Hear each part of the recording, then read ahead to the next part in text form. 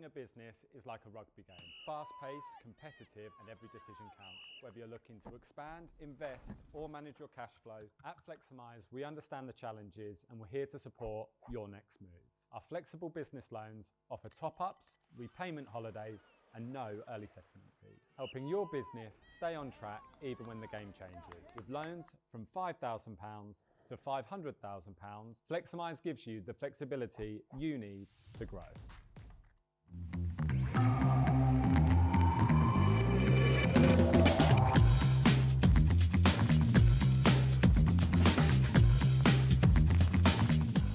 John Fowler Solicitors, local for 100 years. The right kit changes everything.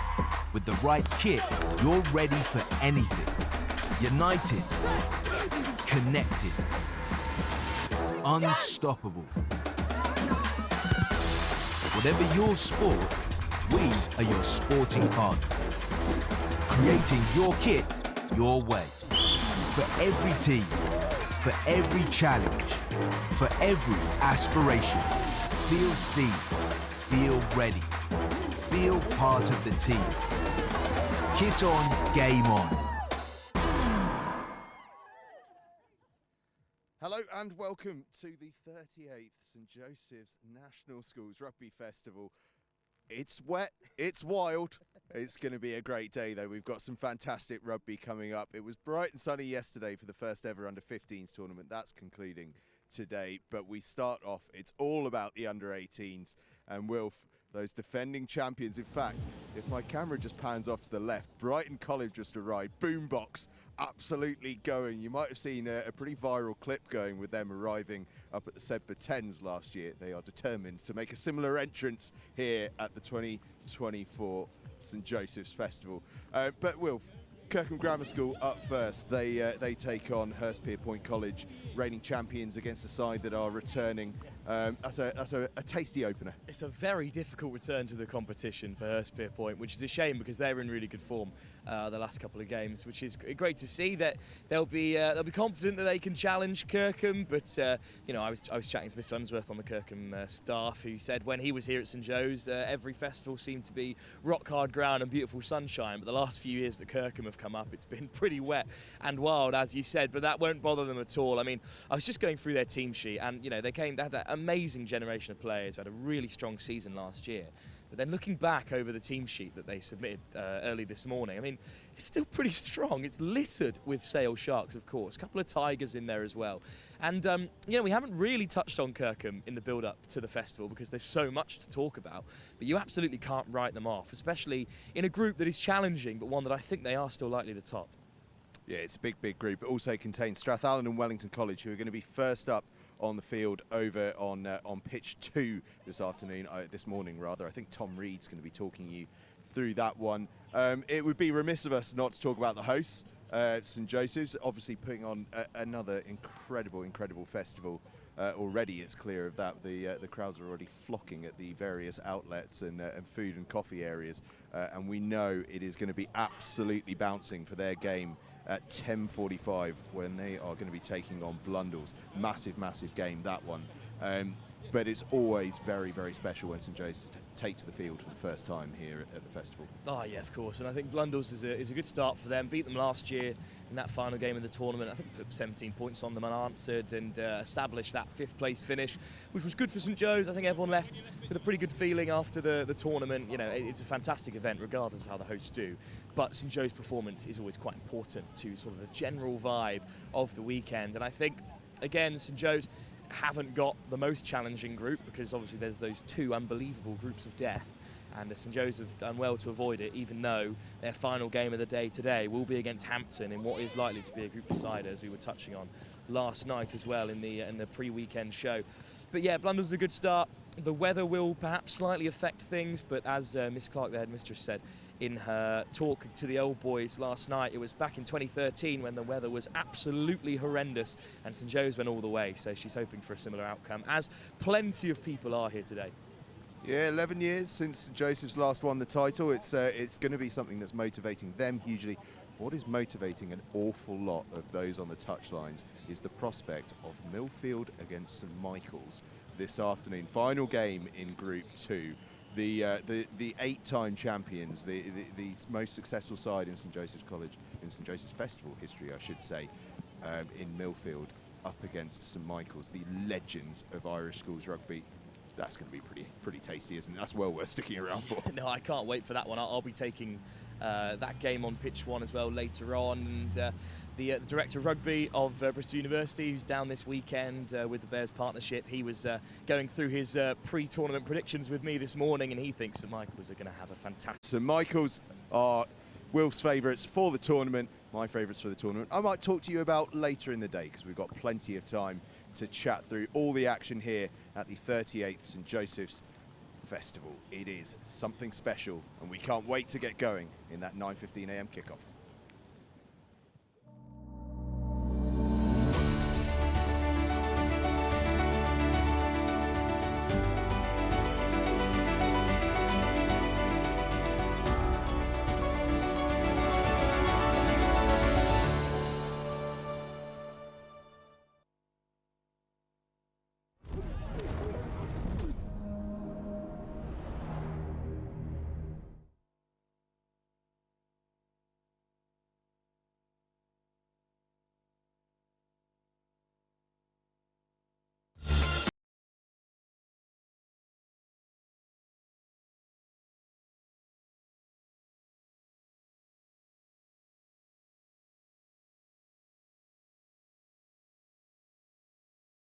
Running a business is like a rugby game. Fast-paced, competitive, and every decision counts. Whether you're looking to expand, invest, or manage your cash flow, at Fleximize, we understand the challenges and we're here to support your next move. Our flexible business loans offer top-ups, repayment holidays, and no early settlement fees, helping your business stay on track even when the game changes. With loans from £5,000 to £500,000, Fleximize gives you the flexibility you need to grow.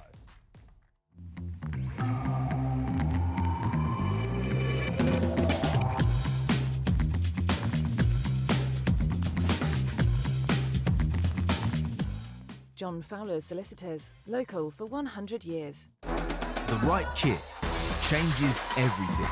With the right kit, you're ready for anything. United, connected, unstoppable. Whatever your sport, we are your sporting partner. Creating your kit, your way. For every team, for every challenge, for every aspiration. Feel seen, feel ready, feel part of the team. Kit on, game on.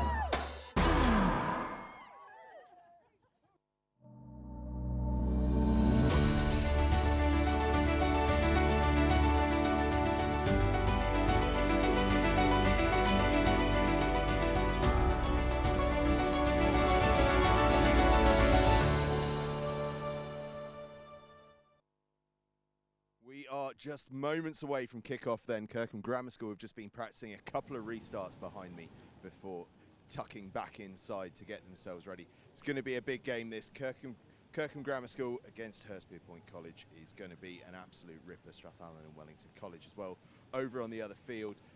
It is wet, as I said, it is wild, but we are all so excited to get underway. It's going to be an absolutely fantastic day. We really can't wait to get going.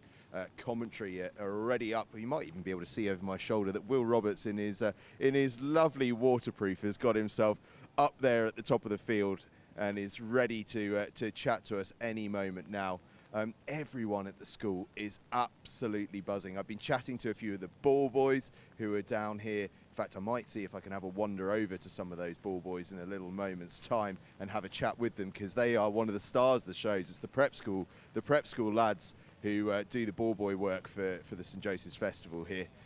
It's going to be absolutely brilliant. In fact, I am just going to sneak my way over as a couple of our commentators for pitch 2 you might just see crossing over, heading on their way up to the ground. In fact, Tom Reed's going to have a chat with us. Tom, excited for the day? Yeah, certainly. It's not quite the weather we had yesterday, a little bit more wet, but it's always going to be an exciting day at St Joe's, and we know that this sort of festival, this festival here, can bring absolutely amazing rugby to our screens, and it's great to see. and the conclusion of the under-15s as well. You saw a lot of that yesterday. Looking forward to seeing how that one all wraps up. Yeah, definitely. Look, the under-15s of the future, they're going to be here next year or the next couple of years, those players, and some of them were really showing some real intent yesterday. Certainly the Northampton School for Boys were really showing some intent yesterday, and some of the results they put in. I mean, they're unfortunately don't know his name. We didn't have a team sheet, but their 10 yesterday was absolutely running the show. And so there's some really good and exciting rugby that was being played yesterday. They show that they're really at that level. They're going to be coming into this tournament this year, the first time they're actually really getting to showcase themselves, especially on the live stream as well. It's brilliant to see, and it's brilliant to see that the future of schoolboy rugby is really growing. Lovely stuff, mate. Get yourself up to commentary. Enjoy yourself in that lovely STC waterproof. Game day is almost ready. Kirkham Grammar School are ready. I can see Hurstpierpient College just running through their final drills. So it's over to Will Roberts on commentary. Thank you, Angus. Fairly jealous of that umbrella, I must say. But nevertheless, the weather is, let's say, suitable for rugby. That's a positive spin.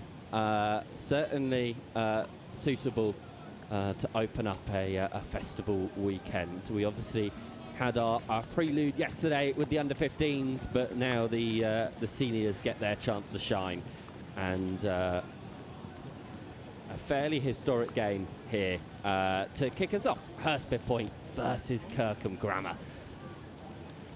Two sides who have been there, done that. They know this competition. Hurstpierpient return to St Joe's soil after a little hiatus. Kirkham Grammar are almost ever present at this competition and usually go very far. We'll be keen to see how those two get on this afternoon.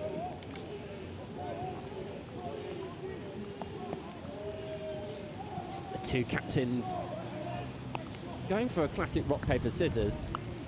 It's Ben Firth who actually gets the upper hand. That's 1-0 Kirkham in my books.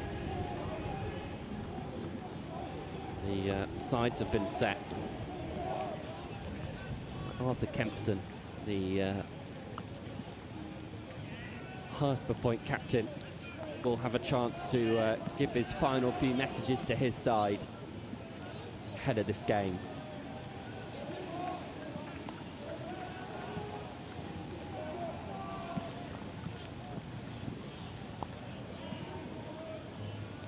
You can see the rain pouring. It's going to be testing conditions. It always is in the first few games of a festival such as this. No rugby player will bite your hand off to play at 9:15 in the morning, and certainly not in these wet conditions. But nevertheless, it's a perfect opportunity for them to get their competition up and running. Kirkham setting up a huddle for their team to run through. A lot of Sale Sharks and Yorkshire representatives in the Kirkham Grammar side, as you'd come to expect.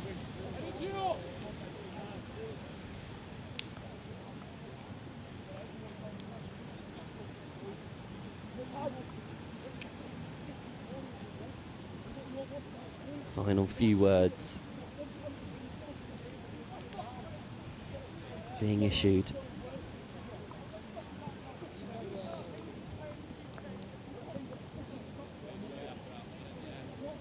See this in Pool 1. Strathallan and Wellington also in this group. Kirkham Wellington will be on your screens 5-3 this afternoon, which feels like an age away. We've got a lot more rugby coming to your screens before we get to that game, including this one, of course. Hurstpierpient in the red and white, Kirkham in the dark blue and white features. And the 38th annual St Joe's College National Schools Festival gets underway here on pitch 1. Already. And use! Kirkham use their bigger pieces of furniture, and Archie Idden will have the chance to try and clear his lines. Does just that. Goes all the way back, slips and slides. This ball will be like a bar of soap this morning. You can tell it's caught a few of us off guard. And we see the effects of it there. You can imagine that the kicking game will be crucial. It was a good shot from Archie Idden to put it into a contestable area. And scrum time will be a fascinating encounter. Miles Lister, Sam Littler and Archie Blackburn against Evan Mucker, Oscar Johnson and Ross Atkinson. And we'll have another go at it.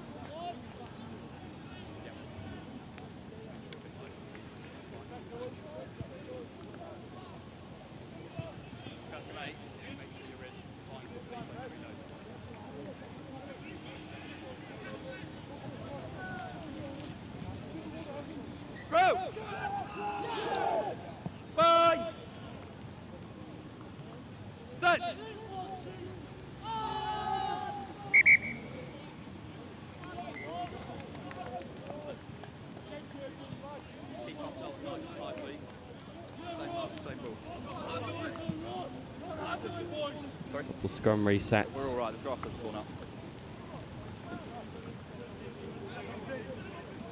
Kirkham obviously have possession here. They've got a fairly flat back line, relatively bunched up together. Freddie Ferguson, the Leicester Tiger, is vacant here on this right wing. Penalty goes Kirkham's way. Referees see more than enough at scrum time, and it's advantage Kirkham at set piece.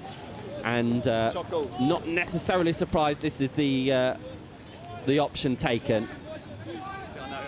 Sebi Krittner points.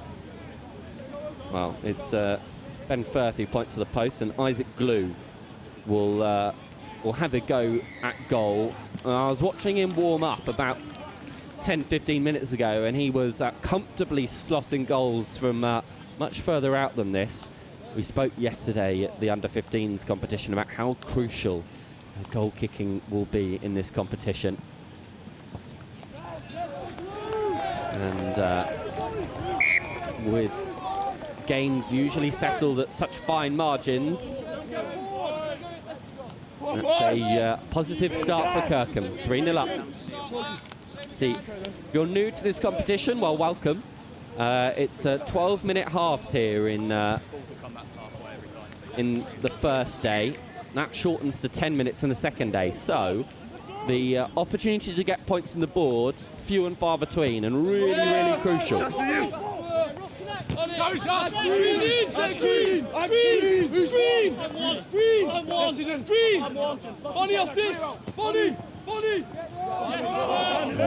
Sam Littler. Little by name, not by nature. And Hurstpierpient got over the ball well there. And they're going to reply. Johnny Seymour immediately points to the sticks. They'll have a go at goal. Good reply from Hurstpierpient. Slight frustration in the Kirkham ranks. Disappointed to give away a penalty so early after just slotting one at the other end of the pitch.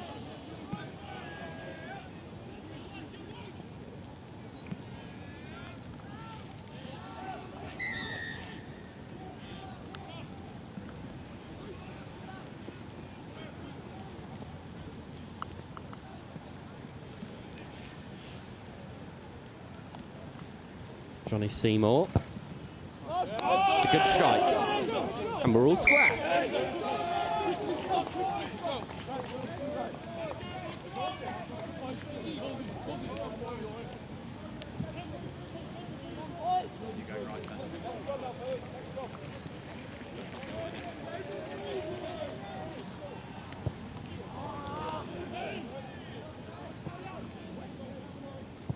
Hold, Red, hold! Immediate clearance, back to Glue.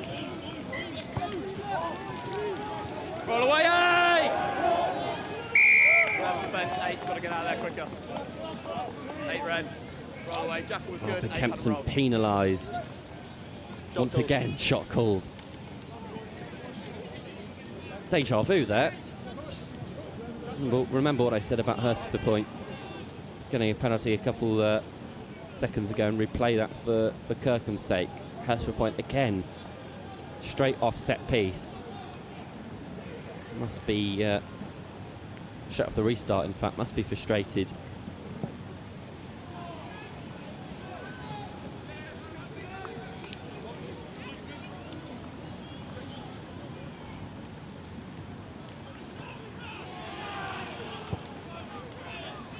Blue hits the upright. This could go absolutely anywhere.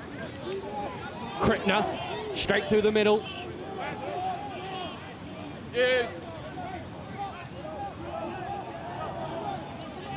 Roll away now, tackle a red. Thank you, ball available. Back it goes to Rowan Sheldon, the latest to make indents into the Hurstpierpient 22. Blackburn with the indistinguishable blue scrum cap. Little dart from Ted Wilson. First time we've been able to see him with the ball in hand. Long pass out into the corner. Glue! He's got that! Isaac Glue touches down in the corner. And hands were sticking there in these conditions. Looping pass from Idden. Found Sam Littler on the touchline. Have a look at this pass. Not to be dismissed in the pouring rain. The soft hands of a front rower. Littler captured it well. Isaac Glue, the beneficiary. Let's go, boys! There we go, keep it going! What?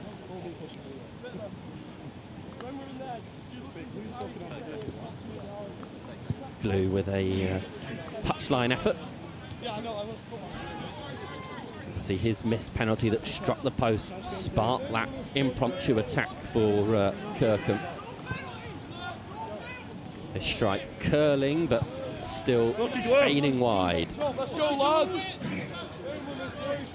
General, anything past 22 I'll get. 5, come on, hold that on side, 8-3. That as well. Glue right in the tackle really nicely. Kirkham knocked it on at the restart, so it's Hurstpierpient ball this time. Kempson, top back. Seymour picking the right pass. It again goes through the hands as expected this early morning. Off feet now. Idden trying to find holes where there were none. It will be taken back. And they're going to head to the Ipswich guys here, Kirkham.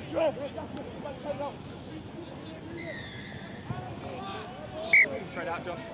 Straight out, and it's on the full, and it was taken in. So a frustrating moment for Kirkham.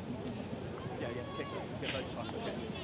No, It was relayed by the referee. have a kick under no pressure. You kick it straight out.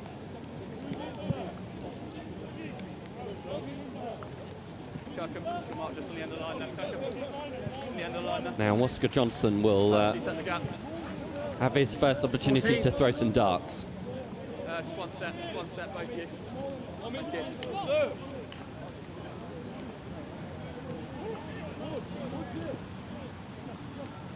Goes all the way to the back, and Luca Richmond is the one who rises highest. Again, the ball not kind to Hurstpierpient.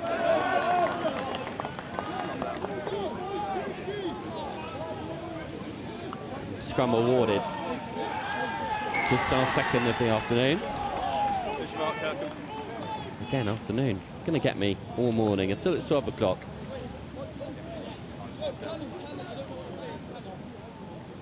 Rare to be watching rugby in front of your breakfast, I'm sure. Crouch! Bang! Set! Hold the height, hold the height. Scrum spinning and it spews out for Kirkham, who are greeted by shirts of red. Use!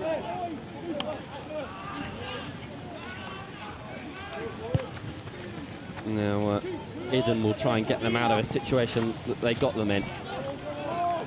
Boswani at the back. Sophie, play on. Ball's out. Again, ball scrappy and unavailable for Hurstpierpient. Seymour will look to deliver to his accompanying forwards. Doesn't get an ideal pass, and oh dear.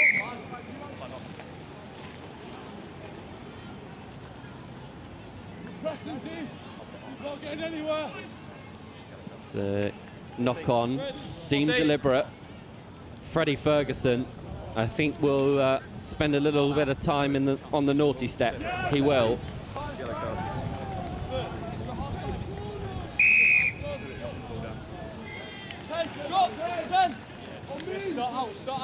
Start out. Johnny Seymour will look to find touch. He does. Great. Work hard here. To the chirp. I'm in the hooker channel. Hidden yacht.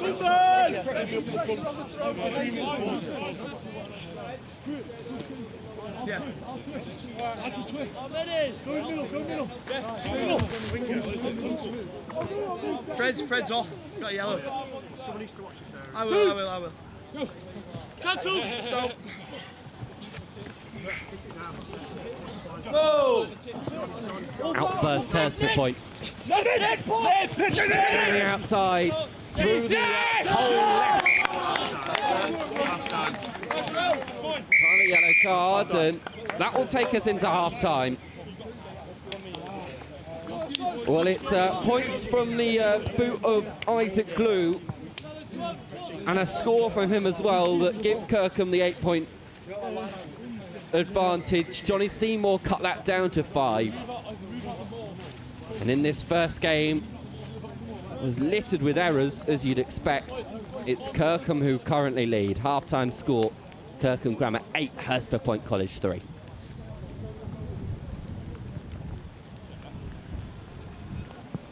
This currently the difference maker. This pass from Iden is a really, really good one. And the passing given, Glue cuts back inside, uses his strength to muscle over, and his 8 points all that Kirkham have at the moment. Freddie Faulkner off the pitch with a yellow card. We'll find out how this game plays out in a matter of moments. Don't go anywhere.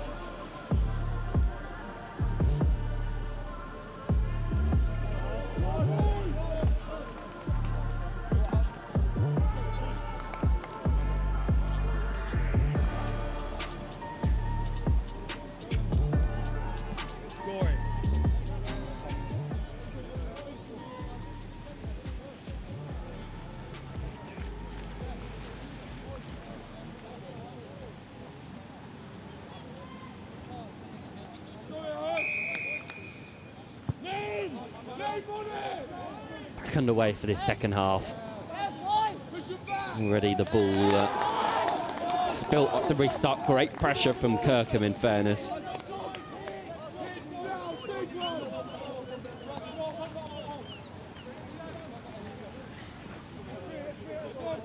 Thank you.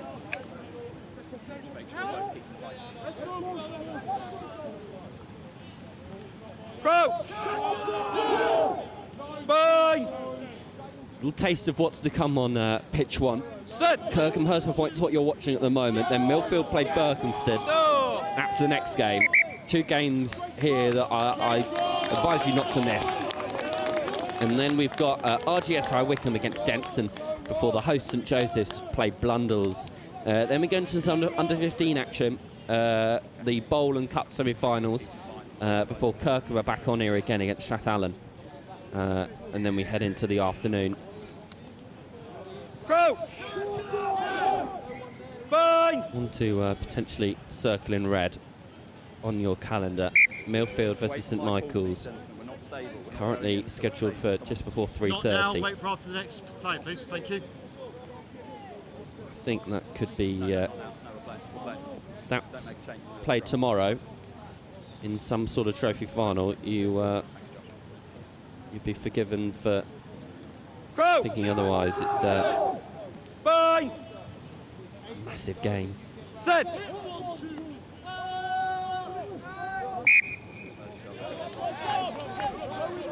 Referee sees an early engagement. Not happy with scrum time.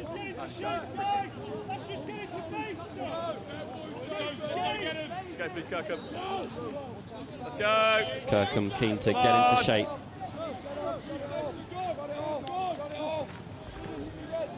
Move. Setting up an impromptu maul. I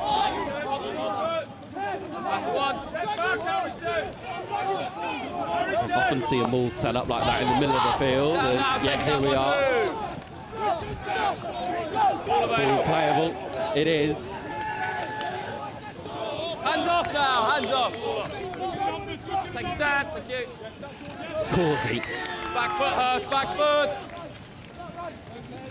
There's Jasper Johnson.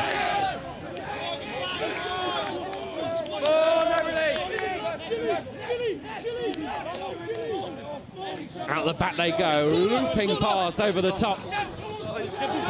Trying to head towards the corner. Alex Wood brought down.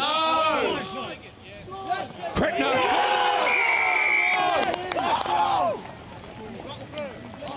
Hurstpierpient desperate to keep the back door closed, but they left the front one wide open.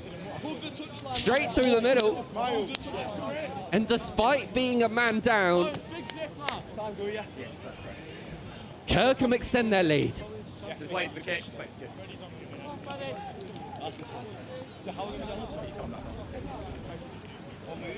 Crickner straight through the middle. Nobody home. He can slide on this luscious turf.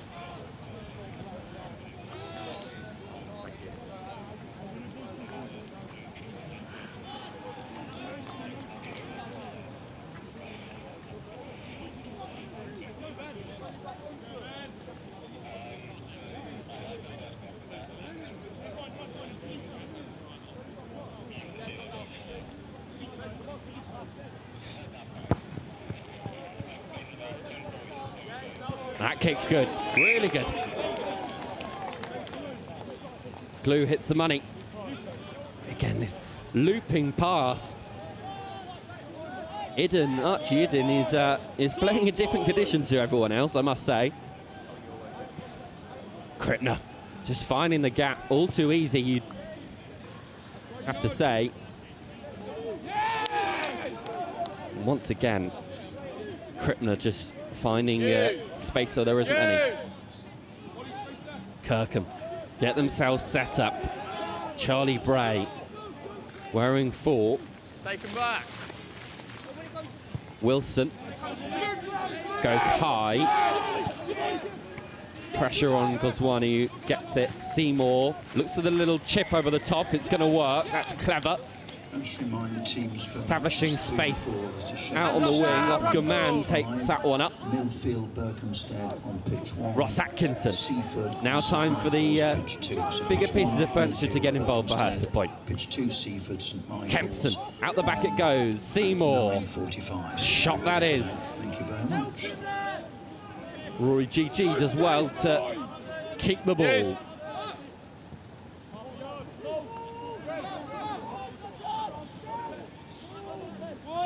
Still going this side. Seymour lines it up for Oscar Johnson. Kirkham trying to get their hands all over it, but denied. All the way through it goes to Evan Mucker. Suitable name for a loose head.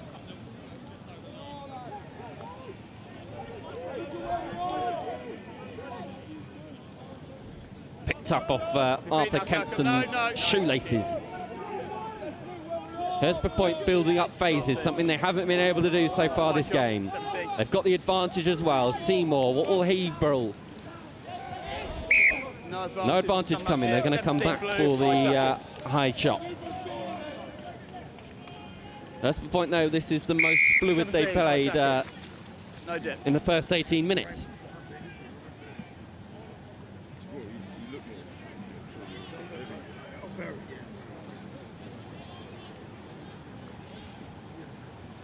Seymour will look to the corner.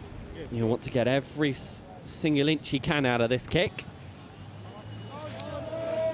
And he does just that. 6 or 7 metres out now. Kirkham, that's your mark. Mucker will throw.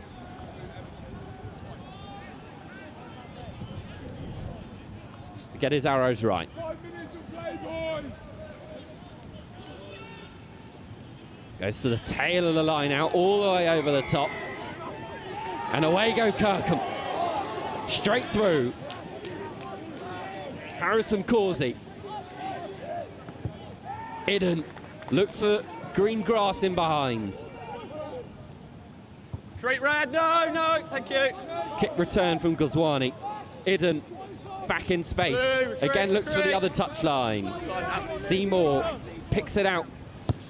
Goes for the spiral kick. Just well taken by Glue. Again, Blue. Hands like his surname. And he finds touch. Good kicking battle.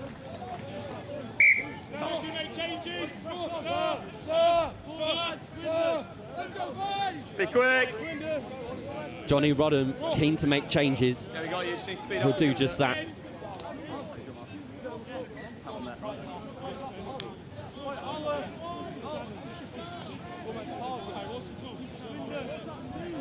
Yeah, don't give me 2.5.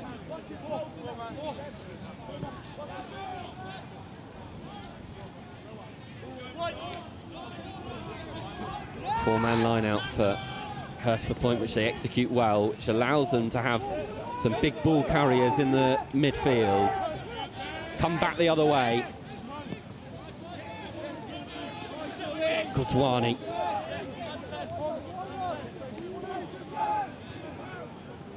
There's Kempson. Brought down in the middle of the pitch. Seymour missed out. Instead it goes to Oscar Johnson. His second carry in as many minutes.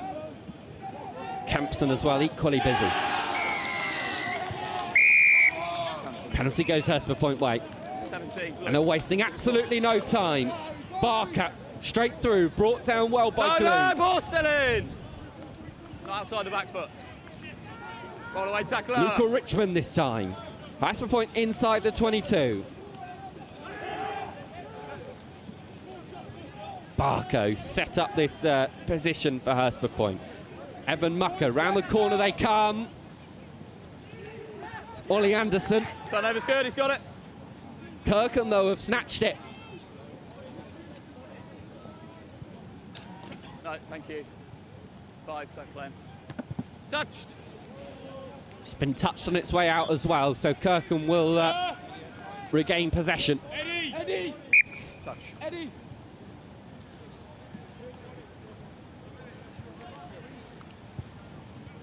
Pressure on, Luca! Pressure on! George Target's come on for Eddie Hemingway in the back line for Hurstpierpient.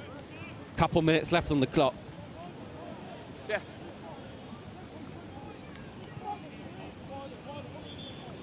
Whoa!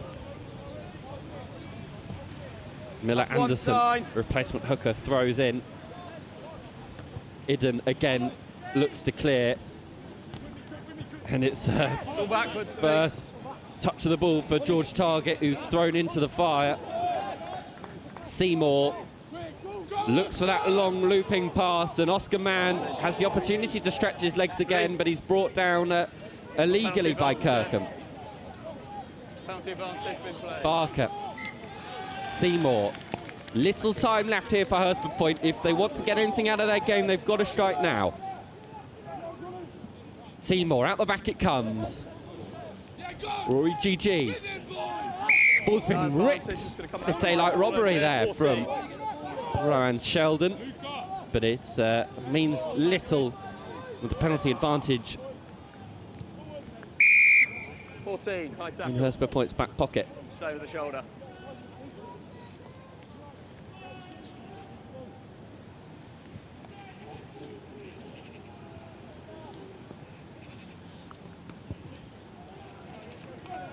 Seymour finds touch. Last 30 seconds, yeah. 30 seconds left. Yeah, that's fine. Things are quick. This was the high shot. Last 30 seconds. Yeah, around the net, Freddie Ferguson, That's just your mark there. the Leicester Tiger winger, Be on your front man, please. already on a yellow card, so was in a bit of trouble there. If that had gone any worse. Hurstpierpient, last hurrah. The line out's been hit or miss so far this morning.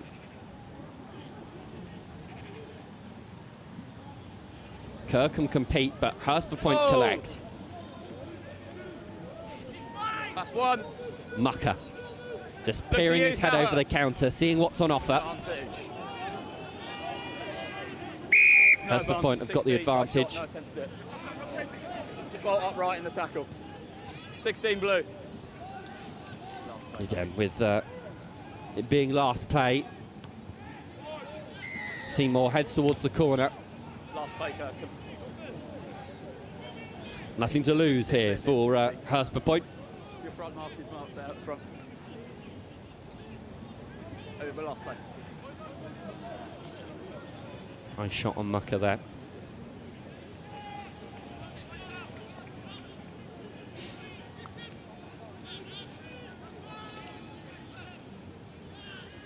Move! Brought down and rumbling towards the line. They've got that.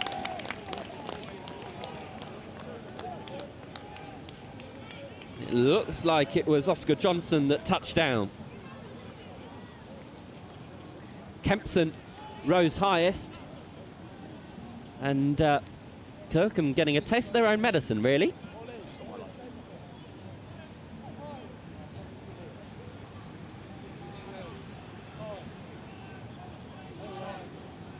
Exchange the ball, and Johnson was on the end of it, as all good hookers should be.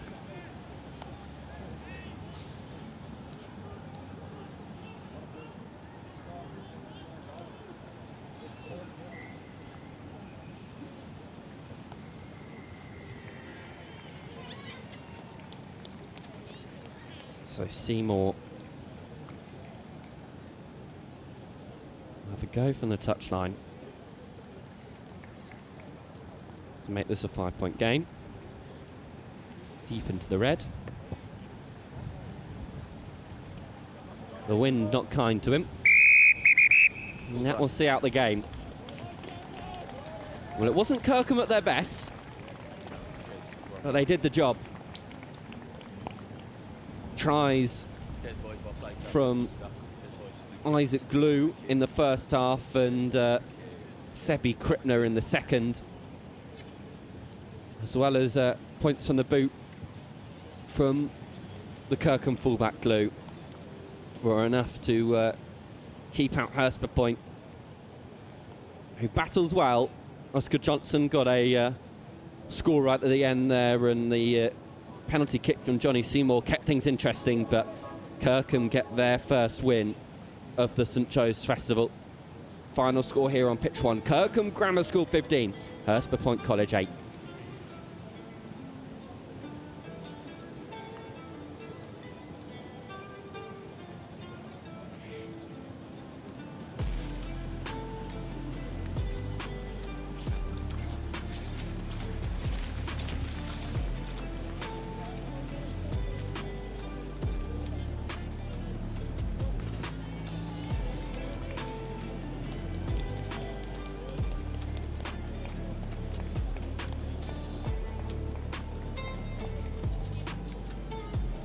Just run over the one or two basic details for people who've just arrived. But before doing that, I've got an NSX announcement, I think for teachers and coaches who are, run lots of sports and so on in their respective establishments.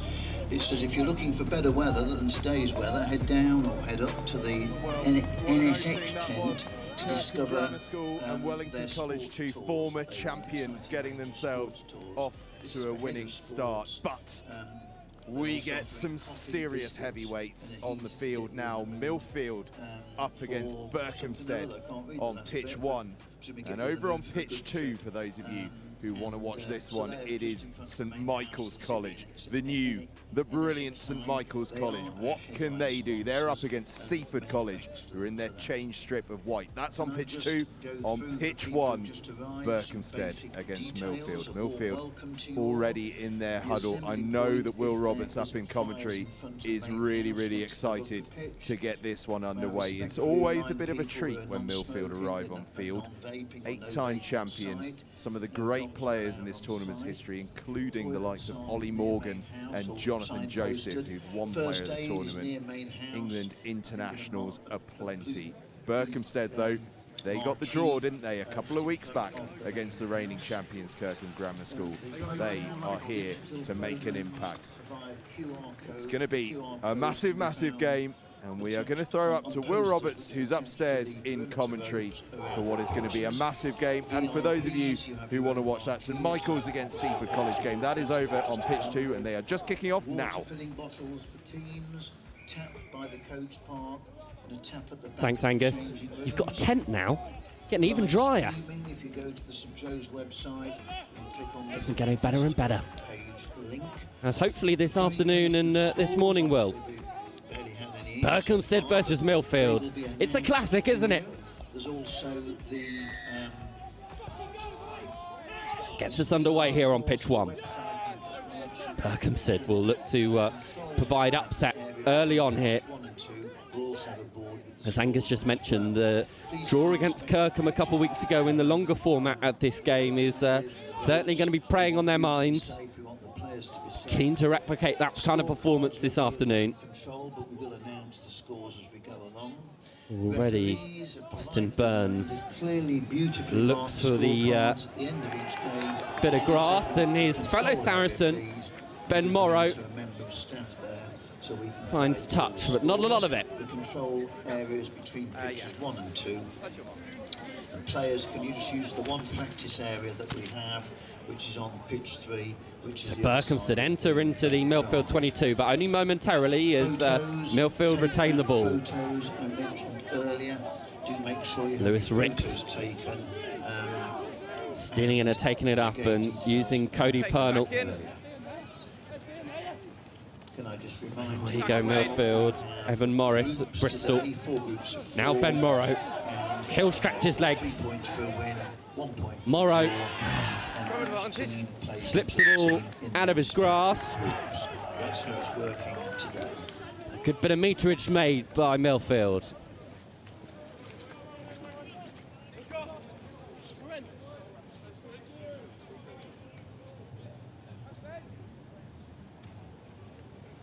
Okay, first scrum. This is what Ben Morrow can do. Stay high.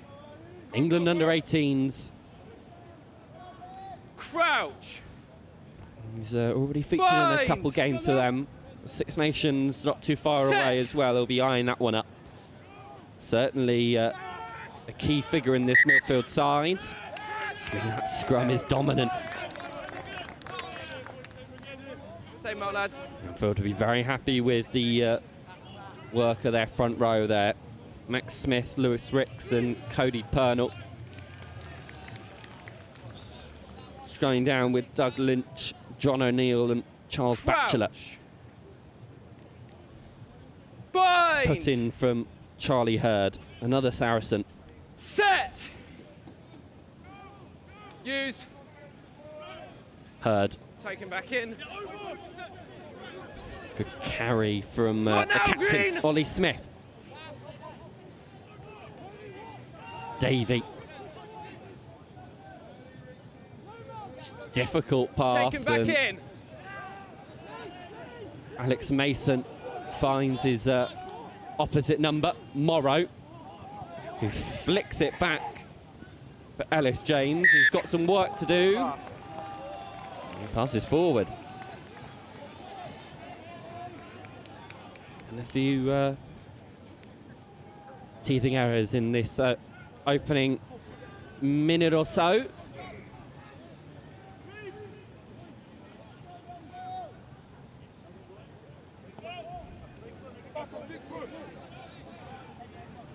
Crouch.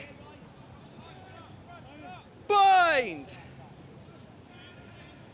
Set. Use 9. Out it comes.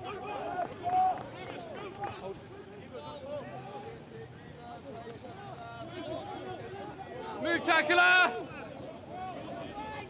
Advantage. Get number mark if you can. Out it comes. Berkhamsted looked to try and chip it over the top. No I think they had the advantage, they did.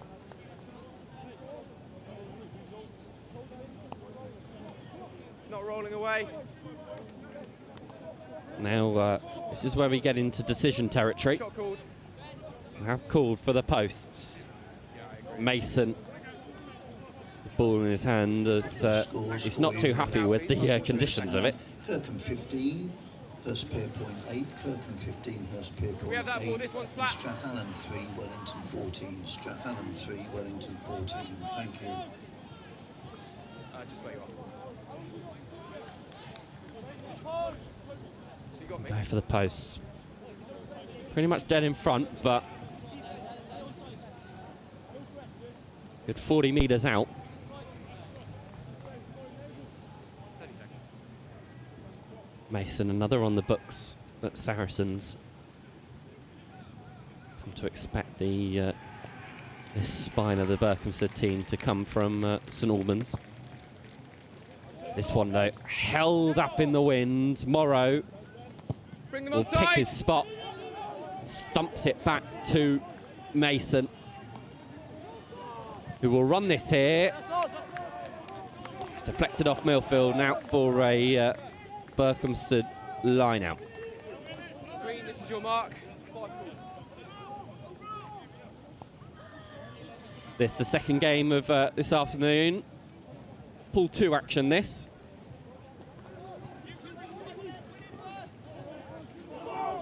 Millfield retain. No, not now, not now. Game possession. Berkhamsted working hard, illegally working hard.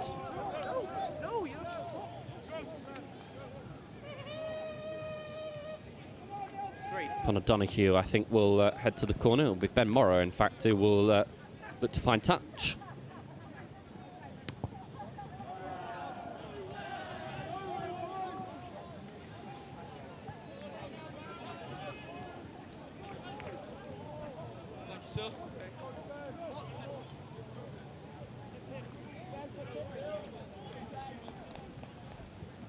Scrum advantage. Ball spilt. Berkhamsted come back with it and head towards the scene of the crime.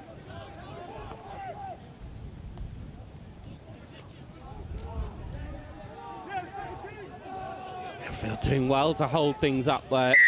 Cody Purnell was a big part of that. Not your ball. Tom Nagel asking for the ball off Lewis Ricks, and I think he just said no. Don't make me take extra action. Millfield will be frustrated with how this line-out functioned. Came out a little bit skew-iff. Alex Yeebsley rising high as 2024 quiz champion for Millfield, believe it or not. Set!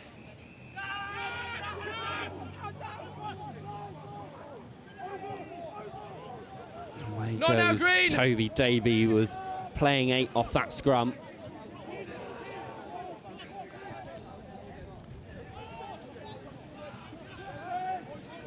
Berkhamsted firing it through the middle. Ollie Smith, the captain, again with a contribution.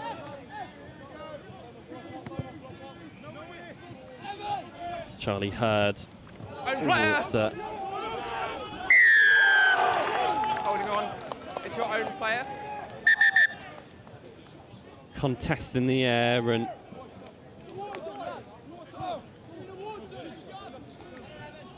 Sam Gill, I think, landed a bit funny. Berkhamsted got over the ball well, though.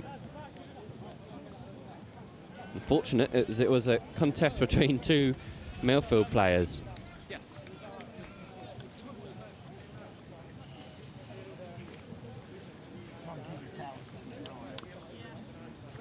There's the Millfield bench. That scrum was stable and square, and they got Yesterday we lost one of these scores. So And John Mallet, of course. Well-known name within schoolboy rugby.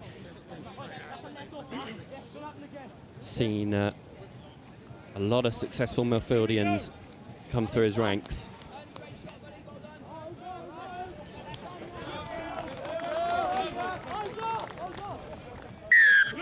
Green holding on. Sam Gill has brushed it off and will continue to play as Berkhamsted head into the corner. Green, this is your mark. It was both Lorcan Farrell and no, it was Evan Morris, wasn't it, and Sam Gill that competed for that one. The penalty called. This has given Berkhamsted this position, which was disrupted momentarily by Millfield, but Berkhamsted have regained the ball. Hurd, caught between a rock and a hard place.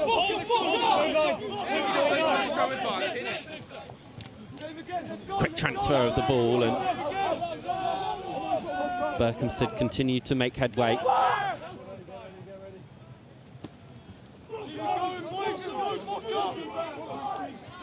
Doug Lynch, the latest to carry. Hurd marshalling his troops.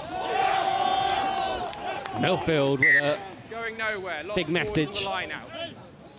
They're going to come back for the scrum advantage.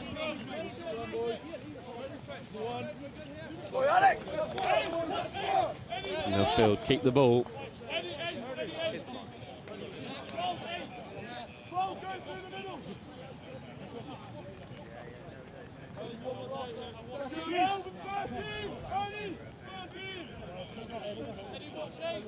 Crouch. Charlie Hurd with the put in for Berkhamsted. He's got options outside. Austin Burns and Cross Bennett, but no, it's been stolen. Millfield will have it, and a bit of juggling on their own line. Morrow looks to go in behind. 50-22 is on as well, so Alex Mason's got a lot of work to do. No, 8, hands away. Does well, given the circumstances. Berkhamsted now gone from one try line to the other, and not in a good way. Found the space though on that outside channel. Rory Humphreys, wearing 23, had made a bit of headway, but still not out of their own 22. First man shows a release. And Millfield have nicked it. Still waiting for our first points of the game, and we'll wait a little bit longer. Can't keep crawling forwards. Number 1 holding on. Too many rolls. Max Smith penalised in the contact area. Mason with a good strike to relieve some pressure. Red zone efficiency not at Millfield's usual standard. Silly penalty to give away, really. Berkhamsted will have to sort out their line-out efforts. And they haven't.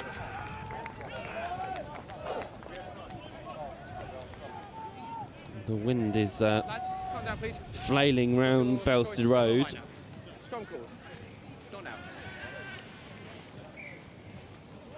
Certainly causing a few issues.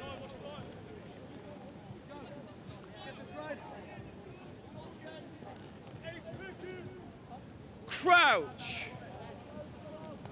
St Michael's versus Seaford is the other game in Pool 2. That's currently going on pitch 2. Both these sides will face both Seaford and St Michael's over the course of today. Got each other to contend with for now, though. Evan Morris takes it up. Freddie Lomas. Bowler. Just waits for the right option to come about. Ellis James looks one way and then the other. Sam Penalty advantage 9. Geel coming off his wing as well. Oh, the ball slipping out. Berkhamsted thought for a second there that Offside, back line. he would gift wrapped a score, but penalty advantage. And the tee is on, it looks like, so Ben Morrow will ignore it, into the corner. Don't think the referee saw. So they'll head into the corner. Interesting, with no points on the board, Millfield backing their set piece here. You'll have to make sure it sticks. Lewis Ricks with the first job, and no, it's gone all the way over. But a bit of a let-off there. Let it run! Millfield. And oh dear, this is going to be consequential for Charlie Hurd. Cynical, not back 10. Who's sent to the bin, not back 10 off the free kick.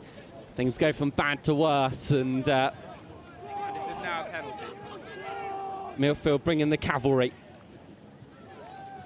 Through it goes, all the way to Matthew Bowler,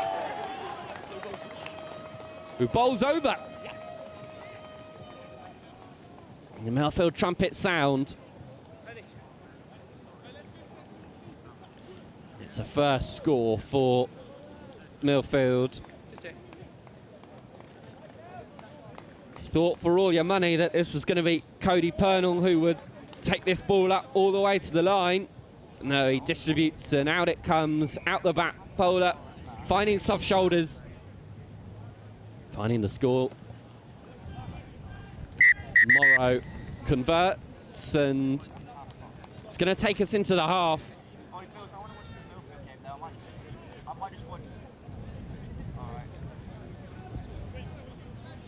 Well, Berkhamsted have certainly put up a fight. They were ever so close to finding themselves on the score sheet, but Millfield got their try just before the half. Score at the break, Millfield 7, Berkhamsted 0.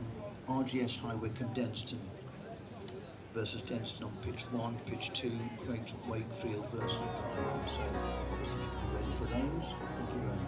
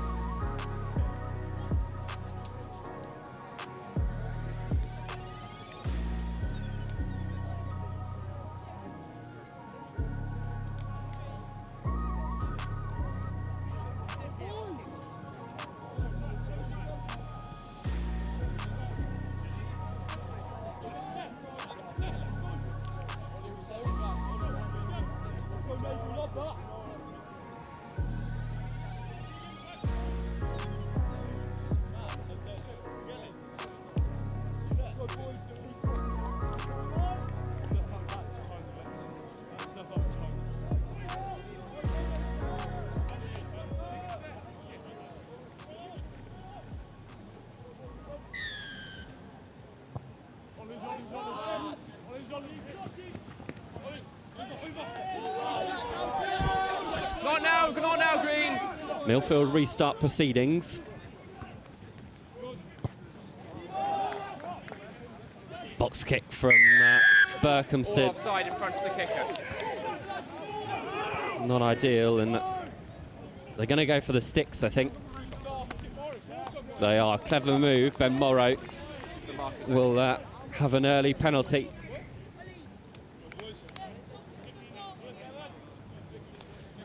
Berkhamsted still nursing the yellow card.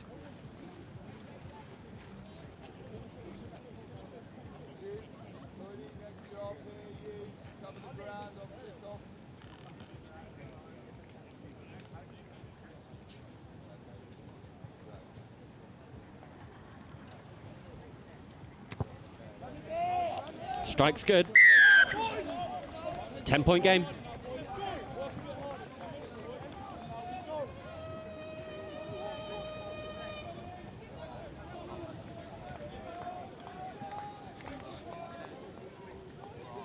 Time your runs, please. Berkhamsted will want to get this right.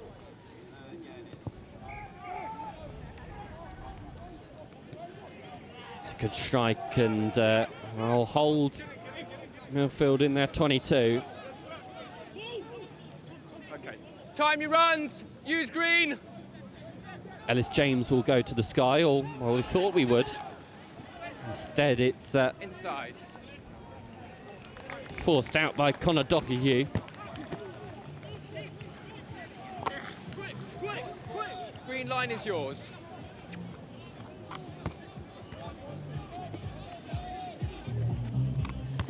Brighton's infamous speaker strolls past us in the gantry. I'll be in action soon enough. Berkhamsted for now. Tackle! Up to the 10-metre line. Currently playing a man down. Scrum advantage. Not the ball on. Millfield have got it. Duke Bisley, the latest to carry, he's on the field.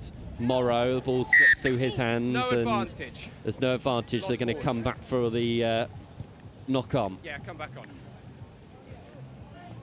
And they're back to their full complement.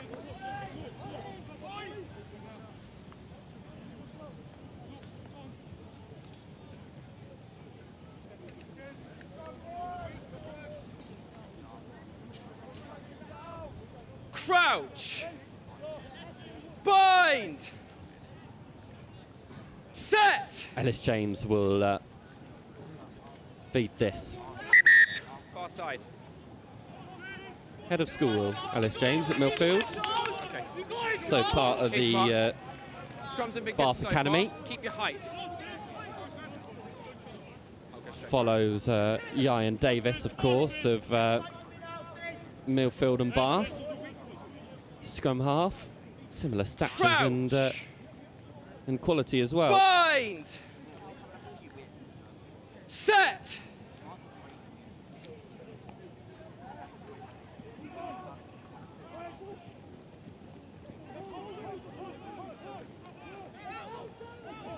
James couldn't find the ball from underneath his feet for a moment. Penalty Marshalling his advantage. troops, he's got the penalty advantage as well, so I think they'll be keen to play. High tackle. You got a number?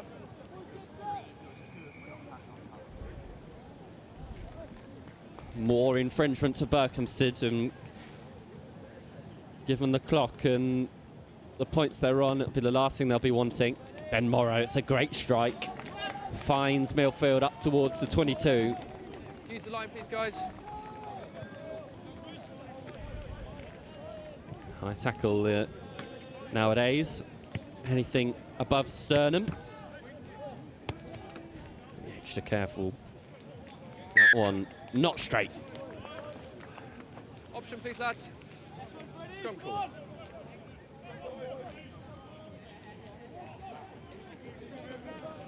Have a look. I'm happy with it at the moment.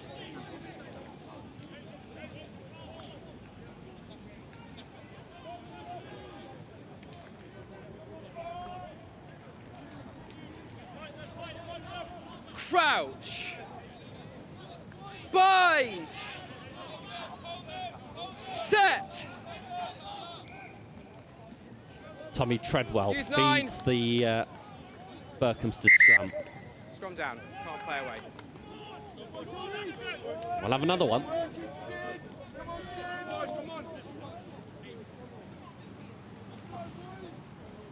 Sid Moore is on for Millfield in the front row.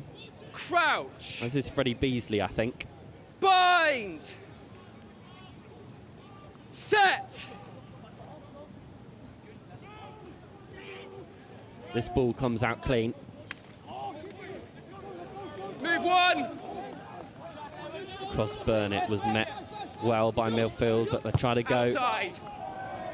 out the back, and this ball will bounce awkwardly. Ben Morrow's going to try and herd it all the way back, and he does, just about.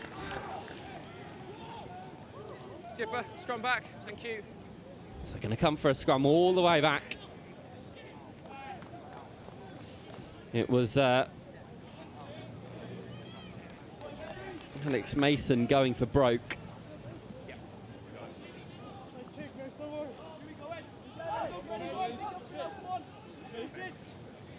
Changes to be made for Berkhamsted. They're all coming flooding on.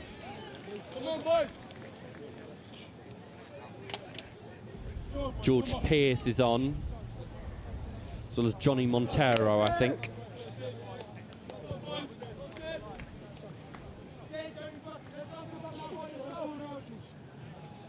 Crouch.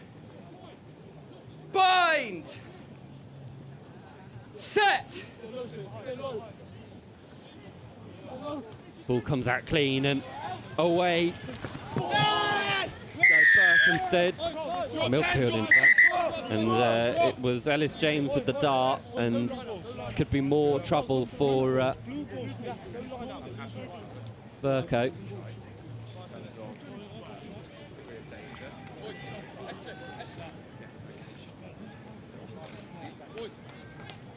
Please. It's a high tackle, moderate. Freddie Stewart brought into the principal's office and brandished for the yellow card. And we've seen this story play out before. A yellow card for Berkhamsted. Millfield setting up over the ball. Cody Purnell this time goes himself. Held up, goal line. Held up.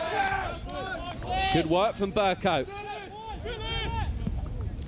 5 minutes left of the contest. The wind is picking up now, as if the conditions weren't difficult enough already.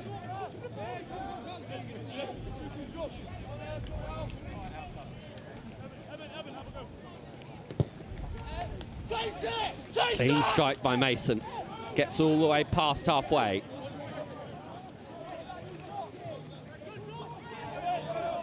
Fred Lomas. Berkhamsted with the penalty. Holding on. Good work from them.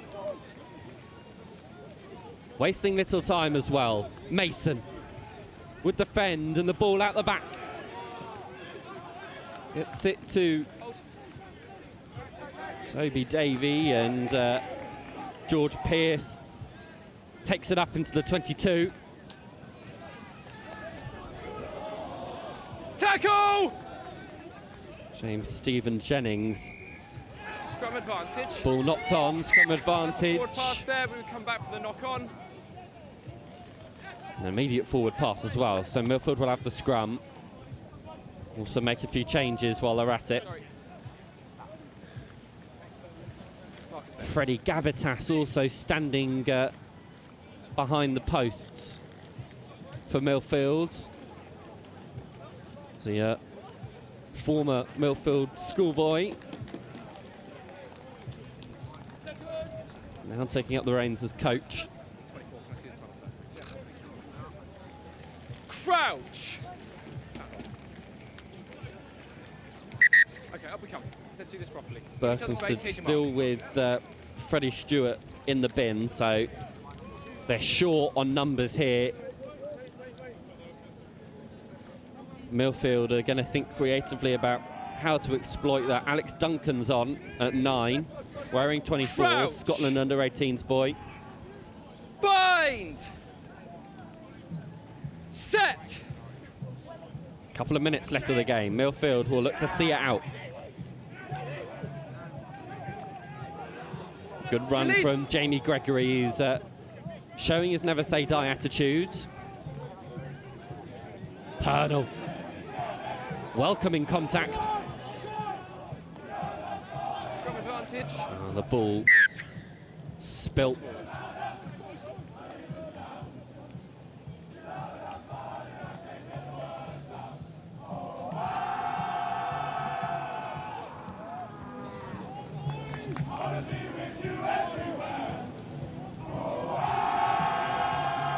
Brighton making their voices heard.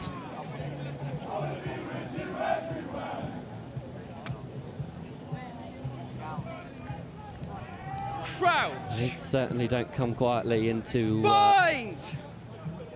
St Joseph's Festival. Set! Steady! Early through the mark. On the back. This game still with life in it. So they knock it on. This ball is like a bar of soap at the moment. Never back 10.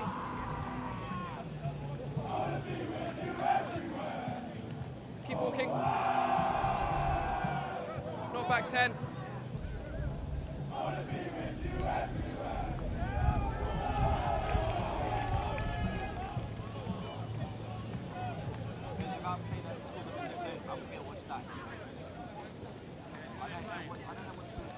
Berkhamsted down the short side they go. Not a lot of real estate to work with, and Mason's fired into touch. As tempers flare. Step back. Seconds left in the contest. Okay. Take the line, please, guys. Your line.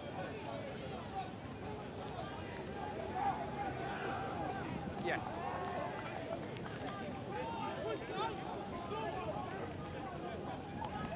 Came off a Millfield player though, so this will be a Berkhamsted line out.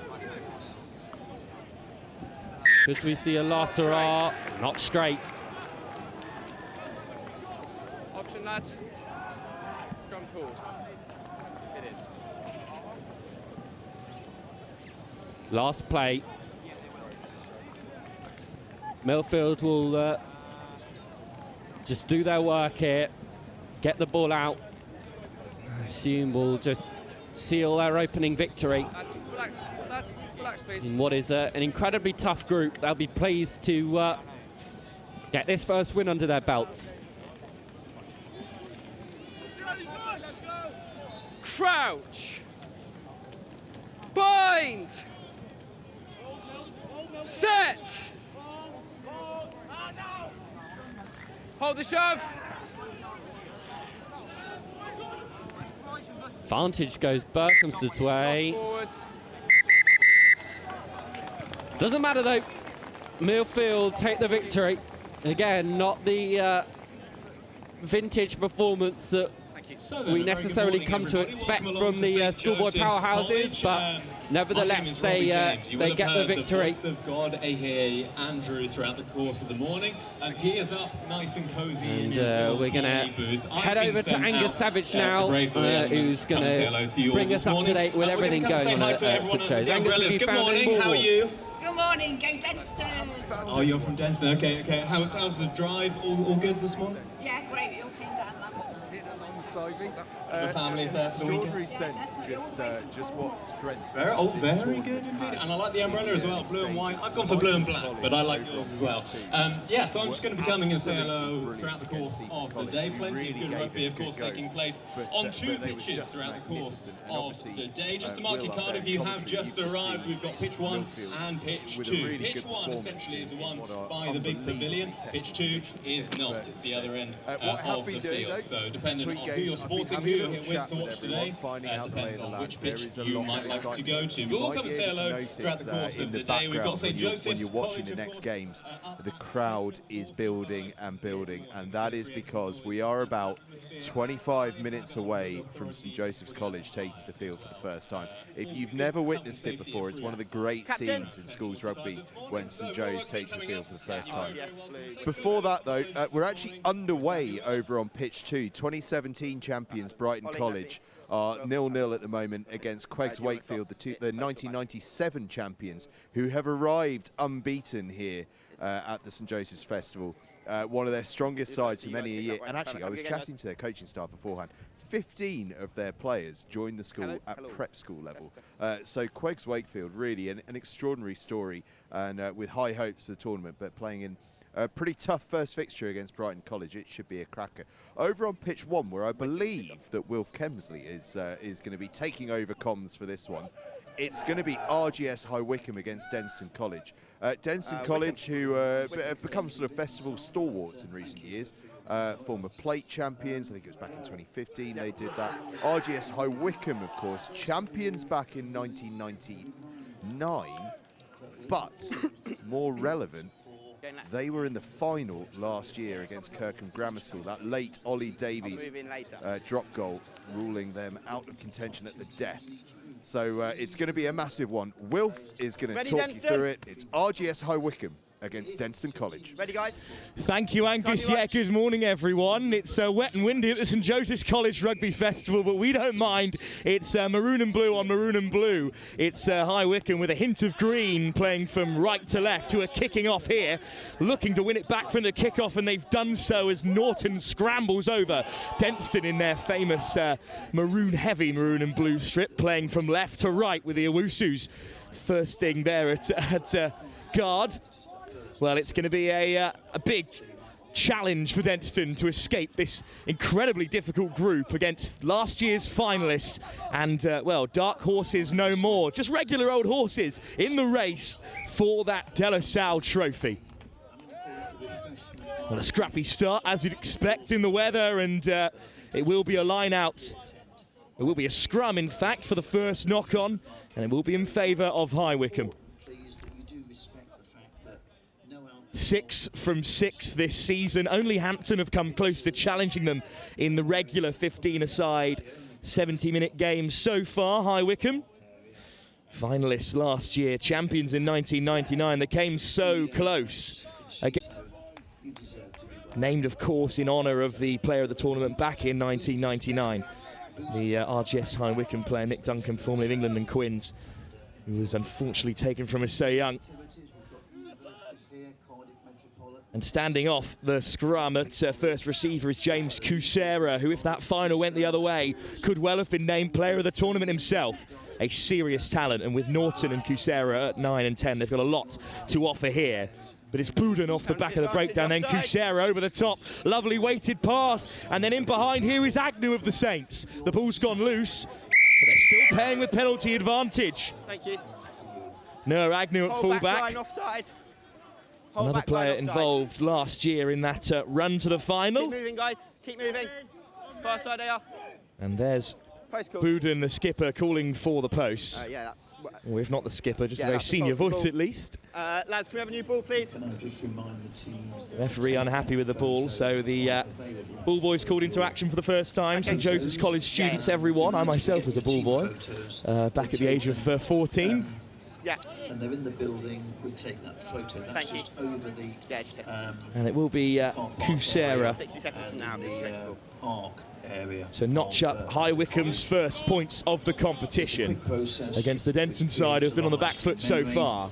They're edited and printed on site. I saw some yesterday. Brighton and QEGS Wakefield face off over on pitch 2. That's a huge game, with Wycombe the favourites to go through. So make sure you get that done today as well. Thank you. You couldn't call it between the two over on pitch 2. Here, though, it's High Wycombe, as expected, looking to take the lead.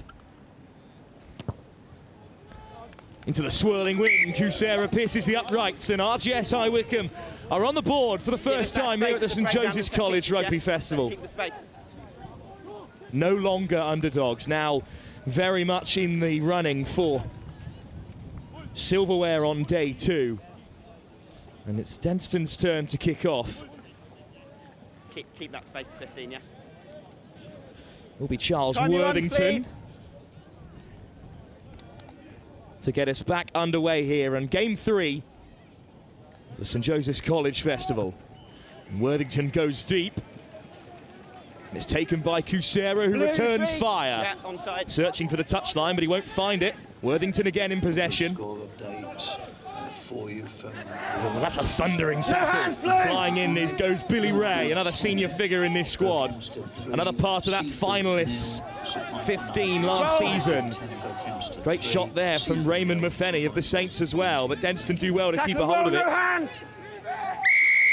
And the penalty goes their way. Maxwell looking to dig it out of the breakdown. But it's Lockie Lee who's been penalised instead. And Liam Schoen will look to hit the touch this time. Listen to the comments, please, lads. I'm telling you to get away there. Clear from the referee. Some of the highest standing at refereeing that any of these players will have experienced here at the St Joseph's College Festival. Just ask Tom Reed, who knows them all very well. Time off. Sub main. Looks like there's going to be a substitution quite early in the game, Blue, unfortunately there. Time back on. And it's for High Wycombe. A fresh face on in the back line. But all our eyes at the moment are on the Denstone Maul. It's been a feature of their game for so many years, but, well, the wet weather has again had its say as Bouden gets out his dustpan and brush and makes good yards, and then Wyatt Goodman into contact as well. That's a thundering shot from Owusu. And Kusera take it back, but hammers it home. It's just dissected the backfield. Gathered by Worthington. And he finds touch from inside the 22. Now the line out, this time High Wycombe's just outside their own 10 metre. Unfortunate there for Denstone. Their best chance of the game goes awry. But they'll put some pressure on at this line out, certainly. Yeah.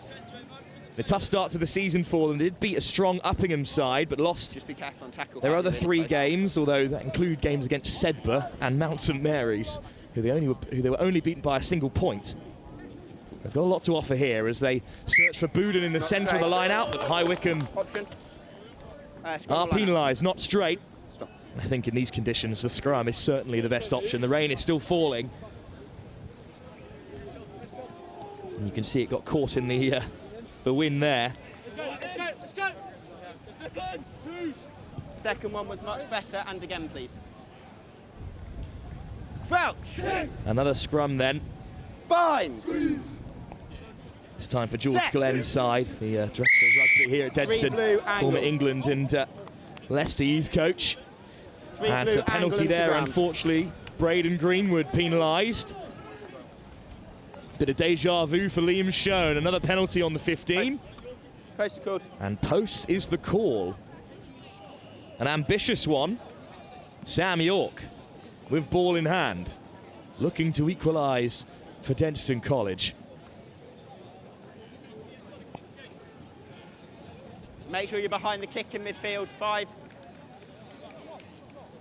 This would be a mighty conversion. It's a long way out. Just midway between the halfway and 10. About on line with the 15. A good angle. Has York got enough behind it? We'll find out. And York certainly has the distance. Oh, but he's just wide to the right-hand side of the upright. It would have crept over. Backwards. Unfortunately off target. And now Raymond Maffeni of Northampton Saints carries on for High Wycombe.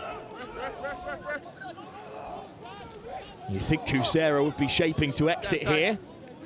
Okay, yes, please. Well, there's the second effort at the breakdown, and Norton with the snipe. Good meters made by Norton, but it's a knock-on on the deck. It's great defence from Denstone. It's Louis Smith there who made a mess of things at the breakdown. Both second rows to watch. Well, the whole back row, to be honest. The whole 8 of Denstone are seriously physical figures, but Finn Charles and Louis Smith in the second row, and then Mac Terry with the two Owusus in the back row. Some serious operators in the forward pack. And they've won their side back possession, and Maxwell with a scrum to feed. Set! High Wycombe up by just 3 from an early Kusira penalty. It's a chance for the back line to rumble on, and that's a great carry by Joe Henstock. Backwards. Again, the breakdown is a real mess. But a simple penalty now overcomes York again. Post called. And that's an intelligent call from Denstone, who have drawn a good penalty out of a talented High Wycombe side.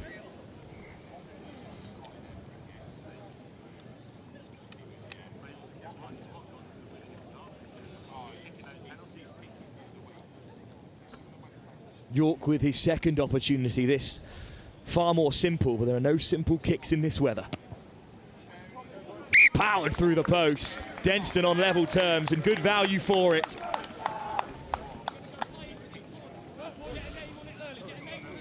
It's been a very even game so far. Kick-off from High Wycombe was 1 back. They drove their way into Denstone's 22, won themselves a penalty and popped it over. Denstone College respond in kind. Owusu underneath it. And it's unfortunately just bobbled out. Thank you. That slippery hill. The wet weather. Down the blind side then go High Wycombe. Lovely soft hand from the substitute, but the pass is forward into the hands of Agnew. That's a tough call. Oh, yeah, I did. But, We'll go back for knock-on advantage, sorry. Thank you, Chris. the linesman was well placed. First thing's a knock-on. Jude Kloppers onto the field for RGS High Wycombe. Excellent name to have in the backfield. Well, they always say in the game of rugby, if you're taking the kick, get side on to the ball in this kind of weather, because even if you do spill it, it'll only be backwards. You did well to get up there. The knee, a bit unfortunate maybe for the scrum to be called. And Norton off the scrum. Kusera this time goes short. What a beautiful line that is by Charlie Inch. Inch makes great meters, up to the 5. First man, penalty advantage. Turnover by Denstone. Owusu is there. Beautiful work. This time from 13 blue, holding on. Owusu of the Rick variety, the Leicester 13 Tiger. blue, holding. At 7, has turned it over.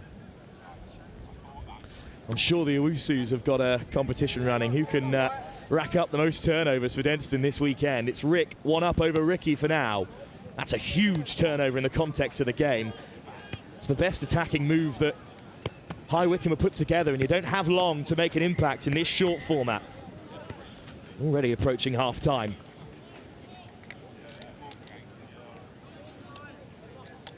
Line out for Denstone, they're not out of the woods just yet. Picked off excellently well by Zach Matthews. And High Wycombe go to the maul. In goes Adam Buden. Finn Charles forced to exit there. The High Wycombe swing it out wide instead. Inch with the first carry. Billy Ray gets an offload away. High Wycombe Owusu again in there. Buden, great line speed, but the ball is backwards. And look at that drive from Mafeni, done excellently well. Ray, another tip pass into the path of Greenwood. Norton, Kusera, and Goodman with a big carry. Up to the gain line again. Norton with the snipe. Oh, it's through the hands of Inch. Regathered by Booth.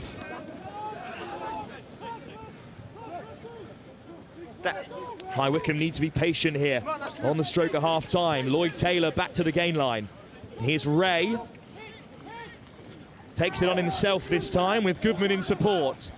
Norton goes back to the short side. Buden, lovely offload. Great hands. Put back inside as well. High Wycombe into the 22. Greenwood. Bumps off. No hands, red ball. Penalty advantage. And a penalty as well. Number, please, Matt. Here's Kusera then with a bit of space to play, but the ball goes backwards. The ref will play advantage for the moment at least. Guys, we'll go back. 7 roll. Quick tap from Norton under the eyes of the referee. Great movement, looking to get the out the back door to free up Southall Saunder. Booth up over the 5. Denied this time by Denstone, but it's another penalty advantage. Lloyd Taylor there in support. How close are they here? Just centimetres from the line. Hands and feet. And now Kusera is poised. It's just rocketed off his own man and gone backwards. Greenwood dives on it. Come off. It's another penalty in the 22, and Denstone could be in more trouble here. 10. You 10. You're clearly not 10 in the 22. It's yellow card. Oh, Liam Schoen goes to the bin. Yeah. Thank you. Not 10 from the penalty, denied. Here, guys. Lucas Norton from the snipe. And it's Muffeni for High Wycombe. Looking to get them back out in front. We've got time off and I've not blown my whistle. Well, the horses are back in the stables for now. 10 red, offside. And instead, Kusera will look to chip into the corner.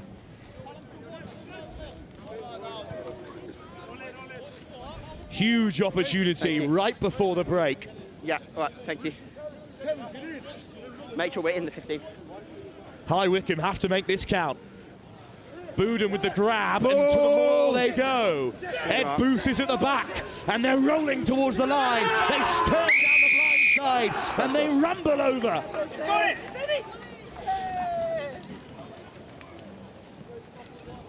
Booth has ball in hand.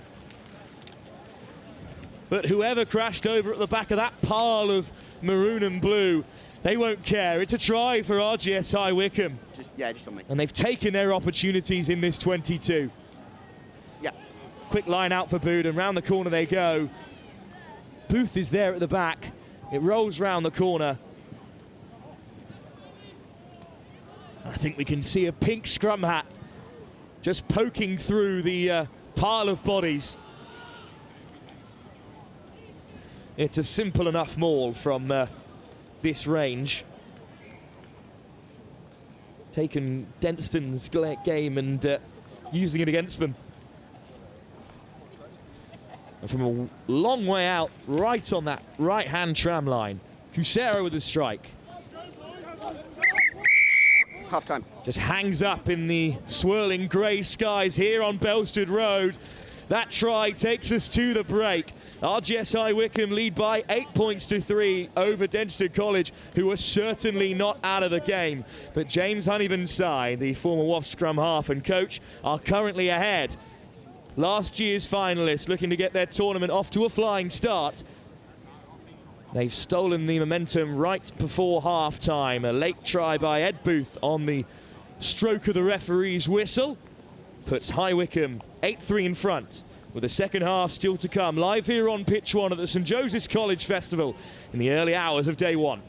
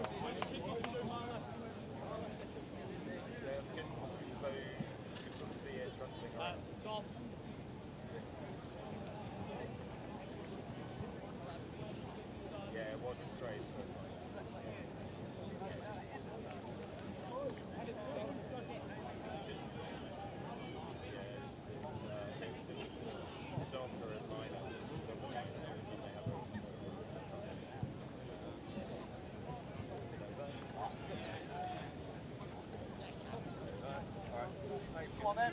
Well, I'm sure you can see, despite the weather, the sideline is pretty rammed here at St Joseph's College. Not only because two of the top sides in this pool are in action, it's also because the hosts will be taking to the field very shortly in their opening group game when they take on Blundell's. St Joseph's College v Blundell's up next. We're a touch behind schedule here. I think they're keeping to time over on pitch 2. But regardless, the second half's underway. The referee's microphone has just fallen out of his pocket there. So I think we might be retaking that kickoff.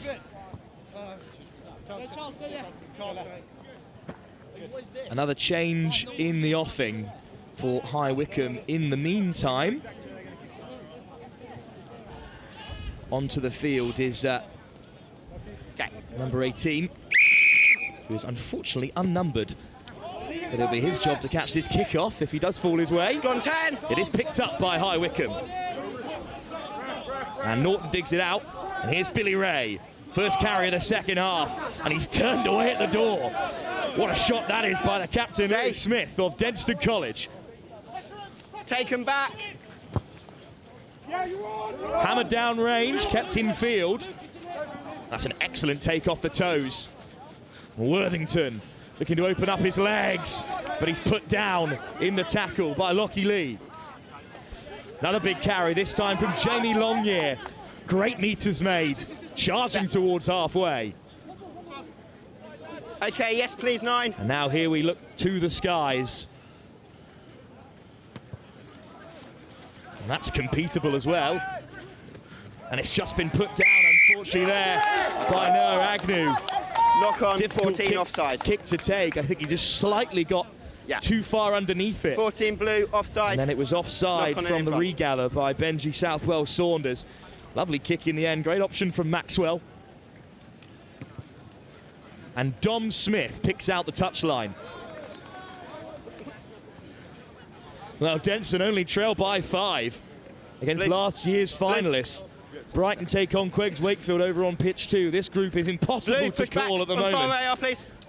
QEGS Wakefield, of course, with that unbelievable unbeaten season, and Brighton College, who always bring a little bit extra to tournament competitions of the short format. It just slips through the hands of Wushu. And there's the big don't argue to get High Wycombe over the gain line.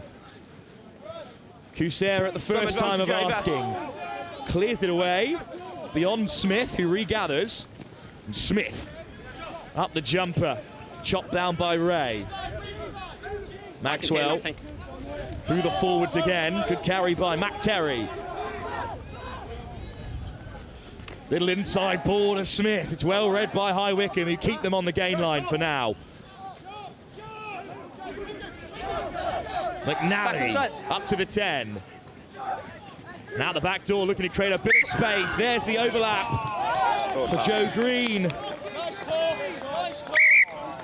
But it's a forward pass. Forward pass. And that's the end of the Denstone College attack. Billy Ray receiving a bit of praise from the sideline. Well deserved. The back row. I can't hear you. Another change in the offing for Denstone. On comes Harry Hunter into the back line. And he's at first receiver opposite Kusera. Norton with the feed. Crouch! Bind! Guys, stand up. Just keep your elbow up, bring your legs underneath you. It was a very young group that came to the St Joseph's College Festival in High Wycombe colours last year. Not so young anymore. There's some crouch! Experienced team players all over the field. Set! I've got the 8! I've got 8! I've got 8, fall in! Okay, use it. Well, the angle of that drive, not particularly pretty. Sarah chips it in behind. That's a bit of a chase on as well. That's a really difficult pull to regather for Worthington. And he's forced to get rid of it. It's an excellent clearance, though, under that kind of pressure. Unfortunately, back to the 22. Looked like he got some good shape on it. 2 in the line. Maxwell as well to get into the 15 line, channel please. and stop the quick line out. Not sure what else Worthington could have done there. Line. Really excellent kick by Kusera. Great game management. And this is a huge opportunity for them. It's a real battle Maul there in the between fight. Boudin and Owusu, but it comes High Wycombe's way. Penalty advantage, And a 19 penalty at the century. Maul, so a free shot then for High Wycombe. They break away and take the ball to ground. Backwards. Still backwards. Ray, nice little step inside, but he's chopped down by Charles. Norton chips it through, milks the penalty. 19 side entry. And we're 19 back to red where side entry. We finished the first half. A huge opportunity for High Wycombe from just a few yards out. In conditions like this, a maul of their quality is absolutely priceless, as they've already shown us so far today.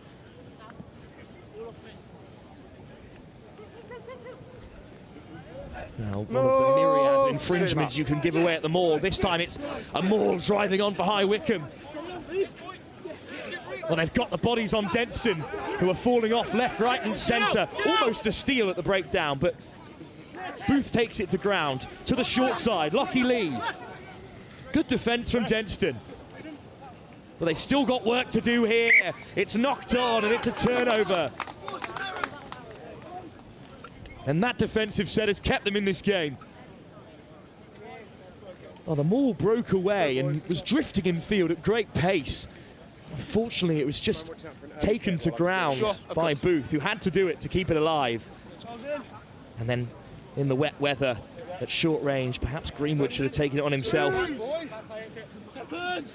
No time for if, buts and maybes here at the St Joe's College Festival.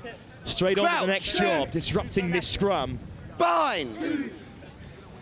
But it's a feed from Denstone College. Flanker! Picked off the back by Owusu, who wins a penalty. 19, offside. Offside, unfortunately, there on the fringes blue, of the scrum. offside, yeah. So perhaps there's one last opportunity for Denstone before time is up here to get themselves back into the game. Oh, and it just hasn't found touch. Great distance on it, but it was a good height for High Wycombe to regather. And Agnew takes it on. Oh, it's gone backwards and hacked away. One too many offloads at the moment. Kusera does well to get it away, and that might go straight out, unfortunately, there. And I think we're going to come all the way back for a High Wycombe line out inside the 10. Okay, no quick. Well, it was dislodged in the backfield. Ray looked to lift it into the hands of Kusera, but Nice, he so loud. put it down. So chipped it through really well. Maybe High Wycombe will go a little bit more expansive this time. They'll set the Maul. Booth there at the back. Ed Booth looking to dig it out and find Norton. And Norton does have it. But High Wycombe is still rolling. And Booth goes to ground. Tackle! Great carry so far.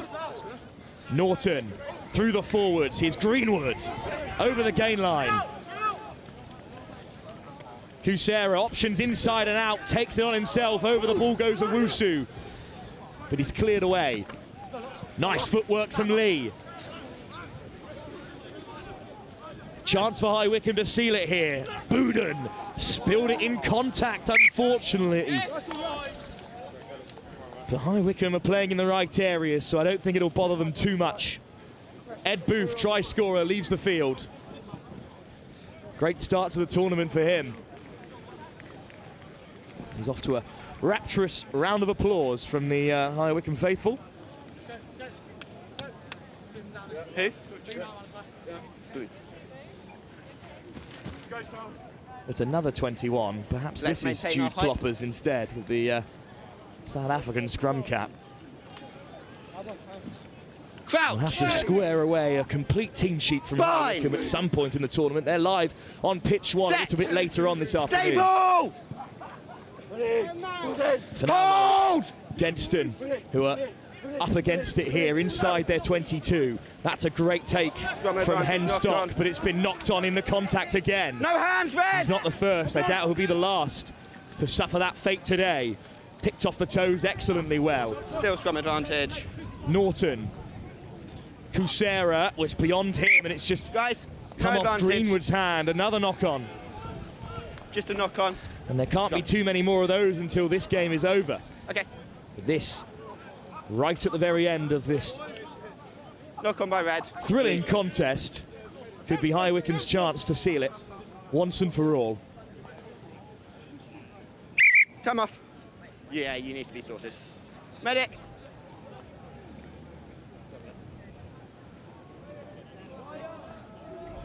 Is he going off? Greenwood leaving the field, unfortunately, there. Yeah. Just a quick question. In the meantime, Oscar Sampson is on for Denstone. Stay outside the 5 before the ball's out. It was out, okay. It was out for me. Okay, I can see. Yeah. It's okay. Ball's out. Yeah.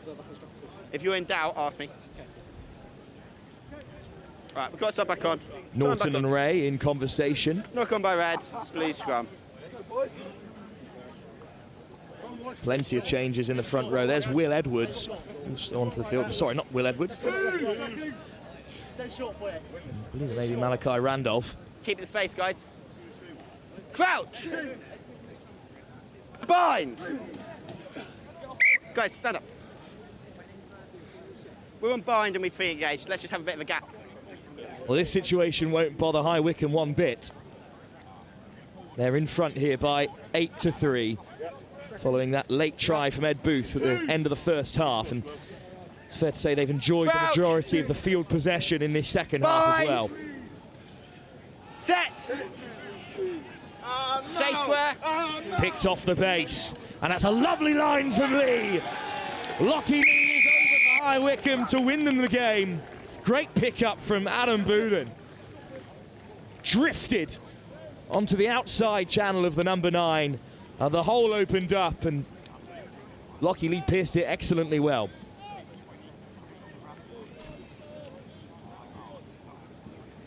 You can see there he's pre-set at first receiver with Kusera tucked in behind on the blind side. 12, so 24. Lovely weight on the pass. Just skipped his way through the final tackler. It's time. And Kusera is told it's time up here for High Wycombe. So he'll look to convert from close range under no real pressure. It's a victory for RGS High Wycombe, and it's another of last year's finalists, Lockie Lee, who's scored for the champions of 1999.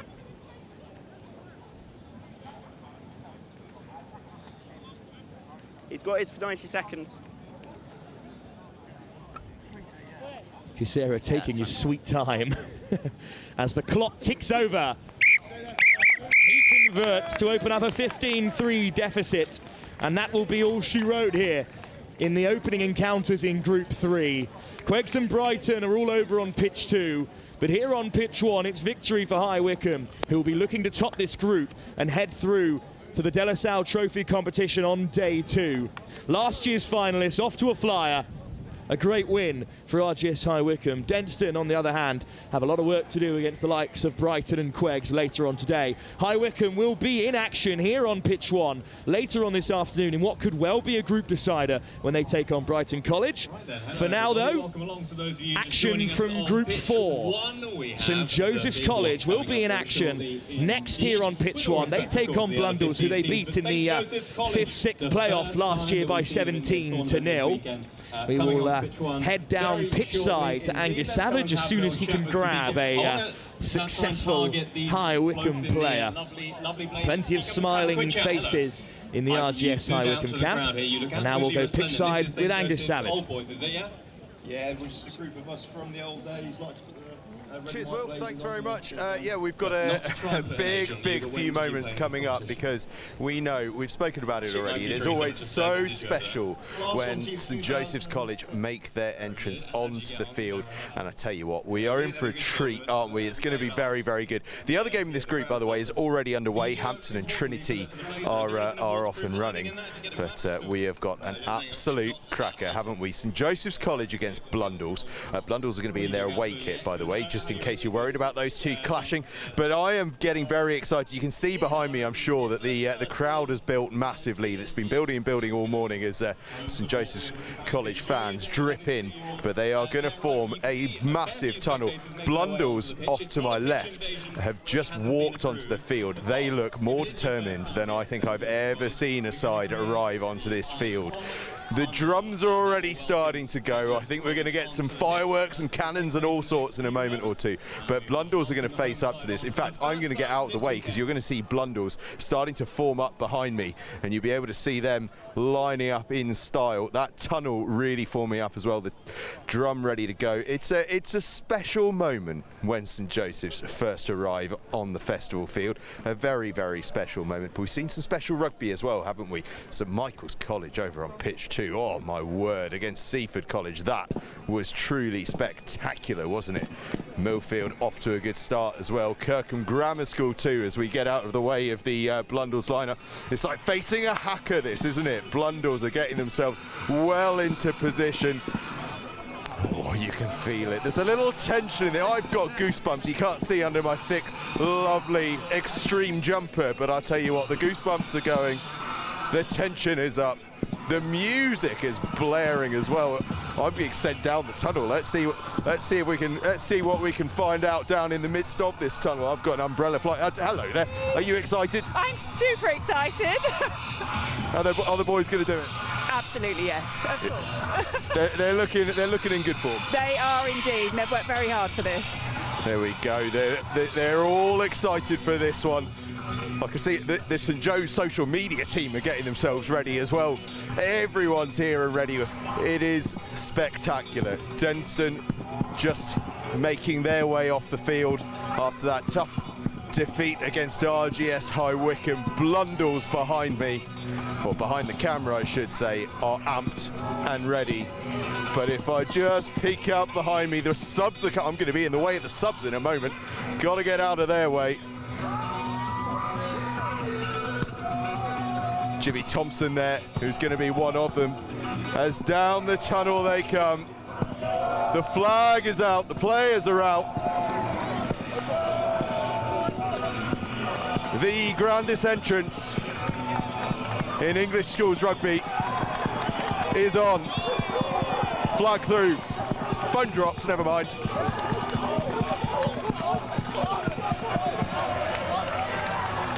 And we've had an early faller. Right, up to Wilf in commentary for St Joseph's College against Blundell's. Group 4, it's a biggie. Thanks, Angus. Well, the red and white army are out in force today despite the wet weather. The sidelines here are absolutely packed. I'm delighted to be joined by Kit Cameron of Blundell's. Kit, you were in action last year against St Joe's, and well, what's it like taking on the home side? Well, yeah, it's pretty entertaining. That was pretty entertaining. Get the boys pumped up. Well, the music is blaring. Hopefully that will subside in a moment, because it's our coverage that people are tuning into here. Next Gen 15 bringing you all the action as the chants of Red Army in the early stages are heard across the touchline. The drums are banging already here. The hosts are in fine form as well coming into this competition. A loss to Finbar recently and defeats the likes of Millfield and Sedbergh. Character building against the finest sides in schoolboy rugby, but there's some great wins in there as well, including against local rivals Ipswich. It's been a mixed season.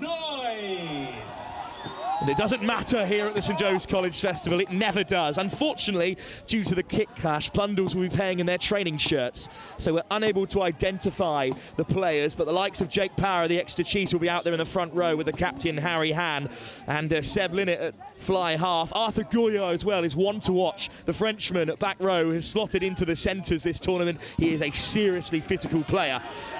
But it's the host tasked with kick-off. All backwards play on. Have it back. What a great start that is, Kit, for your side. Oh, no. Jake Power here. Well, it's Absolute Power machine. blasting his way beyond the gain line. The Scottish international as well at front row, but then turned away at the door by St Joseph's College, and Jack Lawrence of Northampton Saints making his mark early here. Well, it is St Joe's with defensive duties. And again, Lawrence involved. Second tackle for the second row. Captain Harry Han. That's a nice ball into the hands of the captain Han. But Blundell's contained on the gain line. Over goes to Joseph's College. Knocked over in the breakdown, so Ted Warner flicks it away. Ready up! And then at 9, it's Hugo Lagerberg, whose brother was part of the Kirkham side, who were victorious last season, the South African. And then that's Score nice advantage ball out over. the back, and suddenly there's plenty of green space for Campbell Bibby to run into. Bibby brought down over the halfway. And here's the young number 8, Joseph Streeter, only an under 16. But a seriously physical player. That's a nice quick offload from Adam advantage. Smith. But it's knocked on. No advantage coming. And not everyone forward by can White. take a breath. It's gone down, black ball. What a ferocious start to the game, Kit. They're very entertaining. Boys look up for it. They're very excited. Should be good. Some great carries in there from Blundell's, but some huge shots coming in as well. Exactly the kind of physical contest you expected, given the conditions, Kit. Yeah. Well, it's a scrum for Blundell's. It's a difficult group this. It also includes Hampton, who are in 8 heads in, please. fine form in the competition. Of their very tough fixture list, Crouch! they've still managed to rack up 4 wins from their first 7. Bind! And Trinity caused a real stir when they finished in second place in their debut festival in 2022, making it all the way to the final. Blundell's had a great debut as well last year, finishing in 6th, just Penalty behind St advantage. Joe's. And it's a penalty for the away side as well. Just a bit of overexcitement maybe from the host, Kit. All offside. The It will boys be. are very up for it though. Well, what's the option here? They look for posts from way back on halfway. They certainly back themselves, Kit. Yeah, well, Seb Linnett, he's got a good boot on him. Seb Linnett, also a cricketer at county level for Somerset. Great multi-sport athlete. And he is tasked with finding the uprights from almost on halfway. They are regulation pitches here at St Joe's, let me tell you. So this is a full 45 metres or so. But what a chance to silence the home crowd.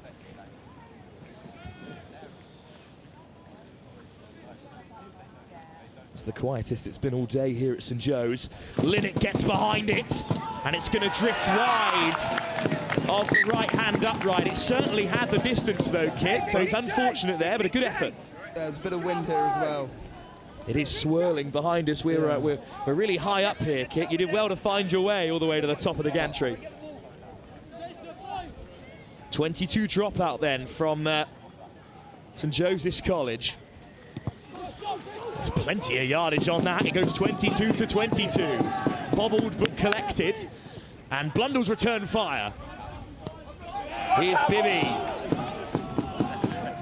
Nice footwork, and there's the don't argue. He's up to halfway.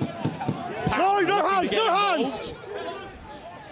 But it's Logenberg instead who gets the ball away. Slater, the under 16 of Northampton Saints, is hammered on the halfway. A great turnover again from Blundell. As you said, Kit, the boys are really up for it. How does a camp like the Blundell setup, how do they really get up for this fixture? What kind of conversations are had in the run-up to the game? There's not much, but just like the tunnel and everything just gets the boys even more fired up than they would normally be. Bit of the reverse effect for St Joe's. Every side in the country with dreams of facing down that tunnel. It's a little bit scrappy there at scrum time. Round, same scrum. Just round, same scrum. Harry Han has got work to do at hooker because it's a formidable front row in front of him. Fergus Jerriton, the captain, stay back before the the ball's Northampton out. Saints prop. He's following the Manny Iogan pathway, the current Northampton Saints loose head, who was a number 8 in his playing days here at St Joe's, converted in his final year, and now making a real impact in the Premiership. Charrington looking to go down the same route. He's been here since year 5. Fergus. He's a real all-college St Joseph's student. Good work to get it away, though. Over the ball goes St Joe's. But no hands on the ball there from Streeter. And Blundell's hit it in behind. That's an excellent kick. And it's going to roll into touch.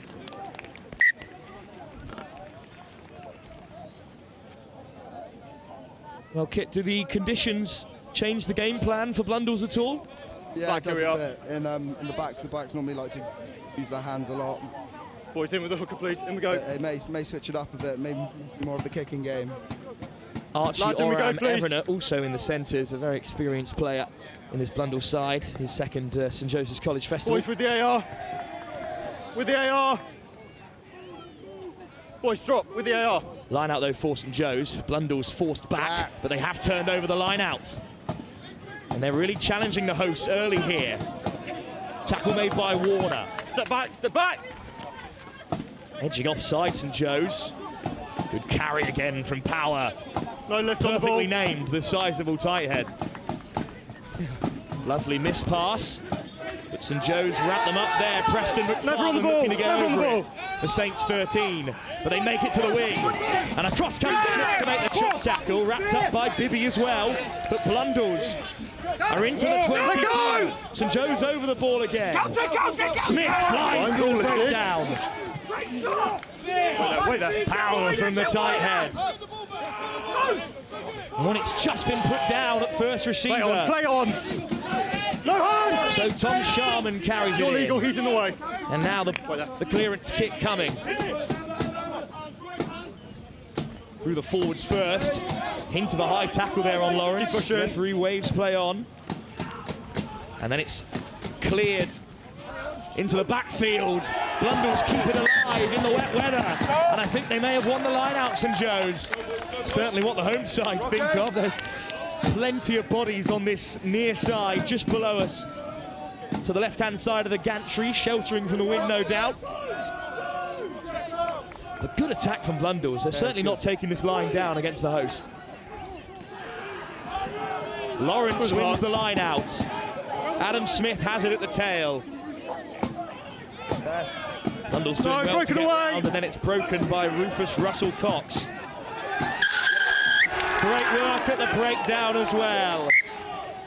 And St Joe's will be marched back another 10 yards. Harry Han, the captain, just settling everyone down. And post again. An interesting call this time, Kit. That's a tough angle. It is. Well, Seb's got a very good boot on him. He does indeed. We've already seen how close he came from way back on the halfway. He just drifted to the right in the wind. Maybe this time he'll adjust Seb Linnett. Good captaincy from Han as well to settle Blundell's down. Not getting too wrapped up in the emotion of the occasion, as St Joe's often can in this festival.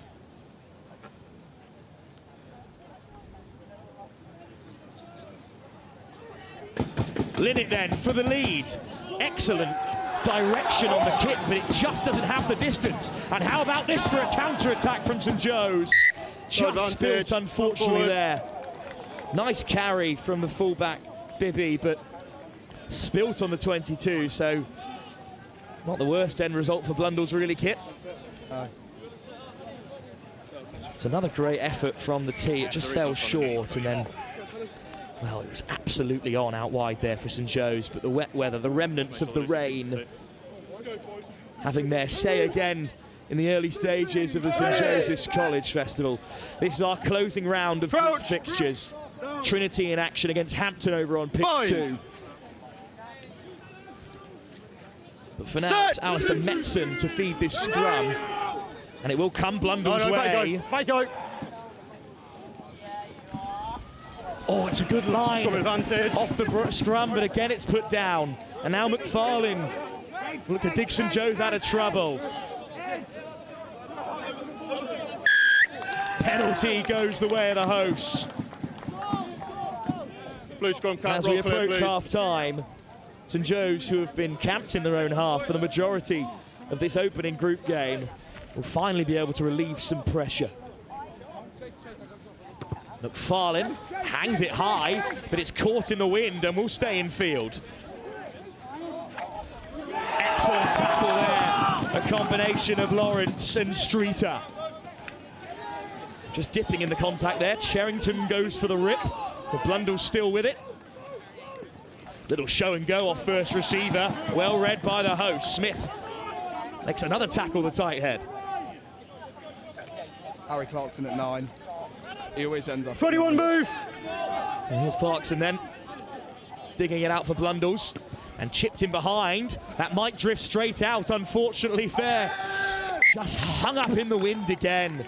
It's blowing from right to left on the St Joseph's College side as they hunt for a quick line out, but they won't get it. So this is a big opportunity for St Joe's. A huge defensive set for Blundell's. In with the hooker, let's go. We're still level here on the stroke of half time. Be tight, boys, be tight. Kit, it's been a great performance from Blundell so far. And it has. Boys putting a lot of work in right now. We've got some more work to do here, a huge defensive set. Lawrence at the tail, Scrum it's just advantage. beyond him. So Power rolls over the 10 metre and Blundell's will play with an advantage. No advantage, we come back for the first knock on in the line out. Scrum down. Pretty ambitious line out given the conditions. Right to the tail, but you've got to try these things on the big occasion.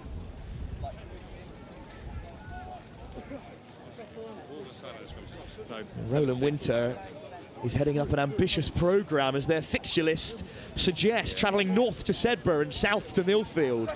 Even if those results didn't go their way, they've touched every corner of the country so far this season. Bind. Blundell's travelling up from the southwest as well. With that. Good work.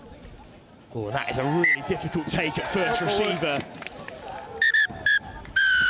But Blundell's have spared their blushes because that final knock-on takes us to the break. St Joseph's College held to a scoreless first half by a side they put 17 unanswered points on in the closing stages of last year's tournament.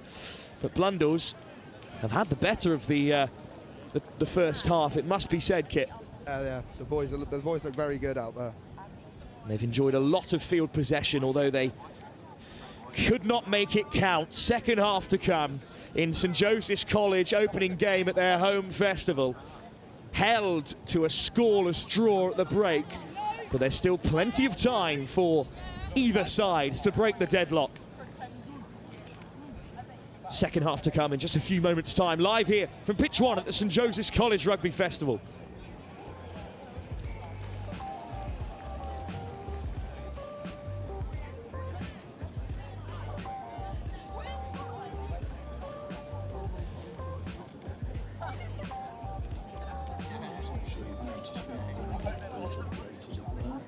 But the next matches on pitch 1, pitch 2 are part of the under-15s tournament.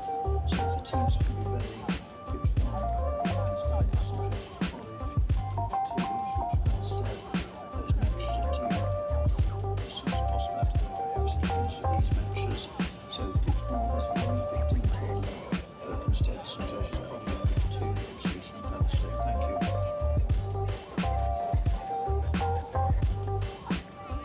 Right then, so half-time in the game involving St Joseph's College on pitch 1. Let's come and say hello to some of you. Who's looking like they might have a chat, avoiding eye contact, keeping with hello. So can we have a quick word? Who are you here supporting today? Joe's over, of course. What do you make of that first half? It felt like a fairly solid start with a wet ball. It's a bit like a bit wet soap at the moment. There's too many errors probably both sides. But shame that knock on in their territory was about the first time in the half, really. But hopefully they can keep Yeah, so very relevant indeed. This is good fun though. This is a good day. This is why you sort of put on events like this, right? Absolutely. You never know how many's going to turn out on a wet day like this. But good numbers and more later. Very good numbers. Crucially as well, thoughts on those flamethrowers that we saw earlier. That was much needed bit of heat. I must admit, I thought they were speakers to start with, so it was a bit of a surprise when they all ignited like that. Adds to the theatre of it all. That's what we like. We like to keep you on your toes. Have a good rest of your day. Right, second half coming up very, very shortly indeed. Let's see you make some noise for St Joseph's College.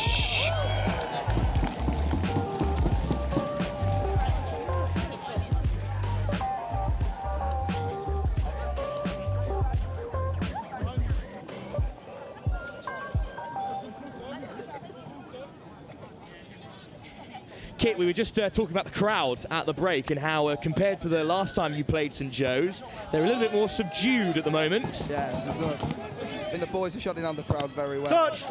Compared to last time you played, of course, when it was the final game of the day. Well, that's an excellent clearance kick. It was touched in flight by St Joe's, so Bibby had to try and keep it in, but unfortunately he could not. Not straight! Another great kick though from Linnett. He's having a good game at fly half for Blundell's. So line out to come. Great power starts. Pretty top. Pretty multi-talented front row. Stolen for now. Commentator's curse from you, Kit Cameron alongside me from Blundell's. But a huge turnover in the carry to make up for it. What a recovery by Power Kit. I know. Absolute beast in the front row. The Exeter chief. Got a couple of top universities sniffing around for him, actually. He's still with the Chiefs for now. Could see him in Exeter colours soon. Exeter are in the building today, as are plenty universities. Cardiff Met as well. Bristol University will be here tomorrow with their brand new Bears partnership. Got their eye on a couple of players in this St Joseph's College side. Set! The future of the game on show in full here at the St Joe's College Festival, the biggest 15-a-side rugby festival at schoolboy level anywhere in the world. Turnover, what a shot that is, and lovely footwork from Wesley. Wesley taking on all comers, almost up to the 22. The under-16, he's part of the Saints Academy, but he's making it count here. Penalty advantage! Suddenly they come alive. Cherrington out the back door. Cross field from Lewis. It's rumbling towards the touchline. So close. No advantage, back we go. Saar van Engelen, the Dutch international, almost got a hold of it. What a lovely nudge from Lewis as well. Another Saint at under 17. Lazy runner, blue scrum cap. He's a very talented footballer, but he moved across in year 7. He's worked his way into the first team here. Onto the field is Jimmy Thompson. Now, Jimmy Thompson is a wonderful story, of course. He's been over in Australia playing for the Melbourne Rebels. And when the Rebels had their recent financial difficulties, he was flown into the limelight, and he's only arrived back recently. He's still, of course, at the college. What experience. He's been playing at the school since year 7. He's a seriously talented scrum half. Lewis wins the ball, and it's with Rufus Russell Cox at the back. Penalty advantage. Penalty advantage. Thompson has it at the base. Here's Smith. Spared his blushes because it's a penalty advantage, and unfortunately then, a yellow card. I believe it's for Power. It is for Power. Well, that's unfortunate because he has had an excellent game. Yes, he's been brilliant. But, well, from 5 yards out, he's put down the maul, and this is most certainly the best opportunity of the game for St Joe's. You see there, Power comes in, and he just makes the tackle. The referee's opinion, it was still a maul, so that is a clear-cut penalty. Taken well by Warner at the front of the line-out. Russell Cox has it. Carried over by Joseph Streeter. The Kiwi has the hosts on the board for the first time. A great start to the second half. A great recovery from a first half in which they were under real pressure. But from the maul, such power and pace with Blundell's most ferocious forward in the bin. Right, and it's been a real turnaround in momentum, Kit. Yes. It's unlucky for the boys. Still will come back out. I think they are unlucky there. St Joe's took their opportunities where in the first half Blundell's did not. And Joe Streeter, the number 8, I know if I was in the front row I'd be rather upset to have my try stolen from me, but Rufus Russell Cox is cheering regardless. Thompson, wide. But, well, what an impact he's had since coming on, running the forward pack, playing in his 3rd festival, Jimmy Thompson. Blundell's then, Kit, how are they to respond? Well, we're going to have to wait and see, but I can see there's going to be a couple. It's going to be good. Oh. Complicated. Well, Kit, that is my fault. It's the second time I've teed you up like that. And unfortunately, it just didn't come off the boot cleanly enough. Again, the pitches are in excellent nick here at St Joe's College. Of course, the college, the has been awarded for its playing fields numerous times over the years at the Independent Schools Awards, but that one did not come off cleanly. So it's a scrum for Thompson to feed. Elliot Benton Hold on, coming lads, just hold on. Elliot Benton coming on. And also coming on for St Joseph's College, Louis Dufty, the under-17 of the Northampton Saints. And off the field is Adam Smith. To because of the binges, a round of applause 7-on-7. from this whole sideline down on the left-hand side, because he had an excellent game to start his tournament. Boys, just hold on, time's still off. So St Joe's have gone down to 7 at scrum time. 12, 13, 14. As Blundell's are down to 14. Power still in the bin for them. So Joseph Streeter drops into the back line. He's going back and forth, Joseph. He's now sent away. Try scorer for the host. Boys, we've clarified it this morning. 7-on-7. Thompson to feed the scrum. Dufty's first as the new man. Crouch! No, with the 7. Bind! Stand up. Same mark, taking off space. Here we are.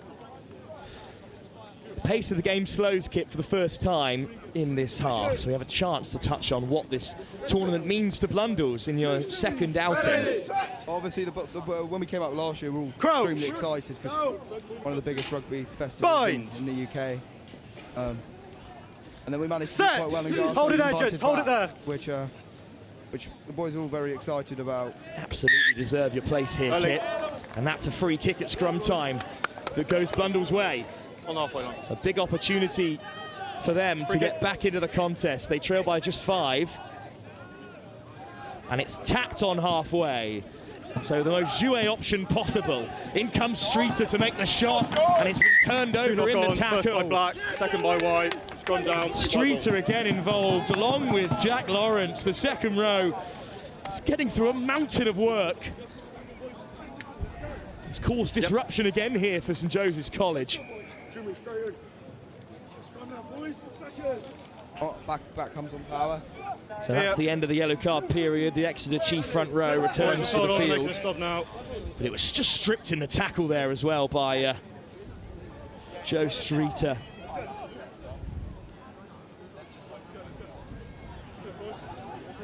So an early exit for Blundell's substitute, but Jack Power back onto the field. Some fresh legs for the Exeter chief prop. Crouch! Thompson to feed another scrum for the hosts. We've seen them create some special tries from set plays like this. White hold! Thompson. And here they go. Not a short line into the path of Liam Van Hoving, but it was just put down, unfortunately, there. I'm not sure he was expecting it. Oh, it's a huge shot. No advantage. Coming in response. No advantage. What a way to get yourself back in the game, Van Hoving, the Dutch international.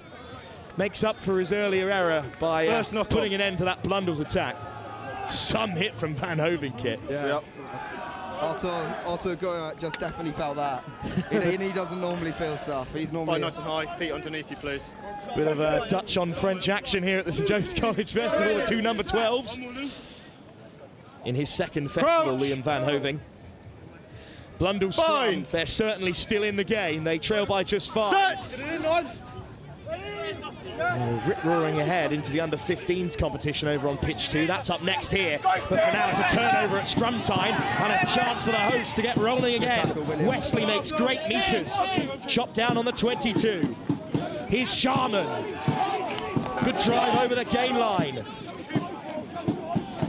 Lewis goes himself, Lewis. Penalty advantage, don't shout Power. Penalty advantage. The chat from Blundell's has got them back pedaling. But forward pass from the hands of Van Hoving, and it's an unpopular decision here, as expected. But a high tackle opportunity in post is the mature decision, Kit. It's probably wise in front of the post. Take the extra 3 points. Get out of the. I'll score 1 try, then it's gone. Absolutely, take yourself more than 1 try away. Thompson with his second shot at the uprights here.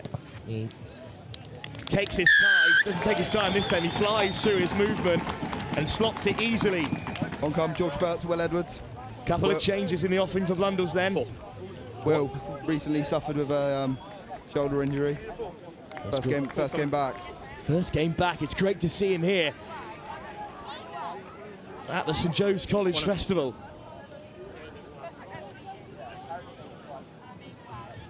Kick-off to come then for Blundell's. They now trail by 8. They're more than a single score out of it for now. Thompson shapes up for the just watch them on the way up. crossfield kick. It's into the Blundell's backfield, and there's the double shot from Van Hoving and Wesley. Flying into the breakdown. Blundell's just about escaped with it, but that is a penalty. And coming round the corner of the ruck, Van Hoving is penalised. Ball is out, but you must start onside. Still a bit of time for Blundell's there, and we're right at the end of this game. Offside. But they would really enjoy taking something from this huge clash with the home side. Touch found, the familiar chant of nowhere, known to any rugby player at any level. Edge of the paint. It has in fact pierced the 10 metre of St Joe's, and Power back on hooker duty. It's a clean line out, and here come Blundell's. Oh, it's put in behind, looking for a runner in the boot, goes to ground, regathered, and then spills. And now scrum advantage for St Joe's, and they'd like to play with ball in hand right at the end of this fixture. That knock-on may have sealed it, but here's Cherrington still carrying hard. Lewis out the back, great ball. Van Hoving, little shot and go. And then he puts in the fend. Thompson. This time it's taken on by Dufty. Strong carry from the replacement prop. Little show and go from Thompson. He runs into black and red wall. In comes Bibby to play scrum half. Lewis. Oh, lovely footwork from Streeter. There's the offload. Lovely hands. McFarlane. Beautiful try from St Joseph's College. And the hosts have sealed victory in their opening game with a blinder. All the way from left to right. A beautiful team try. And that's exactly what the home crowd are after. Thank you. Well, let's have another look at this one. Thompson with the pick and go. This is already after a bucket load of phases. That's a beautiful ball. Beautiful line. Stepping off the left there. The try scorer from the first half, Streeter. And then how about that from an offload? And Preston McFarlane. A really impressive score to cap things off here for St Joe's. That movement from inside to out draws in the defenders and opens up the space. Well, if Preston McFarlane didn't get that one away on a 3-on-1, he'd have been in trouble, but he flicked it to Jack Lawrence, who deserves a try after an excellent performance today. Missed out on last year's festival with concussion in dramatic fashion, but he's making it count here. 36 seconds still to play, Kip. St Joe's got up by 13, but what do you make of Blundell's performance in this first game? For first off, we were very good. We could have taken more opportunities to get some points on the board, but just things didn't go our way. And the second half, we've just been making a few mistakes, and St Joe's have been capitalising on that. Absolutely, you don't have to make many mistakes here at the St Joe's College Festival. And St Joe's, in the final 30 seconds of this fixture, still looking to play. That's an excellent turnover. Well, it just looked a little bit lackadaisical off kickoff there. So your player holding him there. So it will be a penalty for Blundell's. One last roll of the dice in their opening game. There goes Arthur. Quick tap penalty, and it's a nice carry penalty as well. Advantage 18 high. Penalty advantage, high tackle unfortunately there for Joe's. Streeter just about keeps a hold of his man. It's a good turnover. 18 high. Alex Bush penalised for the high tackle. Transition from fly half and is now a lock. There's plenty of skills to be found. No, hands away! Good carry. 19 Again in from the Power, way. the Exeter chief. And Blundell's now at 5 metres out for the first time. There's the ball into the backfield. Nice footwork. Penalty advantage, 23 wide offside. Another penalty against the host. Playing penalty advantage. Blundell's have to make this count. Knocked into the backfield 23 again. offside. It's loose. It's another penalty. Jack Hussey in his third festival, unfortunately 23 penalised offside. there. And here's the skipper, Harry Han, again assessing his options. Han takes on all comers. Roll! It's turned away at the door by St Joe's, but Blundell's are only inches away. Knock on the floor, and that will bring an end to the contest. A disappointing conclusion for Blundell's, but how the hosts turned it on in the second half. A clinical finish from the maul, and then a wonderful looking try, perhaps the best of the tournament so far, to put them 2 scores ahead. A popular result here in their opening game. They've got their eyes on Trinity and then Hampton. Those games live on Pitch 1 later in the afternoon. Congratulations, what a win. Kit, thank you so much for joining us for the game. No worries. And a good performance by Blundell's. I'll hand you over to Angus Savage before we move on to the second phase of the under-15s competition. Angus is pitch side. He nilled them there in the end. Thank you as very well. much, Will. Big Yeah, deal, I'm right? joined by some of the Millfield lads as we build up to the under-15s, but reflecting on the under-18s, you guys got off to a good start against Berkhamsted. Happy with that? Yeah, good start. Tough conditions, moved the ball well, put some good shots in defence, so pretty happy with the 10-0 win. Looking great. And you've got a massive game coming up against Seaford College. What's the chat been ahead of that? A little later on. It is the turn now of the under-15s on both pitches here. And we've got the game plan. We're feeling strong, ready. Couple of matches. And the under-18s we've tournament managed will to get hold continue of a one little of the bit later fans on. as It's well. knockout rugby for the under-15s coming up next. The boys are a bit on game faces, getting ready for Seaford, but there's a little game later on that I think everyone, all tournament, has been getting excited about. Millfield against St Michael's College, the Irish Giants against the English Giants. What's the fans' view on that? So that last bit again? What's the fans' view on that one, the Millfield St Michael's game? To be honest, I think it's gonna be a tough game. Definitely. The Irish, they're gonna want to be up for it. I think they started well against Seaford. I think was that 19-0. And I think the boys are ready for it. Definitely. It's gonna be a physical game. But yeah, should be a great turnout. Yeah, hoping on the win.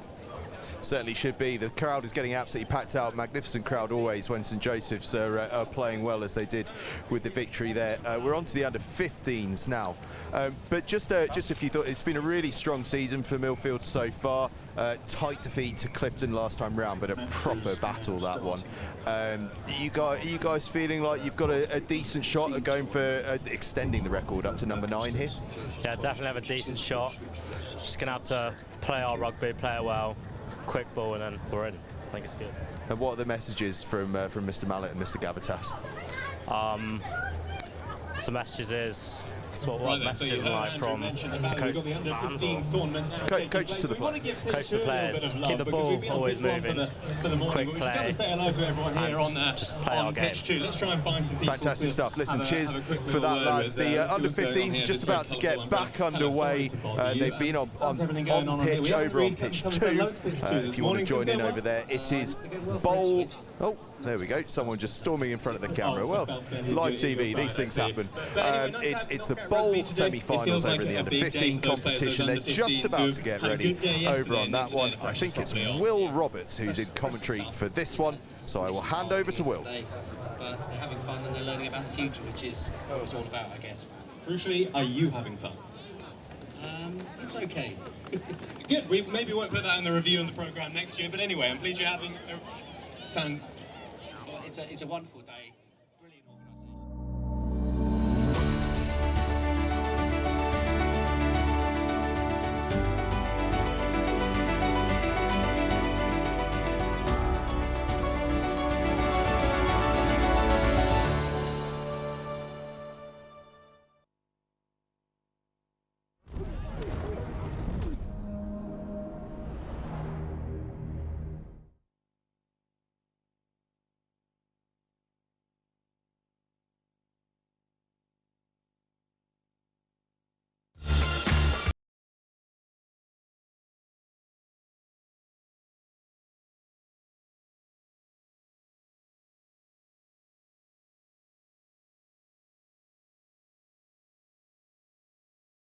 This is like a rugby game. Fast-paced, competitive, and every decision counts. Whether you're looking to expand, invest, or manage your cash flow, at Fleximize, we understand the challenges and we're here to support your next move.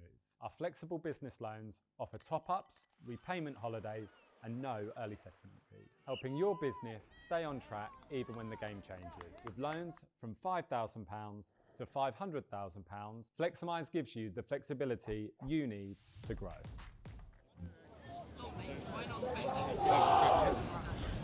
Welcome back. Well, we've just seen the St Joe's under-18s boys give it a good go. Now it's a chance for their juniors to continue their work in the under-15s competition up against Berkhamsted. First aid is also just in front of the main house. I think it's the blue top marquee just in front of main house if you need first aid. Digital programs this year by the QR code. You can find those on the posters that's attached to the perimeter ropes around the pitch. VIP, obviously you've got your own marquee. Water filling bottles. Here we go then. Just to remind the teams again. Got a tap by the park, a tap by the back. Under 15 bowl semi final. Good. Leave it now, Joe. Leave it now. One of two going on at the moment. Everyone's on. Communication and scores, you'll have them on the big screens. Fortunately for these under 15s competitions, we are without team sheets, so for you, Joe. We're driving blind yeah, we're waiting for in terms of names and faces. To try and give it a fairly good go. Scores, but we will let you know what Who's doing touch for you? I gave the flag. And players practice area is pitch 3. We're just double checking whether this ball was taken back in. Cheers. Great start to the game. Great start. It was indeed, so we're going to come all the way back. Let him get ready first. Just take a step. Just take a step. Take a step. Just wait. The next. Joe's, you're good. Wait. Folks, take a step. Position for St Joe's to. Yeah, on you, Captain. There you go. When you're ready. Start off with. So the match is taking place. Move! Catch and drive is not worked to their favour. Ball flung all the way over. They're going to try and use the width a little bit here. Hands are good. Tackle! From one wing to the other, and they manage to keep it in. Leave it now, Bugs. Well. Leave it. Use it. Tackle! Leave it. Well done. Northampton can be available for pitch 2. Ball's gone forward in the pass. Scrum down. Berkhamsted happy with that result. Just gone forward. And an advance notice on the under-18 tournament that the next matches, that's match 9 and 10, will commence at 12:05, or again as near as possible. And that's pitch 1 will be Kirkham, There'll be a Strathallan. scrum Joe's, down you're good on with there. Berkhamsted ball. Booked. There you go. So that's Ready? under 18. This, reminder for you, this is the under-15s bowl competition. We'll have another under-15s semi-final for the plate Set. after this, and then we're back to Wait, under-18s hold. action with Good, well Kirkham done. against Strathallan. So that's your Hold. late morning viewing. Play it. Ball Knuckle from Burke. was playable at one point. Scrum down. Just gone forward here.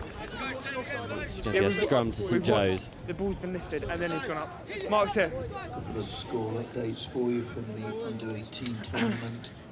Trinity 3, Hampton 10, and St Joe's 13, Blundell's 0. So that's Trinity 3, Hampton 10, St Joe's 13, Blundell's 0. Thank you. Crouch. Bind. Set. Hold. Hold. Put in from St Joe's. Good, timing's good. Away they go. Down this right side. Need Tackle, a little bit release. of support. Leave it now, leave it. Good, everyone's on. Good line speed though from Berkhamsted. Leave it. Pushing Well the done. hosts back. Tackle, release. Runners Leave still it. Well for done. St Joe's. The pitch, especially in this sort of middle third, is Tackle, certainly seen better days after the morning of rain and rugby. Leave it now, Berks.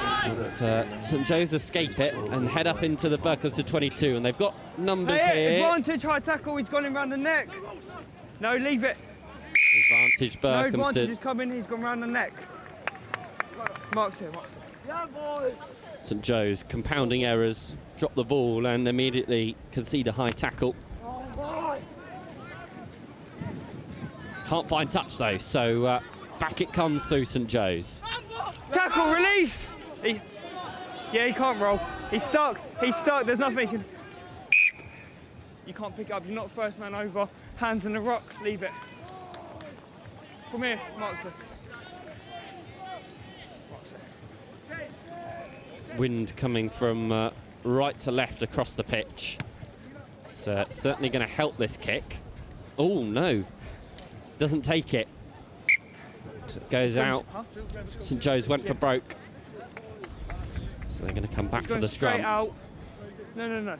That's my apologies. It's going straight out from when he's kicked it. It's a 22 dropout because it's not kicked during open play. It's my bad. It's a 22 dropout. He's gone straight dead from a kick. The wind really picking up as well. It will certainly affect this game. The 22 dropouts taken and Berkhamsted are onto it and they're away. Inside and out they go. Tackle, release! Up towards leave it now, Joes. Clever from Berkhamsted to get things going once more. Tackle, release! Good. All on. All on. Little kick in behind. This is clever and it's open into green grass. It depends on how it from bounces. Joes. He's gone straight off his feet. Straight off his feet. A little bit of a let off for the boys in red and white as it was a good probing kick in behind, asking questions of the St Joe's backfield.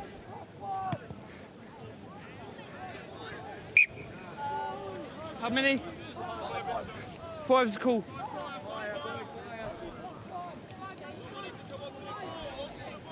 Just wait, yeah? Joey, there's your mark there. Burke, there's your mark there. Just wait.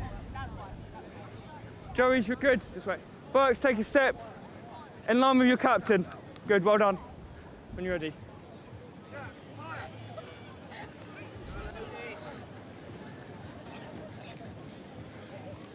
Gone backwards! All on! A good kick in behind. St Joe's questions to answer. Pulls on long and Joe's got it back. Now they're going to run. Good. Tackle, release! Okay, advantage, not rolling. He can get out. They've got the advantage. Ball not playable. No advantage. Not rolling away. Mark, sir. Chase!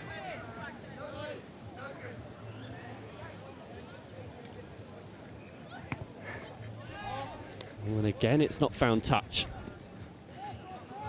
Ongoing issue for backwards, leave it. St Joe's. Berkhamsted now race away and through they go. Berkhamsted still running. This could be a perfect score. Penalty advantage, right tackle. Line. They've got the advantage as well, so a dice to roll for sure. Space out wide if they can use still it. They're going to try and go through the hands. Getting up towards the 22-metre line. Go back the other way. It's the right decision as there's options here. Tackle. Hands are certainly on. But St Joe's have recovered well. Leaving now, Joes.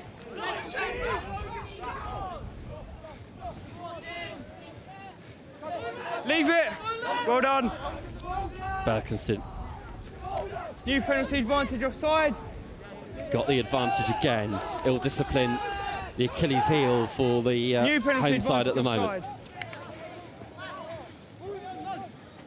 Tackle, release! Multiple penalty advantages. Still penalty and they're up advantage. towards the 22. They go for the little chip in behind. This could work quite nicely if it bounces. No advantage coming, captain. Captain. Good work though. Do you want an offside there or here? Your choice. Points. Points. The penalty was for offside. They're going to run on the tee. And the wind blowing this way and that. You're going to have to read You this have to one be well. behind him.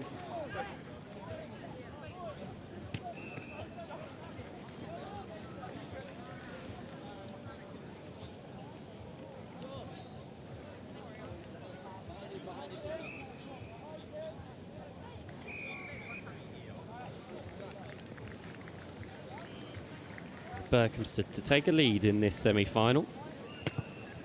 A good strike. And it's 3 points. Couple minutes left of the half and Berkhamsted lead. Cheers. Everyone's behind the kicker. Everyone's back 10. Play when you're ready.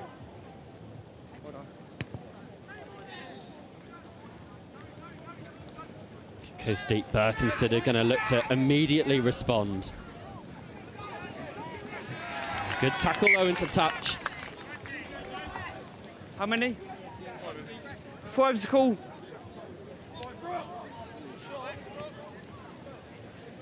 Hooker, just wait, yeah? Joe's, there's your mark. Burks, there's your mark there. Just wait. Burks, no further. No, good. No, no, no. On the captain. Good. When you're ready. Move! Available, use it. Good, well done. Joey's going for the little dink in behind. Bounces unkindly for Berkhamsted, who have got their work cut out here. I'll wait for people to get everyone retreat in behind. Penalty advantage offside, not retreating. Haven't retreated, so they've got the advantage. A little bit of space, but tackle! Textbook shot from Berkhamsted. New penalty advantage. Captain, where's your captain? You've got the in from the side or the offside over there. What do you want? In from the side. Do you want your coach? Time off.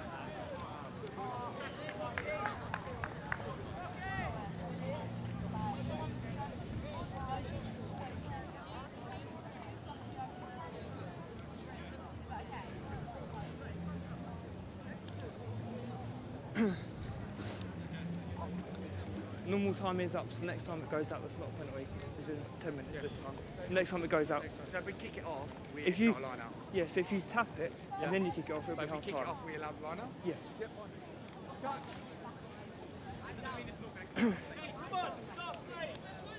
Just wait. Last play of the half. St Joe's. Just wait. Just wait, let him do his laces. St Joe's are going to head towards the corner. Time is back on. Penalty coming in from the side when you're ready. It's a great strike. Be last play.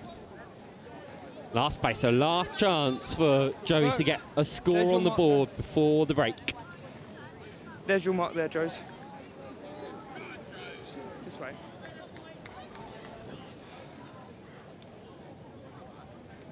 The try line is yours when you're ready. Oh, collected really well by St Joe's. And now they start the set piece. That's one. The ball at the top there, available for the backs. The kick, unorthodox, but I think this might work. And St Joe's sliding.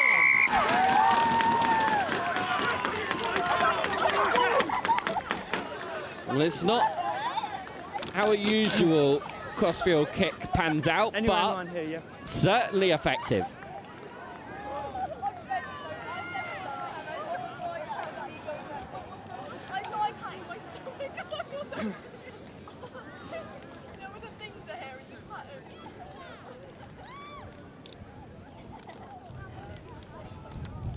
Ball came off the top here.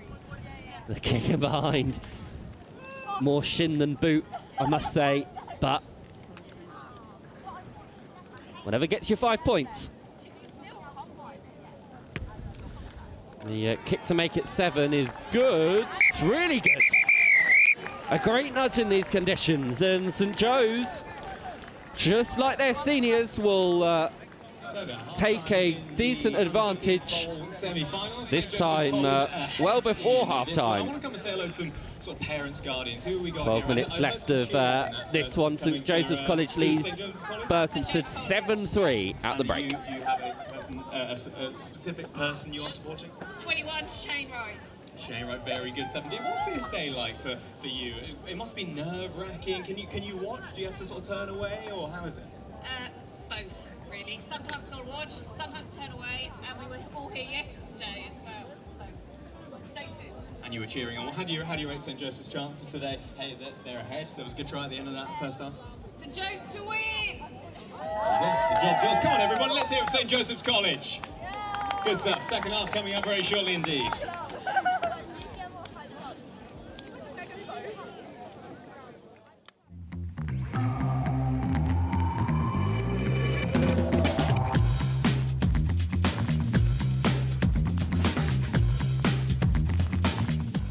John Fowler Solicitors, local for 100 years. Running a business is like a rugby game. Fast-paced, competitive, and every decision counts. Whether you're looking to expand, invest, or manage your cash flow, at Fleximize, we understand the challenges and we're here to support your next move.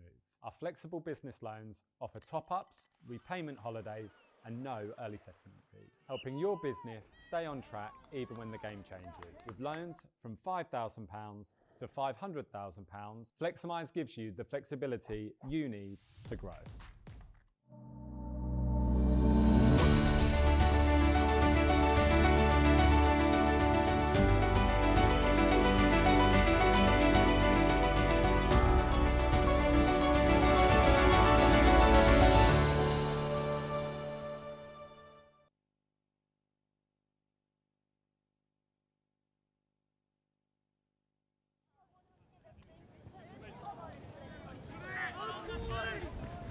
Second half backwards commences.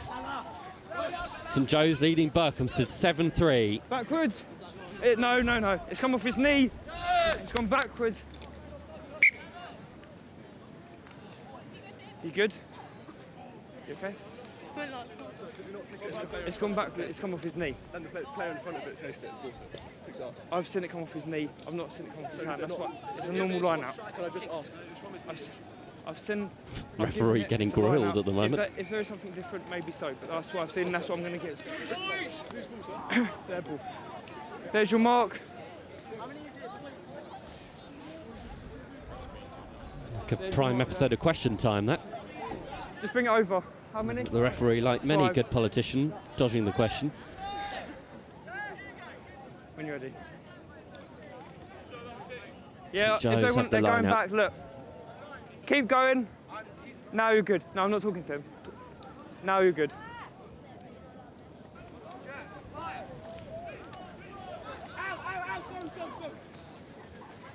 St Joe's stutter and start and try Tackle! and step their way out of their own 22. New penalty advantage offside. They've got the advantage and That's gone forward. Going to be a forward Captain, pass. You've got the choice. Off feet or offside. I'm not, leave it. I'm not. Offside or feet? Off feet. Okay, this one. They're going to head to Penalty touch. off feet.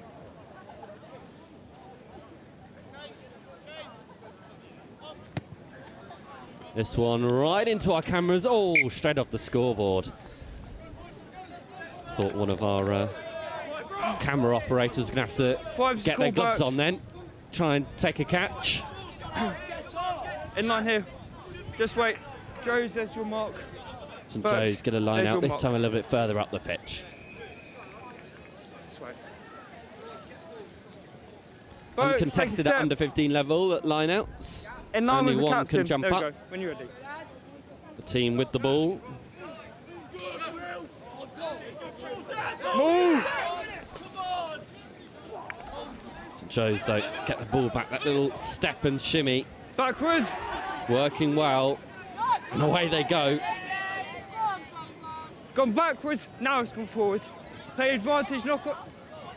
No advantage. First knock on is from Joes, and then Burks. Scrum down, Burks ball. Mark's here.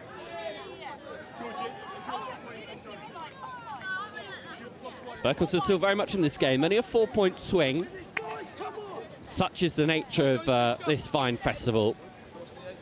It's not over till it's over.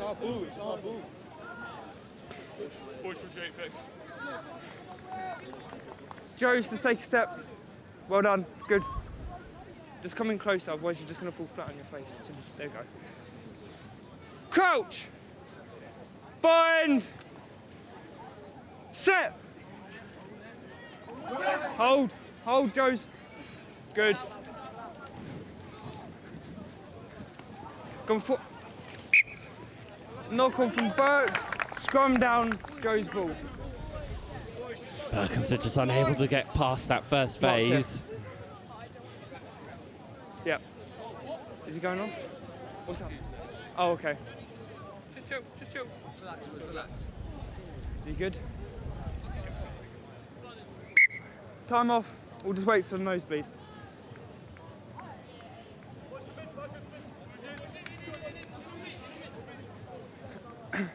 Bloody nose being tended to. You good?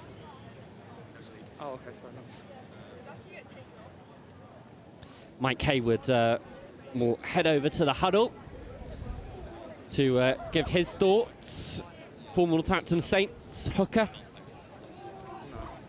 Countless Premiership appearances now, venturing into the coaching scene here at St Joe's amongst many other ex-professionals that are here representing various different schools.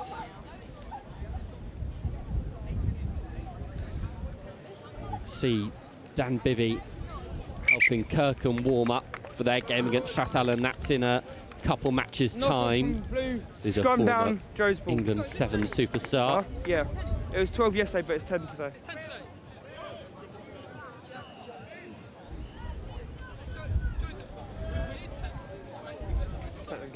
4 minutes left of the game, 10 minutes each way on day 2 in this semi-final. St Joe's will be keen to see this game out. Time's back on. Crouch. Bind. Just come up. Just let you reset. If you're struggling to get that bind, just try and get it long on his shirt, yeah? I can see your hand dangling. We're not going to set until you're ready. We'll go again. Crouch! Referee just making sure that everything is perfect at scrum time. These players obviously slightly newer to the dark arts than the under-18s. Ball's clearly out! Ball Get is, low, penalty advantage! Come out. He's just come around his neck. The ball's not you. From the mark, come on now. And St Joe's will get possession again. The wind slightly against them. They're going to have to just go around his neck. Get this kick bang on. Oh, and it's just short. Good. Tackle, release. Wind swirling. Coming in from the side. Unfortunately, Berkhamsted discipline will continue to cost them. It might penalty be the difference in this game. Yeah, you're good there.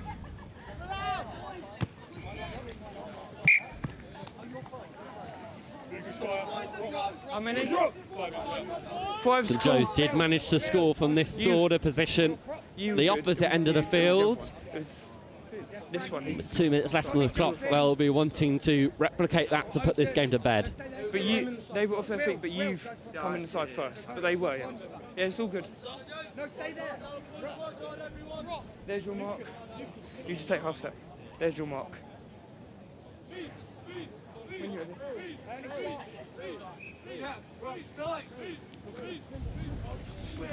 Gone backwards. Ball's dropped on the floor. It's a complete mess. It's unplayable at the Mall, which means it's going to be a scrum down. Berkhamsted get possession. Bring it in. Perfect. To their pleasure. And they've got a long road to the St Joe's try line and not a lot of time to walk it in.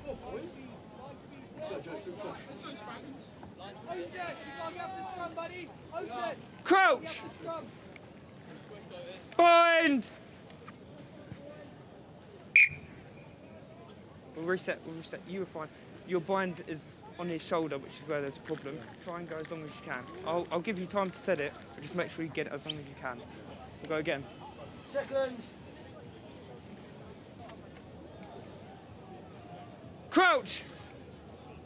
Bind! Set! Good. Berkhamsted feed the scrum. Ball's gone. All Going on! to clear it. Backwards! Ball's gone backwards. St Joe's managed to collect it on halfway and make their way further up. And Berkhamsted have got the penalty. St Joe's isolated. Brilliant work. From here. From here. Going to try and find touch. It's gone really far but hasn't made it. Now St Joe's look to run it back. Good. Tackle, release. Leave it out. Time on our clocks. Referee may see it differently. Tackle. He's coming from the side to tackle. You have to go forward back. From the side. From here. Penalty, St Joe's. Referee giving little indication that that's the game, so we're going to have another go at least. This one does make touch. Pardon? Not yet. Will, that time on there's wrong. We've still got a minute and a half. Still got a minute and a half left of the game, apparently.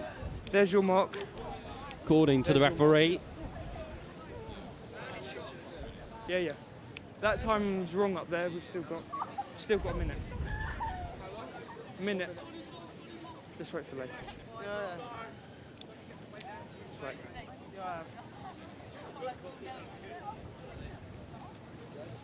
When you're ready. All good, Lucas? So we will run this game long towards 23 odd minutes. Right. Once. Now it's gone. St Joe's will need to see this out. Away they go. Tackle! Onside. Down towards the touchline.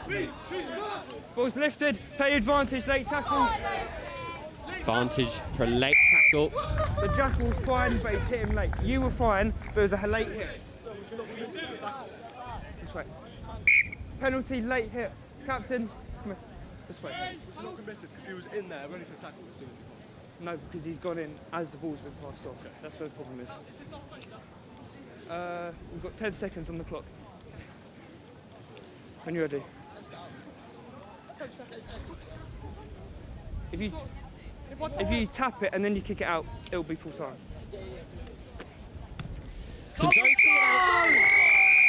They'll head into under 15 final. No, it's Berkhamsted still unhappy with the result. They'll still have a final to play, but for a different competition altogether. So St Joe's get back-to-back victories on home turf. An under 18 win and under 15 win to boot. Final score here on pitch 1, St Joseph's College 7, Berkhamsted 3.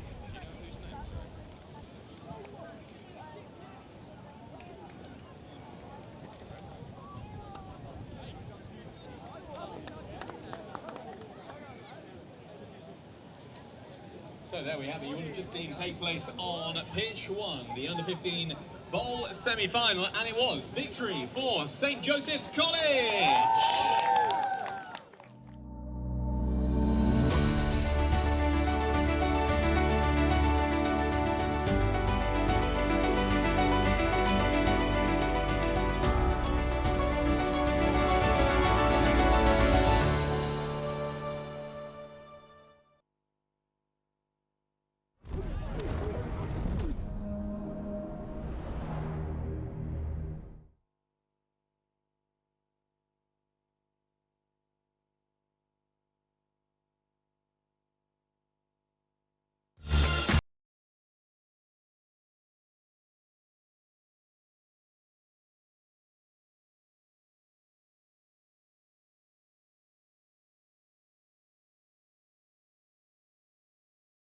Running a business is like a rugby game. Fast-paced, competitive, and every decision counts. Whether you're looking to expand, invest, or manage your cash flow, at Fleximize, we understand the challenges and we're here to support your next move. Our flexible business loans offer top-ups, repayment holidays, and no early settlement fees, helping your business stay on track even when the game changes. With loans from £5,000 to £500,000, Fleximize gives you the flexibility you need to grow.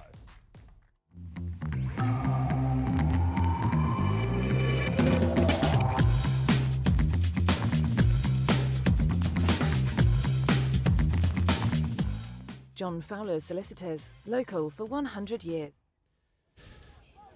Welcome back. It's another case of under-15s action. St Michael's versus Blundell's. Two teams that fared well on day one of this competition, come back for a second day in a semi-final for the main under-15s prize.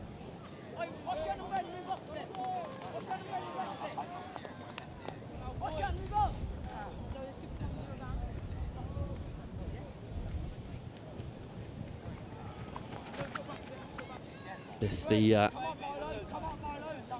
first Cup semi-final, the second one already well underway on pitch 2. Want to go and tune into that. We've got St Michael's versus Blundell's here, an exciting encounter. St Michael's in particular, we saw a lot of them yesterday on pitch 1, were absolutely outstanding. Mirroring the early success that their under-18s have had this morning. We'll see if this can be resumed once more on day 2. Leave it now! Leave it now, Blue! Leave it. Tackle! Leave it now, Blue, leave it!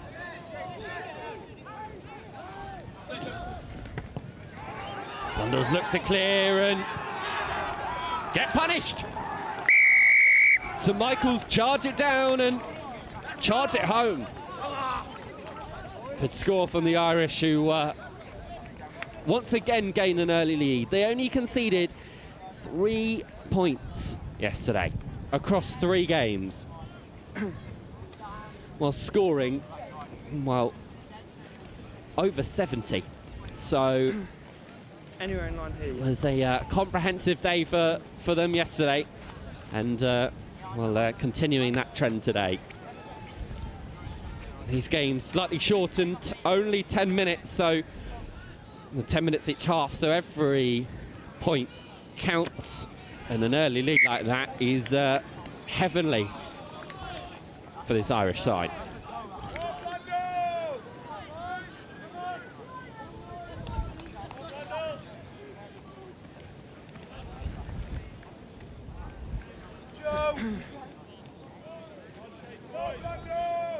Everyone's back 10, everyone's behind the kicker, play when you're ready.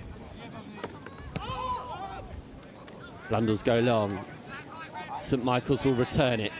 Penalty advantage, high tackle. Significant ferocity. Tackle, release. Leaving that red. St Michael's. That one's gone forward, we'll go back to the penalty. High tackle, that one's gone forward, so we'll go back here. Penalty, really impressive. You wouldn't be yeah, you're on you's good. Shamed for mistaking this lot for an under-18 side, if I'm honest. I think they'd give a fair few of these teams here today a run for their money in the senior category, because their shape and way of play is very mature. How many? St Joseph's College 7. 5 is called Blundell. 24, Felsted now. It's Berkhamsted 3, St Joseph's 7. Ipswich 24, Felsted. We're just hearing over the PA that Ipswich beat Felsted 24-0 on pitch 2 in the other plate semi-finals. So it will be an Ipswich St Joe's final. In the plate, but in the cup, St Michael's are looking to add to their good start. Tackle, release! Up towards the 5-metre line again. There's numbers here if they can use them. Instead they go into tackle, the red and black release! traffic. Leaving that red. St Michael's, this time they go wide. Men queuing up on the outside. Take your pick.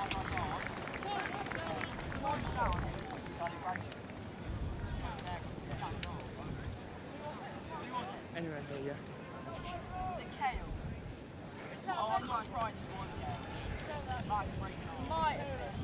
I think it was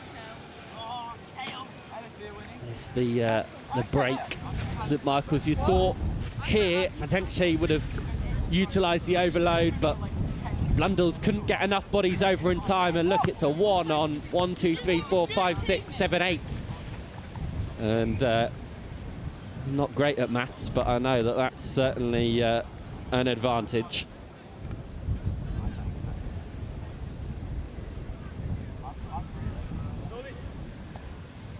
If you want to come and hold it, that's good.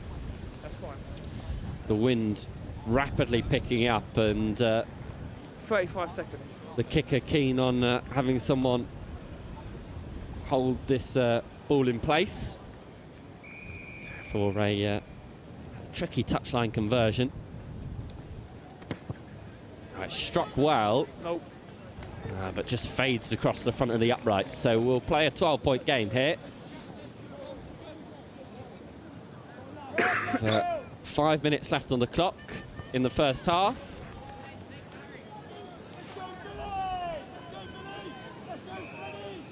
Everyone's back at 10, everyone's behind the kicker. Play when you're ready. Blundell's have, that's pretty much all they've done, is kick the restart. Play a penalty advantage, high tackle. Twice over. Unfortunate collision in the midfield. Tackle, release. Leave it now, Reds.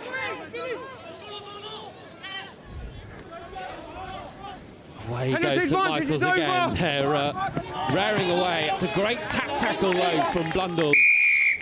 No, he's gone straight off his feet. You would have got it, but it's just gone straight off your feet. From here. Mark's here. Gone straight off their feet. Mark's here. This way. Time's off. Time off as if you just take a step in line with you, you'll get there. I think going to have to make a fourth change. They are. Yeah, you had the advantage. Yeah. We've had for the high And a head knot, which is going to be assessed gone from all the way down there to up here. over on the far side. Free now. Yeah, okay. I'm gonna have a word, but next I'm watching it. Yeah, you know. Where's the captain? Oh, is he got? Who's the new captain?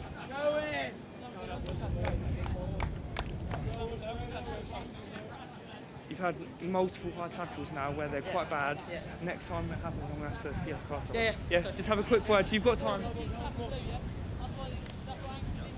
Just wait. Blundell's been told to keep those tackles low. Next one will Blundell's, you good? require more significant action from the referee. Tell you what, this wind is really picked up. We can certainly feel it in the gantry, and it will definitely have an effect on proceedings over the course of the next hour or so. After this game, we've got Kirkham versus Strathallan. That's in the under-18s competition. You're good anyway. Both teams looking to improve on their opening matches. Strathallan just fell short over on pitch 2. Kirkham got their first victory. Now you can come. St Michael's, it seems inevitable, doesn't it? Short, it's short. Short. Short is the No, call. it's short, he's put it over. There's the try. It was short originally, and then... Again. It was short originally, and then he's put it over. Relatively run-of-the-mill for St Michael's.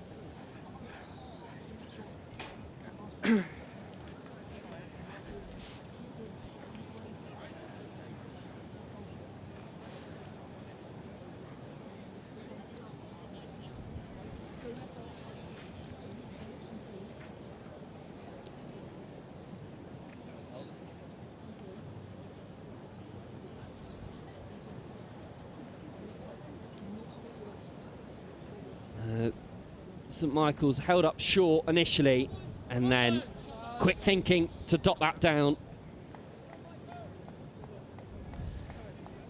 And running through the motions. What a nudge that is.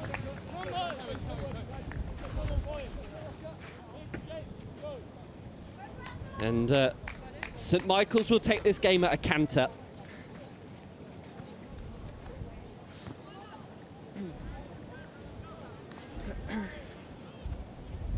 Everyone's behind the kicker, everyone's back 10, play when you're ready.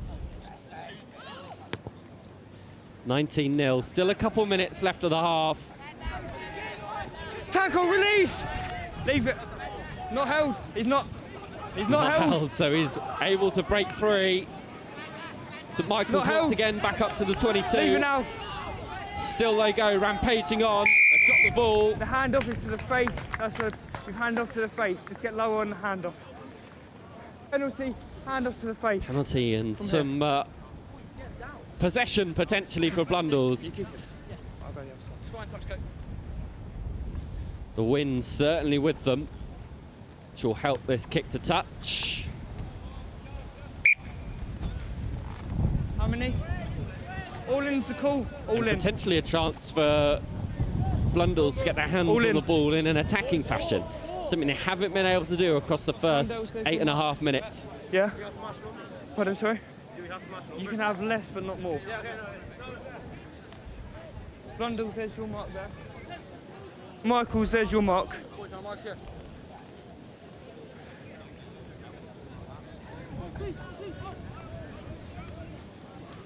Maul!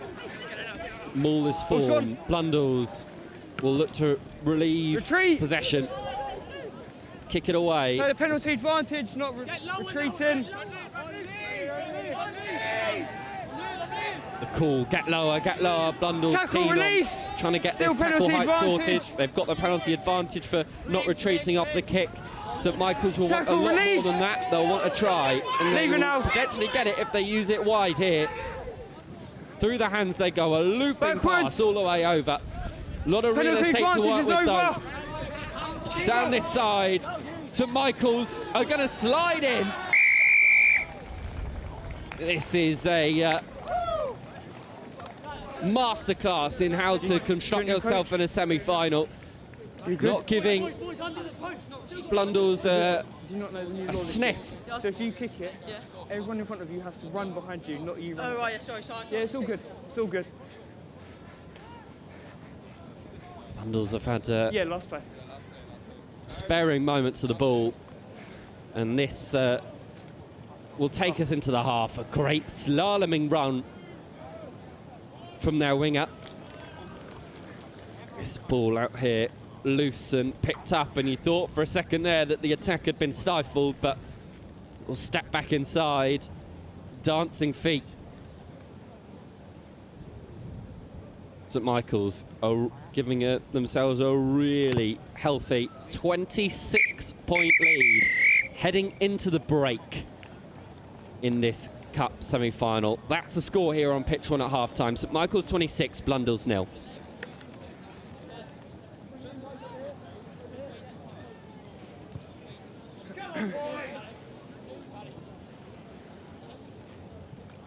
Right then, so half-time in this Cup semi-final on pitch 1. Now, I've made my way just about, I've sort of ruined the trousers coming up, but anyway, I'm up on the commentary gantry, which you'll see opposite where you're watching at the moment, and I found our commentator who's on NextGen15 at the moment. It's streamed all day, so if you have to head away and do some things throughout the course of the couple of days, you can listen to the live stream, and Will's on the live stream. Hello, Will. This is quite the view up here. We can see the whole of Suffolk and St Joseph's College. It's lovely.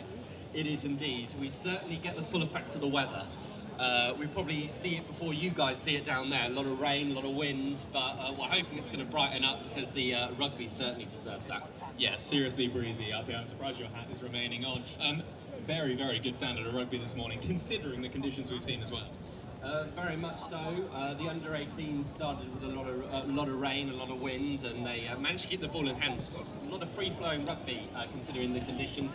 But the last two games, St Joe's under-15s did really, really well, marshalling the Berkhamsted side, and then this St Michael's team have been ever so impressive over the course of the last few days. It's been really exciting to see the close of that under-15s competition today. Well, we appreciate having you with us, and our camera operators we've got up here as well. We appreciate you bringing the pictures to everyone back home and watching wherever it might be around the world. So everybody, please give us a wave, and we can give them a wave back. Give Will and our camera operators a wave, everybody. Come on, there we go. They're waving to us up in the commentary gantry. Right, I'm going to try and get down. I'll see everyone in a couple of hours.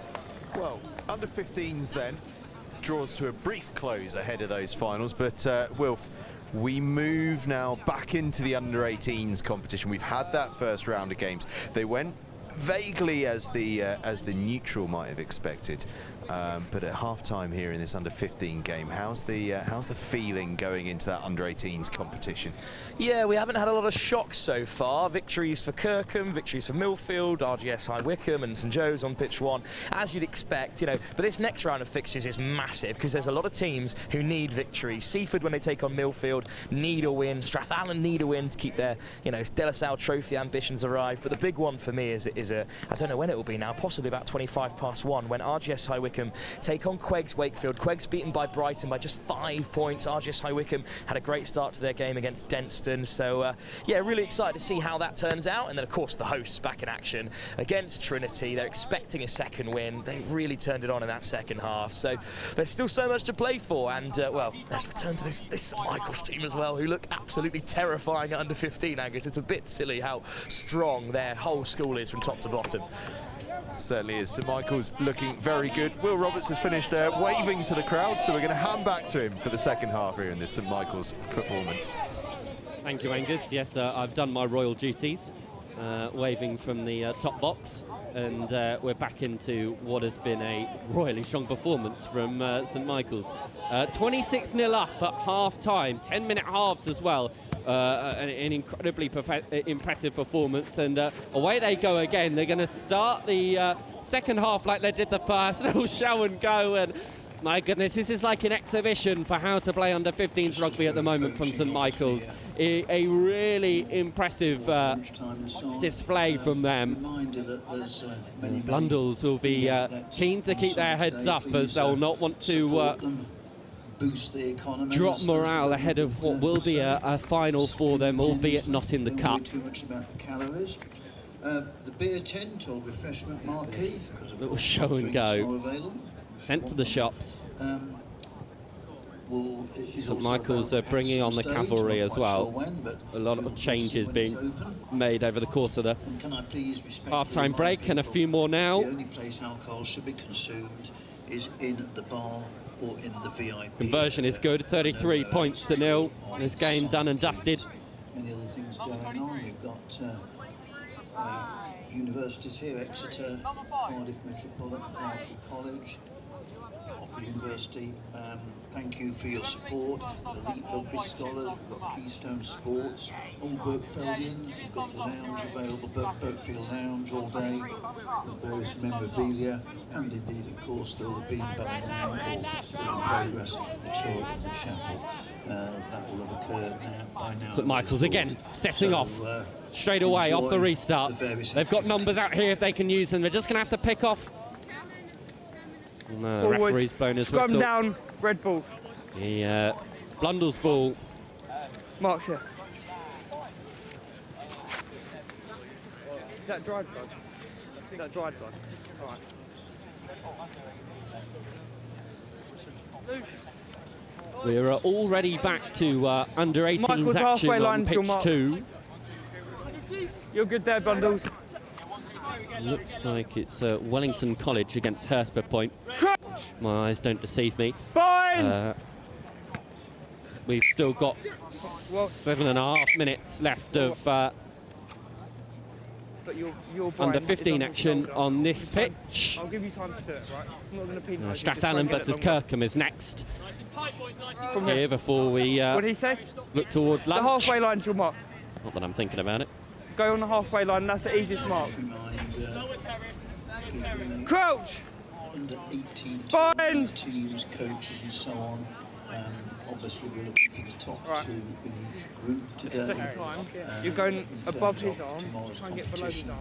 Third and fourth will have a competition, top 2 teams in each group. We'll go one more time. So that's what we're looking for today, which 2 teams. Yeah, he's first and second in the group, in which 2 finish third and fourth. We'll get another 3 games tomorrow.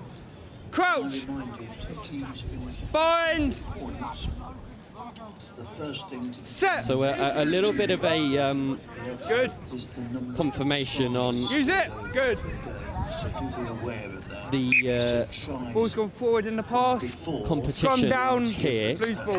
We've obviously got conceded by a particular team. an under-15 cup competition and an under-15 bowl competition. And so these two are in the cup. You're good there. Imagine this will be St Michael's to win, so they'll head into the cup final. That's at 2:30.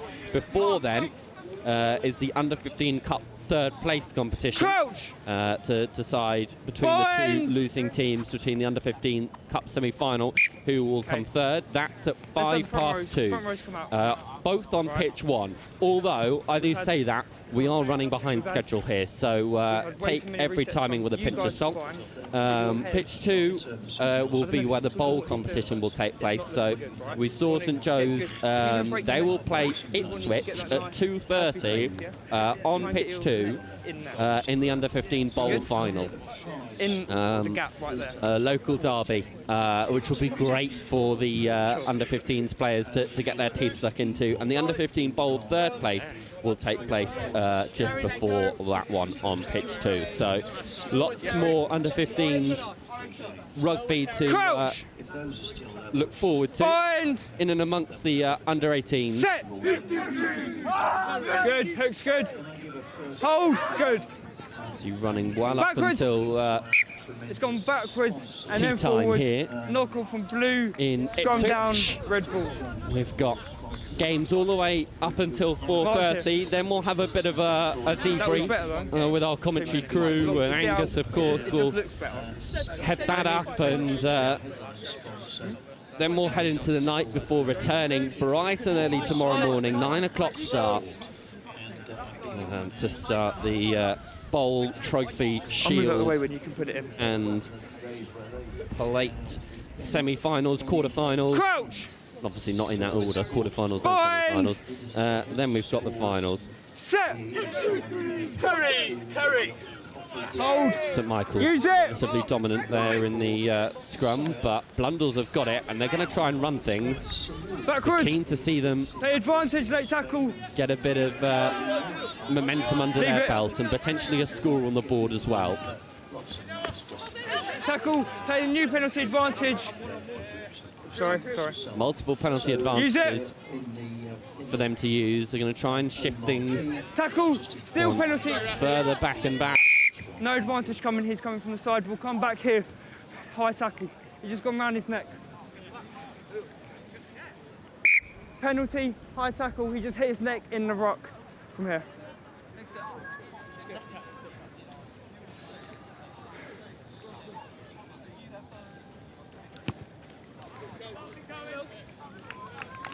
How many? Good kick to touch. Michaels, all in. All in is the call.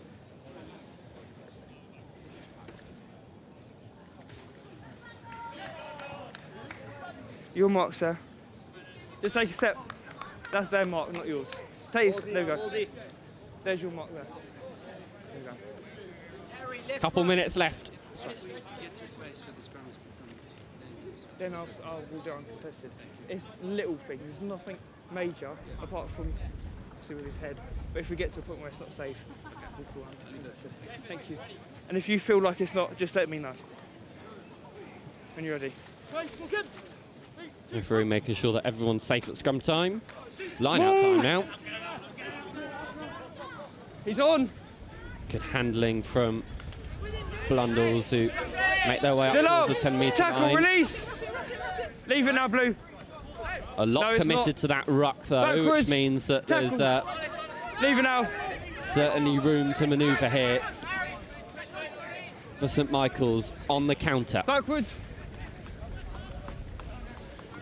Rip is good. Tackle. He's not released him, rolling away. Make sure you, as soon as I call tackle, you let go. Rolling. My bad. Not releasing, penalty, on you. On you. Play it. When you're ready. Kick to touch. St Michael's make it. Hit the ice cream van. Mr. Whitby won't be pleased. 5.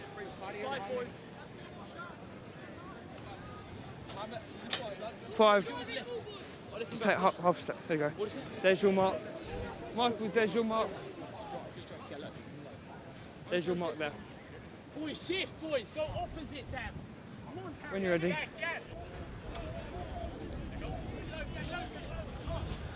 Move!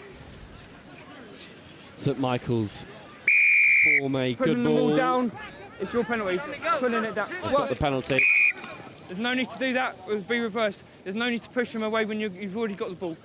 It would have been your penalty for pulling it down, but there's no need to do that afterwards. Here's your mark. A little bit of afters. He's penalised by the referee. No place for that in this competition. Gives Blundell's an easy chance to clear their lines, which they do effectively. 30 seconds left in the game. Blundell's 33 points down, so this game is wrapped. Damage done, of course, by St Michael's in the first half. There's your mark, Blundell's. 26 points in the opening 10 minutes was more than enough to seal the deal. A comprehensive victory. They've cruised in the second half, and they'll be a stern test for anyone who they come up against in the trophy final. Forward. There's confirmation. St Michael's pleased with their performance. Yeah, because you're playing 10-minute halves. They'll go into the final. Yesterday was 12 minutes, but today's 10 halves. Yeah. Thank you very much. Thank you. Blundell's will have another game. Both will be taking place. Thank you. Just after 2. It's all good. Cheers. But don't go anywhere, because we've got some more under-18 action on its way. Kirkham up against Strathallan coming up very soon. But final score here, St Michael's 33, Blundell's 0.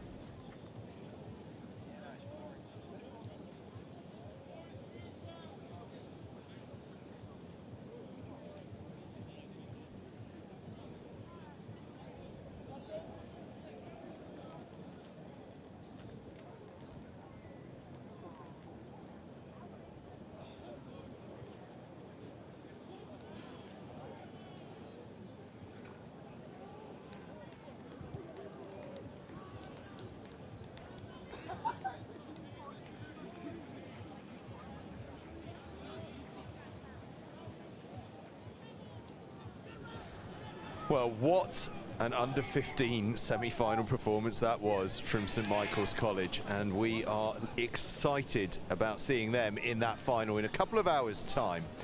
But next up, it is back to the under-18s. Strathallan on field taking on the reigning champions, Kirkham Grammar School. It is some sort of return to the under-18 competition. They've just been holding the other pitch, actually. It's only just got underway because we got ourselves a little bit out of sync. It's Wellington College, the 2019 champions, up against Hurstpierpient College. If Wellington College win that game and Kirkham Grammar School win this game, then they are both through into tomorrow's trophy competition, although they will have a big blast-off game towards the end of the evening to find out who's going to go through top. But if we get an upset from Hurst on pitch 2, if we get an upset from Strathallan here on pitch 1, it is going to be all to play for, because it is going to start getting very, very tight. That's what's on the line in every single one of these games in this second batch of under-18 games. Basically what happens now is we've got a block of 4 under-18 games, one game in group 1, 2, 3 and 4. Then we go to those under-15 bowl final and trophy finals, and over on pitch 2 the third place games, and then it's that final group of under-18 games. On field though, Kirkham Grammar School are ready and raring to go. They've just gone through their pre-game routine. Strathallan are ready to go as well. So I'm going to throw up to Will in commentary, who is going to talk you through this. One of the best in Scotland against one of the best in England. Here we go. Thanks, Angus. Your sort of derby, this. Scotland v England. Strathallan get underway against Kirkham. As Angus just mentioned, Kirkham could book their ticket to tomorrow's quarter-finals with a win here. But Strathallan will not want that. Already they're put under significant pressure. Kirkham doing well to try and get over the ball. Gregor McIntosh working hard at 9. The ball's been stolen by Joe! Archie Idden gets it away. Harrison Causey, the vice-captain, wearing 6. There's a right-hand Sheldon. Domineering figure. Out the back it goes. Glue to Freddie Ferguson, who'll be keen to make amends after his yellow card in the first game. There's Charlie Bray again. Part of the second row partnership for Kirkham and indeed Sale, accompanied by Jasper Johnson. Here it goes. Kretner scored 1 in the first game, but can't get it away to Alex Wood on that left wing. Not now. Touch someone. Yep, I got you. Even though Kirkham, who's the front? Formulate a finished product. Kirkham running through the motions quite nicely there. On the AR, please.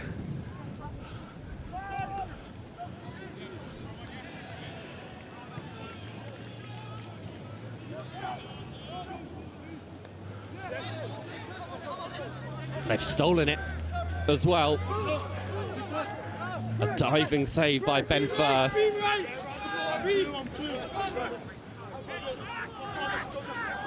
There's Johnson. No advantage. Phil. Strathallan have got it. No advantage, gents.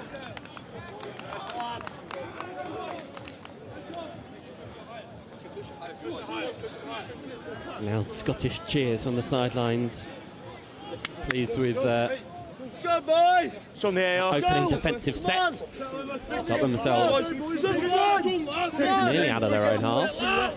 Get some way through.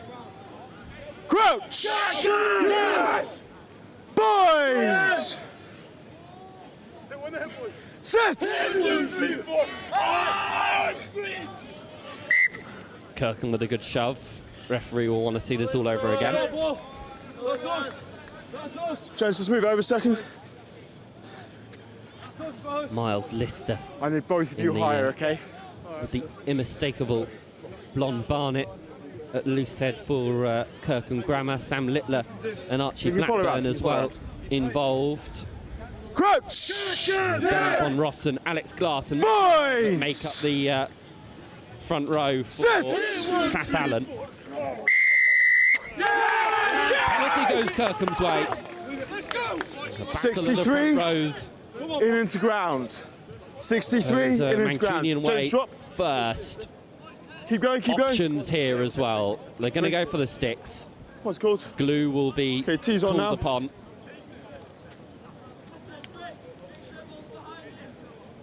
Responsible for 8 of Kirkham's 13 points in the first game. Isaac Glue actually went for a penalty around this sort of position in this first match. He'll want to do something similar again here.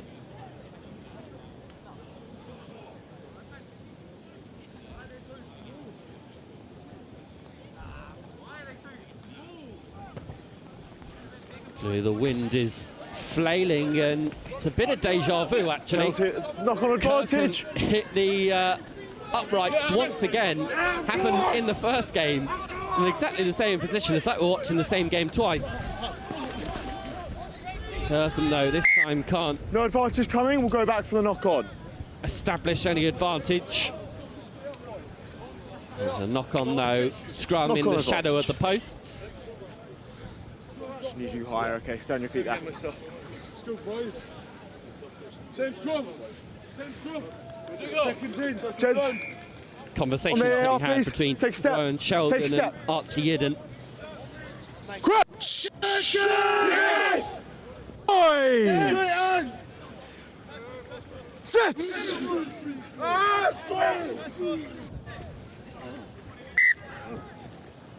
Down again, gents. Again, referee not happy with the scrum. Smiles. Go on, keep an eye on them. You okay? See Mark, gents. Strathallan, you may see, not wearing conventional shirts necessarily. I'm looking at it, I'm looking at it. Their gold numbers have got shirt numbers going all the way up into the 50s. Crouch! Brilliant for commentators. Binds! Sets! Commemorative shirts. Certainly standing out, but they're getting pushed back at the moment. Kirkham. Penalty advantage. Go down this offside. blind side. They've got options here. The step back inside is good from Alex Woods. It's gone backwards for me. And now he's going to let the bigger ventures head towards the try line, but repelled well by Strathallan.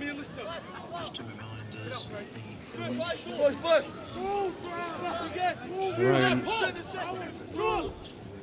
wall being built, and still Kirkham playing doing really advantage. well to keep the ball there. Archie Eden venturing into contact. Krippner gets it out the back. Jasper Johnson. A rampaging run from Miles Lister. Round the corner again. This time it's the other prop, Archie Blackburn. Number 10 offside. 10 offside. Yeah. On the line. Finley Anderson 10 was caught offside. And wait for the tap. This is going to be penalty. Jasper Johnson territory. Let's go, gents. Okay. No, it's Close calls. Glue who will take the easy 3 points, you'd assume. We're back up to 12-minute half, so halfway through the proceedings in this game.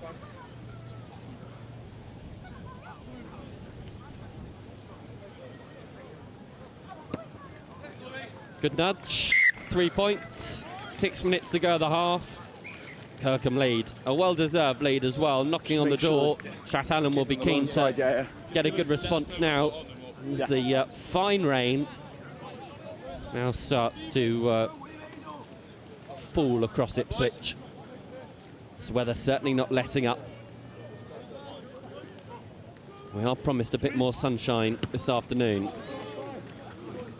I'll believe it when I see it. Knock on. Alfie Guthrie just not done by Blue. Spilling it. Next job. And that fine rain certainly causing problems. There's Mark. Hey, boys, lads, win this scrum for Guff now. Win this scrum. Win this scrum, boys. Win this scrum for Since Guff. last time was better, let's keep that high, okay? Keep that high. Kirkham keen on helping each other. Crouch! Bind! Sets!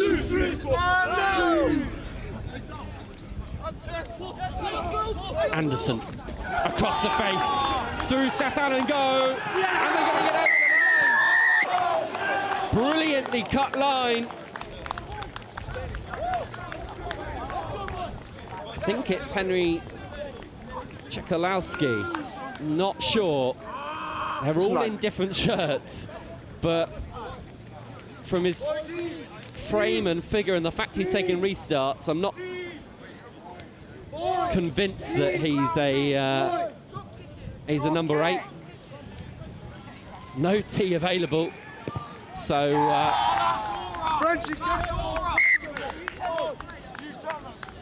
they're going for the drop kick, and it's now a 4-point lead now for Strathallan. In fact, Kirkham trail.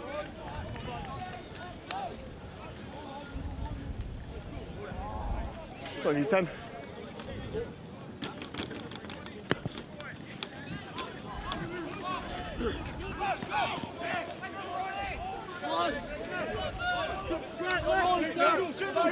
No, don't hold him in. Don't hold him in 9. That's inside. Anderson clears it long. Blue lets it bounce and sets away Sheldon, who, like a good cinema usher, puts people in his seat.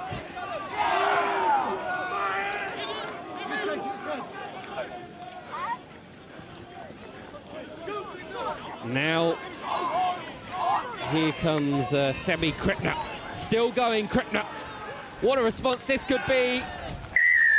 Alex Woods slides in. Well, that try had everything. Power, pace, precision. Really well worked score from the champions. Looking to retain their crown. And that's the sort of rugby you need to play to do it. Crickner thought for a moment there he'd been caught, but shrugs off defenders really well and sets it up in the corner. Wood just sliding in, almost the tackle, 15, aiding in 15 to get over the whitewash. And Kirkham regain the advantage on the scoreboard.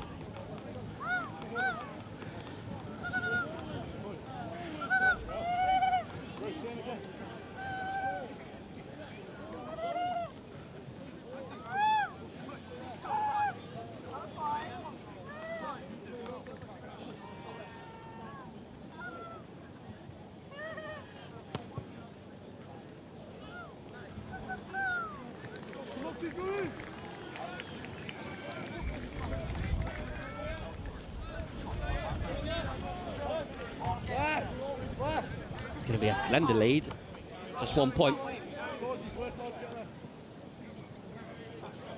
Seconds left of this first half.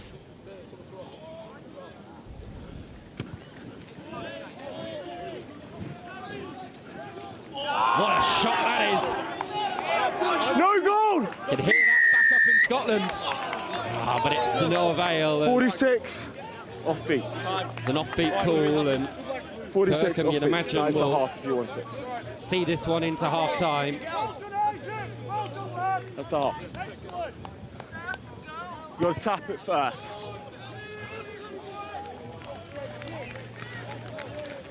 Oh, they're going to play. Look at this shot. Ooh. Big hit. Really big hit. Who's the front? That's your mark. Well timed as well. Five. Gents, you've got the AR there. Ill discipline.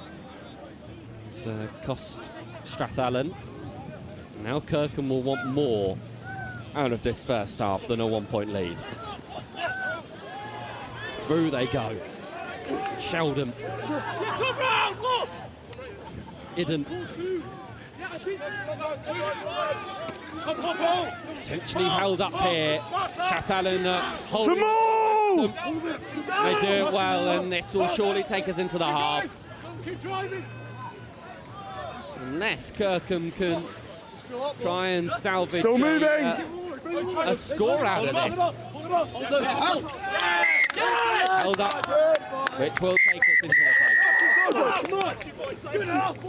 Some good defensive acumen from Strathallan, and a well-cut line has certainly surprised the reigning champions. But Kirkham do have the lead heading into half-time oranges. Score at the break is Kirkham 8, Strathallan 7. I won't make got the wrong sport joke or anything like that. Who are you here supporting today?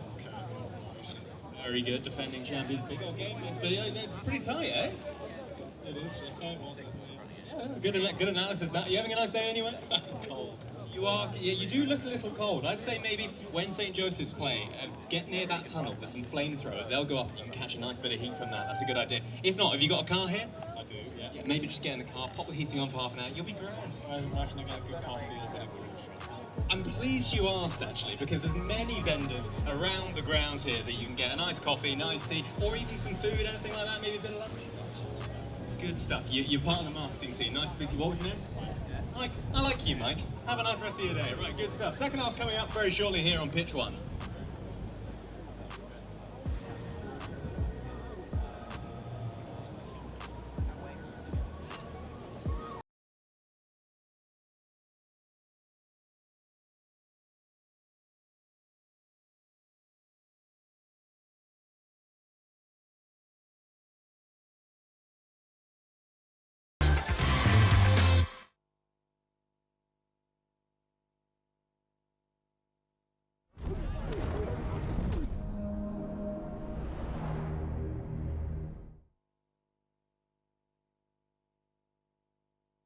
Running a business is like a rugby game. Fast-paced, competitive, and every decision counts. Whether you're looking to expand, invest, or manage your cash flow, at Fleximize, we understand the challenges and we're here to support your next move.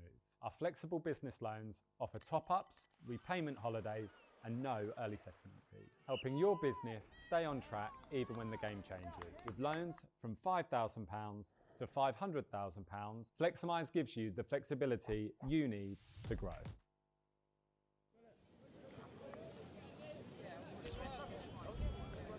Welcome back, and we return to weather that these two teams in particular may be fairly used to. We're certainly not.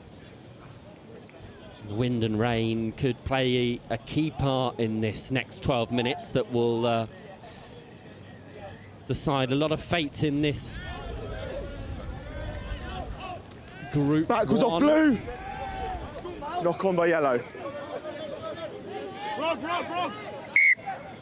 No advantage. Not Tommy. Yeah.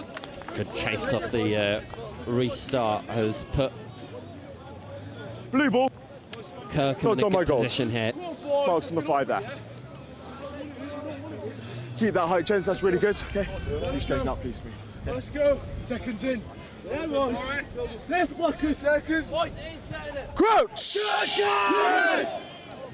Bind. Sets. That's us. That's us, boys. I manage it. Okay. Both of you, okay? Height up there. Go on, get it. Boys, should it go? Seconds in. Yeah. Crouch. Yes! Bind. Sets.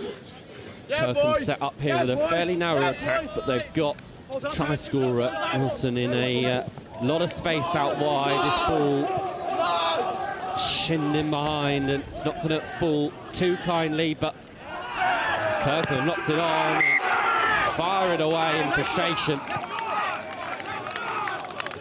Strathallan has certainly fired up. Fired up and then some. Massive scrum, boy. There's your mark. Win this scrum from them. Again, height was good that time. Let's keep it there, okay? Height that time was good. Go back to the seconds in. No ball. Win this scrum now. There's a ball over there. No ball. There's a ball. Yeah, ball, boy. Press. Pretty much opposite weather to Time's off, Wimbledon, gents. but the cool new balls please still rings around. Okay, time on. Seconds in. Let's go, boys. Seconds in. Win it. Let's win it. Crouch. Yes. Of course, it's got quick. Bind. Sets. Penalty goes to Strathallan. Leave him, man. They take it quickly as well, no time being wasted. A boot lost in battle as well. Lying vacant on the 10-metre line. Another penalty advantage. Strathallan have come in really well into this second half. Picking the right line. 13 offside. More offsides, and 13 going to go for the offsides. posts. I think they will. This to take the lead. Strathallan with a chance to start their upset. Yeah, thanks. So I'll have a chat with the next one. Cool. Thank you.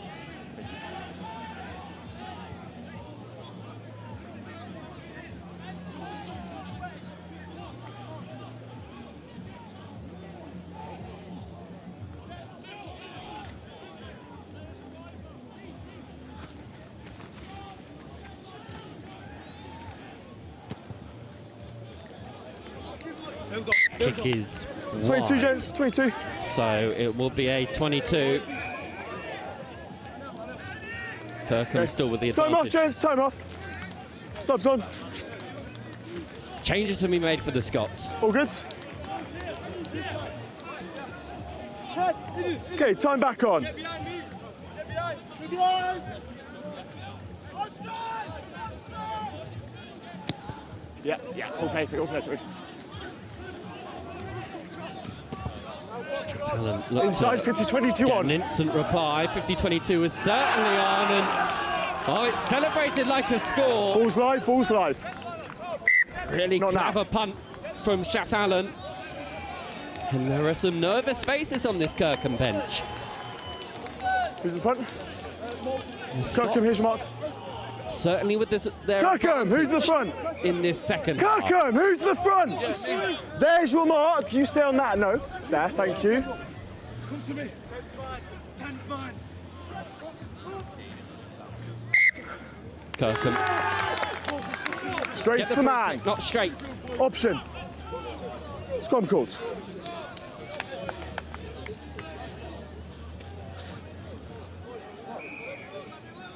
Boys, scrum in there. Your elbow went to ground there, okay? I need you to stay up. I'm watching. Okay. Your bind needs to be longer, okay? On the back, please. That's your mark.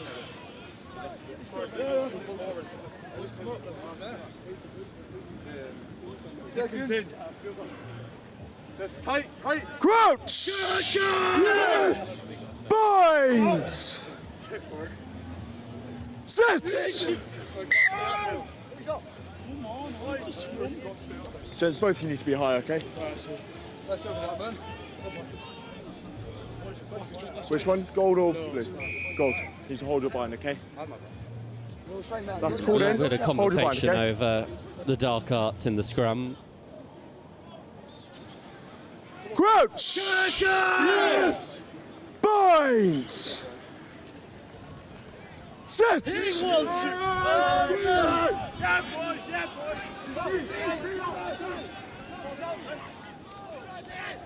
Away goes Sheldon, who tries to rid himself of defenders.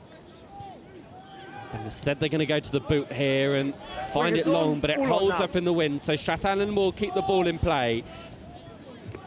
Through they go into the Kirkham pack, a place that not many attackers like to fend them for themselves in.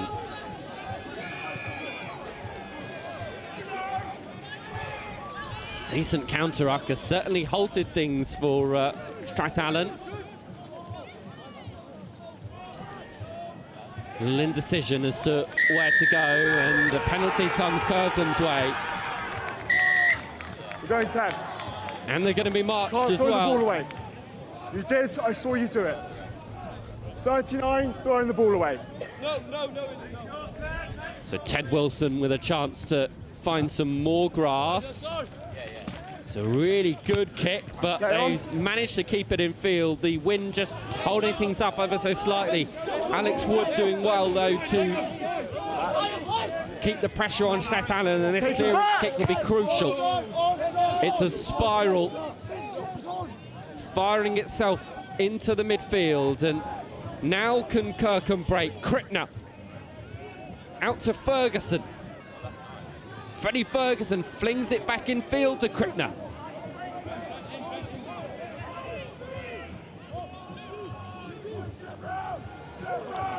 Strathallan certainly caught short on this open side. Glue comes out the back. The pass is a really good one. Comes off the feet of Wood.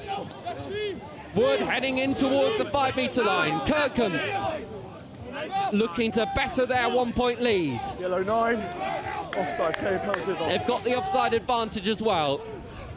Sheldon underneath the shadow at the post. Penalty advantage. Carry from Causey. Still got the advantage. Referee makes it known. Little chip in behind.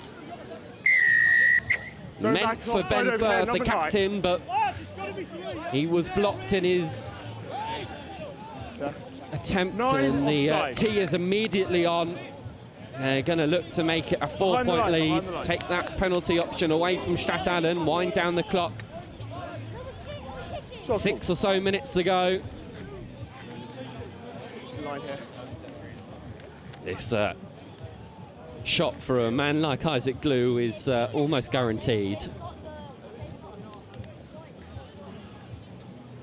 He'll happily take his time and convert the penalty. So Strathallan now have 4 points to regain over Kirkham. Changes made for both teams.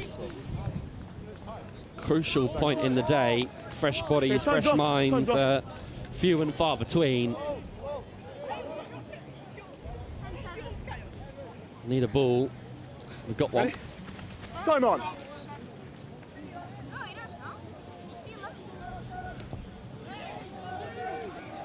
Good kick goes really long, and Kirkham leave it, which is dangerous play, and they're forced all the way over onto their own goal line, and it will be a Strathallan ball.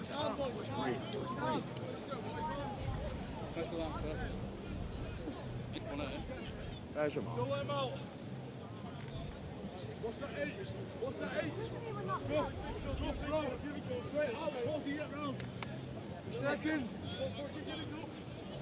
Crouch! Binds! Minute left in the game. Strathallan with this scrum. If they score, you'd have to argue that it'd be little way back for Kirkham. Play on, play on!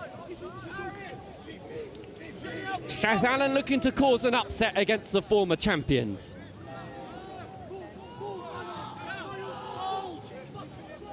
Poised and waiting, the ball comes flying out, the backs will use it, crossfield kick, it's gutsy. Where's this going to bounce?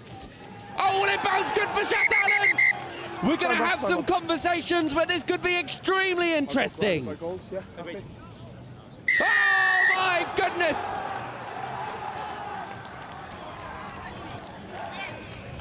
The Scots with absolute scenes here on pitch one. Behind the sticks.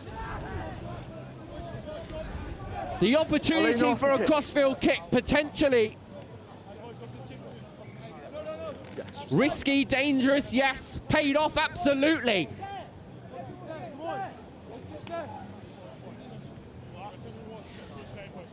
People will review this. They'll have their own decisions to make, but the referees on the pitch at the time had one call, and they gave the try. This crossfield kick from Ferguson had to be on the money. The touchdown, good, and that's the game! Oh my goodness! The men in gold bringing sunshine in the rain. Kirkham hold their head in their hands. St Joe's is known for their upsets, and we've seen one right there. Final score here on pitch one, Kirkham Grammar School 11, Strathallan 12. What a game. Wow, what a game of rugby. What an upset. The tournament has just been turned on its head. Strathallan taking the victory dramatically there against Kirkham Grammar School. Wow, defending champions beaten. What a story. And that has just turned Group 1 upside down. Over on pitch 2, Wellington College result take place on pitch 1 with Strathallan beating defending champions Kirkham. What that means, if things stay as they are, is we are going to go into that final game this afternoon in the group, where Wellington College and Kirkham Grammar School will be facing off, and Kirkham Grammar School are going to need to win that. We are in big-time competition rugby here at the St Joseph's Festival. That is the sort of thing that we love. We love the drama. Strathallan, we told you about it in the preview show. They wanted a big scalp, and my goodness me, they've got one. And talking about big scalps, congratulations, you got a great we've got another cracker coming up now. Millfield against Seaford College. Millfield, of course, the record holders here, 8 titles to their name. We're going to take another look at that try while I just talk you through this. Seaford College in need of a victory.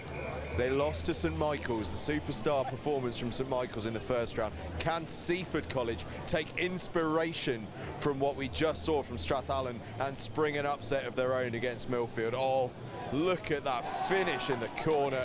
That is how you turn a tournament on its head. Wow, we are in for an absolutely fantastic afternoon here. Charles Heffron just out there in the midfield doing the toss for Millfield. Looks a little bit disappointed with the way that's gone, so possibly they've lost that toss. I'm just going to have a quick look across to the other pitch. That has now finished. Wellington College have beaten Hurstpierpient College. So here's how it all matters as we go into that late afternoon session in Group 1. They're coming up after the under-15 finals. Kirkham Grammar School will need to beat Wellington College. Strathallan will need to beat Hurstpierpient College. But here's the kicker. If Strathallan beat Hurstpierpient College and Kirkham Grammar School don't beat Wellington College, Strathallan are going to be through to the trophy. If they both win, well, we're on tri-count, and that could get pretty interesting.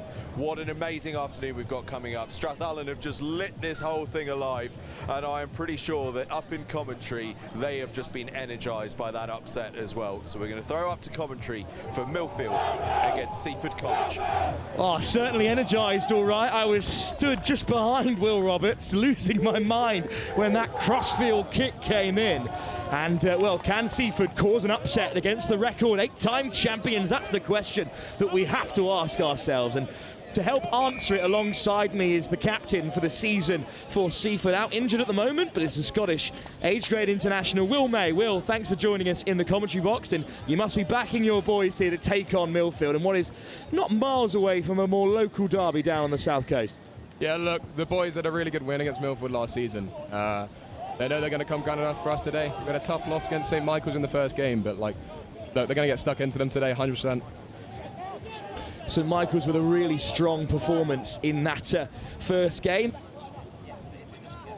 and it'll be a bit of an ask for Seaford to turn it round against Millfield here, who also got off to a winning start against Berkhamsted in St Joseph's College's very own group of death, which it absolutely is. I mean, Will, it is one of the toughest groups that this tournament's ever seen. And it must be, well, I mean, what was the reaction from Seaford when you saw such an unbelievably talented group? Yeah, look, we're a strong group, and we're never going to stay down to a challenge. Like, I think the boys, take the line, guys. They're playing Millfield again. They're quite excited. You know, seeing we beat them last year, as I've already mentioned. But no, yeah, look, the boys are excited about it. Well, a good defensive set to start things off from Seaford following the kick-off, but Millfield win the pen and go to the skies. And now their first attack in the set of the game through Connor Donoghue. What a line that is. Round the corner goes Ernie Jackson. Jackson gets the offload off the deck. Slipping through the tackles this time is Morris. And over in the corner goes Fred Lomas. And John Mallett's side taking an early lead, just a minute and a half in the game. On you. Thank you.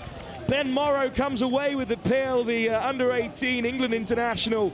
He'll be nudging this conversion, but what a move off this line out this is. Pinpoint accuracy from Ellis James, the head of school at number 9. That is some line round the corner from Jackson. Great offload off the deck. Popped over the top from the basketball pass to evade the last defender in Jack Golding. And, well, your hand signals from the top down to the bottom deck is just for everyone to calm down a bit, but Will, that was an excellent try. Yeah, no, fair play to Millfield. Good first phase strike off the line out, but look, our boys won't back down, we'll go again. They certainly won't. Seaford quick to respond. The conversion is wide from Ben Morrow, who is absolutely one to watch in this crucial game.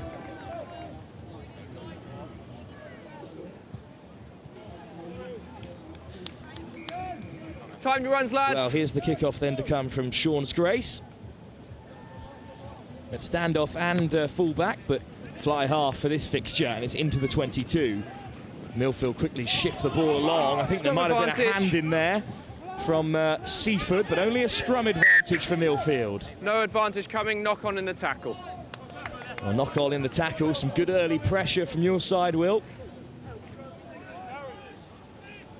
And now a chance to disrupt at scrum time. Here it is from the kickoff. Scrum, give each other time flying and space, into the please. tackle there, clearly not intentional, so only the knock on off the hand of Harrison Edwards. Crouch! Or in fact, it was off the hand of Jack Bind! of Harlequins. Set! First scrum of the game, Millfield are up by 1 try. And it's clean exit ball for them. Well, they look to take them on from at the first time of asking then. Here come the wheels on the outside. Excellent run there from Jonah Miller, who's broken into the first team this season. Strong tackle there by the stand-in captain, Elliot Giles of Bath. And then chipped in behind by Donoghue.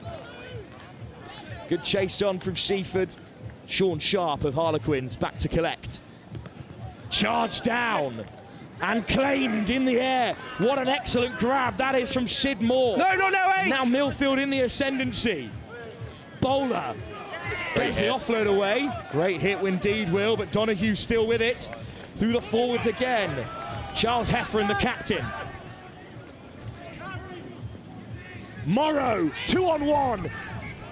Cutting back against the grain, Miller. Almost up to the 5. Seaford over the ball. What a turnover. There's no one over there holding on, number 23. What a time to do it.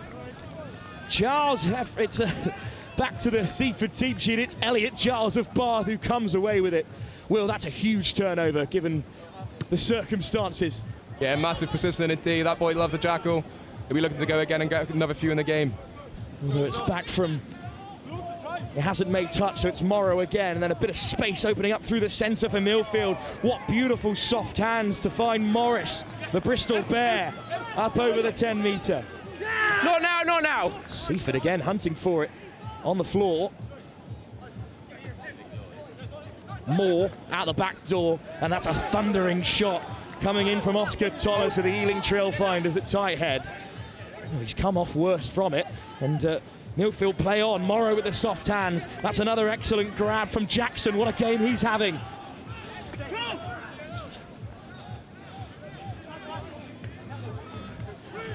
Back in the danger zone here for Seaford. Carried on by Cody Purnell. To the short side they go. In comes the big don't argue. The offload as well. Crashing over the line. Charles Heffron, the Saracen, has Millfield second. So persistent in their play, so powerful in the carry. Lovely offload back on the inside from Eddie Lloyd, the former St Joe's back rower. And then one more offload was enough. Heffron powers over from short range. That's a really beautiful flashed pass. And then they just got in behind Seaford there. And when you're 5 yards out, stopping a man like Heffron is easier said than done, Will. Yeah, no, I think we've got to win our collision in the defence. We're looking a bit soft at the minute. And I think that's going to have a massive impact on that game if we can change that in the next 10 so minutes. Job's not done. It's a great effort from way out on the right-hand tram line for Morrow. He adds the extras. Millfield make it 12. It's unfortunately the end of the game, I believe, for Oscar Thomas there. And he's a big loss in the front row. Really talented player. Hopefully he'll be... We'll just wait for him to leave the field, OK? He'll be all right. He is able to walk off the field. And we'll just hold until... replacement on already. He is, in fact, off the pitch. On as a substitute, Harry Liddle at 16.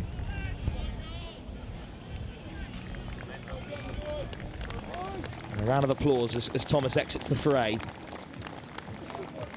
OK, when you're ready. Sean Scrace. Goes a little shorter this time. It's certainly contestable. It's tapped back Seaford's way. Unfortunately into touch. But that's a little bit better. Some better intent, Will, you must say, from your side. Yeah, definitely. I'd say when we're not having the ball, like I said, we need to front up a bit better, start managing the game. And look, I still think we're in this. Just 2 quick tries from Millfield. Fair play, they played well. But look, we won't stop. It's a Millfield line out. That's another really clean line out that Duke Bisley plucks out of the sky. And the captain. Great hit. Well, that's a huge shot coming. No hands there, White! I believe Josh Andrews there. Yeah, it's his second in the game. He's doing well, the boy. It's another great run from Jackson, but he's just about brought down. Morrow flicked out the back. And Miller can't free himself this time. Heffron with another Not now, White! He's certainly getting through the yards. That's a good pick up off the toes from Donahue. Ball in behind, and it's been picked off by Scrum Seaford. advantage over. Gets away with it, and then finds an offload. Big chance. Giles down the blind side. Wadman there again. Scrace Scrum gets the advantage. tip on, but it's a big tackle, and it's a turnover from Millfield. Scrum Chipped advantage in behind. over. Bit of work for Sean Sharp to do. He gets out the dustpan and brush for Seaford. Nice footwork from Sharp and the Harlequin. Up over the 22, there's the fend. Looking for the offload. It's a great pass as well, but over the ball go Millfield. Lovely attacking play there from Sharp. Big carry from Andrews. First man. It's a great turnover from Purnell. No, not now, 18. International has it back. And the game's really opening up here. Penalty advantage. Some carry from Lloyd. And then taken through the breakdown as well. He is first man, we come back. And everyone can take a breath. What a few moments of play White that offside. was, Will. Yeah, great stuff from both sides. Great jackal from 40. Some break as well from Sean Sharp. He's got a lot in his locker, the fullback. Yeah, he's a talented boy. Especially when he backs himself. Hard to stop. In the meantime, Millfield pick out the touchline. They'll have a line out inside the Seaford 10 metre. They trail by 2 tries in the early stage of this first half. It's Berkhamsted in action against St Michael's. Millfield St Michael's, the final game of the group. If things stay the way they're currently going, that'll be the group decider. Oh, it's just through the hands this time of the ever-reliable Duke Bisley. But then it's been knocked on, unfortunately, on the regather by Seaford. Strong advantage over, taken back into the half. There's a little bit of extras over on the midfield, and thankfully that kick has rolled dead. Scrum back, all the way Seaford. back for a scrum. Seaford, But there are scrum back. plenty of referees in action, including the sideline officials, so they've waved that away. Scrum back or 22? Scrum called. In the end, a good outcome for Seaford, Will. Scrum is just inside the half. Yeah, we'll take that. Boys got to build back into the game now, manage the game in the right areas.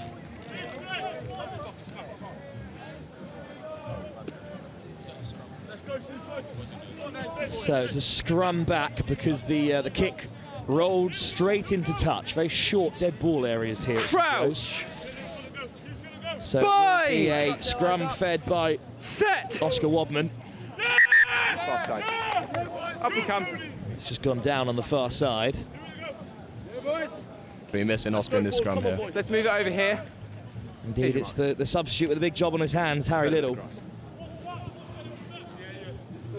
Isaac Smith still holding down the loose head. Wadman with the feed. Split field behind this scrum. Expecting to see something special if Seaford can get it out the back. 100%. Powerful Millfield drive. It's not easy to find yourself on the right side of the referee's whistle at under 18 level. And your weight only, nothing more, okay? So Cody Purnell powered through there, but he's actually been told by the referee to just relax a little bit and hold his weight in the push. He's with Bath and Wales. Crouch! The loose head. Well, tight in this occasion. Big D here now, Mill. Set! Massive D. Seaford with the scrum feed. Hold the shot now, Green. And it is away. Giles picks it off the back, finds a nice out the back door offload to free Sharp. Sharp tumbles into a no hands now, Green. Blue, green and red. Carried at first, receiver by Ford. He is on his own, but he gets the offload to Little, who's hammered in the contact by enough, 18. Bowler. Another bar. No, leave it now, let him play it. Slow ball for Wadman. Unplayable. Oh, and the call is unplayable, so we're back for a scrum. It's just an unplayable ball. Maybe Seaford are a little bit unfortunate there, because it could have been a penalty. Yeah, I have last play. Here we are then, last play of the first half. Big chance though for Seaford to get on the board. It's a Seaford player holding in the Millfield defender there, hence why only a scrum called. But important that you create something off this Crouch! Will. Hopefully, yeah. Hopefully the boys lock out and get some quick ball. Set! Jack Cosgrove stands off. Hold the shove now, Green. His fly half in a promising position to strike, and here he is. He's wrapped up by a number of Millfield shirts. Making his debut today from year 11. Deserves it. Carried on by Giles over the gain line. Wadman through the forwards again. It's just been put down. Advantage. And now it's a chance for Millfield maybe right on the stroke of half-time to create something. Lloyd gets the offload away, but it's been intercepted by Henry. Seaford have it back. There's a player down for Millfield in the backfield. Advantage. straight back to his feet. It's Connor Donoghue who's out of the line. That's a nice carry by Andrews, and it's a penalty advantage then for Seaford. He goes to the box kick. Up goes Morrow. He's hitting the catch. Will come back. No advantage. And a chance for Millfield to make a change because Donoghue is really struggling. 18 green, never back on side. Stay on the line. Penalty against Sid Moore, the industrious prop who's had a good game so far. And we'll have time off while Donoghue receives some treatment. This is a massive moment in the game though for Seaford, Will. Yeah, look, we've done really well to come back from 2 tries down, stay in the game. Stayed in their half most of the game, and look, we just got to capitalise on that now. Start putting points on the board. Like I said, look, our boys won't stop. Millfield just the more clinical of the two sides, as they so often are. That's the difference at the moment. There is certainly going to be a change in the offing here. On comes Alex Duncan, the Scotland under-18. Usually a 9. So you imagine perhaps Ellis James of Bath may move to fly half. And Donoghue leaves the field. Hopefully we'll see him in action later on after he can receive some treatment. Millfield with one more game after this, of course, and it's the biggest of the day against St Michael's. Currently at half-time against Berkhamsted over on pitch 2. Having played them already, Will, what do you make of that St Michael's side over from Ireland? Yeah, no, there were some big boys. A strong side who like to play wide as well, and I think they were a tough side for us to have at the first game, to be honest. But look, it's a good wake-up call for us. Hopefully we can pull a result here in the second half, maybe get some points on the board before. And look, we're not done, like I said. St Michael's are a good side, fair play to them. Let's go now. Well, we're deep into overtime at the end of the first half here. The ball is loose, but it does fall the way of Seaford and Josh Andrews. Well, scrum advantage is no good for Seaford because it will bring an end to the half. In the line out. An unfortunate end for Seaford, who were fighting their way back into this game after 2 early tries, put Millfield 12 points ahead, and they were both stunners, to be honest. Firstly, through the forwards, just some excellent movement, and then from the scrum, that great set play move. 2 tries of real class. And that's got Millfield ahead by 12 unanswered points to Seaford in their second round of group fixtures. Millfield looking for their second win, having beaten Berkhamsted earlier on today. Their deciding fixture, if things remain this way against St Michael's, will be later on this afternoon. Will, the Seaford captain, what's got to change in that second half? Yeah, look, I think we've just got to start capitalising on our opportunities. Like, we've come back really well from 2 points down, started fronting up. Millfield look a bit less clinical. Hopefully I don't jinx that. But yeah, look, keep ticking at it. 12 minutes to go. Like, look, it's still doable for the boys. Absolutely, there is still much to be played for in this fixture. Seaford chasing their first win at the St Joe's College Festival in the absolute group of death, the hardest group that this 38-year competition may have ever seen. Seaford against Millfield, they trail by 12, but there's still second half to be played.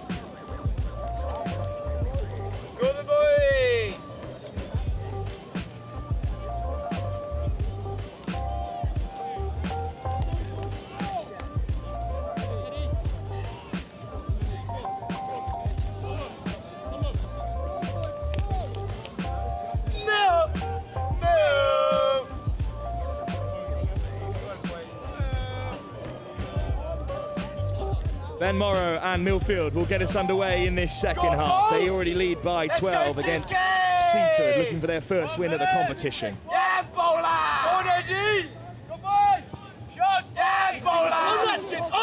Skips on that, Skips. It's been won back by Millfield, as you can hear over the pitch microphone. They're having a great time down there. Let's go, City. Crashing through the contact there is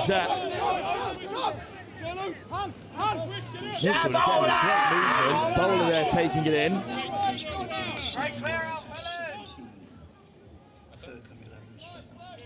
Nice double shit there. Got that.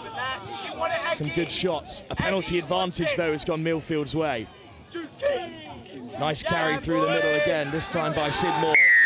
It's a good turnover. No we come back for the advantage. penalty. 5 white, not rolling away. That's an excellent start to the second half for Millfield, Will, you must say. Shot called. Yeah, did well to get the kick off. Fair play to them. The shame, 'cause I thought we ended the first half really well. Yeah, cheers, Ricks. Yeah, boys.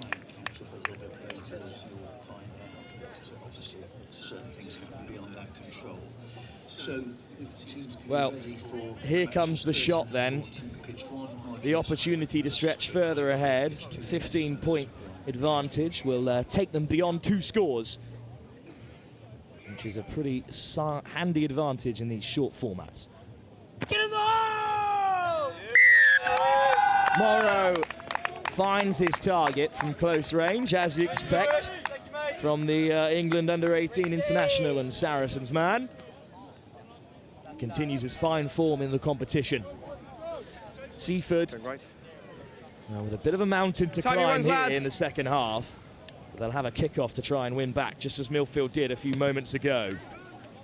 Up it goes into the 22, safely back into the hands of the Millfield faithful, Dylan Parry Cooper, with a decent carry as well. And crashing up to the 22 through the forwards, and now they'll look to exit. Inside. Ellis James has slipped in at fly half, and he's found touch outside the 10-metre, but it will be Seaford with the line out. Will May alongside me for the second half. Green, Scotland under-18 and line, Seaford captain. This is a big chance, and when you're playing a side like Millfield, you have to take all of them. Yeah, look, our line-out's been good all season. I think we've had a bit of a tough start of it today. It looks like we've got only 2 jumps on the pitch, which isn't a great start. Let's go. But there's still time to play here. Up the front it goes. That's a great pick-off at the line-out by Seaford under pressure. Owen Osborne. And then a really good carry as well. Not now, Green, hands away! The referee called hands away. Hands on ground, then on ball. Hands indeed did not. Number 9, hands on ground, then leave ball. the field. So Josh Andrews has drawn a penalty out of Ellis James. Millfield head boy. And that's a great kick from Sharp right into the corner. Seaford's best chance of the game. Put your hands on the ground first. And Will, okay? that strong line out of yours really needs to make an impact now. Yeah, look, we're going to pack a punch here, I hope. Get over the whitewash. Seaford need 2 converted tries, plus some extras from a penalty perhaps. They trail by 15. They've still got plenty of time to get in the game. A try here would make a world of difference. Jack Golding quickly into the line out. Instead they go to the tail.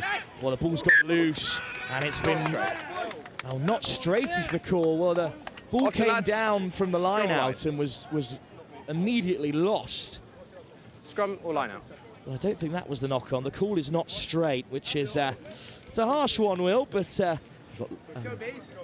referees and assistant referees, of course, along the line, so he could see it better than us.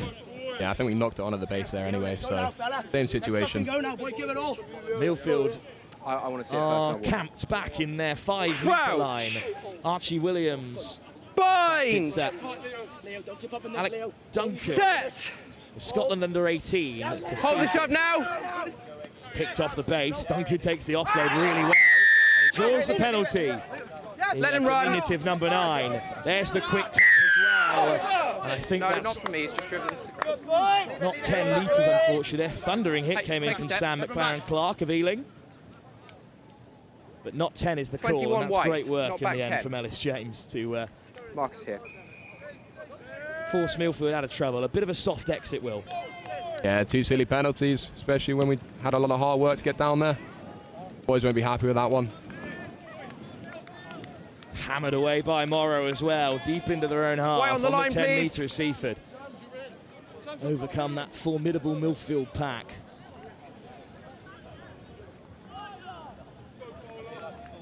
Hopefully Aussie can get a steal at the front here. It's Duke Bisley the target again. And much like Seaford on the 5 metre, this time Millfield. Scrum or line out. Not straight. We had a much better view of that, Will, and it certainly wasn't. Yeah, no. Let's have a decision, please. Scrum called. Scrum is the call. A couple of replacements in the front row. Leo Dix Scantlebury is on at 17. It's not straight off the line out. Happens to the rest of us. Good to know that even Bind. hookers are human too. Set. Such formidable athletes. Hold the shove now. As well. That's a powerful scrum. It's eventually gathered just about by Seaford.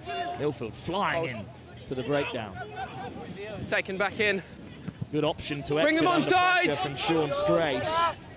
But Morrow's back there. Oh, he's going to have to go all the way back. It's an excellent kick. Oh, but it could roll all the way dead. And that is tremendously unfortunate from Sean Strace, because it was a seriously good clearance. Come back. As you said, Will, but you've slightly jinxed it, I'm afraid. Yeah, that was harsh. Good nudge from Scracey there. He's just unlucky on the bounce. The bounce could have gone either way. It had Ben Morrow backpedaling, but a scrum all the way back inside Seaford's 22. That is gut-wrenching for Seaford, who've had a really good second half. It was from a similar position to this that Millfield opened their account in this game. And Alex Duncan, Crouch. the substitute, injured Conor Donoghue, he'll feed the scrum. Okay. That didn't come around you, okay. And the last scrum certainly did go Millfield's way, even if Seaford did manage to keep a hold of possession.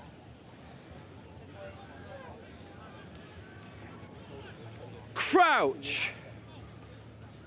Bind. Set. Hold the shove now. Good feed. Picked off at the base by Lloyd. Good leg drive to keep him on the game line. Was driven back to begin with by Seaford. Through the forwards they go. It's Parry Cooper. Another good carry. Take a step.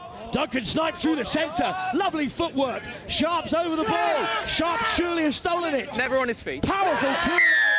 There's the pick and go. Over goes Cameron Ball.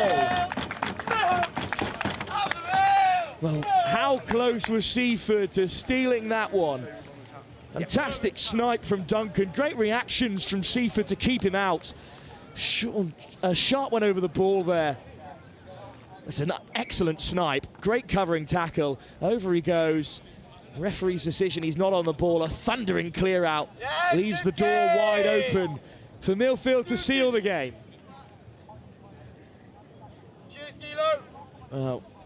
Will, the result now no longer in doubt, but the scoreline perhaps doesn't tell the true story of the game, because it's been a great performance from Seaford again. Yeah, harsh jackal. I thought Sean got that there, but the boys have put up a good fight. Like you said, I think the scoreline's not representative of the game. Millfield just clinical, in all fairness. Well done to them. But look, it's something for the boys to take into the next one. Nudge tomorrow. Great angle of the kick as well.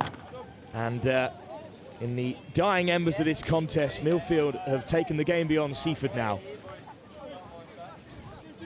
Got to give kudos to whoever flew in with this clear out here. Oh, it's a massive double clear out, in fact. Just wait, please. Leo Dick Scantlebury with as good as a try assist with that. I think the captain was flying in there as well, Charles Heffron. Ready, lads? And that clear out just opened the door. Time on.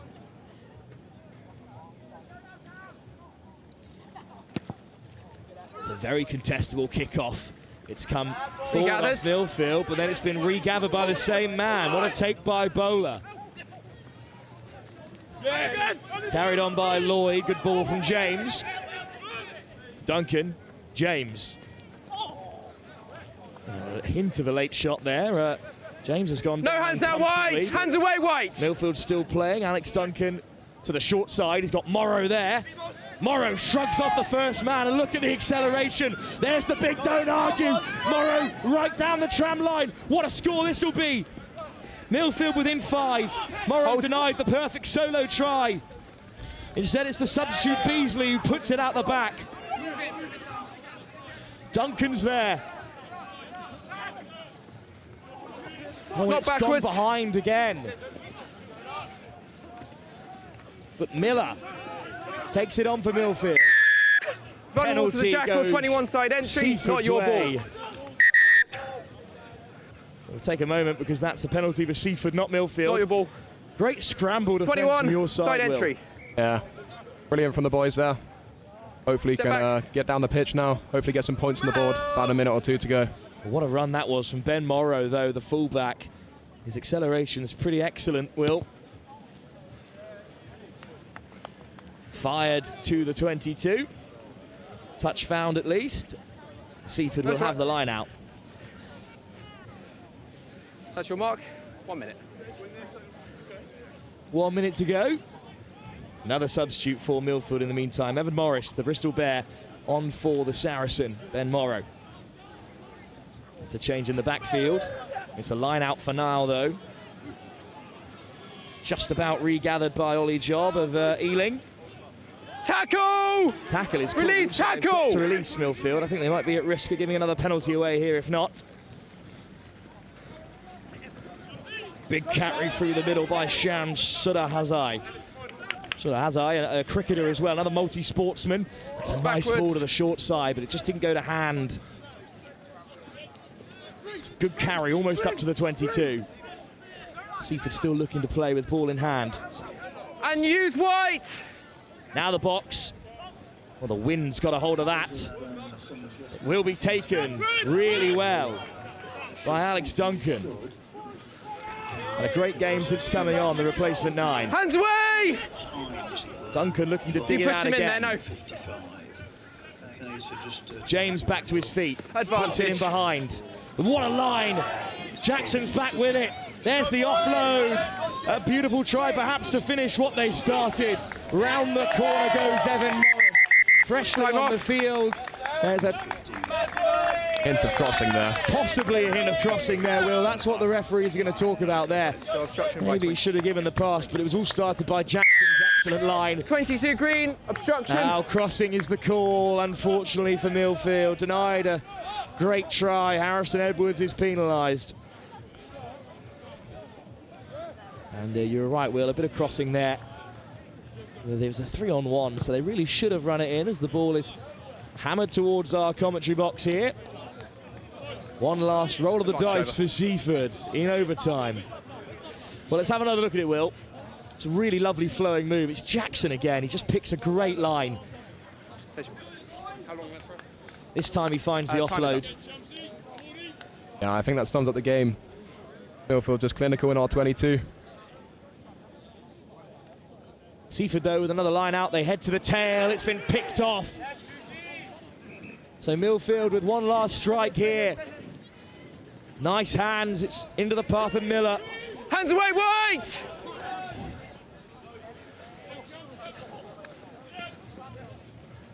Well, regathered almost through the forwards. Instead, Jackson takes it on. Oh, well, that's been knocked on at the base, and that will bring an end to the contest here. A clinical performance from Millfield. They got the job done against a Seaford side who certainly had their chances in the game, but were just unable to take them, Will. I think that, as you said, is a story of the game. A clinical Millfield side against a Seaford team who deserved some points on the board but couldn't get them in the end. Yeah, I think it's harsh they've got no points, but look, we'll go into Berkhamsted in a couple hours' time, looking to build on this. I wish you all the best of luck in that game, Will, and thank you for joining us in the commentary box today. Thank you for having me. Up next, it's a huge game because QEGS Wakefield, following their defeat to Brighton, are back in actions. Can the tournament's dark horses turn things around? In the meantime, though, I'll hand you over to Angus Savage, who's just behind the posts. Fantastic game there. Millfield with a fantastic performance. St Michael's behind us actually with a fantastic performance as well. Means both of those two are now through to the trophy competition tomorrow. One group where we haven't got a clue what's going on is Group 1. I've got a key member of the Wellington College side alongside me, Oscar Thomas, who's in Group 1. You boys have gone well, Oscar, 2 from 2. How's the day been feeling so far? Yeah, we kind of just sort of said we'd take it game by game, and that's what we've done. It was an early wake up, 6:30 wake up. Got here and sort of, it was a bit of a scrappy game, quite wet in the morning, a lot of drop balls, but then we won that, which was good, and then on to Hurst, a long break in between, so sort of stiffened up a bit, but yeah, we got the win, and then we got Kirkham later, so yeah.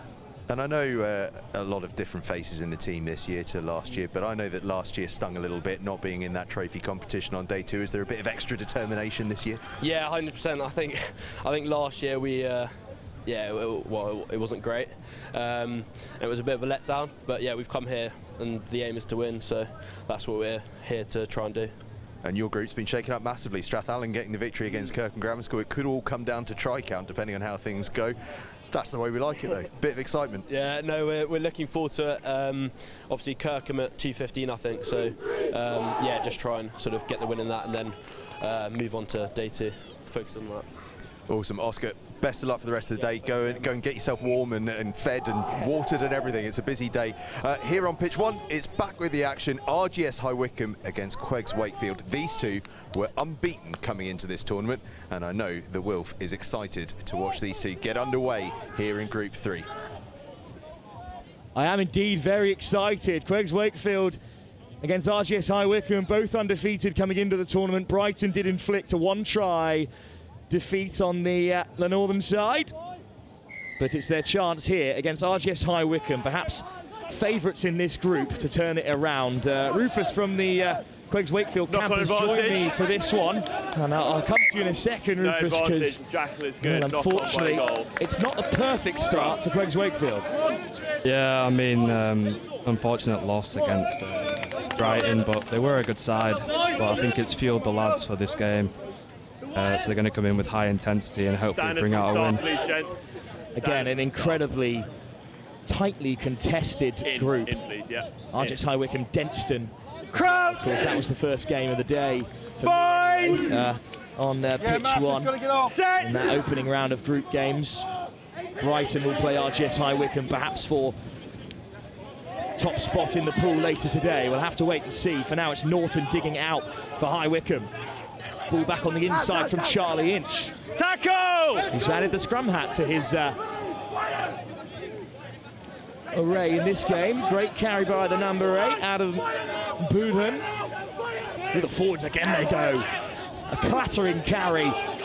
RGS High Wycombe is so close here to the perfect start. Zach Matthews on the rumble. And now they'll pick and go. I think it's been put down by Klopper. Unfortunate there for the South African. Charged down the clearance. Advantage over for the knock-on. But it's an excellent clearance in the end. Still alive, still alive. Well, High Wycombe so close to charging that one down. Instead, it'll be a line out for High Wycombe. But nervous moments at the start of this game for QEGS Wakefield, Rufus. Yeah, I mean, very nervous, but all the lads are pretty confident going into it. Just before this game, they're all pretty confident. Yeah. We'll see how that confidence plays out if they can get a bit of ball in hand. Still defending here as they have been for the majority of this opening game. Oh, great turnover. It's another error from High Wycombe. Early doors here, the remnants of the morning's conditions perhaps. But in the end, it's dug out by Ruben Teta. There's Teta again in there at 9, digging it out, and now into the backfield they go. Hammered towards touch. That's a beautifully weighted kick. Yeah, that's a good nudge, that. That's Will Hunter. No, quick. Been touched. Will Hunter at 15, part of the Leeds Rhinos Academy. And he's got a hold of that. Skidded along the wet turf here at St Joseph's College. 5 call. And they've made some good meters. QEGS Wakefield's first foray into High Wycombe's half. It's still High Wycombe in possession from the line-out. And there's the dummy jump. It falls a little bit loose, but it's taken on by Lloyd Taylor. Good line speed from QEGS Wakefield. And that's a seriously strong upright carry, almost up to halfway. Could be on down the short side. Boodham gets the offload away. Advantage, high tackle. Into the high tackle on Lloyd Taylor. Number 19. Joe McCann of Yorkshire Academy, penalised this time. Hold that for me, please, Matt. Carried on by Billy Ray. Norton looks to the short side again, snipes himself. He's swung in the tackle, No advantage 19 coming. high. And it will be a penalty. Well, it was the maul that undid Denstone against High Wycombe in the last game. Well, the lovely footwork has kept it alive, and then Yeah, put a flag up. the linesman in the end puts up his flag. Yeah, thank you. Interesting Let's get effort to that flag keep it up, on like, board, no, Rufus, yeah, but it is. unfortunately it did just about find touch. Yeah, I think that was the better option to find touch. I mean, they probably would have got the ball back. But we just need to beat them around the outside. We've got a very strong set of backs, including the forwards. Got a lot of Yorkshire players in the squad, so you know, once we get the ball moving, you know, it's just dries. No, indeed, there's the maul, and it's a good early drive again from High Wycombe. They're making good yards. They've broken off for a second stab at out now. Ball is at the back, crashing so close. Guys scored.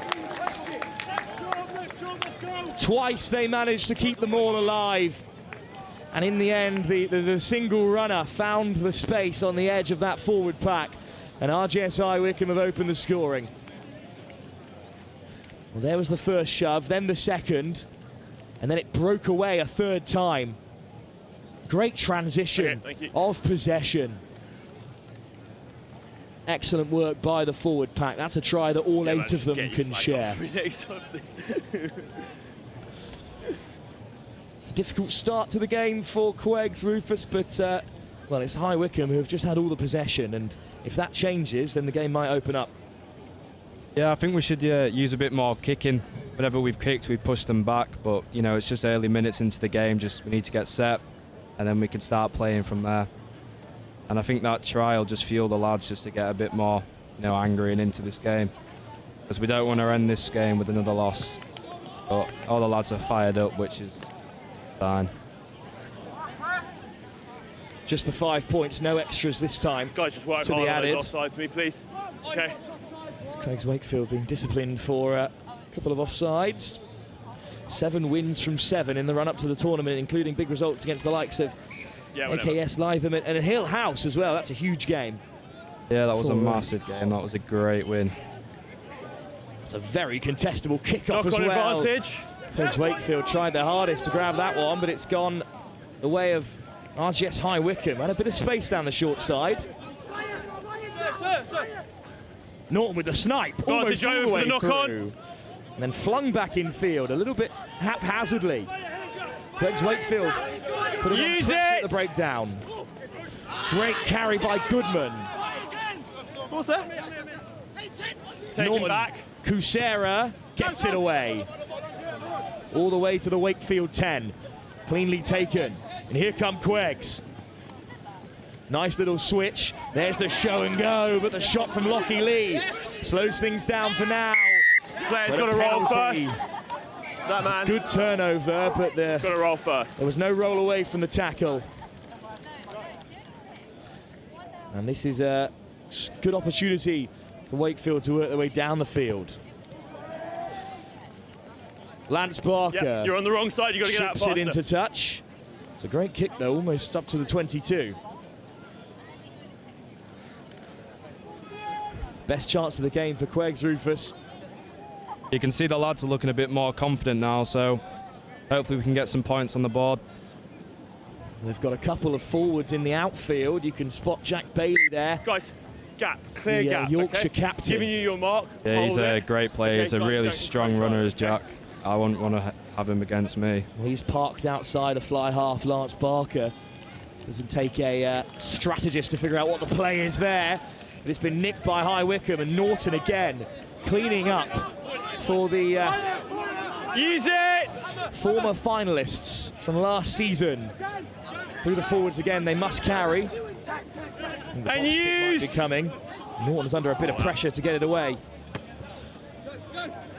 That's a contestable kick.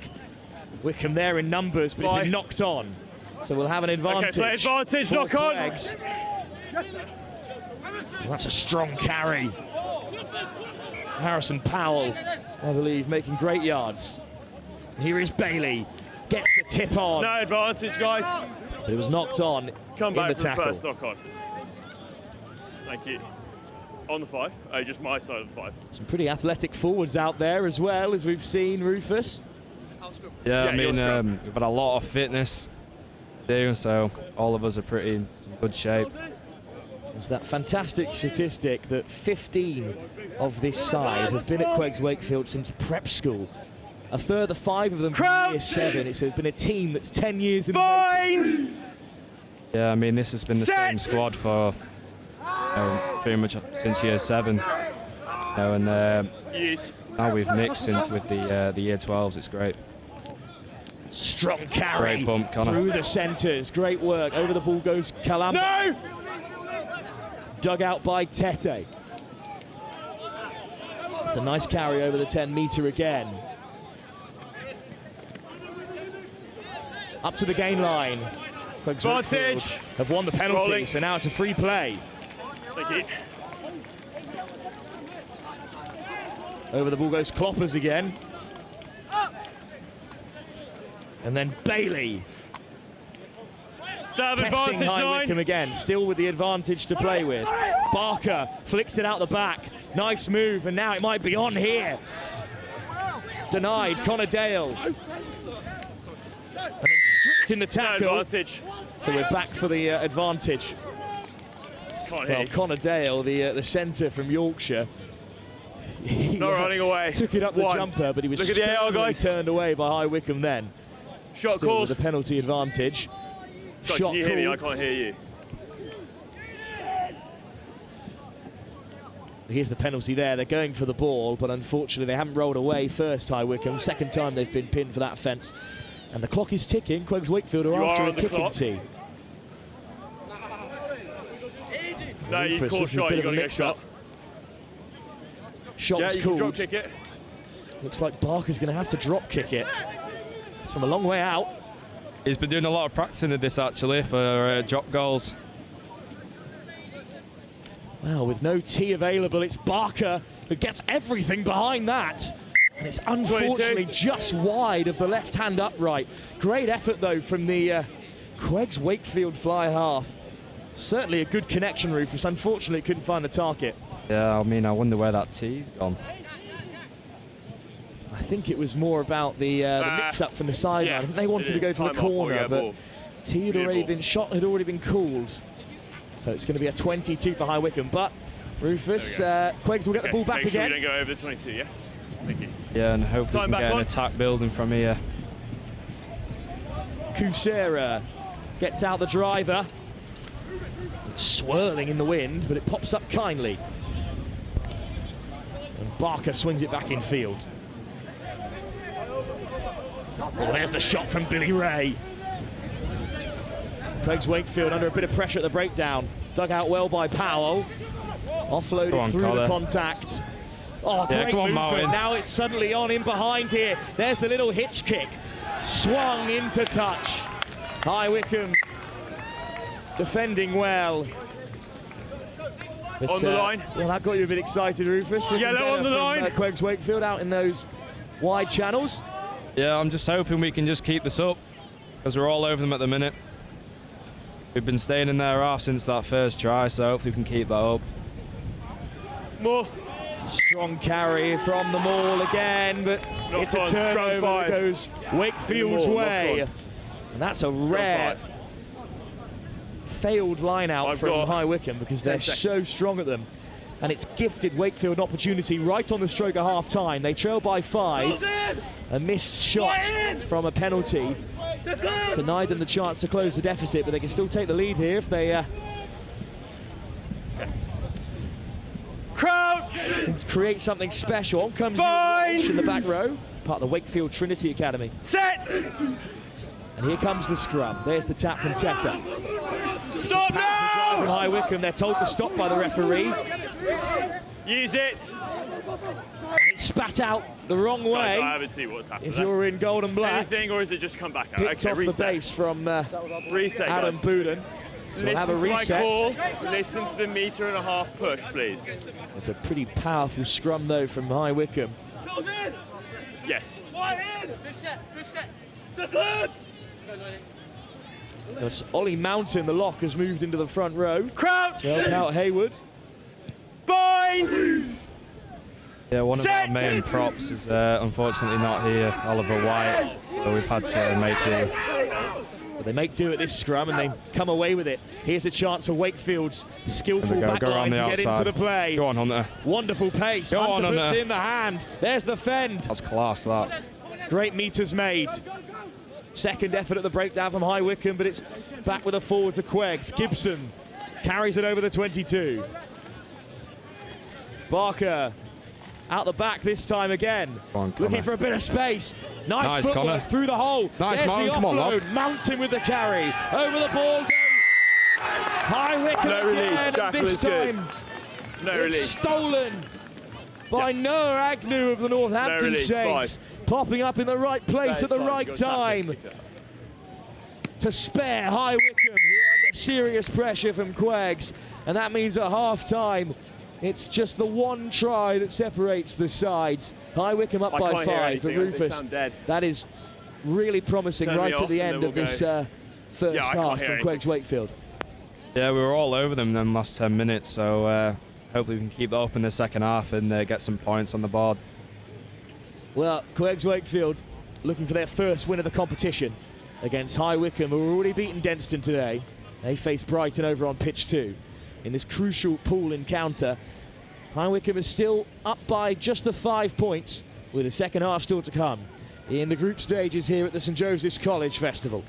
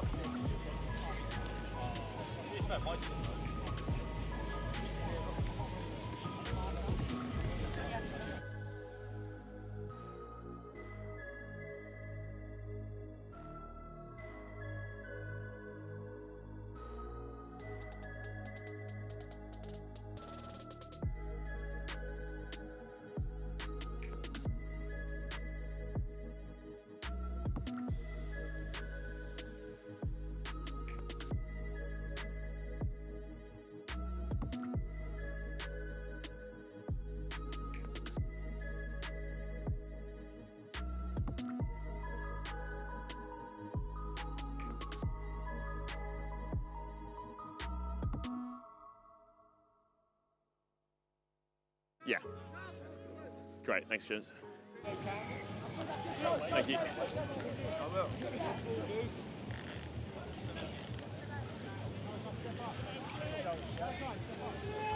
Sorry, just give me a second. 12 minutes on the clock then for QEGS Wakefield to turn it around against RGS High Wycombe. High Wycombe looking Captain, to happy. notch up 2 wins from 2 to make it 8 for the season in their undefeated run. They'll have a game against Brighton later on today to decide the pool if things stay as they are. And that's a great take-off the kick-off from Bouden under a world of pressure from the black and gold of QEGS Wakefield. And Ray thunders through the contact. Norton digs it out. Kusera flings it out the back. Lockie Lee with a good pass to pick out Inch.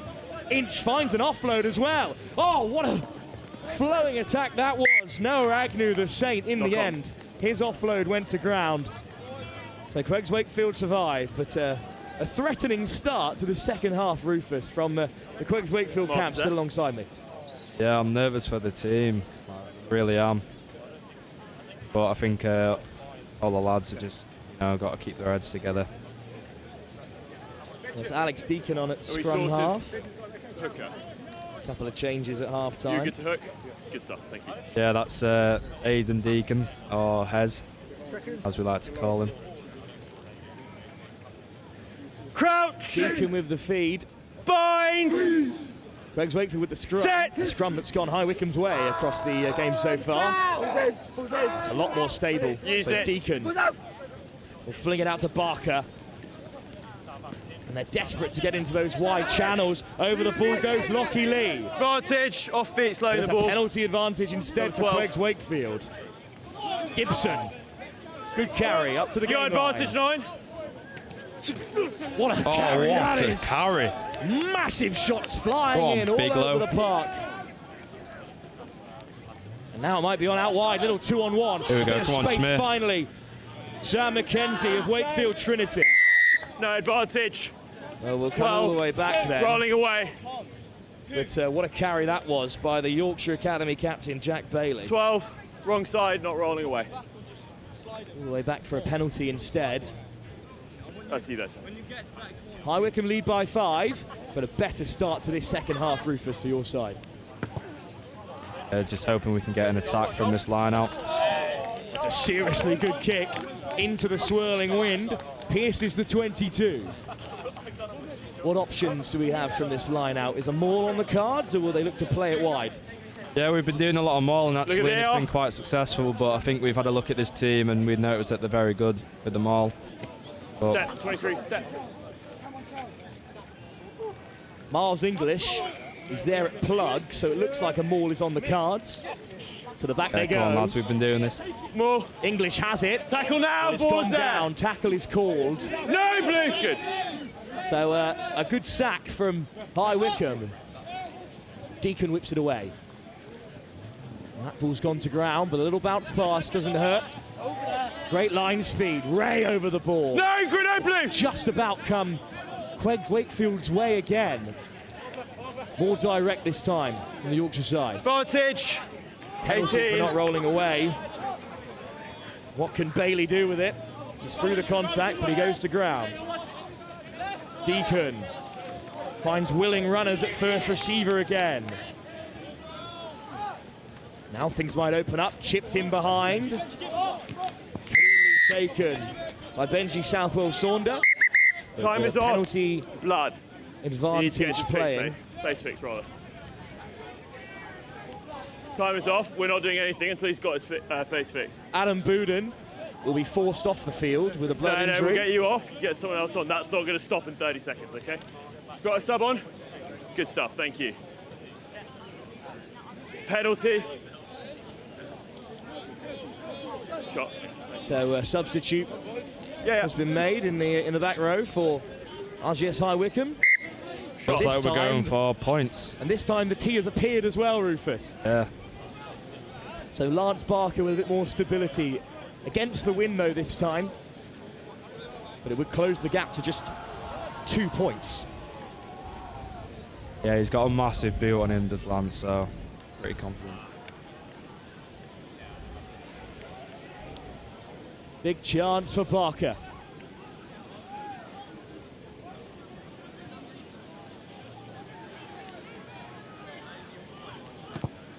Well, he has the distance. Off the post. How much closer can Wakefield get to getting on the board? And carried out really well up to the 22. Kuchera gets rid of it. On. Well, now a chance with broken field, perhaps. Barker over the top, beautifully lovely weighted pass. pass, that is. Oh, and it's just behind the ball out wide.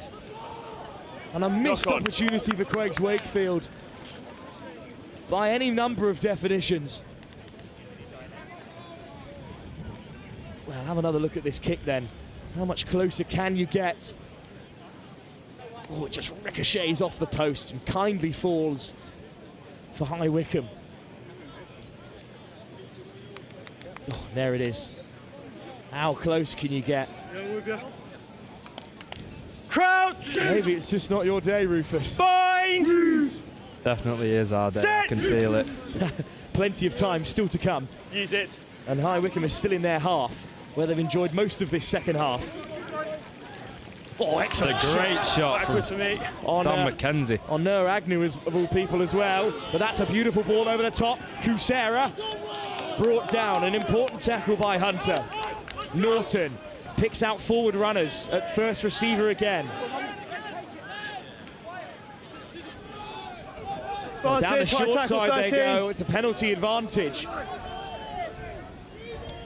Southwell Sander plays 9. Muffeni. What leg drive from another Northampton State in this team. High tackle, 13. But it's a penalty on the 22.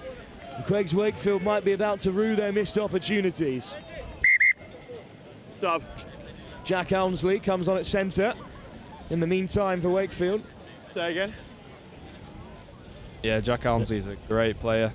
One of my favourites. But this is a great shot, isn't it, in the defensive line? Time back that's on. Massive. You're in time. Really well read from the winger, Sam McKenzie of Wakefield Trinity. Big moment in the game for both sides. Either High Wycombe double their advantage, or QEGS Wakefield keep them out for the first time of asking in this second half.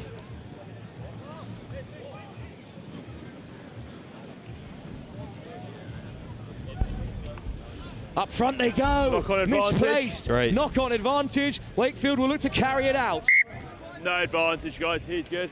Knock on at the line out. Scrum. 15. Well, High Wycombe's maul, which won them the game against Denstone, has unfolded a touch in the last couple of opportunities, and that's disappointing. A bit of a coach killer that, as it was swirling in the wind. It just went through the hands of the lifted jumper. Set. Wakefield are not out of the red zone just yet. Deacon will dig it out. And they might crash it up here. What a great what a run. That is powerful through the tackle of From Kusera. In the end, Muffeni brings him down. The Deacon flying through the middle. Flying through the breakdown to disrupt come RGS High Wycombe. And then Kloppers is there to make the tackle. The Deacon assessing his options. And this time Barker will clear. Hold on. He gets a hold of it. It's picked out by Agnew. Indeed, that's Agnew there taking the ball. 2:15s on the field now for High Wycombe. Retreat, yellow. Chip back in behind. Up to halfway. That's a great shot out wide. Over the ball they go. High. But it's a high tackle, unfortunately, there. 18 high. Now, this is the area of the field that High Wycombe want to play in. See that? At the moment, Rufus, QEGS just struggling to break out of this their own half. Yeah, we need to keep the intensity up and just start playing in their half. St Joseph's College, the host, take on Trinity up next on pitch 1 in their second game of the group stage. It's all over on pitch 2 between Brighton and Denstone College. Hampton in action against Blundell's over there next. But here on pitch 1, RGS High Wycombe have nailed their maul this time and are looking to kill the game. It's at the back. It's just spilt there. QEGS Wakefield drop upon it, and they have turned it over. It's just not firing for High Wycombe like it was against Denstone, and they were so clinical. Thank you. And you'll see all the best sides in this competition, regardless of the personnel. They finished their chances, the likes of Millfield Full and shoulder St bind, Michael's. The QEGS Wakefield, Rufus, have escaped another opportunity. Bind! Yeah, hopefully we can use this scrum as an opportunity. Does well to get it away. Great. The softest of exits possible for QEGS Wakefield. Substitution. Yeah. Wyatt Goodman leaves the field. Good to go? Okay, thank you. there's good distance behind that. With the wind is pushing QEGS Wakefield into that bottom right corner. Barker does well to get it away. It has to happen now, Rufus, in the closing stage of this game. You've certainly been in the contest throughout. Step for me, 23. Yeah, I think we just need a bit more urgency. The lads know that though, so. Oh, it's a good line out, but it slips through the fingers again. It's carried on by Billy Ray. What a carry that is by Ray up to the 22. That's a great turnout. Wakefield are there, but not over the ball, so Muffeni carries again through the forwards. Both back rows involved. No. Kusera lifts it over the top. Agnew stepping off the right. Here's Ray again. Nice tip option that time. Wakefield makes some powerful shots. Down the short side again. Agnew wants it, but he's there in support instead. Ray back to his feet, carrying another. How much work will Billy Ray get through this weekend? Kusera looking inside and out and taking on two Wakefield defenders. Advantage! 19 not rolling. Goes the way of High Wycombe when Wakefield wanted a turnover. Ray, lovely ball from the back rower. In comes the fend. Dunmore, a good carry. Ray again goes the short side. Driven towards the touchline. Wakefield put them out, but it's a penalty advantage. And with not long to go here, I think the clever option would be to take the points. We'll see what High Wycombe do with it. Wrong side, not rolling away.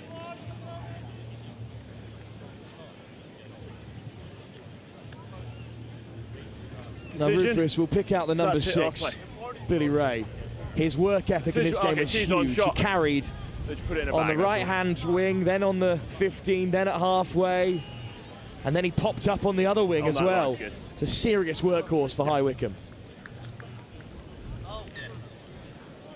Kusera in the blustering wind here at Belstead Road will seal it for High Wycombe. A hard-fought contest between two of the top sides in the competition in what is an incredibly difficult group. It's unfortunately not gone the way of QEGS Wakefield, who in the end are beaten by 8-5 by High Wycombe. Rufus, a good performance against last year's finalists, but it just wasn't to be so far today. Yeah, the lads will be good about that result, but you know, you can only move forward from that result. Well, the thing is, Rufus, QEGS Wakefield were fancied a lot coming into this competition as dark horses, and well, you're unfortunately out of the De La Salle Trophy, but that secondary competition must look incredibly winnable, given the quality you have. Yeah, I think we've just got to move on to bigger and better things. I think we're just going to start looking for that secondary trophy, start working towards that. Absolutely, you will be contenders for it with two incredibly closely fought encounters between Brighton and the most recent game here, High Wycombe. Well, the tunnel is forming, and you know what that means. It's St Joseph's College, the host side, in action after their 13-point win over Blundell earlier today. They take on Trinity. Thank you, Rufus, for joining us for the game. Thank you very much. And best of luck for the rest of the competition. Well, we'll go pitch side to Angus Savage, who I imagine is somewhere in the midst of this growing crowd, before the hosts run out for the second time here at their home tournament. And you're supporting St Joseph's College, of course, yeah?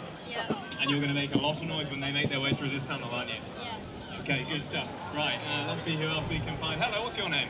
Harvey. Harvey, how you doing, Harvey? What's going on? Good. Good day, rate it out of 10. 9. Pineapple on pizza, yes or no? No.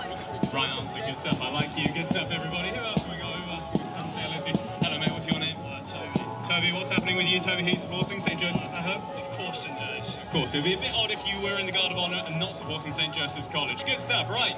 They are just moments away from coming on to pitch 1 here. St Joseph's College.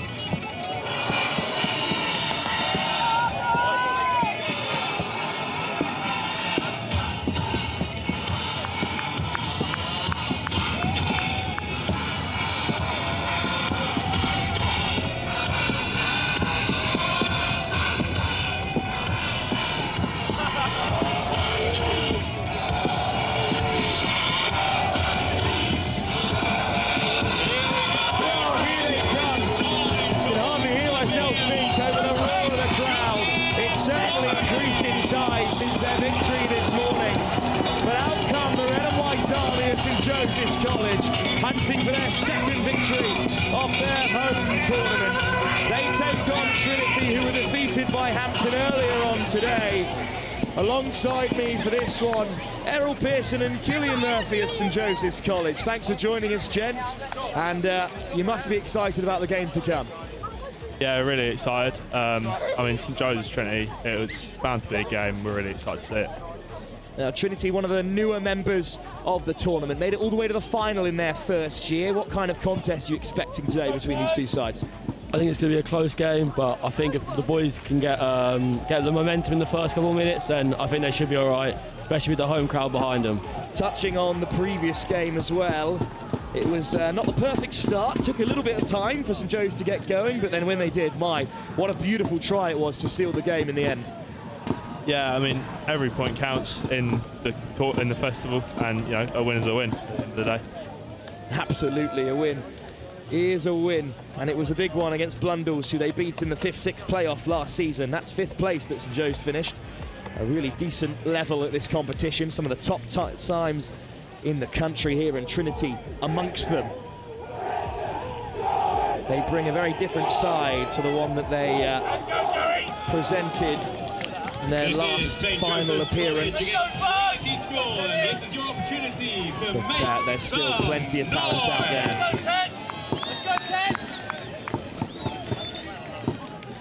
And they'll have to face this St Joseph's College crowd, which is really up for this one. It will be Trinity to kick us off here. Led out by the skipper, Oliver Young.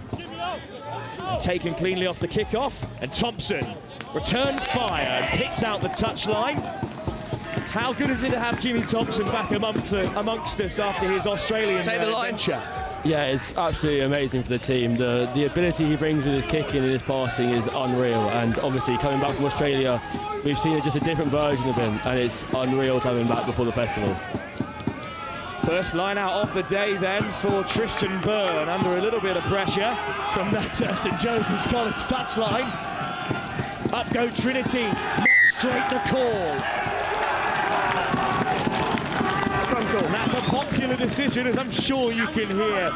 A good start, and well, we've seen a couple of pretty exciting set-piece plays off the scrum from St Joe's already this competition. Are we expecting another?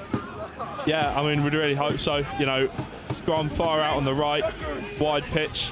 I'd hope we can deliver from here.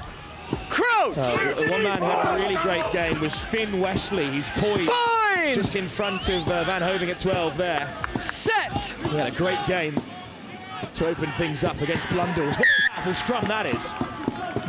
Cherrington going straight through. Quick reset. Quick reset.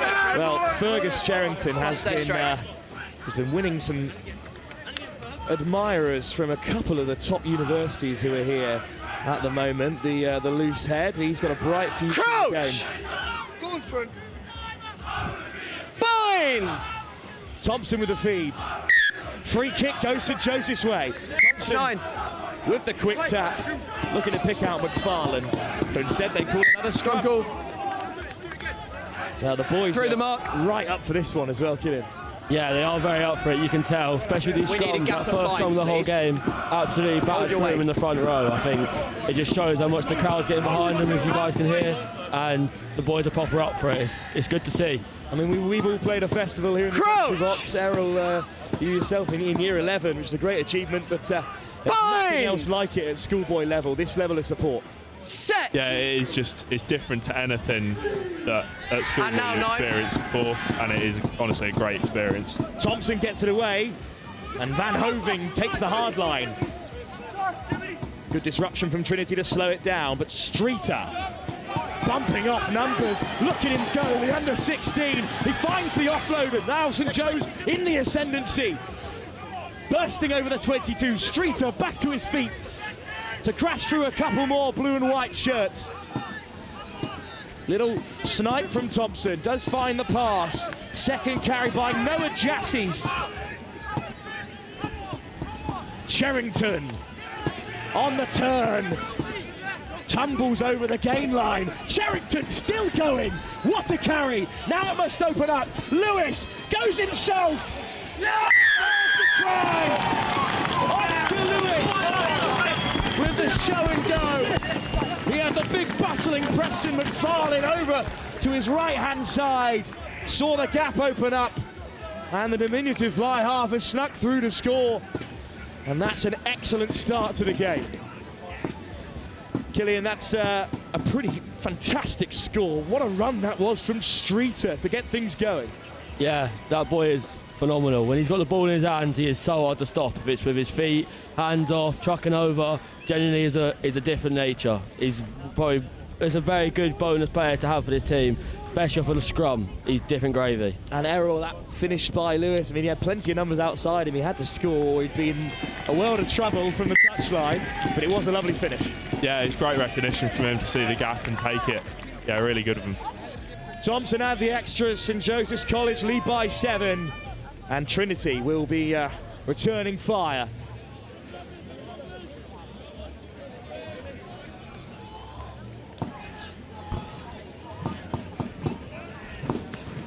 I believe it's Louis Harrison Ricks who get things underway for Trinity. That's a very difficult ball to take. And it will be a penalty. Knock on, because it was offside. spilt from the kickoff and then gathered by Warner. Just wait. Back you go. Where are you coming from? Back you go. Smith and Russell Cox, back here. 2 local boys. Lost forward. Keen to get Offside. involved. So it's Louis Harrison Ricks at his second festival who will get things going for Trinity. Also a keen cricketer as well, Harrison Ricks.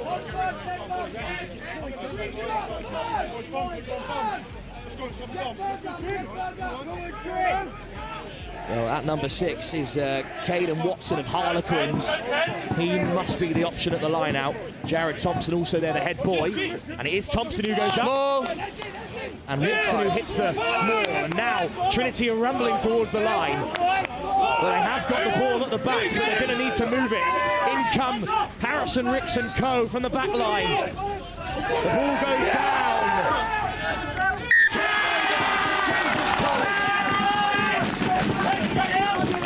Trinity shut out to the 5-metre line. And as the maul went over, it will be a scrum in St Joseph's College favour. First defensive set of the game there, but it's a great one. Yeah, it's really good defence from the boys, and the maul defence was unreal as well. Yeah, Killian, they're not out of trouble just yet. Need a good clearance from here. Yeah, hopefully we can get a good scrum away, get the ball out to one of our kickers, if that's Jimmy, Preston, and then just get it out, get into touch. Set! Jerrington and Smith get the shove on again. It'll come out the base for Thompson, picked instead by, how on earth the Streeter stayed on his feet there as he picks it from the base. Timing! And now they'll look to shape the box kick with Thompson, Use, please, 9. Formerly the Melbourne Rebels, of course, underneath it. The safe hands of Harrison Ricks with a bit of open field. Nice little run, and the offload goes awry from Gormley. 3 release! The Coward up to halfway. Trinity with slow ball to build from. Nice offload. Done really well to keep a hold of that as well. Trinder. Powers over the halfway. Oh, and just a little snipe at the breakdown. St Joe's hunting for it. And again, it's been picked up at the breakdown, this time by Jack Vass. Stripped in contact. Warner comes away with it. And Trinity just ran out of options there. Thompson puts it in behind. Again, Harrison Ricks called into action. And he puts boot to ball, and it's a pretty hefty clearance as well. Well, Harrison Ricks, an awful lot being asked of him at the moment. But he's cleared his lines with gusto. A bit of a scrappy period of the game, Killian. We need St Joe's to take control from this line-out. Yeah, we do need a bit more control, but I don't think the boys are going to mind a bit of a scrappy breakdown, scrappy game. I think as long as we can keep the ball, break away! For whatever type of style of play we're playing. Well, crossing is the call this time. No, it's a scrum. Jack Lawrence looks confused. Called breakaway, ball the pass before they engaged. Well, there you are. The referee asked for St Joseph's College to break away because the ball Lads, Mark is here. Had gone past by the time the maul was formed. It was a quick rolling maul. It was a great take from Lawrence. Had an excellent game. Scoring that try as well towards the end against Crouch. But yeah, rolling maul. Only a scrum. Fine! Chance for Trinity. Clean set-piece possession for the second time. Set! Inside St Joseph's half. Max Anderson. Penalty goes the other way. Cherrington penalised, unfortunately, there. His scrum dominance not rewarded. His angle not what is expected. So Harrison Ricks, with that great boot of his, will pick out the corner. Well, nowhere is the call, but it is in fact into the 22. You can't ask for much more from your fullback. That's you there. But Errol, it's a call that we'll hear regardless of how far the ball goes. Yeah, you hear it everywhere it goes. It's just getting the kicker's head, really. That's the aim. Harrison Ricks seems to be dealing with it excellently well. So, national champion in water polo, Jared Thompson, the number 4, the intended target here, the head boy. They'll go to the maul because Tristan Byrne is at plug.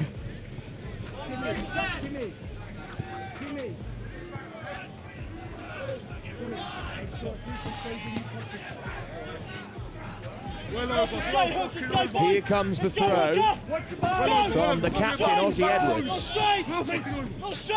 Picked out by Lawrence. St Joe's come away with it for the second time. A line out in the 22 has gone against Trinity. Good move from St Joe's allows Thompson to cleanly clear. Safely under the control of Harrison Ricks. And now he'll take St Joe's on himself. Great yards through the tackle, good offload, but the ball goes to ground. Nice carry, some big fens in there as well. Release wide! Through the forward, St Joe's happy to defend inside Trinity's half, but that's an excellent carry. Flicked out the back, Harrison Ricks fires it wide, and now Trinity might be in behind. Here goes, down the left-hand side, Joel Anukwapon. But he's hit into touch, and St Joe's have it back again.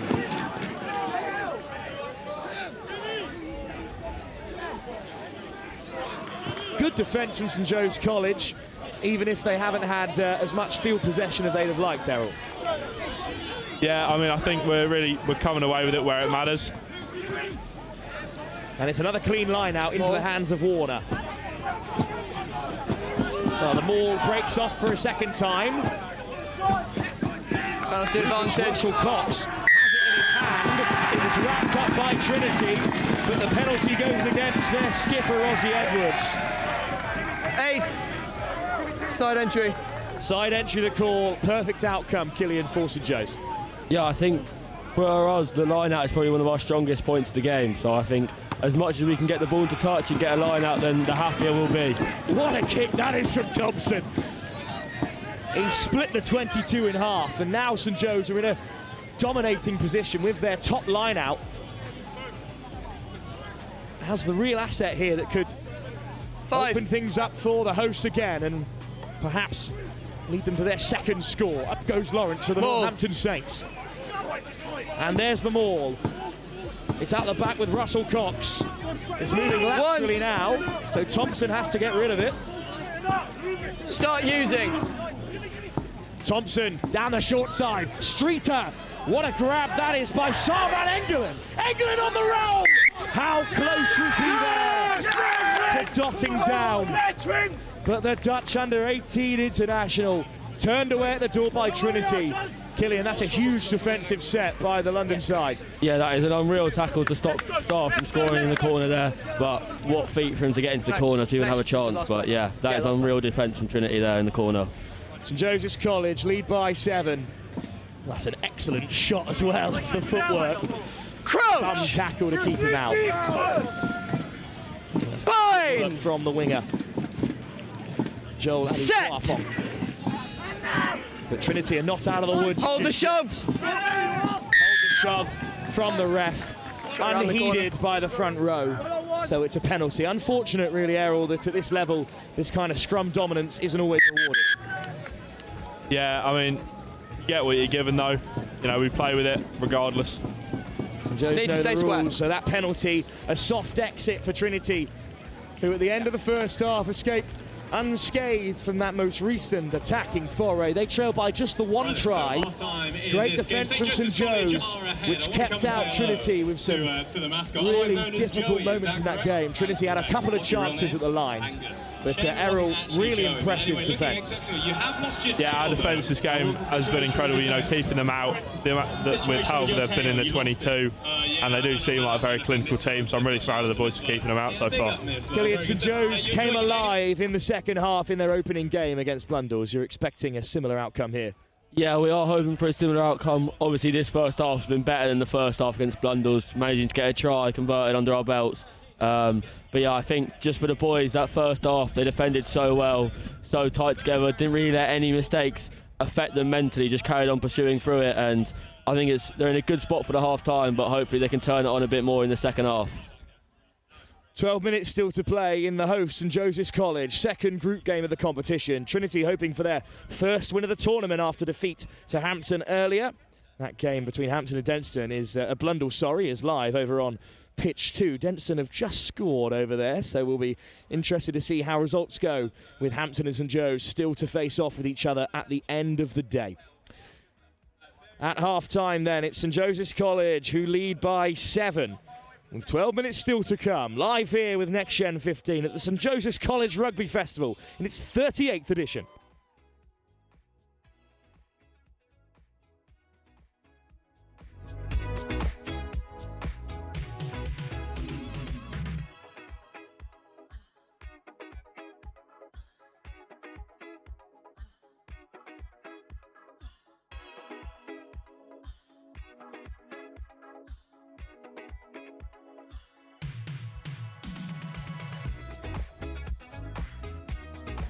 Matches 17 and 18, Kirkham, Wellington, Hurstpierpient, Strathallan, Kirkham, Wellington, pitch 1, Hurstpierpient, Strathallan, pitch 2. Just to go back to the under-15s, on the pitch 1, the under-15 Cup Final will be between St Michael's and Northampton, and on pitch 2, the under-15 Bowl Final between Ipswich and St Joseph's College. And those will commence at the end of these the 2 games that's on at the moment. So under 15 finals, followed by the restart, the third round of games in the under 18s. Hope you continue to enjoy your time. Thank you. There's the whistle, which gets the second half underway. It's a deep kickoff into the backfield for Trinity. Hacked away by Harrison Ricks. But a great kickoff, a great start, Killian, to the game. Yeah, it was a very good start. Lucky just to get it down deep, get it down in their 5 metre line, hopefully, and make them kick out, get the line out. Not for the first time, Louis Harrison Ricks, in his second tournament, forced to sweep things up for Trinity, but a line out just outside the 22. Lawrence is the target, and they go to the maul. Freshly onto the field is Louis Dufty in there as well of the Northampton Saints. Well, that's gone down, and it's going to be a turnover, and it's great defence from Trinity. Taken in by Red. Well, it's fly half Jack Vass who got a hold of it. So it will be a scrum to Trinity. But first scrum of the game, and it is one change in the front row. Cherrington off, the skipper, and onto the field, the under-17 Saints prop, Louis Dufty. Crouch! Yeah, Dufty's a big man. Plays for Saints, I think he's 125 kilo. Back there, massive man, hard to put down. Set! We'll see if he can keep up St Joseph's scrum dominance. They do get the push on, but they will have to hold fire. Taken back. Vass, good ball out wide. Harrison Ricks puts it in behind. Well, there's no one home in that corner for St Joseph's College. A lot of work for Campbell Bibby. And Bibby does so well to get away. Bibby racing towards the touchline, and he just steps in. What a kick that was from Harrison Ricks. And no, suddenly the warning signs for St Joseph's College are going. At me. Thank you. Not sure what happened there from the scrum, Killian. St Joseph's got their numbers a bit wrong. Yeah, I'm not sure. It looked like we might have been a bit too narrow. Maybe the winger wasn't on the half, but I think they didn't score from it yet, so we're in a decent position still. So let's just keep up. Stolen at the line out. What an operator Jack Lawrence is, with Ted Warner as well. It's Noah Jassies who it fell to in the end. Please. Gosh, those second rows are serious, serious players. The box kick perhaps doesn't make as much distance as St Joseph's College would have hoped, but they've driven Trinity back. Other way. I think it was Warner in the end who got up. He's got a hand to that. St Joe's with more line-out defending to do.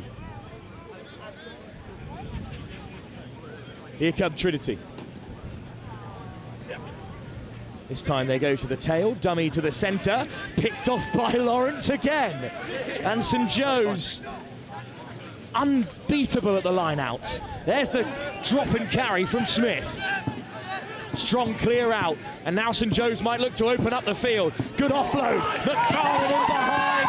Preston McFarlane is off to the races, brushing off the tackle. Harrison Ricks with the strip. What a tackle by the fullback. Well, a great run though by Preston McFarlane. Yeah, what a run that was. You just use his pace, use his feet. Unlucky for a good tackle by Harrison Ricks. Unlucky there, but yeah, it's showing good promise for the second half from the boys.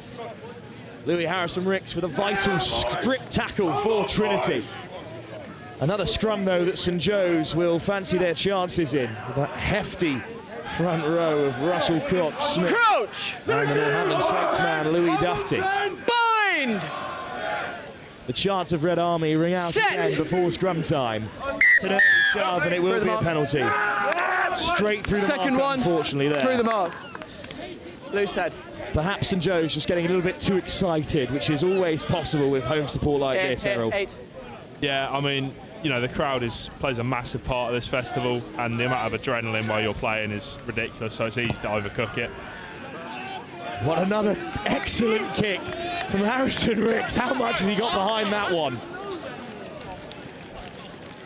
Well, what a nudge. It was Thompson in the first half who nailed one like that, and well, now it's St Joe's. Numbers, on the please. Back foot, really. 4. Killian, you're pretty impressed with that one.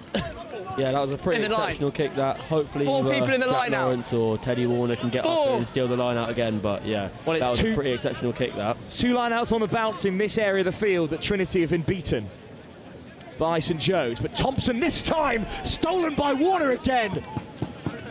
And now Streeter will carry it out. Oh, it's knocked on the floor. So unfortunate there. Another good carry from Streeter, but this time it's worked out in Trinity's favour because they'd want anything other than another line out, it seems, Errol. That's another steal. I think that's 4 or 5 in the game between Lawrence and Ted Warner. Yeah, I mean, Jack Lawrence and Teddy, both of them pull, jump. You know, they both get up in the line out and they both steal balls and they train constantly for Crouch! No surprise they're doing this today. The cleanest opportunity of the game for Trinity. The line-out misfiring under pressure from St Joe's, but at scrum time they're on the right side of the referee's whistle. And it's picked at the base. Away goes the skipper, Edwards. What a carry by Edwards!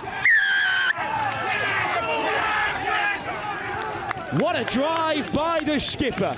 The captain's intervention to get perhaps Trinity on level terms with a kick to come. And that has not gone the way of the home crowd. A silence falls over the sideline, but you've got to admit, Errol, this is a thundering carry from close range. He brushes off one, and then he battles through 3 defenders. Yeah, that is a huge carry from the 8. To be fair, that is what you need out of an 8 pick. Now the skipper, Ozzy Edwards, has stepped up for Trinity, and now Harrison Ricks, who's been impeccable with the boots all game, with a chance to equalise here on home soil. Oh, it's straight and true. He couldn't have struck it any sweeter. And now St Joe's have been pegged back level. This carry from Edwards, you can't replace it.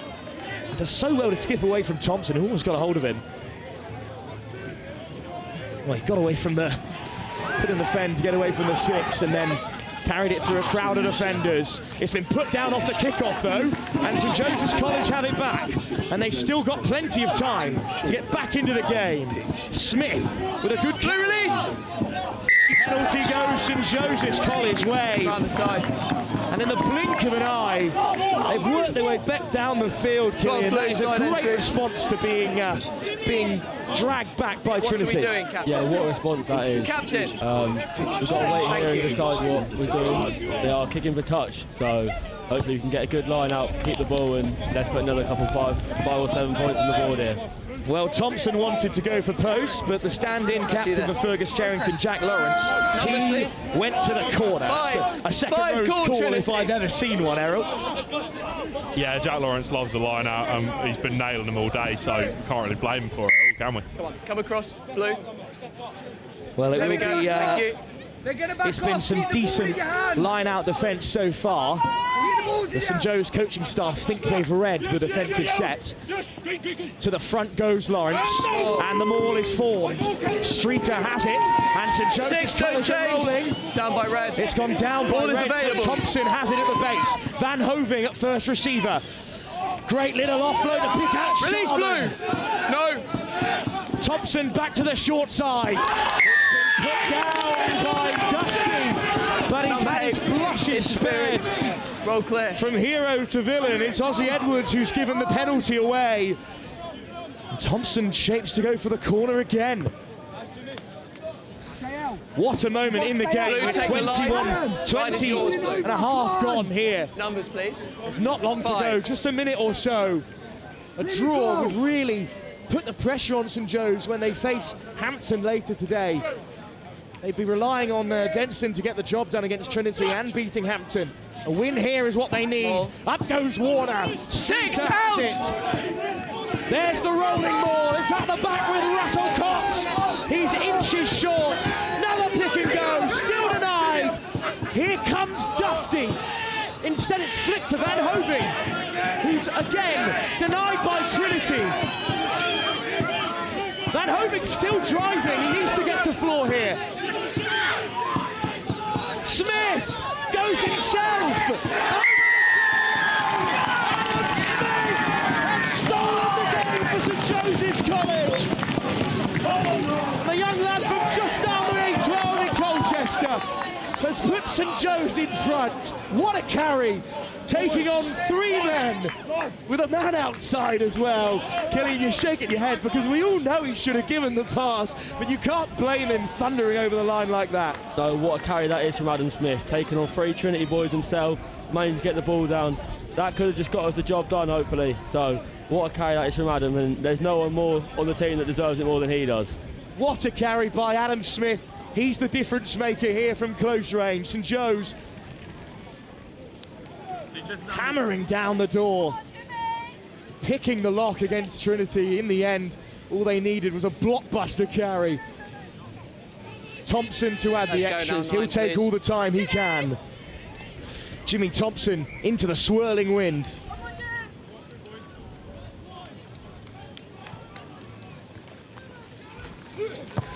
Thompson's a good strike, but it's drifting always wide to the right-hand upright.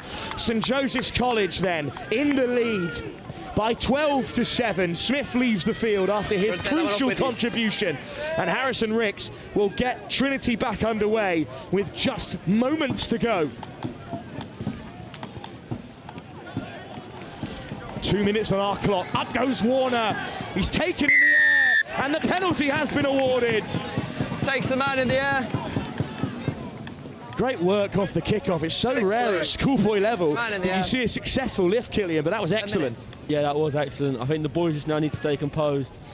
Don't get over their head. Don't get ahead of themselves just because we're in the lead. We've got to keep this going. There's still maybe a minute or 2 left, so let's keep composed and let's get this line up back and let's keep the ball. Thompson pierces Trinity's half. A line out just inside the 50-metre line. The line out St Joe's will be confident in, given their record in the game so far. That way. Thank you. Who else but Lawrence? Taken well, and the maul is formed. And it's at the back with Rufus Russell Cox again in his 3rd festival. Been at the college since year 7. Now Trinity desperate for it, and they have got the turnover. And a huge one at that. It's getting a bit nervous up here in the commentary box, isn't it, Errol? Yeah, a little bit. Close game, but hopefully the boys can come away with it. I think Hampton have just scored a pretty crucial try against Blundell's over on pitch 2. How crucial could this score be if Trinity can hold it together at the line-out? It's been an area of the game that St Joseph dominated. How many? 6. 6 called. What a moment then for Jared Thompson, the head boy.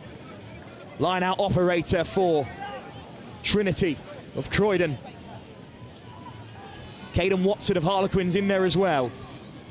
And they go to the tail, short line-out. Lovely move. Looking to free the offload. Knocked on in the contact. They've done it. By the barest of margins, St Joseph's College have battled their way through a tough fixture against a spirited Trinity side. But in the end, the hosts have won it. Errol, Killian, a few final words from you. Some nervous moments in there, but St Joseph got the job done. Yeah, really nervous. Close game, but really proud of the boys to come away with it. Yeah, I think the boys have done amazing to get the late minute try, obviously go 7-0 up and then come back to 7-7 and manage to get a 5-point try at the end to win the game. Nothing more better than that in schoolboy rugby. Well, anyone who knows anything about this St Joseph's College community will be delighted for Adam Smith with an excellent game-winning score here in a second game of the competition for St Joe's. They will play Hampton in the final game of the day here on day 1, on pitch 1. I'll hand you now on pitch side where Angus Savage is ahead of yet another huge game. I think it's Berkhamsted in action against St Michael's, but we'll hand over now to Angus Savage on pitch side. Oh, thank you, Wilf. Wow. What a finale that is, and what that means is we know the state of the nation as we head into that final round of games this afternoon through to the trophy in Group 4 are St Joseph's College and Hampton. In Group 3, RGS High Wycombe and Brighton College are through. In Pool 2, Millfield and St Michael's College are through. In Pool 1, Wellington College in the driver's seat, but between them, Kirkham Grammar School and Strathallan, it is all to play for. Wellington College against Kirkham Grammar School is going to be massive, as indeed is Strathallan against Hurstpierpient College. Which of those three rather, are going to be the ones to go through? We do not know yet. It is all to play for this afternoon. As Wilf says though, the action doesn't stop. We have got under 15s now, the under 15 Cup Final. Northampton School for boys against St Michael's College. St Michael's have been near enough unplayable in this competition, but finals rugby, you never ever quite know what is going to happen. It is so open, it is so exciting, and what an incredible afternoon we've got ahead of us. I'll be here to update you on that under 18 situation, but for now, enjoy this under 15 Cup Final in commentary. The under 15 Cup Final, St Michael's vs Northampton. Thank you very much, Angus. And Ipswich St Joseph's College under 15 final. Getting a bit serious in the under 15s competition here. Final time. St Michael's, who have been the darlings of this competition over the last 2 days. Only 3 points conceded over their 4 games. And close to 100 scored.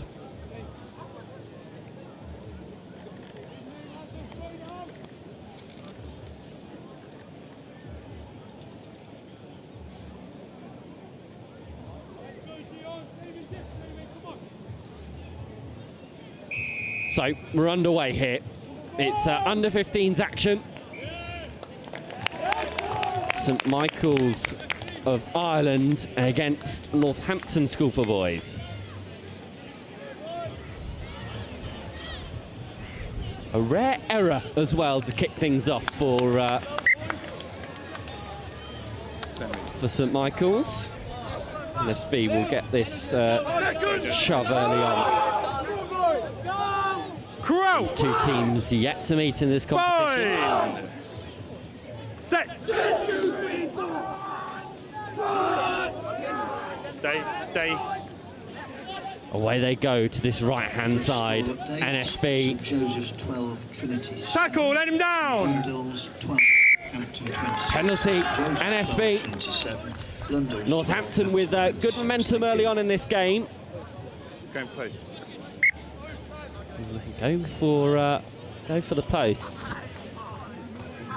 So an early opportunity to get 3 points on the board. And just a little note for those of you having a look at your schedules, potentially a bit puzzled. We've skipped a game. The under-15s third place playoffs will not be going ahead, so we're straight into cup final action only. And this from an audacious angle. Chance for NSB to get an early lead. It's been hooked, so we'll go for a 22-metre drop out.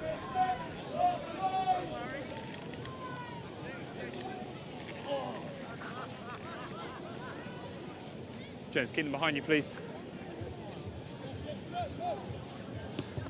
Touch. Ball touched by NSB, and Knock it's on. all gone a bit wrong at the back. Knock on. Lost forward. Lost forward, so it will be St Michael's ball.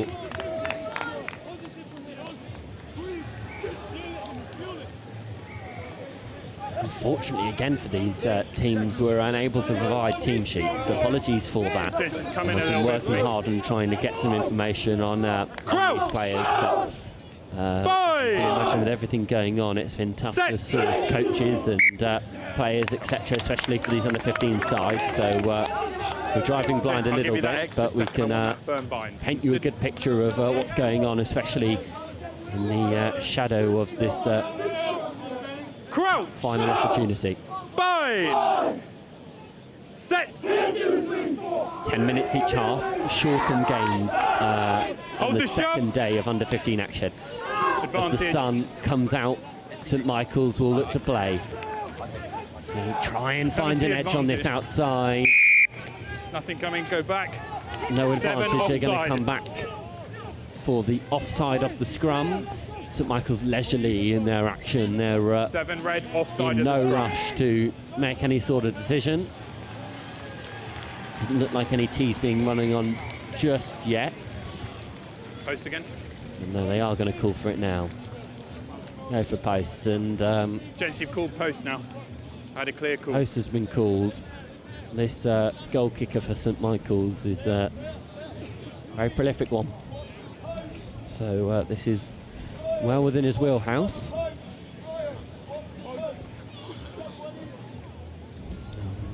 St Michael's under 15, St Michael's under 18s will also be in action later on.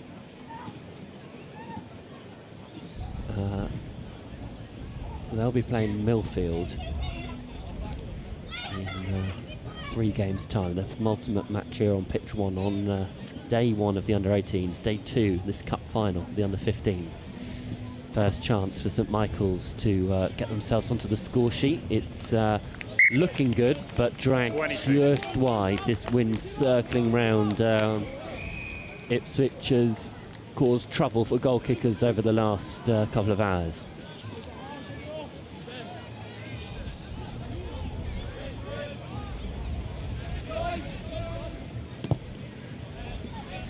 It's a thunder of a 22 dropout to restart things for NSB.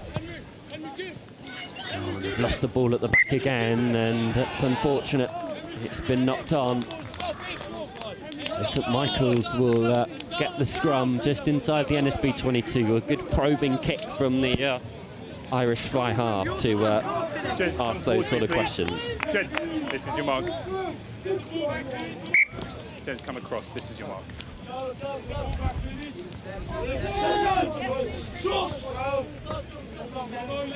Crouch! Bind! Set! Scrum's good. Comes out here for St Michael's, who haven't had it plain sailing as they potentially have had in previous games so far. They've been tested a lot more than they're used to by No NSB. hands!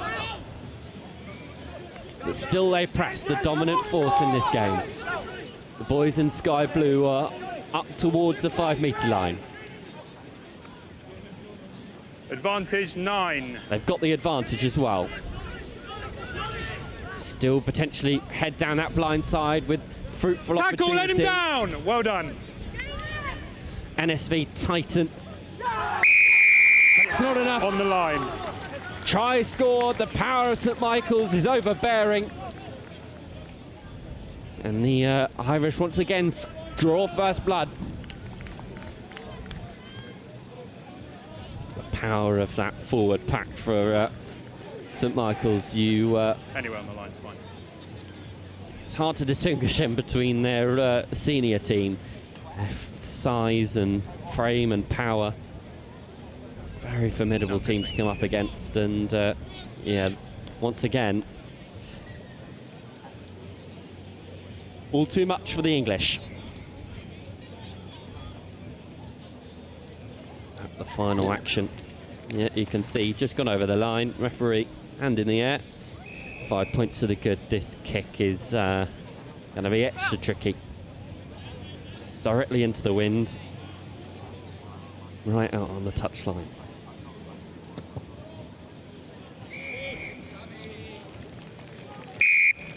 Kick's good. Really good. Brilliant work. It's a 7-point game. Once again, just working that short side, finding the option. Jez, time your run, please. Absolutely reaping the rewards. NSV get us back underway with a high kick into Ipswich skies. They were working hard to try and retain the ball, but has been knocked on.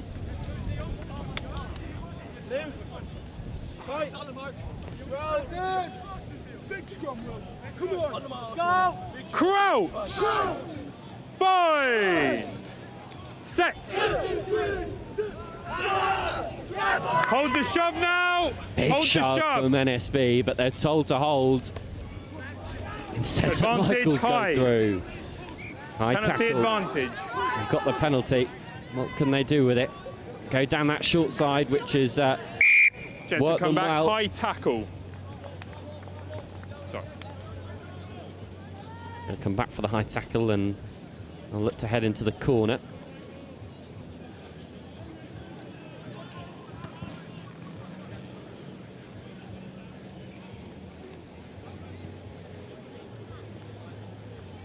Thank you very much. Red, here's your front. Hold that line for me.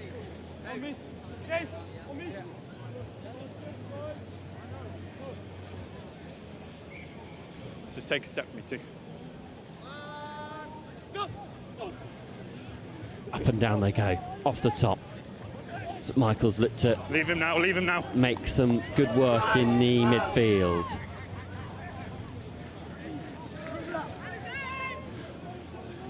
Once again down the blind side. What can they create in smaller spaces? No!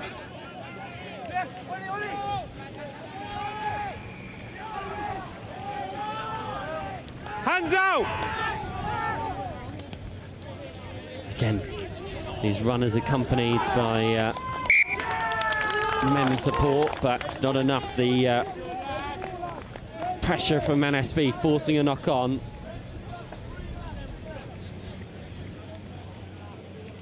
Not yet. We'll just wait till the damn time. We're nearly at the half. Fast approaching half time. That's the knock on. Crouch! Bind! Into the red. Set. So NSB will want to hold. Go from one side of the pitch to the other in a bid to attempt to even things up heading into the half-time oranges. No! Ball's out, ball is out. And available. NSB have to scramble to roll away, hold of their own ball. 5 blue, roll away. Advantage not coming. NSB will have another chance to head towards the corner.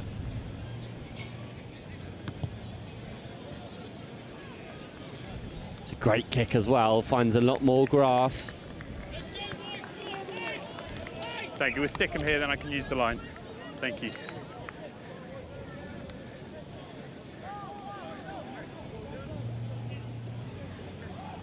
Jones, there's your front.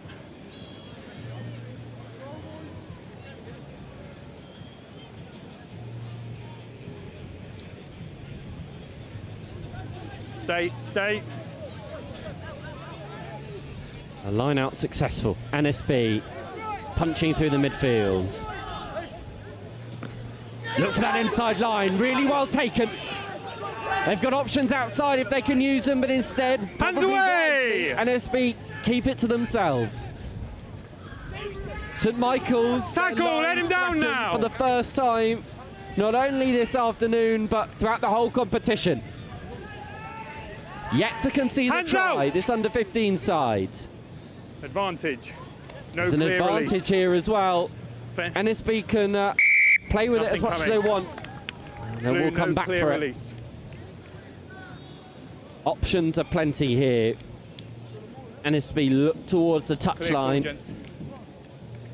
Gents, clear call. What do you want? Corner. They're going to go to the corner. First job done. The ball heading towards the ice cream van. It's your one. Hold that one.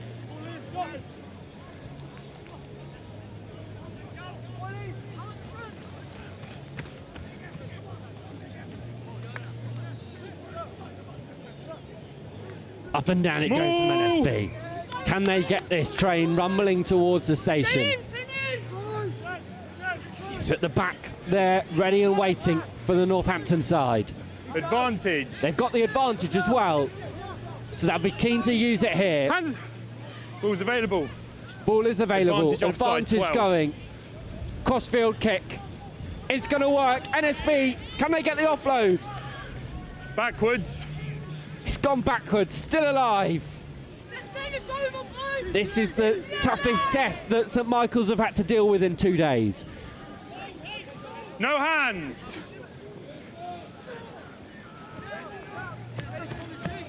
Hands out. Still they come. Less than 5 metres out. NSB, they go out wide.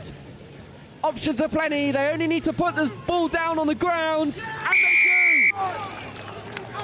NSB get the score. And St Michael's are forced to huddle around their own uprights for the first time in 48 hours. They'll have some thinking to do.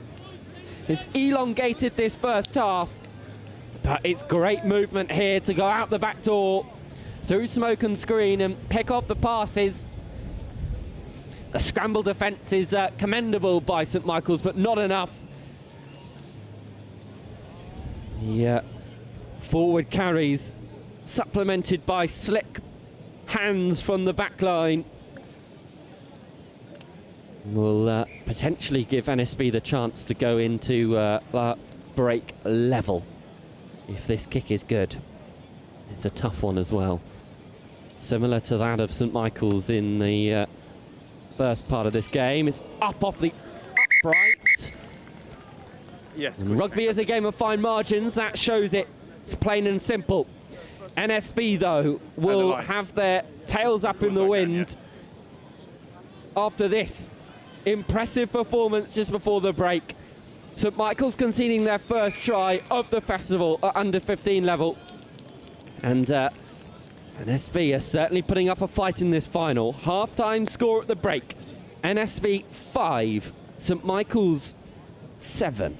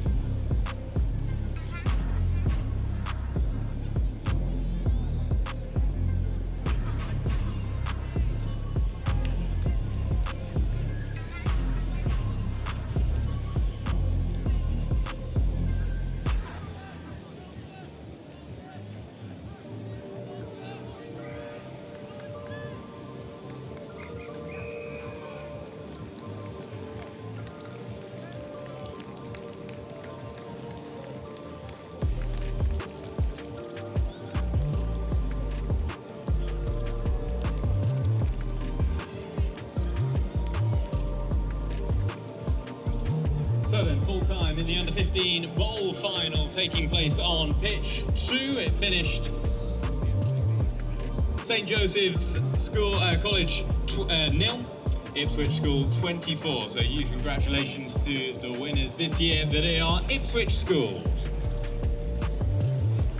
A reminder that presentations will take place a little later on, and of course taking place on pitch 1 we have the under. It's Northampton School for boys against St Michael's College Dublin. That one just about to kick off in the second half.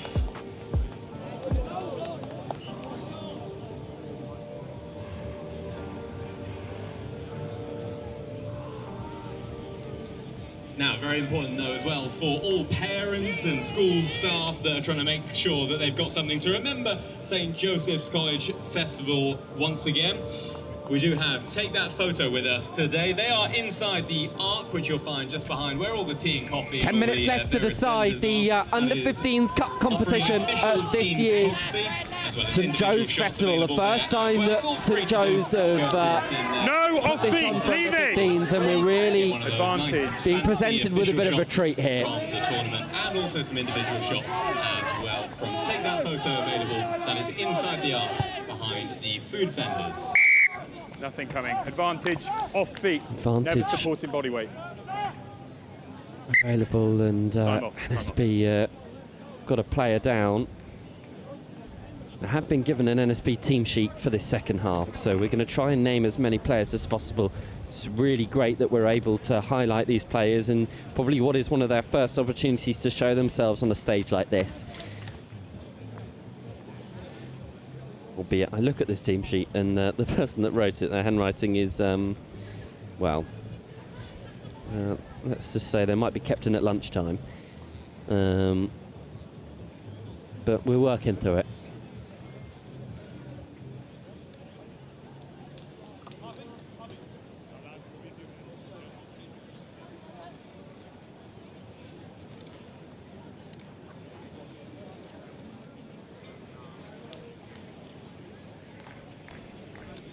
Harvey Dellett is coming on as Jaden Coulson is going to be helped off the pitch.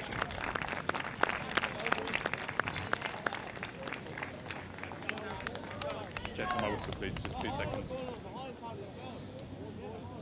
We good?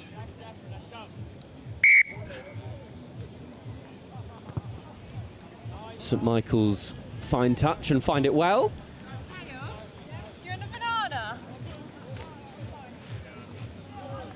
Cheers, thank you.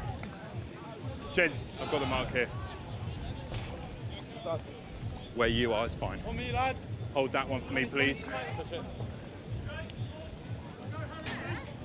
Jeds, take a step for me, take a step. And down it comes. St Michael's fire the ball out into their midfield. Straight through they go as well. Tackle, let him down now. Out the back through smoke and screen. St Michael's push on. Looking to extend their lead. It's only at 2 points at the moment. Roll away, no hands. Seem to start a half so well, do St Michael's. And they're continuing that trend here in the final where it counts. Great hands and show of skill. Still gone backwards, so the ball available for the Irish. Roll away. Don't pin him, don't. Into the 22 leave. now.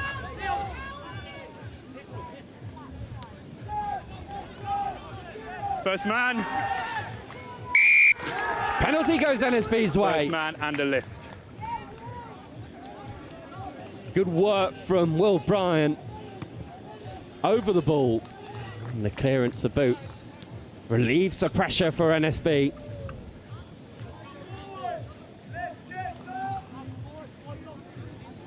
There's yours, gents.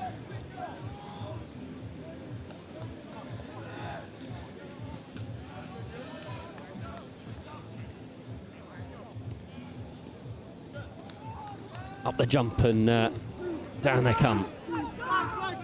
NSB trying to get the shove on, but it's 5, don't it's change your mind. and 5, now it's going. rejoin, well done. Use it now! It's going back! NSB going to try and break. They've got the ball available, and out they go. Good line cut by Howie Barnett-Vincent. Not many options out wide, so Ben Chown is given no option but to take it in. Retreat in front 4. The boot from Finn Shields finds grass. It also finds a St Michael's fullback who's racing away here now on the counter. Here comes St Michael's back up until the 22. They're so deadly in those sort of positions. Advantage, now here come the forwards. offside. They've got the advantage as well, so free ball to play with. Blue advantage. They go down the blind side.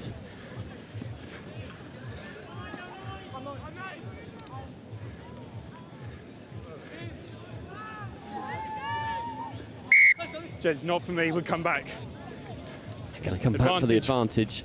Offside. Offside right in the middle of the pitch, and there could be an argument to go for the 6 here. No, instead they're looks like they're keen on going to the corner. They are.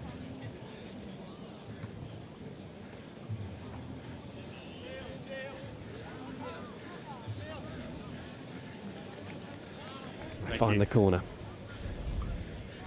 There you go, mate. Hold that one. On me, lads, on me, Jay. 10 metres out. Keep them in line with you. Have some travelling to do. Blue, keep that gap, please. Yeah.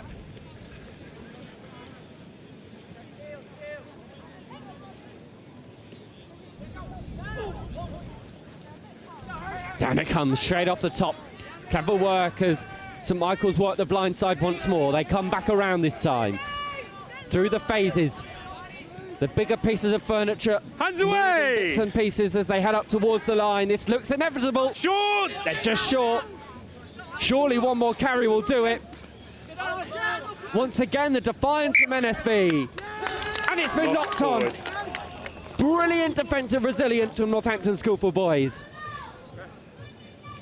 Knock on. Scrum. Red, 5 metres. Certainly not out of the woods, but good work to keep things at bay. Not many teams have been able to do that so far this competition. Well, in fact, no one else has been able to do that so far this competition. Crouch! That's why St Michael's have been so successful. NSB are given the toughest task yet, which seems fitting for this, a cup final. Now NSB are going to try and work it out of their own half. They try and go for the chip. And they pay the ultimate price. You got a feel for Northampton there after such good work on the floor defensively. The chip not executed right, and St Michael's, they're going to punish you from there, and they do just that.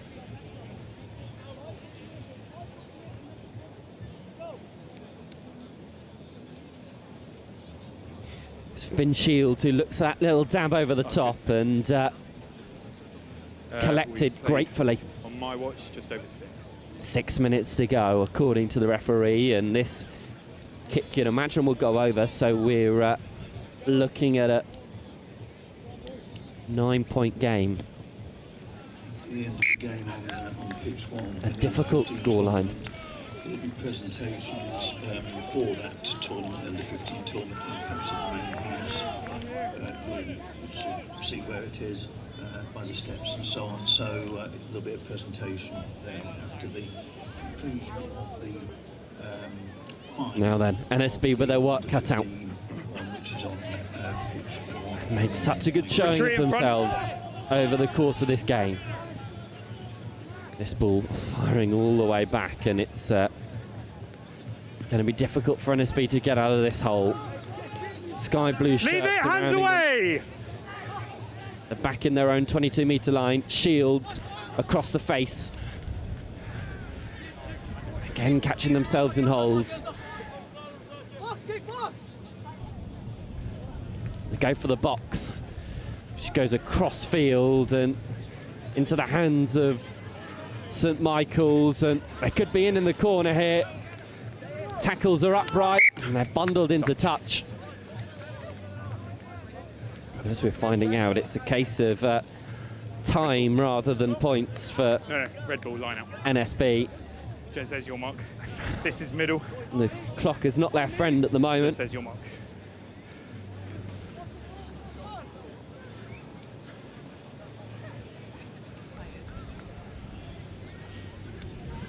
Stand. And this be break from them all. Through they go. A good double tackle. Tackle! Release now! Dumps them back onto their own 5 metre line. Ball's out. Ball is out. Hands away! Good release. Advantage. Offside. Advantage for offside. So Number 12, NSB will get a offside. better clearance than that.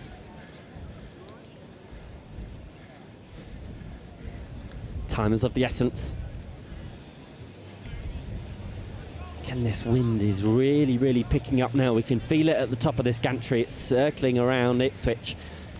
It's going to start to cause more and more problems.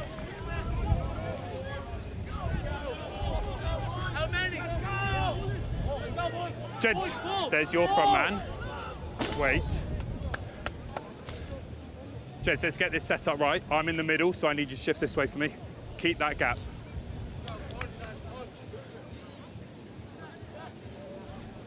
Throw from NSB has gone straight into Gents, the middle. throw again. Throw again. Same puts in. So we can have another throw. Same puts in. Throw again.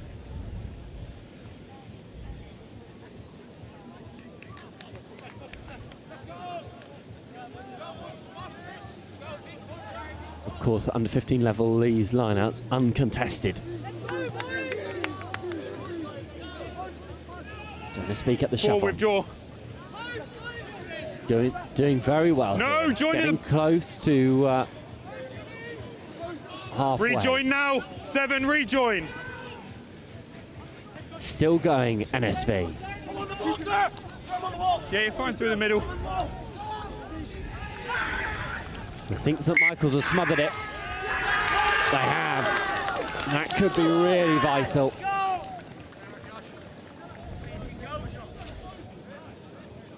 Our clock is creeping into the red. About 30 seconds. 30 seconds left on the referee's clock as well, so we're not far off. This game is pretty much wrapped up. St Michael's, it looks like, will walk away victors, but NSB will hold their heads high. As this was a formidable performance against a really, really strong St Michael's side. A side which I'm sure we'll be talking about not only at under 15 but under 18s level across the course of this weekend. Counter-rock is good. Counter-rock is good. NSB, though, will want to continue to stamp their authority, but I've lost the ball. It's going back and forth, back and forth. First man and the lift. The penalty goes to Michael's way. That's time. That's time. Necessary will be done here, I think. Post called. They're calling for the post. They're going to have one more crack at it. And fair play to them.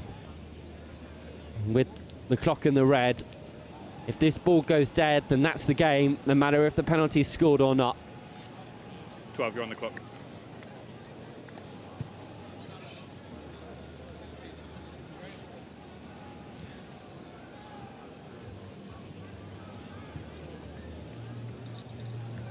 It's 20 seconds.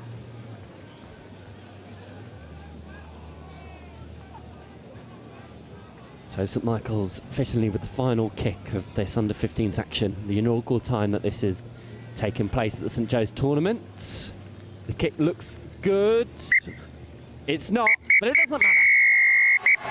St Michael's win their first piece of silverware at St Joe's, and something tells me it might not be their last. An incredible performance across the 2 days, only conceding 8 points across all their games. Congratulations then to the winners of the NSB, though, gave them their toughest test possible, fitting for a final. They should be really, really impressed with their showings here. In front of the main house. We'll be having presentations on for the under-15s very soon. I think Angus Savage isn't too far away from being able to have a word with with the main man, St Michael's College's number 10, and we'll head down to them now. Final score here, Northampton School for Boys 5, St Michael's College 14. Thank you so much, Will. Wow, what a moment. First ever under-15 champions here at St Joseph's. How does that feel? It feels great. This is what we wanted to do, and we did it, so yeah.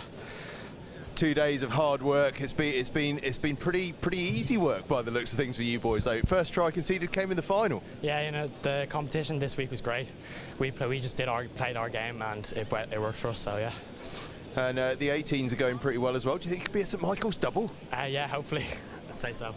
And so you're going to stay on and watch it. I know you've got some presentations coming up. Tell me about the rest of your teammates behind you. They're all watching on, excited. Who's been standing out for you? Who has made this what it is? Everyone on the team, everyone at home as well. Like, we've got 50 of us on the JCT panel.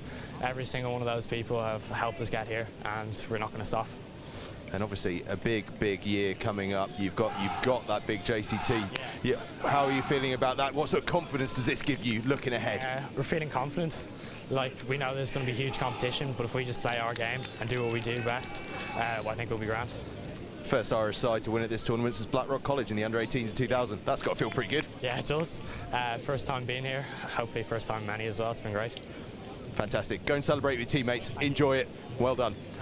St Michael's College under-15 champions here, the first ever under-15 champions at the St Joseph's Festival. We'll try and get more reaction from them over the course of the next couple of hours, but it doesn't stop here at the St Joseph's Festival, because the under-18s are about to get back underway. As you can see, Kirkham Grammar School lining up behind me. Wellington College are out on field behind our camera, and that is because we move back into the under-18 competition now for a monster of a game. Remember, Kirkham Grammar School, the reigning champions, were defeated earlier on by Strathallan. Kirkham Grammar School need a victory here if they are to progress through to the trophy. Wellington College currently have 2 victories.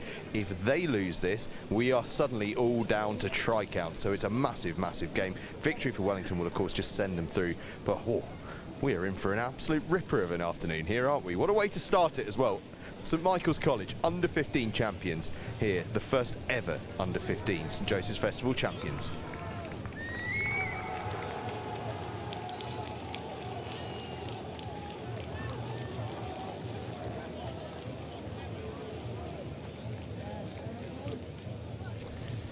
Thanks, Angus. Good to get reaction there from what was an exciting under-15s competition across this weekend. And now we're back to the seniors, and this one's tasty. It might be a chance for you to get your calculators out once things are all said and done. Depending on the scoreline, Kirkham will be hurting after their loss to Strathallan earlier on at lunchtime. Wellington have had a fairly easy run of things. Been in cruise control, 2 wins against Strathallan and Hurstpierpient. And these two teams know each other well, of course. Play each other in the regular season. And usually it comes out with humdingers in exhibition games, but this, when it counts, it's very exciting. Bit of a rotated side, it seems, for both teams. Understandable, considering we're in the 3rd and final game of the afternoon for both teams. My college, Ipswich 24, St Joseph's 0. Congratulations to Ipswich. Congratulations to all the teams that took part. As I said right at the start, everybody's a winner really, and congratulations.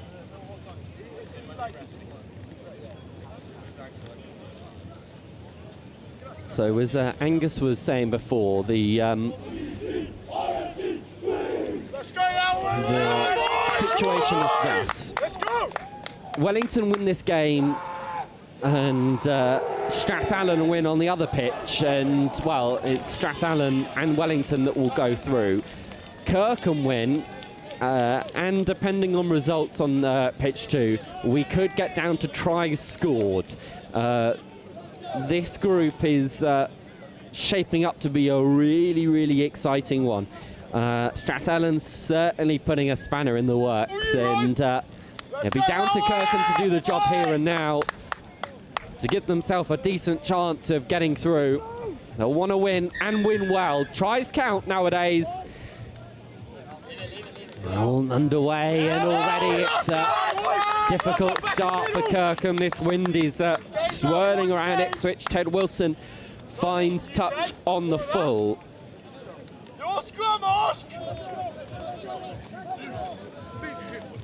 Quick reminder about the take that right on the cross. Opportunity.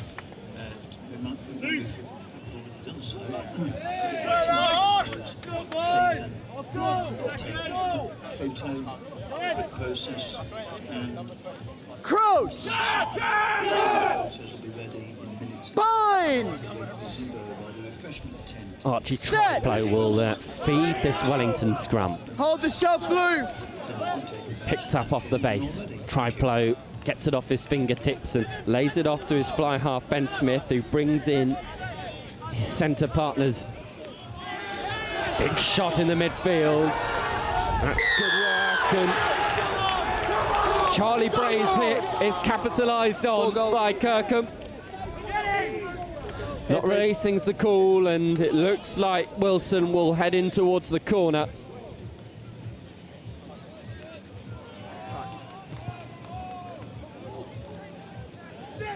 Will do just that. A good kick as well into the Kirkham, into the Wellington 22. Go Kirkham. Numbers, Blue. 6.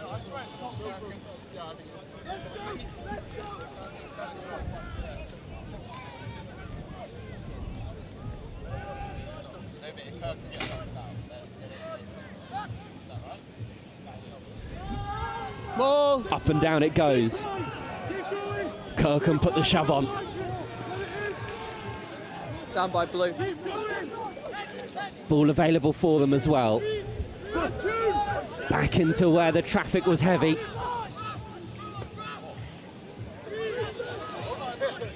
There goes Harrison Causey. Again, Sheldon. Brushing people off. Release goal! Leicester. He loves this sort of position on a rugby field. Good, Royce. Let's go, fella. Good. Ball been ripped, so Kirkham have got an opportunity here. If they work it wide, they'll surely get a score. And they do. Elation for Kirkham. They really needed that.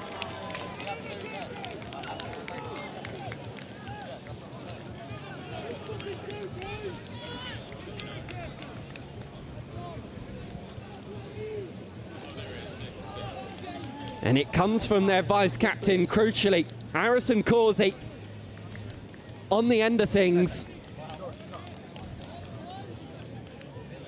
Can see here, you thought that the ball being held up and spilled here was a benefit to Wellington, but they caught themselves short on this blind side.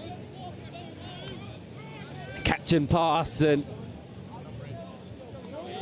Causey does what he does best.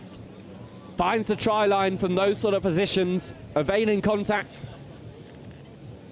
The kick is short and wide from Ted Wilson, so it's a 5-point game here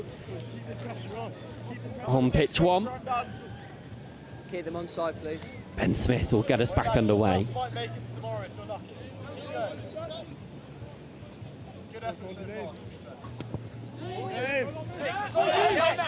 goes long and into the arms of the try scorer Causey, getting himself very much involved in the opening exchanges here. Archie Idden heads to the skies.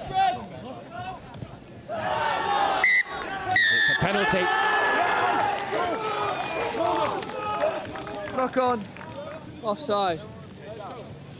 Wellington with compound errors that cause the referee to blow his whistle. Wilson will head towards the corner. Just inside the 22. Numbers, please. 6. 6.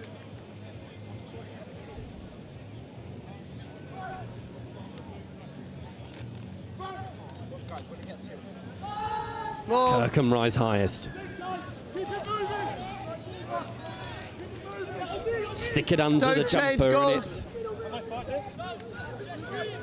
Miller Anderson who comes out with it. Yes, lost. There's Okobonsanya. Gold release! Good work from him. Comes across the face. And Charlie Bray is going to have to work hard for that one. Okay, then we have Causey. the main house for the An out to in run. Penalty goes Wellington's way. This player here, 7 off feet. Alfie Guthrie caught straight off his feet, so Mr. Wenham. Right. Smith will be able to clear his lines, but Start though with the player of the Wellington have got a man down. That goes to someone from Northampton School for Boys. It is their number 10 and a very famous name in that part of the world as well. Player of the tournament for the under-15 tournament here at St Joseph's College is Finn Shields. Let's go! Come on, lad! Let's go now! Just wait for the sub, eh? Energy now! Yeah. Wait for the sub still. Time on. Back on. 7 off feet, stealing off. There's Zach Heiner, I think, who's come off. Well, this ball is not going to make touch. It's a few blades of Ipswich grass away from doing so. So therefore, Isaac Glue can push the ball back up to halfway. Bonsanya. Ipswich School. And collecting the trophy is their captain, Harry Batts. Lister through the middle. Enjoying contact. At the back it goes. Ferguson knocked it on. Wellington ball.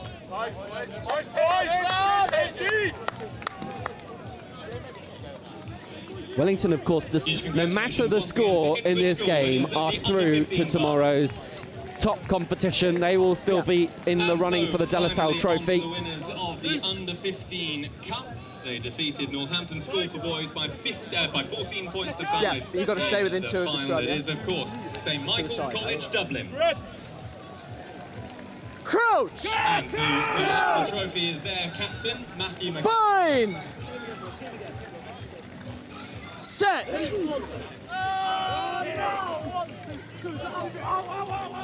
Shove is good. Wellington step this way and that. Release blue! Obviously the role, of course, of Lloyd McEwen-Peters, but this nowadays, Will Corbett, Dan Bowen, Elijah Jayers, those are the ones 13 that are above sternum. Working those centre channels. Once more to winners of the Under-15 Cup, St Michael's College, Dublin. Ben Smith decides to go with the wind and for another memorable tournament as well. Been brilliant, the addition of the under-15s to the tournament here. The 2 teams will are find touch. Have their photos. Not a lot of it though. Put them on the line. And of course, take the line blue. Under-18s action taking place throughout the course Gold of the numbers. day, but that is the presentation 5. of the Under-15 Bowling Cup, all done and dusted. Big thank you to Mrs. Clark and also to Mr. Wenham as well. On the AR. Yeah, they're fine. Yeah.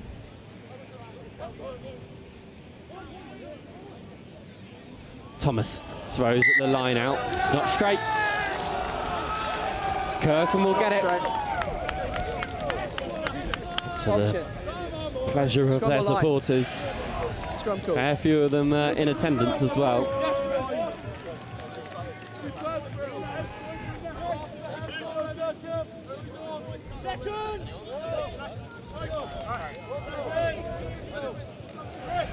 Crouch!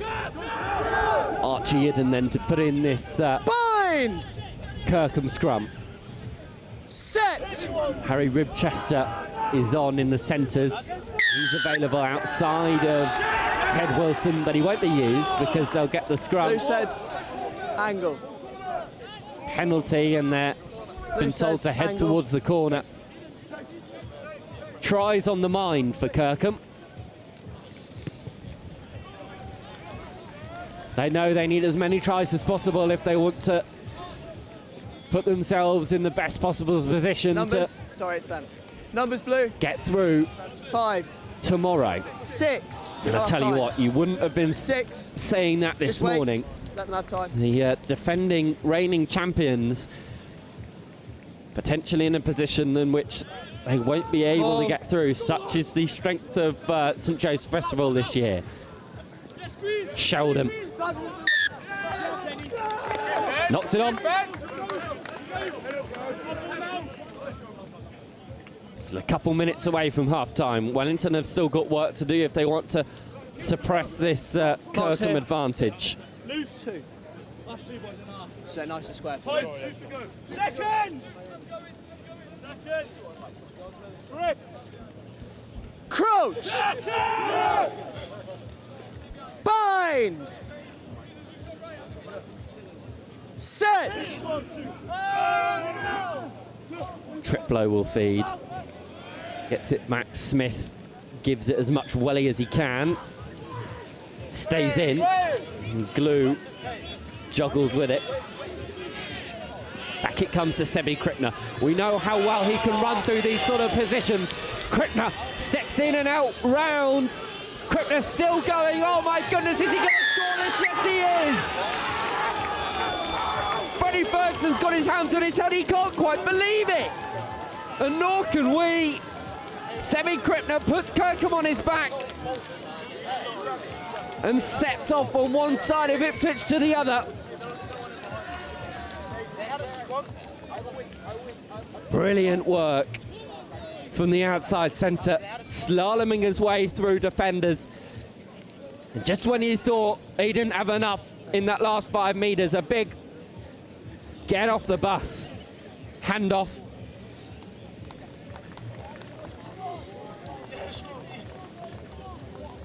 It had everything, this, didn't it? Step, pace, power, precision. A really well taken try by Sebi Krippner.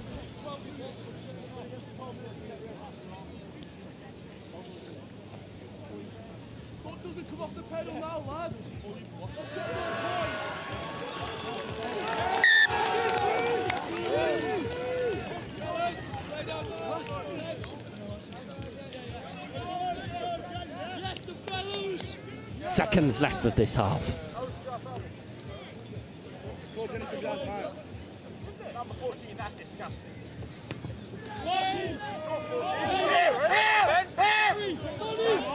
It is now. Right on the 22. Kirkham, I think, will be happy to see this one into half-time. They will.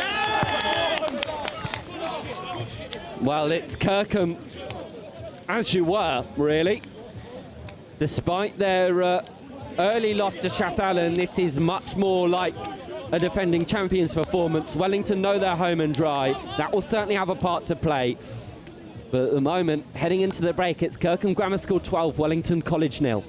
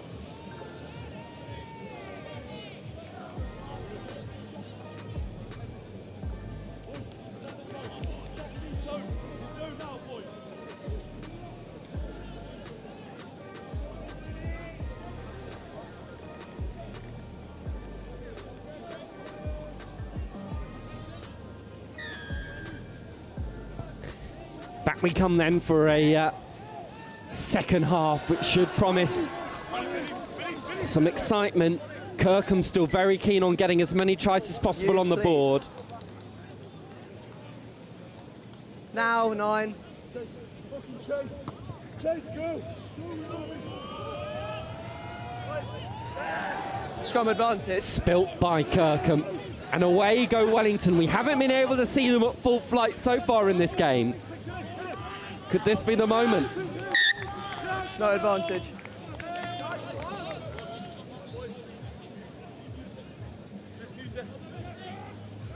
Where am I going, people? Here? No. Let's win this scrum. If the mark is there, just take a step Let's go back. again. Thank you. Then we have a nice gap. Let's go again. Tight. So can I stay the ball? Yes. Second. Crouch!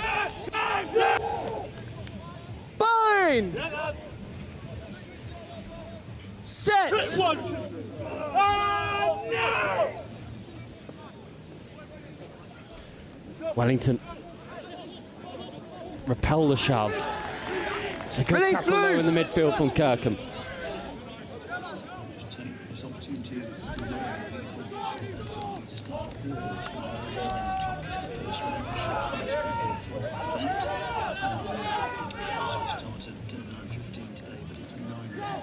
Another big shot. Some messages being made in the midfield. Out the back door it goes. This is where Wellington look really good. Breaking up into the 22 and up to the 5 Release already. blue! They've got numbers out wide if they can use it as well, but instead they'll use the bigger men. Penalty advantage. Advantage as well, so Wellington have all the keys. Ball goes out wide, really wide, and they are going to score. Inigo Langford, I think it is. Could very well be Rory Hill. Both of them are wearing 15, which is not ideal for me, I'll be honest. Either way, one of them scored and one of them's kicking. So take your pick out of which one you want. But they're both going to contribute here.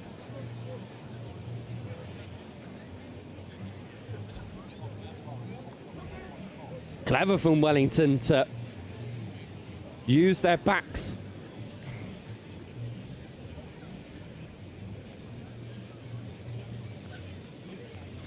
Touching down in the corner.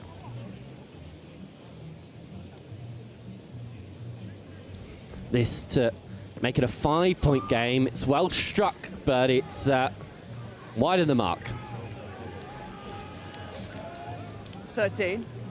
Make sure we're using the arms. Let's go, boys! Let's go, boys!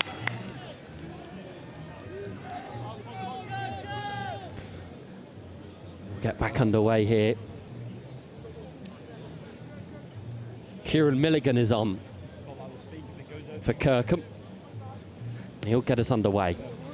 High into the sky. Schweiz is going to pop down. It comes back for Wellington.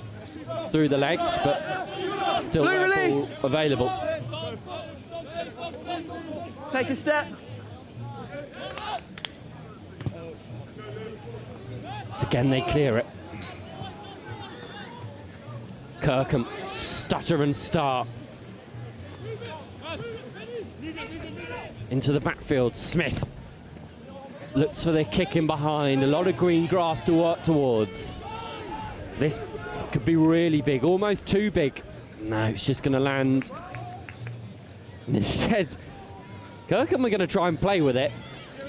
Not necessarily the option that I thought they would go for, and they paid the price. Entry. Side entry, 14 blue. 14 blue. Entry.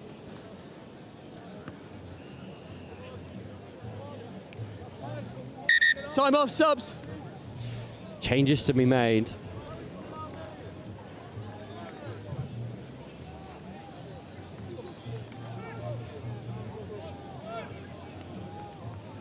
Has someone gone off? Right, here we go. Time's off. How many? Kirkham are shifting 6. things around. Time is on. Yep.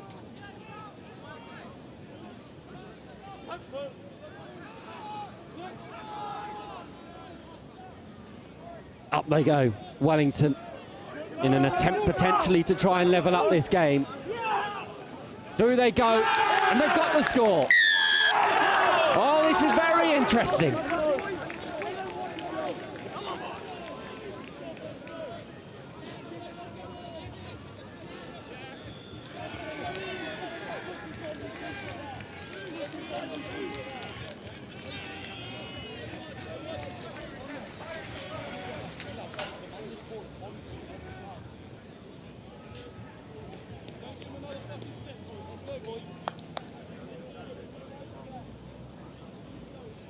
How about this from Wellington? Doing the simple things really, really well. They catch and drive and they sneak back inside.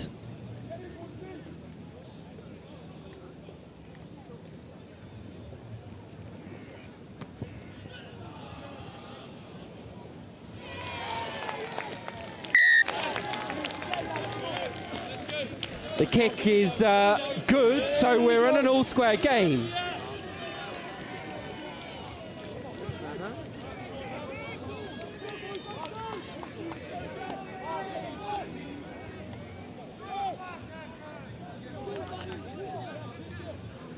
Down. So Kirkham will get us back underway, and the ball's been knocked on by them.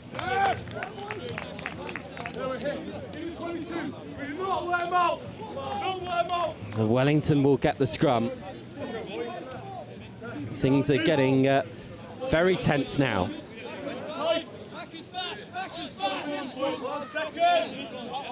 Kirkham, even Stevens with Wellington. They'll be desperately keen to get the full win here if they want any chance of reaching the De La Salle Trophy final just like they did last year. Hold! Retreat! Thank you. Ben Smith goes the distance, gets a good clearance on that, up to the 10-metre line.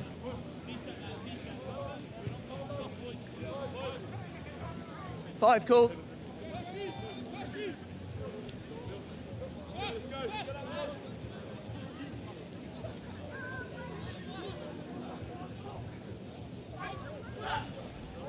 Up and down they go. Kirkham need to get a bit of distance on this. Good work from Connor Norman, who's introduced into this game. Kirkham pushing up towards halfway. They'll get there just about. It's the work of Jasper Johnson. Tackle, release, goal! Wellington doing well to repel. Little chip in behind. 50-22 is on here, but the bounce is unkind. Ball cleared really well, really far, and it's touched Kirkham and gone out Wellington's way. Frustration on the face of Freddie Ferguson. As this late in the game, that could be really crucial. 5.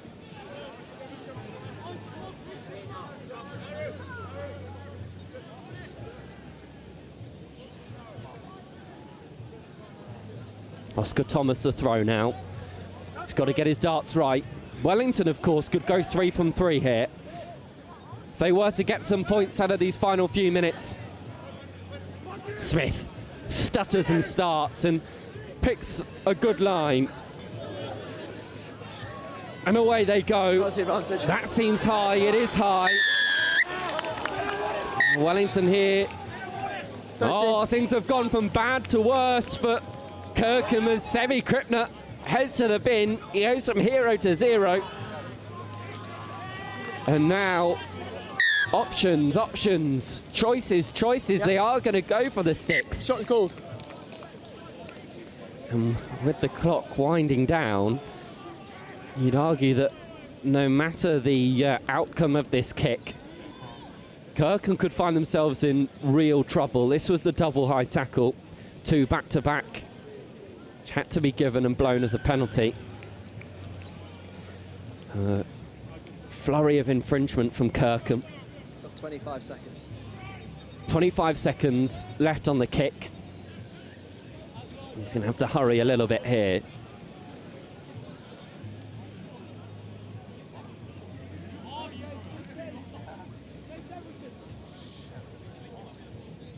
We're in a position now where the defending champions are in real trouble, and this could be made even worse. It's struck up against the upright.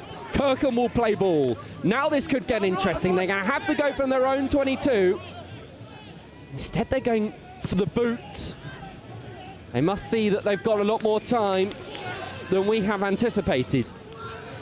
Couple minutes left, and Wellington run it straight back. Have they got over that? No, it's gone Wellington's way. 2 players, roll clear first. Oh dear. 14 and 6. You'd imagine the same call. They're going to go for the sticks again. What are we doing? They are. And they may be able to run down the clock. Strathallan have won their game against Hurstpierpient, which means that Wellington are very much through. And Kirkham are in real trouble here. They're going to need to not only somehow salvage this penalty kick, but also run the length of the field and score up the other end, if they want a chance of being able to defend their De La Salle trophy tomorrow. And now it's all about Wellington. An opportunity to make it 3 from 3 with this penalty kick. 12 all at the moment.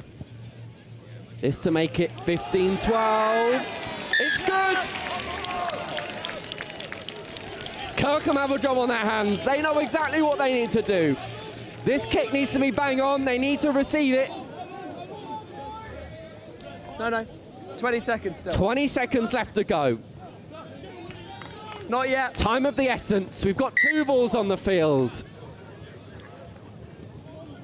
And ironically, that kick was pretty much bang on. Has been off, don't worry. You still got 20 seconds. Okay, time on. 20 seconds for Kirkham to revert their fortune. The kick's very much on the money. 10. But it's come back Wellington's way. That's it. That's time. They'll kick it out. Wellington goes 3 from 3. Kirkham in real trouble. Well, it's not the outcome we expected, but it's the outcome we got.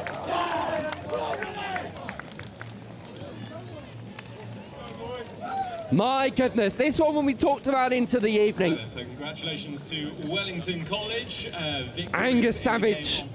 Wowee, let's have a conversation about that. You, sir, you were very vocal. Come forward. Wow. You have a quick chat. Wow. It's almost like last year all over again, isn't it? Wellington College that year, one of the hot favourites, were knocked out in the same pool as Kirkham Grammar School, who went on to win the title. Now in the same group again, it is the champions Kirkham Grammar School that drop into the bowl, because Strathallan, with that late score in the previous game, have backed it up with victory over there on pitch 2. They go through, and that incredible Wellington College comeback means that they are going through to the trophy. We spoke to Oscar Thomas earlier, didn't we? He was saying how there was a whole load of determination in that Wellington College camp to get their own back for last year. They weren't happy about being in that bowl competition last year, and they have proven that point. What a dramatic comeback. Wellington College into the trophy in Group 1 alongside Strathallan from Scotland. What a story that is. Strathallan, who I think finished down in about 11th last year, are going to be in that top 8 competition. But the big news here is that the champions, Kirkham Grammar School, the bowl is the best they can hope for now. Who saw that coming at the beginning of the day? That is what makes this competition so incredible. We said, didn't we, that there were so many possible contenders for this trophy, and wowee, we've seen just that here on this pitch. What an incredible bit of drama. I tell you what, It's going to get pretty tasty as well. We move over to Group 2 now, where it's Millfield against St Michael's College. Both sides are already through to the trophy competition, but if you think that that is going to mean that these two don't go at it hammer and tong, you haven't seen these two play any rugby. This is going to be absolutely spectacular. I spoke to both the coaches beforehand. I asked, are you going to be taking this one easy? Because you're both through. They just laughed at me, both of them. They are taking this very seriously. Ireland's greatest side of the last 5-6 years, perhaps, certainly one of the best two alongside Blackrock College. Millfield, the legends of this tournament, 8-time champions. It doesn't really get any bigger than this. It's going to take a little bit of time for the heart rate to just settle after that last game. Captain. But we're going to try and let it happen as we come towards this game. Millfield just running out onto the field over my left-hand shoulder. St Michael's been out for a couple of minutes. They are ready and raring to go. But as I say, Millfield against St Michael's, massive. Kirkham Grammar School into the bowl, Wellington College and Strathallan of Scotland into that trophy competition. Wilf Kemsey is back on comms. He's got a very special guest alongside him as well, who's climbed his way up there, as you would be unsurprised to know, very easily. But it's Millfield against St Michael's College. Wilf's going to talk you through it. Thanks, Angus. Yeah, great news for the true Scot that you are. So Strathallan are through. And I'm delighted to be joined by Mark Patterson, of course, Joe's College legend, and still knocking around the Ipswich community, having employed basically the entire sixth form for the last 5 years or so. But yeah, thanks for joining us for this one, Mark. And it's, well, it's a huge game. Millfield School against St Michael's College. It's the 8-time champions against the finest side of the day so far. I mean, it's going to be an absolutely thrilling game, Mark. Absolutely thrilling. I'm going to try not to say England versus Ireland. Straight out from Millfield, not a great start to the game for them.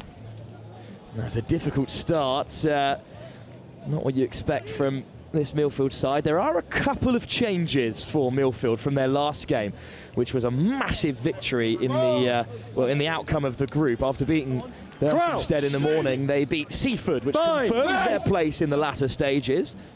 There's a few switched shirts since then. Early shove though, so a couple of turnovers to get us started. Some clever little work with ball in hand from Luke Kilmurray to slow down the Scottish international Alec Duncan, who gets a start now. And well, an injury in the last game to Conor Donoghue has left Ellis James of Bath under 18 and head boy of the school at fly half, and he hangs one up old school, plucked out of the sky and offloaded as well by Dylan McNeese. And now St Michael's rumbling up to halfway. Out the back from Joe Kennedy. Oh, what a shot that is. Flying in from Fred Lomas. So Michael's pushed back to the 10-metre, and then it's chipped in behind, and the chase is on. Deputising at fullback in this game is Sam Gill. Inside. Retreat, Millfield. Retreat, 5. Gill clears it at halfway, but it falls kindly for Cathal Lydon. Opening up the legs, here goes Dan Ryan, who's had a great day so far by all accounts. And they're up over halfway.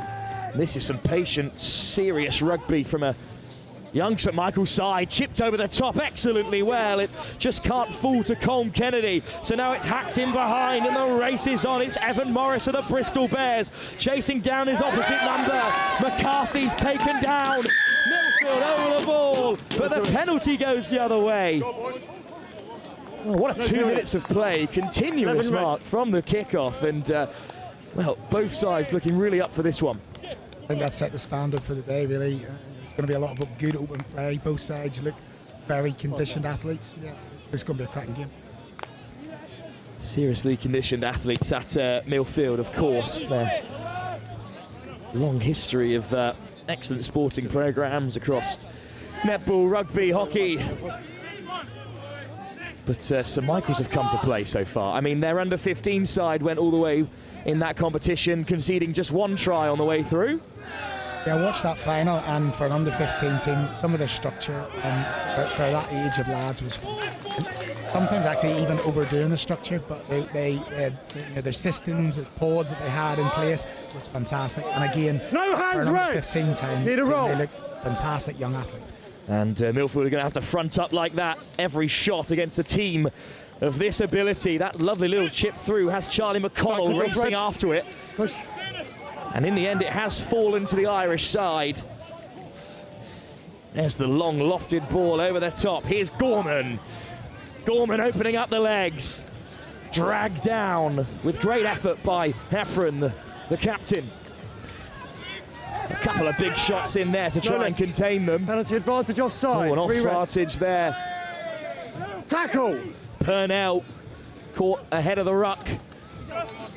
That's another huge shot on Gorman. Still penalty advantage. Millfield keeping the door tightly closed for now, but now the crossfield. Lovely weighted kick, and now a race to the line. What a trot by Miller. McCarthy reaches out. That's a phenomenal tackle.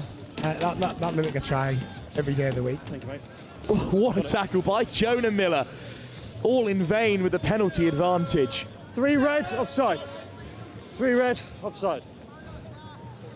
It was down at King's College Taunton where I first saw Jonah Miller play in a Millfield team that had about 3 teams entered at various sevens competitions.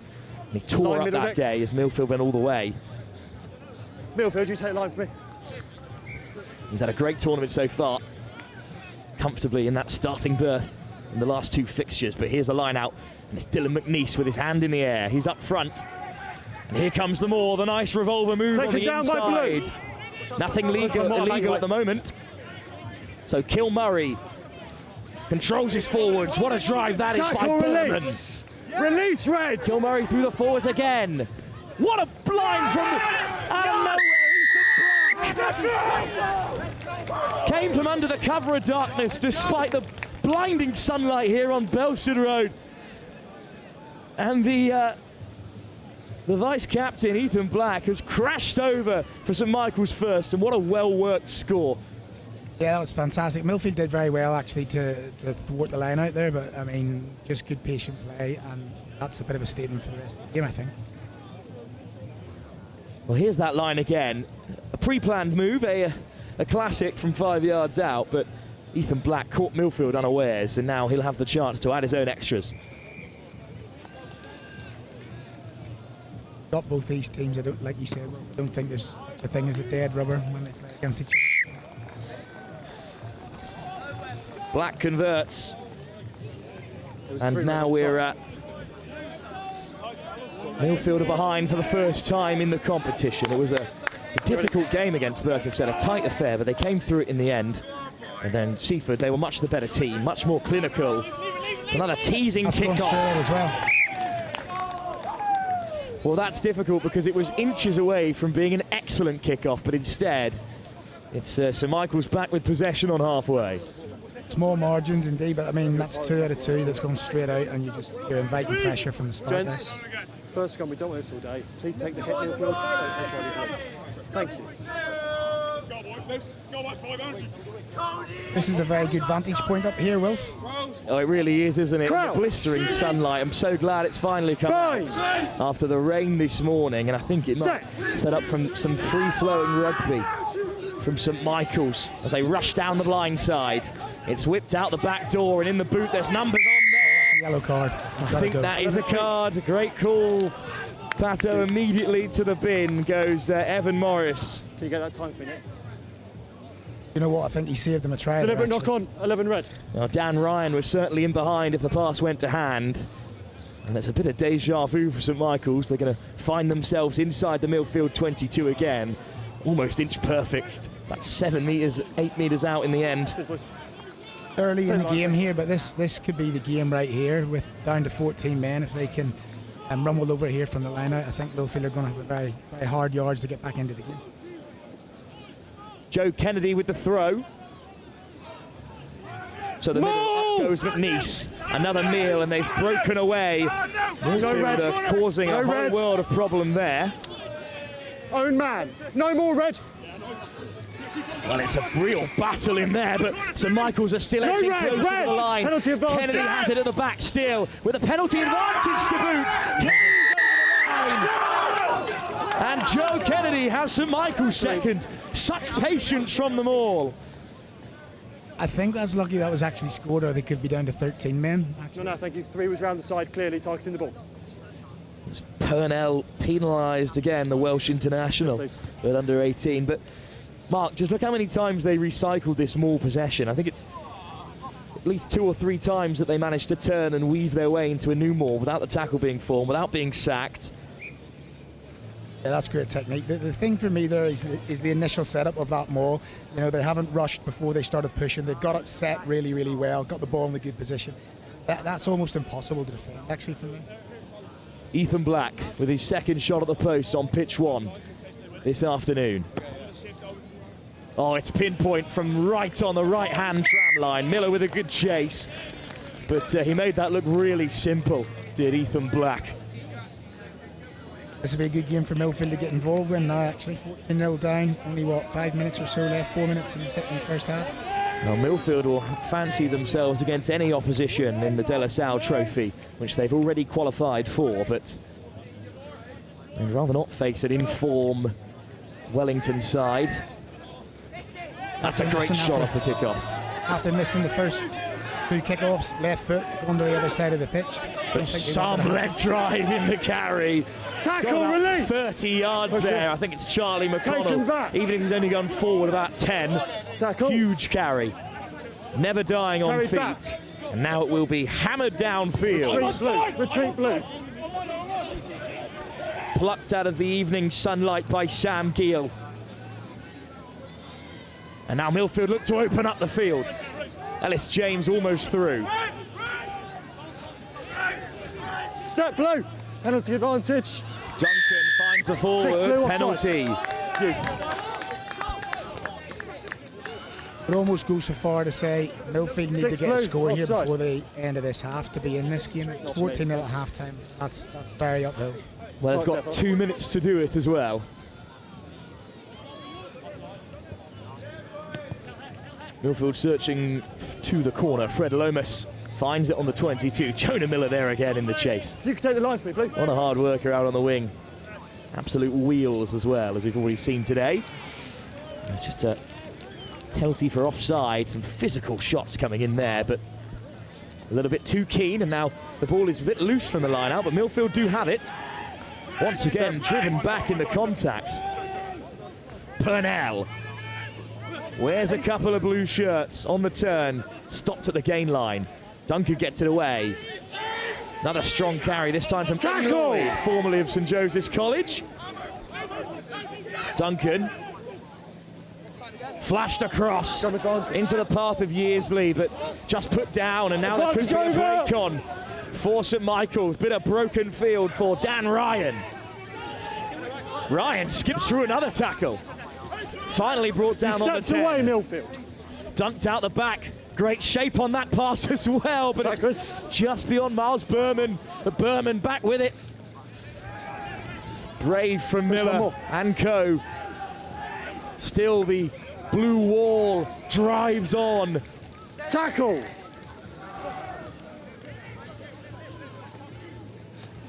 Lydon, good pass for Kennedy, who's up over the gain line.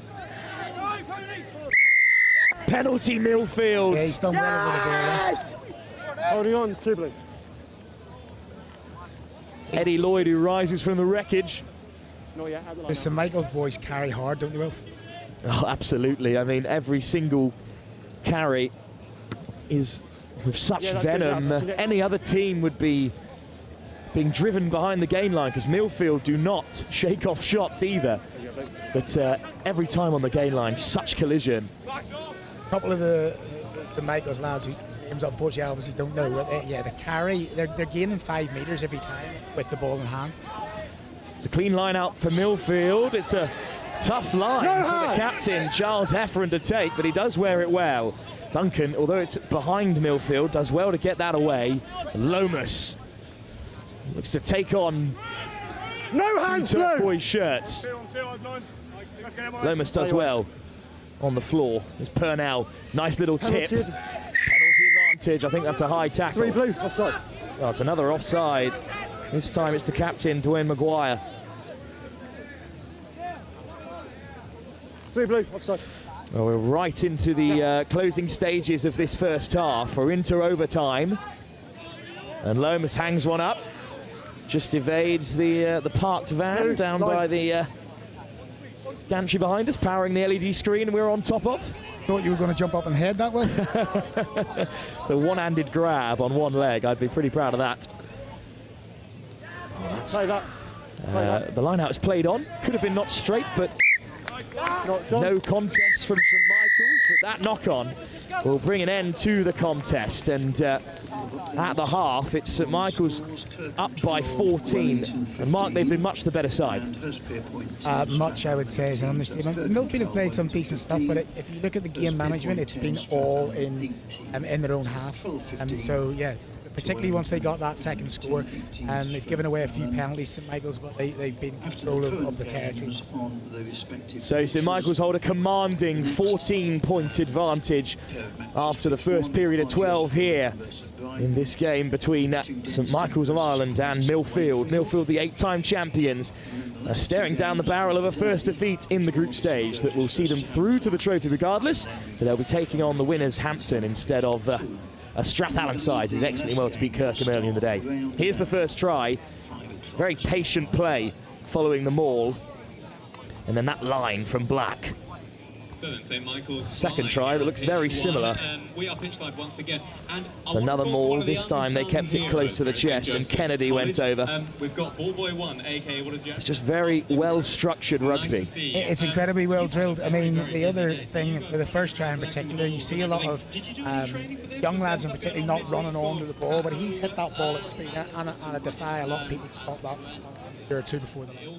So a couple more games to play after this one. RGS High Wycombe take on Brighton to see who will top that group. The winner of that game will face either St Joseph's College or Hampton.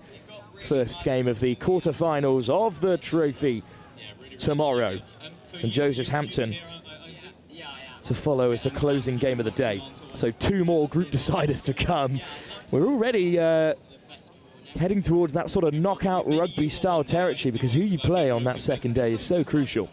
Yeah, it always takes shape after the second game as you go into the third game tournament. You sort of get to know who you're going to play against the next day. No different today. Some huge games to come then. RGS Wycombe undefeated against Brighton. I believe they're yet to concede in the competition. They had a really good day so far. They've been over on pitch 2 for the first 2 games. And then St Joseph's take on Hampton. Hampton were confident, chatting to a few of their lads on the sideline. Of course, there's yet another liner coming through at Hampton. The England winger will be in action. That's our final game of the day as the hosts after their victory against Trinity and Blundell's. This is a good time normally to flood the bench a little bit, but it doesn't look like there's been an awful lot of changes for St Michael's. I might go in and out there, Wolf, is it?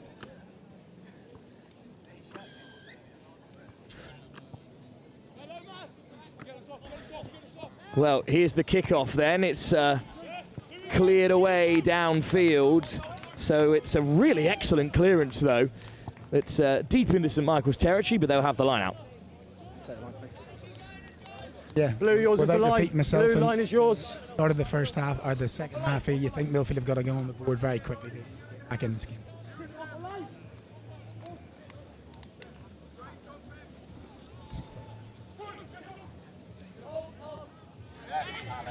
Well, here we go then. It's stolen at the line out by Millfield. Exactly what they needed to start this second half. And then the captain, Heffron, hands it off. That's a great offload through the contact. And suddenly they're in behind. Evan Morris back onto the field. Very good. What a break by the Bristol Bear.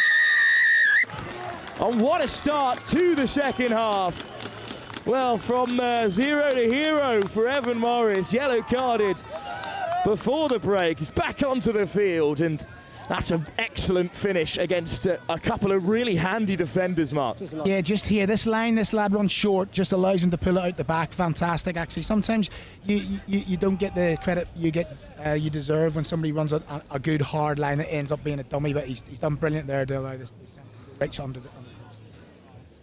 What a try by Evan Morris.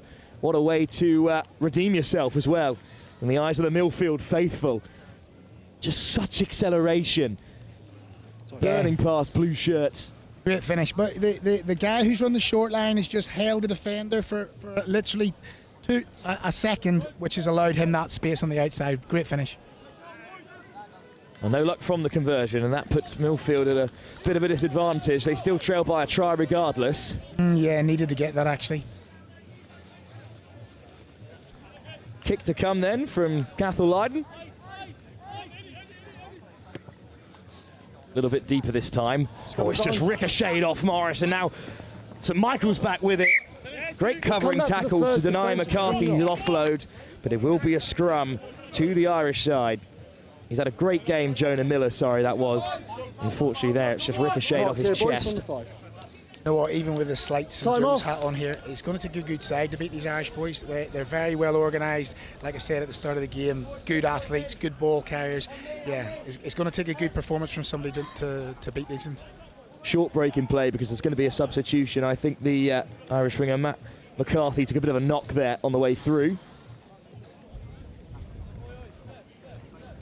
So we'll look ahead to the action tomorrow. We've got 2 more games in the group stage after this one. They're all group deciders here on pitch 1, which is exactly what you like to hear.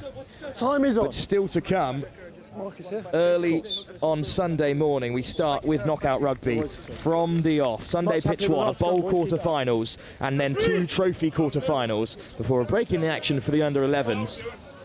So the first 4 games from 9 o'clock tomorrow, all knockout games in our bowl, the second-tier competition for those who finished in 2nd and 3rd in the groups, and the De La Salle Trophy. Wolf, this is brilliant. It's like working with a pro up here. Very, very good. Yeah, thanks very much, Mark. But I think the pros are all out there for St Michael's at the moment. They look so well drilled in their play. Black wears a good carry.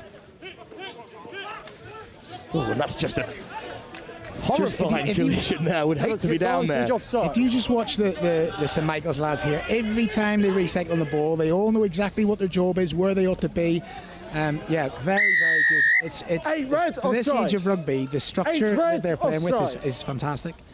Another offside for Millfield. So there's a discussion with the skipper what the plan is there. I think he's got to take the post, hasn't he? I think Dwyn Maguire has gone for the points, and it will be the try scorer Ethan Black has already knocked up 2 conversions, looking to add his 3rd of the day.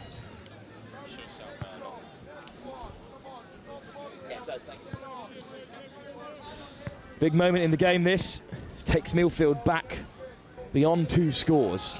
Yeah, very big moment. You wouldn't bet against him knocking this straight through the post. A little bit of a breeze, but apart from that, it's going to be hard yards if it's coming back from 17-5.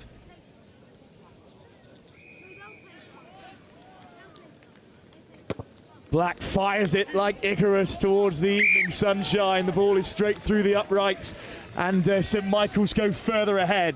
17-5, they now lead. Yeah, they need 2 converted tries now to win it from here. Now, Millfield are not used to tasting defeat here at the St Joseph's College Festival. They beat the hosts, of course, St Joe's in the group stage last year. Eventually defeated in the semi-finals. Push it. RGSI Wycombe and Kirkham made it through to that final last year. But they'll taste defeat on day 1 for the first time in a while, the 8-time champions. I've watched them taste defeat on day 1. Professional stuff from an under-18 unit. It absolutely is, and it's the difference between Millfield, who are equally one of the most well-drilled sides in English schoolboy rugby. Perhaps it's a comment, and Angus Savage said this off air. We were following a discussion we had at Merchiston Castle, as Black will go for the points again. He was talking about Scottish rugby and how inviting the English schools to Merchiston Castle improved the prospects of these Scottish rugby players, gave them a new experience. English rugby today is being shown what for by the Irish. Yeah, I mean, the Irish school system is an interesting one. The main difference, which is unfortunate in England really, is geography. 22. There's a lot of good school sides in a very small area, so you only have to travel maybe half an hour, 45 minutes to have the guts of a dozen good schools. 2 subs. Off target this time from Black. Gents, let's be careful. But it won't be the end of the world. Thank you. As with, well, we're closing in on 4 minutes to go. Michael still lead by 17-5, and they'll get possession back as well. Look at the acceleration. It's excellent work Step now from the forward carriers, and now they're up to halfway. The captain, Maguire, remains on the gain line. That's a nice ball, but a great read from Millfield. First a by big shot comes in then from by red Ernie in the Jackson. gather. Scrum down. And he's turned it over for Millfield.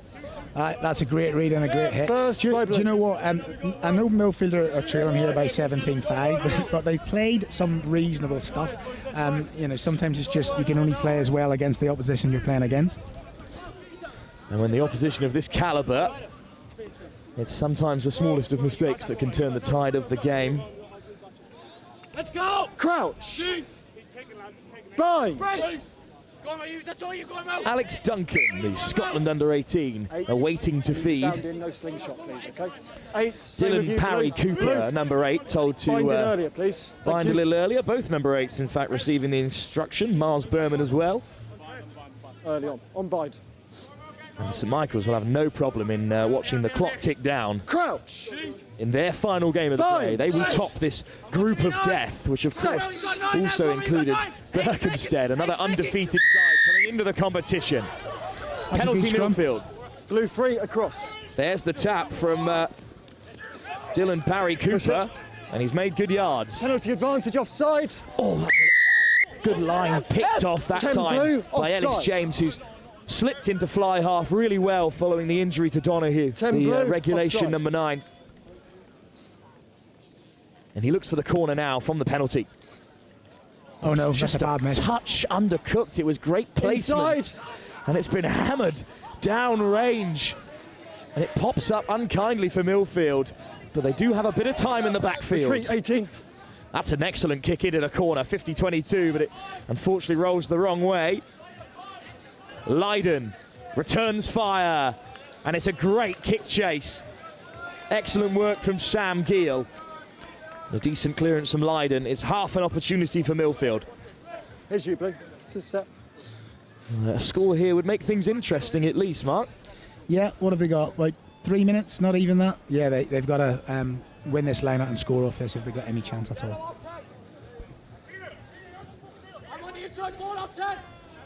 Lewis Ricks with the line out. Oh, it's good D from St Michael's, and it does enough to turn it over. Roll red. Kilmurray Use sets the box. Is. That's good game management. Unfortunately, though, it is straight out, so we're back to exactly where we started, but with another minute used up, Mark. Right idea, poor execution, but yeah, back to where we started a minute ago.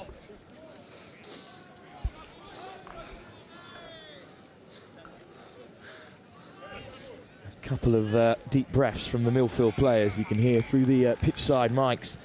It's Freddie Beasley on to take the throw, and it's a clean line out. Oh, and it's off the unfortunate head. There. Knocked on the floor, initially off the head, then knocked on by Blue. Well, clearly the option was to get out the back, but then, as your fly half should, Ellis James spotted a hole, but the player wasn't ready to take the ball. No, Joe Marler special. Use the head, no knock on. Well, instead it was knocked on the regather by St Michael's. So, if anything, a cleaner platform for Millfield just inside the St Michael's half. Bind. Scrum's been pretty even so far. Set. Hold. Millfield scrum's been good. Has indeed, and it's allowed Parry Cooper to pick. No hands, Blue. Need a quicker roll. Picked up the pace the second time. Well done. Duncan has it. Through the forwards they go. There's the prop, Sid Moore. Millfield are having to commit an awful lot of men to the breakdown, which just St Michael's are just able to fill the rest of the field. But Morris bursting through the tackles. Morris beyond the 22. What a runner with ball in hand. Penalty advantage offside. James with penalty advantage. Millfield will have it back. Time off. Time off. Oh, Captain. There's not much time left, but I think the referee's had enough of the penalties that St Michael's have been giving away. Captain, please. We've had 3 penalties in Maguire off the field. 18 blue for offside. No more, please. So Black is deputising as skipper, and he's told no more penalties or a card will come. Time on. James blue, for the corner. offside. This time gets the job done. Lines middle, gents. Well, we're edging towards overtime here. About a minute to go. We're good. They've called it. But this is Millfield's best opportunity of the second half. Beyond, of course, that barnstorming run by Evan Morris. Got them their first score. Once backwards. No. Great Use it now, defence from Red. St Michael's, but Millfield do have it at the tail. The call is use it from the referee. They do feed it back to Duncan. And then up the jumper goes Sam Gill. Oh, they're over the ball.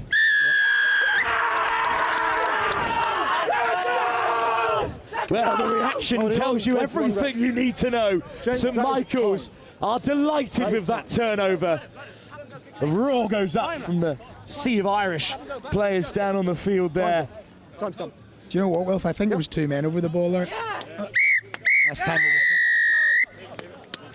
Ethan Black clears the field. Pitch one here at the St Joseph's College Rugby Festival. And we may have seen a potential repeat of the final later on. But here on day one, it's Millfield who'll finish second in the group behind St Michael's College of Ireland, who spoke in our preview show about coming here to offer exactly what Irish rugby is all about. And, well, they finished the day completely unscathed. What a performance, Mark. Very, very good. Yeah, you know, professional as you get actually at under 18.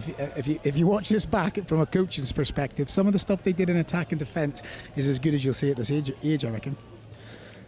Thanks very much for joining us, Mark, for this one as well. I'm sure we'll have you back if you're around on Sunday for some more action for St Michael's. I would love to pop up and see you again, Wilf. You've done a cracking job, mate. Thank you very much, Mark. It's a pleasure to have you.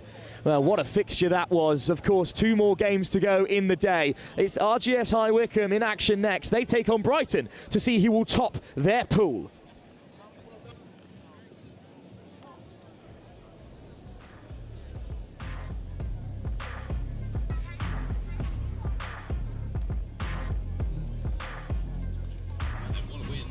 For St Michael's. A couple more games to go, then I've come up again for the commentary gantry here on this one.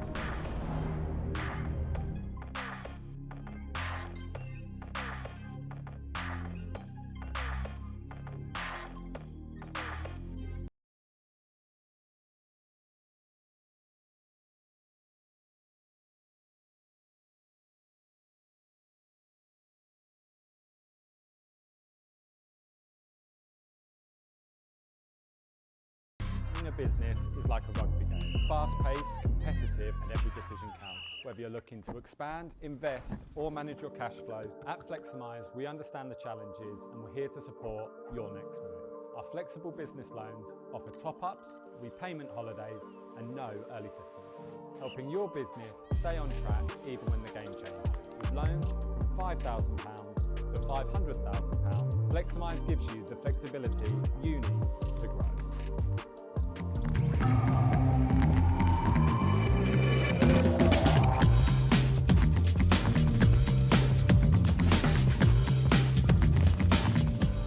John Fowler Solicitors, local for 100 years. We're going to get a bucket and a rope and something, and it'll take a few hours. Anyway, good stuff. Couple more games to go. Here's kickoff then in another crucial group decider. It's Brighton, who have done excellently well so far in the competition, despite the limited coverage they received in the build-up due to the talent in their group. They saw off QEGS Wakefield, who were tipped as dark horses in the tournament. And then they also won in their second game of the day to set up this group decider with RGS High Wycombe, who themselves saw off Denstone and then QEGS Wakefield, who are going to be contenders in the bowl. There's a bright start for Brighton College. That's an excellent carry off first receiver, driven back hard, however. Plenty of players to pick out already in this RGS High Wycombe side, but Brighton College have come to play. They have a very experienced side. They had some excellent runs in the tournaments last season. St Joe's didn't go all to plan, but they rack up the try of the tournament. And their try of the tournament score, Alex Stubbs, is still down there for Brighton now, deputising at 9. They've got the likes of Fergus Lamb still out there, who's a really talented player. And they had a great tournament at the Sedberg 10s, which is much easier said than done. as well in the past. So there's a lot of talent in this Brighton team. Also Nathan Ventham at number 4, the Quins under 18, one to watch out for as well. We know all about this just High Wycombe side. Couple of changes in the team, but including at number 8. But Kusera still on the field and still finding Agnew, who's played every game so far. Round the corner they go. Strong carry. Here's Lloyd Taylor. Up to the 10 as well. First bit of possession for High Wycombe. And they're making some yardage through big forward carries. Lloyd Taylor wants another run at things here. Kusera out the back. Lee, another ball on to Inch, bursting through the cackles. Inch, what a run! Lifted into the path of Billy Ray. Inside the 22. High Wycombe fighting for top spot again here. Finalists last year, champions in 1999. Brighton College, former champions themselves, but it's Lee opening it up to Inch again. How direct from Charlie Inch. Here's Zach Matthews. Let it go now, yellow. Kusera poised again. Nice carry from Booth. Couple of tries in the tournament already for him. And here's Greenwood. Backwards all the time. Slow ball. Kusera through the forwards. Booth in support. Brighton defending staunchly for now, but Inch again with a bit of space to run into, almost getting on the inside of Brighton College. Back foot. Yep. And that pass is picked off the toes. Knock on. Brighton deny High Wycombe their first attacking set of the game. Great phases Look at my green. from High Wycombe. Scrum. But in the end, Yellow. held at the 22 by Brighton College.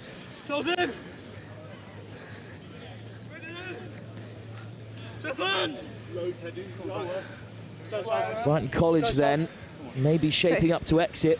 McNamara at 10. Bind! Cardiff Blues. Set! Hold! Go! Well, it's a real mess at scrum time, and it's gone High Wycombe's way, unfortunately. Yellow back foot! For Brighton College. Yellow back! Good. To the short side they go. Nice ball out wide. High Wycombe into the 22. Greenwood. Look at Ray with the support play No more there. Kusera. This time through the forwards, and Lloyd Taylor carries beyond the 22. Kusera again, goes alone. Brighton over the ball. There's the turn. 8 from the side. 8 green from the side. Well, it was great work from Brighton Disrupt. They've taken it quickly. It's chipped through by Harry Eastman, and the Aussies on the run. Collected by Southwell Sander. Eastman harassing him there. That ball over the top is a dangerous one. Dived upon by High Wycombe. Over the ball goes Rory Claxton. And Claxton has the turnover. And Brighton look to go coast to coast. Something over the line. Held up. Ball drop held up. And it's a missed opportunity for Brighton College. Can you believe that? A penalty on the 5. The quick tap has not borne fruit, but from the dead ball they would at least have possession back. What quick thinking though in the centres by Harry Eastman. Touch found, but it's Brighton in possession. Well, if it's straight out from a goal line dropout, I believe it should be a scrum on the 5. Straight out.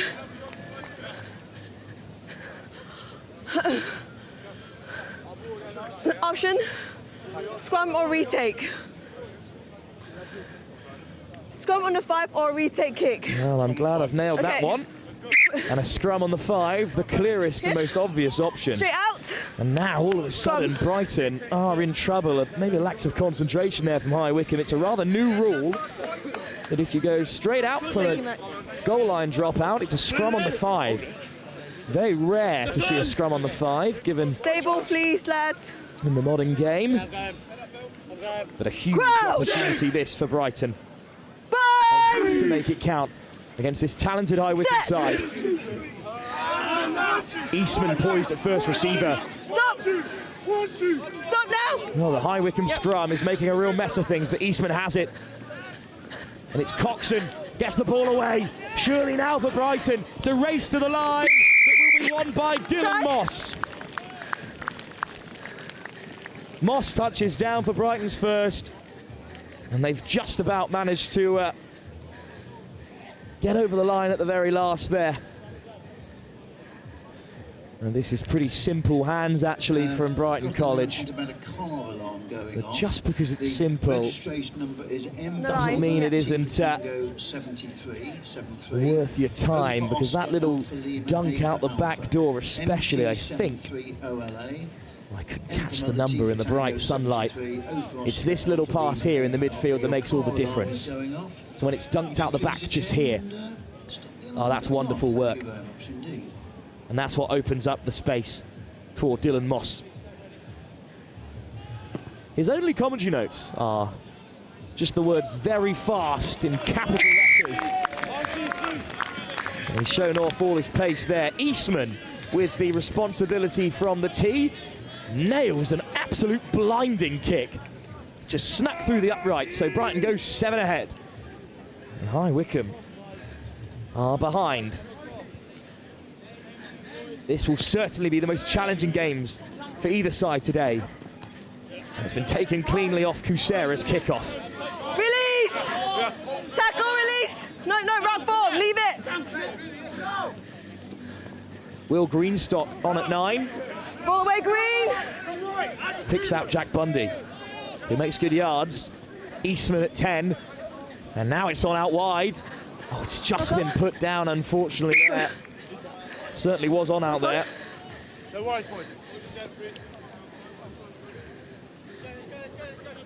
Scrum.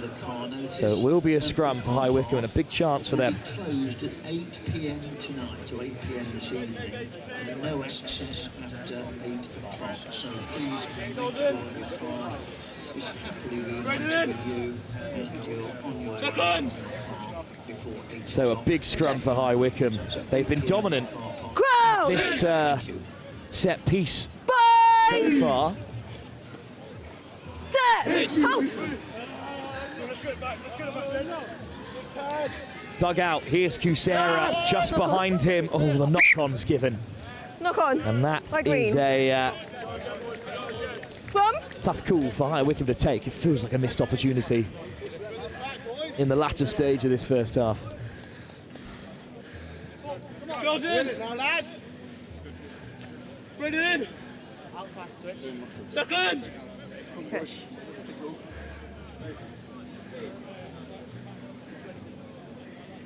Crouch.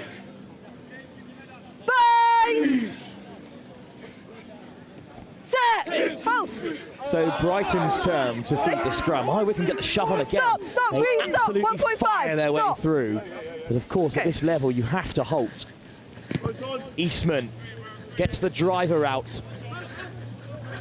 And now in the backfield, what can High Wycombe create? Little show and go, looking to break the line. But the defence is well set. Little show and go on the inside. Kusera puts boot to ball. And now Brighton with a bit of broken field. Taken on by Archie Rees, almost up to halfway. Dug out by Greenstock. Oh, what a shot that is on halfway. Okay. First player. Penalty. Huge turnover by Billy Ray. Holding on to 5. Serious carol by, I think, Caden Wolfsnick there at number 5. Mark's here. But a turnover on the floor, and the Quins under 17 is forced to cough up possession. Oh, it's just stayed in play. Yellow hold. Disappointing for High Wycombe, another missed opportunity for them. Kusera back with it on his own 10-metre instead. Here's Agnew. That's a good take by Inch to keep the attack alive. Inch in broken field. Fend on Fend, the left arm, keeping Brighton at bay. Another good carry through the forwards. They make great yards here. Lloyd Taylor. Brighton over the ball, but cleared away. Lockie Lee stepping off the left. Brought down by 2 Brighton defenders. They stick down the short side. Kusera, what a ball! Oh, and all the way they go. Agnew is through. What a pass that was by Kusera. Whipped it from right to left with great pace. Noah Agnew of Northampton Saints, the beneficiary. Great footwork from Lockie Lee. And then the forwards were set on the right-hand side. Kusera had other ideas. Lovely ball back on the inside as well. From Southwell, Saunder on the wing. That's a really good try by the outside backs.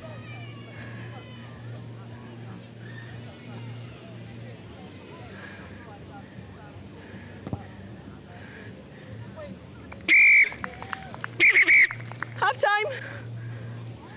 And on the stroke at half-time, High Wycombe square things up from under the sticks. This ball from Kusera is wicked. And then the nice pass on the inside to beat the fullback as well. Nicely worked from High Wycombe. We've got a serious game on our hands. Brighton, at times, the better team in that half. RGS High Wycombe know they probably left a few opportunities out there on the board. All square at the break, and we'll have 12 more minutes to decide the fate of this pool. It's either High Wycombe or Brighton through in first place to the De La Salle Trophy quarter-finals. Both sides already through, regardless of results elsewhere. With QEGS and Denstone already out of the running. So 12 minutes more to decide who will top the group and find themselves with an easier draw in the De La Salle Trophy tomorrow morning. 12 minutes still to come, live here from the St Joseph's College Rugby Festival in its 38th edition.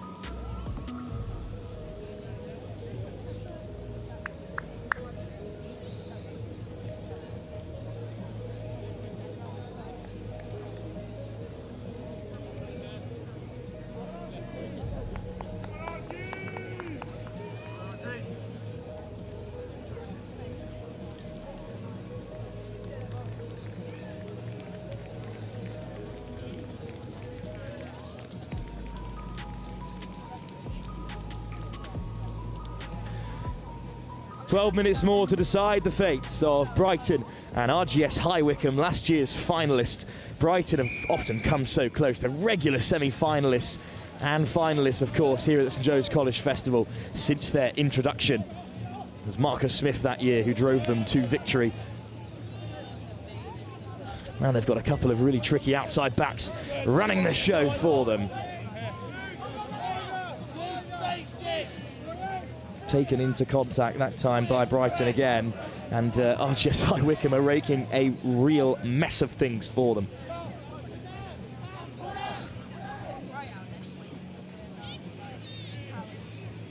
Eastman at 10.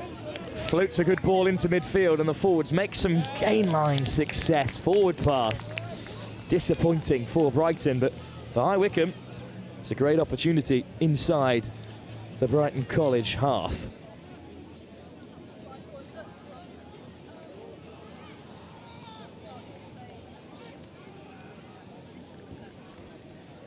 Raymond Morfenny on at number 7 as well. Billy Ray, the absolute workhorse. And I think Adam Bouden may have put a scrum hat on. Otherwise, I'm not sure that's him. A couple of shirts have been mixed up for Brighton, and even though that went Brighton's way, round the corner came freshly onto the field Lucas Norton to pick it up, and that's given a penalty away. Eastman will find touch.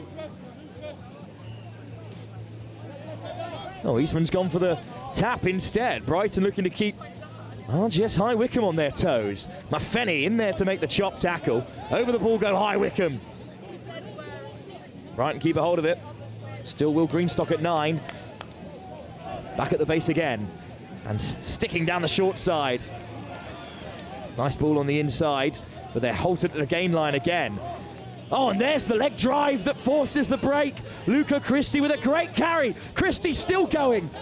Desperate to pick out maroon shirts, almost floated one into the path of High Wycombe instead. Here come Brighton College. Oh, it's just been put down, but regathered by the try scorer Dylan Moss. It's just spitting out of the hand this way and that. Sam Coxon takes it to ground. Oh, it's Dylan Moss who regathers after the pass has gone forward. What a break by Luca Christie. Welcome to the game, son.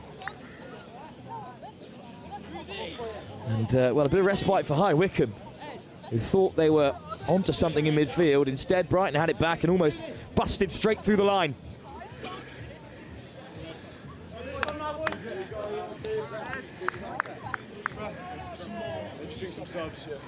Okay, sub. Are we in? Okay, let's set up.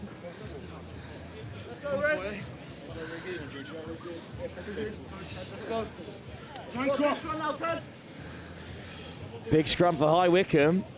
Crouch! Although it has been in their favour. They lost out last time. Set!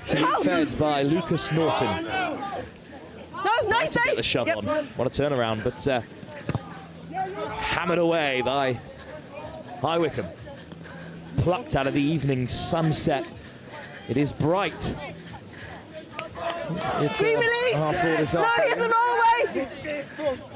Thank you. A bit of a mess there at the breakdown. Well, there's the missed pass from Eastman. What a carry that is. And denied by High Wycombe at the game line again. Strong physical defence. What a chop tackle that is by Morfenny.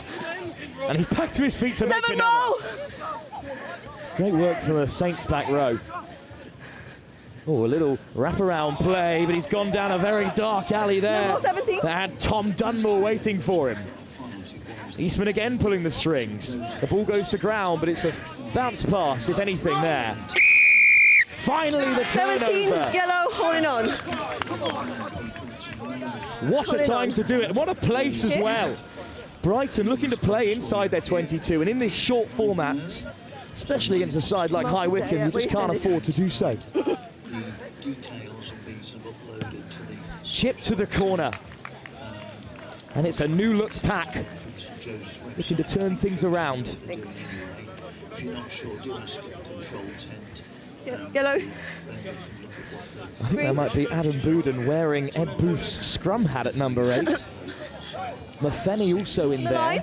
Zach Matthews Let's go green. Looking to run the line out. But it's Bouden at the top. And then here's the maul. And High Wycombe return to their old tricks again. Well, Norton has it at the base. It's round the short side. The ball is available. Norton digs it out. Lee runs a hard line, but it's left instead to Tom Dunmore, who makes great yards. Oh, it's on out wide if they can find the pass. Beautiful ball. Agnew, shot and go through the hole. Noah Agnew, second try of the game, puts High Wycombe out in front. criminal if he didn't finish it. We've seen a few of those today. The pass was on, but he saw the defender up close and said, I'm taking him on one-on-one, and he beats him. Agnew of the Northampton Saints with 2 tries from fullback. This is a great ball from the Kusera replacement, number 22. Must get a full squad list from High Wycombe tomorrow, because it looks like they are heading through as group winners. NSX Sport, but to all sponsors, thank you. We're very, very good carry from Tom Dunmore. Thank you very much. And then that's picked off the toes, and it's a great ball. The pass was always on, but Agnew saw the defender commit and beat him on the inside.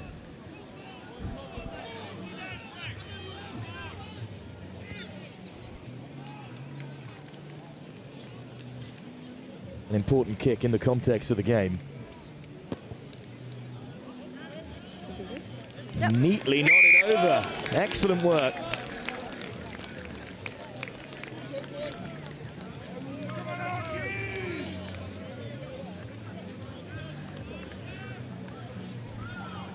It's a good carry, but it's this pass here, which is delivered after not catching it as cleanly, but great weight on the ball.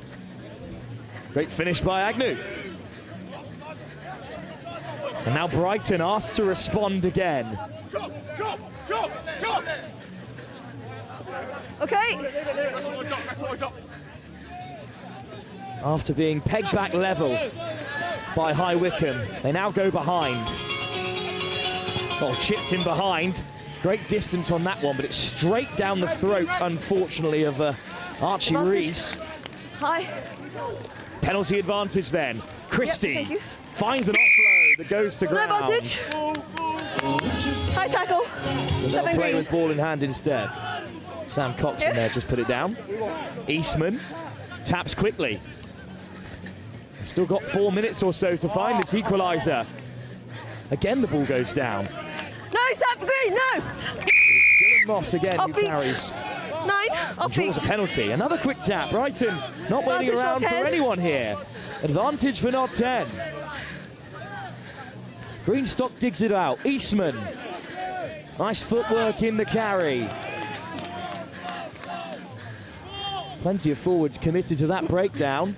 Might leave Brighton a bit short elsewhere. That's a good take off the toes again from Archie Rees. Roll away, Green. No advantage. Roll away was the call. I think the turnover was fine, but we'll come all the way back to the penalty on the short side. Green. You see, not 10. Brighton didn't make a lot of movement. They just went from left to right. Okay. Eastman with ball in hand. I think he's going to go to the corner. Mark's here.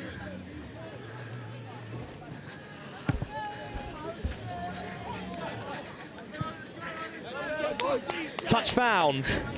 Brighton College looking for another equaliser. A draw here would leave it down to tries scored in the tournament so far. I'm hoping Angus Savage knows where it's at between these two sides. For my money, I think it's Brighton College who may have scored more overall, but it doesn't matter if they can't equalise here. In comes the throw from Dylan Bettel. His dad played in the first team as well, the number 8, but it's turned over by High Wycombe, and Buda carries forward, and that's a huge turnover with just minutes remaining. Norton clears downfield. Brighton in open field again. Oh, and he's almost caught there, flicked out the back door to keep the attack alive. Great interplay from Archie Rees, but it was well read from Southall Sanders to slow down the attack. Knock-on advantage. Oh, it's a knock-on from High Wycombe. Back to his feet to carry again, Rees. No advantage over here. Knock-on by Green. It's just a knock-on. Scrum. On the floor there. Yellow. So scrum Brighton, but they've been driven back into their own half again by High Wycombe. God, that line-out steal is going to come back to bite Brighton College, I fear.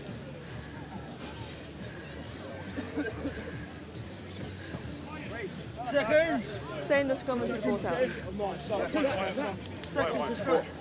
Stop. You ready? Okay, let's go. Under 2 minutes to go here. Of course, one more game to play. It's Hampton against the host Joseph College. A huge game to decide the fate of that pool as well. Nothing Go in, but pool 8. deciders all Go day in. Set. Halt. in this afternoon session. Greenstock with the feed. Green stop. Green stop. Carried off the base by Dylan Bettel. No more 8. 22 roll. Wycombe are hunting for every ball at the breakdown. That's another thunderous collision from Muffeni on Teddy O'Shea. Oh, and this time Wycombe have affected a turnover. Instead, it's just a knock-on from them. Release, tackle. So still Brighton College search for an exit. They know they've got to create something special from here. No advantage. Come back here. Knock on. It's just a knock-on. Scrum.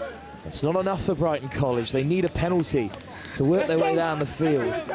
See me again, boys. See me again. Yeah, you got 30 seconds. Cool, Charles.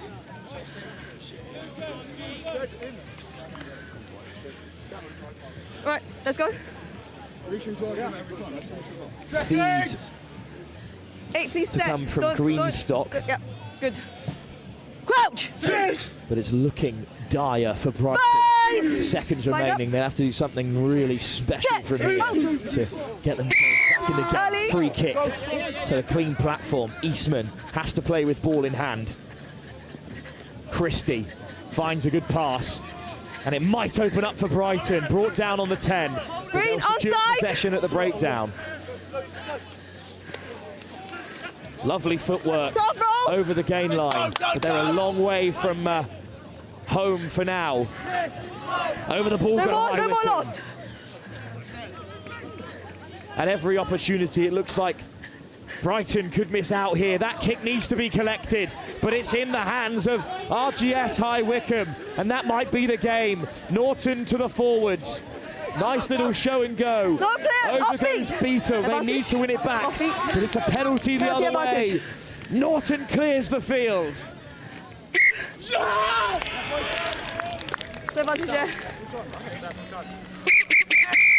Finally, the whistle goes. Wycombe left in suspense, but no more. They are 3 from 3 on day 1 at St Joseph's College. Brighton have offered an awful lot with a rotated side without some of their star boys, you could say. The likes of Seb McNamara and Fergus Lamb did not feature, nor did the likes of Ben Saunders, the captain and head boy. So methinks Brighton have more in the locker come day 2. For now, though, Wycombe will take victory into their quarter-final of the De La Salle Trophy, in which they have topped their group. It is, of course, going to be St Joseph's College. A great performance overall from Wycombe today. No longer dark horses. Now they are tournament contenders after their great performance last season, which took them all the way to the final. Brighton College, despite that defeat, will fancy themselves on day 2, especially if they've tactically rested some of their top players, which I have a feeling they may have. I'm not privy to the decisions of the Brighton camp, but I think they'll be pleased with how their day has gone, with big wins over especially QEGS Wakefield today, who, coming into the tournament, had something very special about them, being undefeated in the regular season. One more game to go, and of course it's the host closing out proceedings here. They take on Hampton, and it's yet another group decider. Hampton or St Joe's, a straight shootout to see who tops the pool. That's the next game, live for you on Pitch 1 here from the 38th edition of the St Joseph's College Rugby Festival. St Joe's match starts, can I also take this opportunity to congratulate all the players, supporters today, and thank you for everybody for your support in the organisation of the tournament. Thank you very, very much. I do think the weather got a bit better this afternoon as well compared to this morning, so enjoy the next 2 games.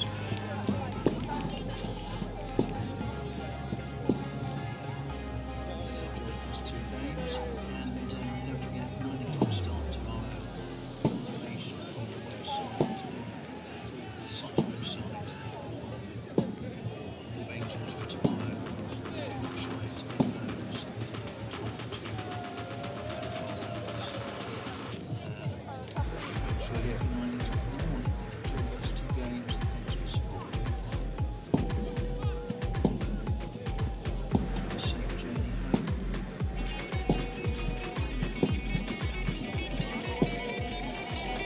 Right then, we are moments away from welcoming out the team.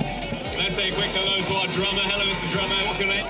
Josh. Josh, do you play any other instruments other than the drums? Oh, I like that. That's very good indeed. Right, let's just end this time very quickly. Who have we got here? What's your name? Josh. Josh, nice to meet you. Josh, have a great rest of your day. Right, okay, I'm getting in everyone's way. We're just about to welcome St. Joseph's College to the tunnel.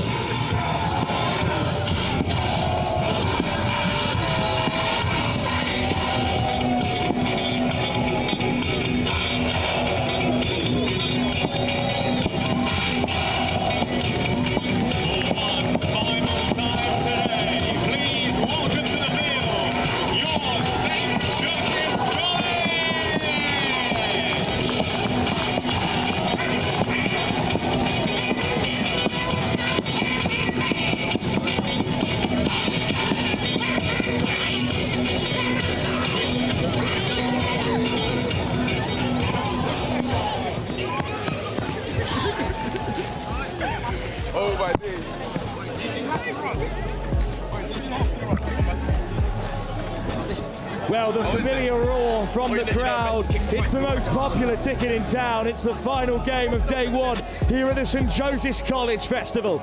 And it's the hosts in action against their old enemies in Hampton. This is a game steeped in history and in pedigree. And I'm delighted to be joined by Tom Kilpatrick and Louis Spite, two Hampton boys alongside me for this one. And let me know your thoughts on the event so far. You've both been at St. Joe's before. What does this tournament mean to you and mean to Hampton? It's been really great this year. We're really looking forward to this fixture against the hosts, who always put on a great display. And it's a great chance to go top of this group. So we're really looking forward to it. Yeah, just kind of what Tom said, really. I mean, we've been off to a great start today.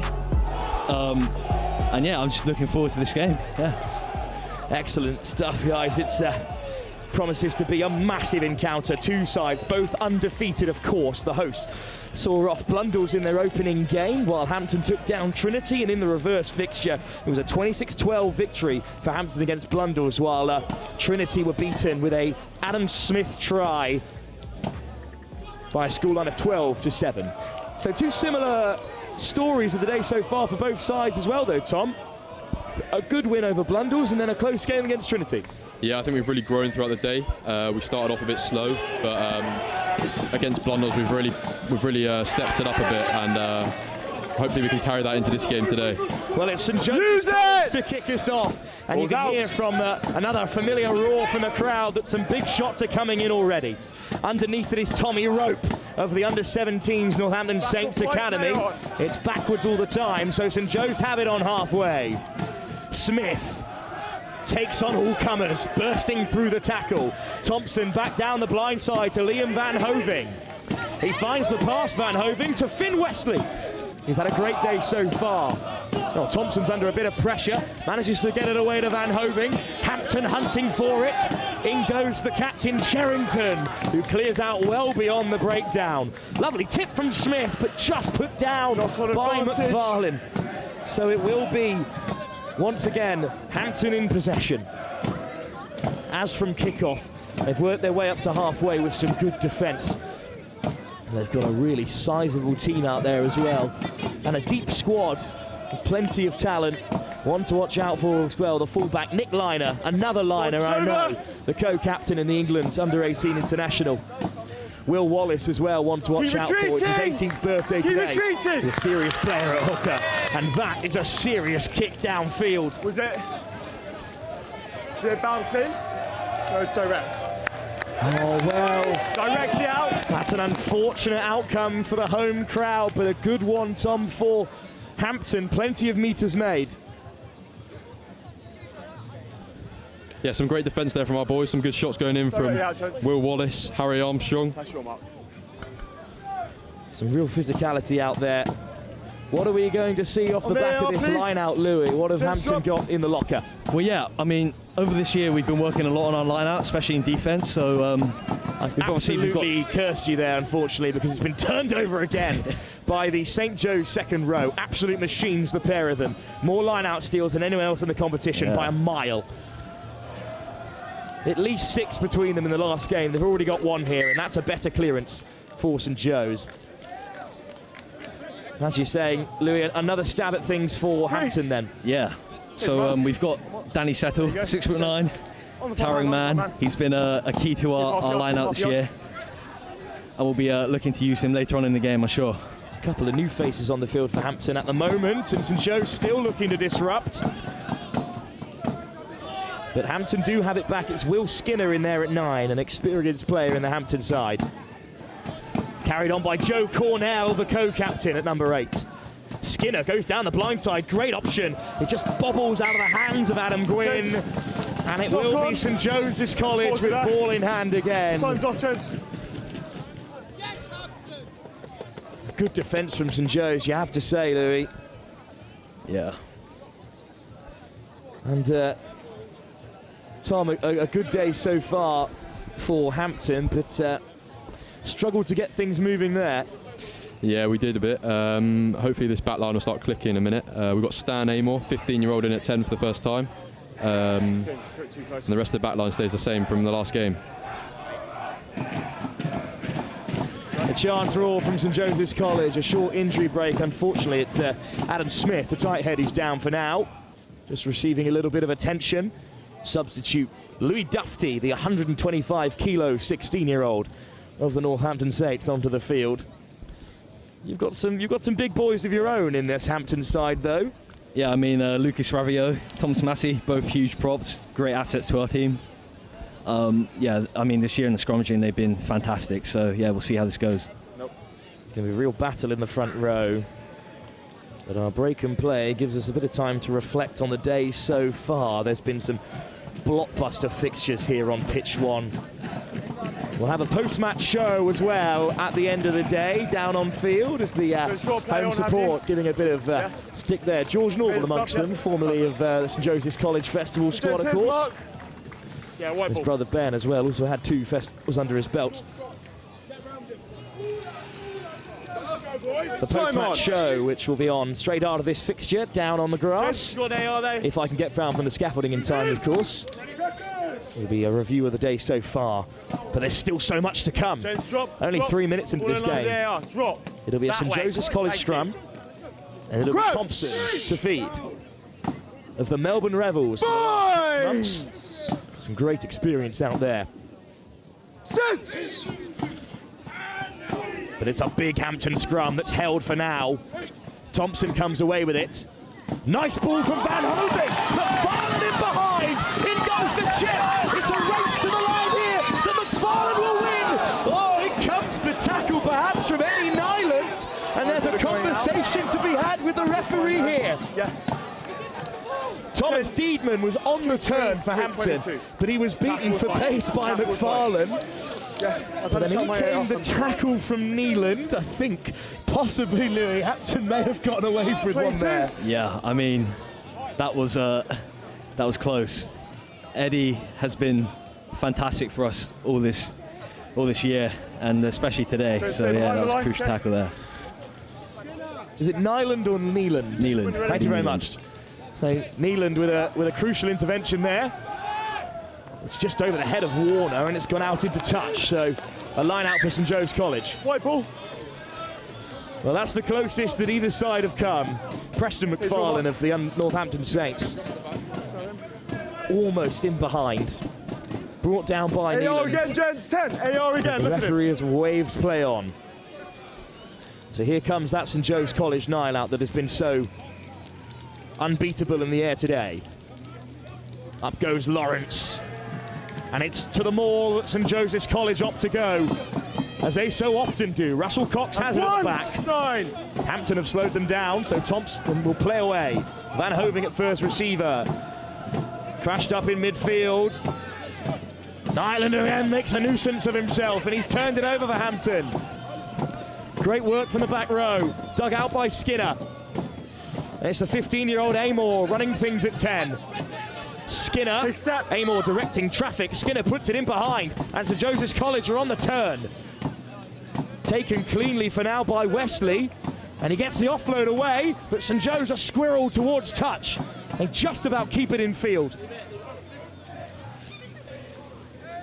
Lawrence again. What a workhorse the Northampton Saints second row is. And Thompson will opt for the box kick as he brings in the big blockers. And Thompson gets it away. It's just about in field. In comes the covering shot. Wesley with the follow-up. Hampton back over halfway.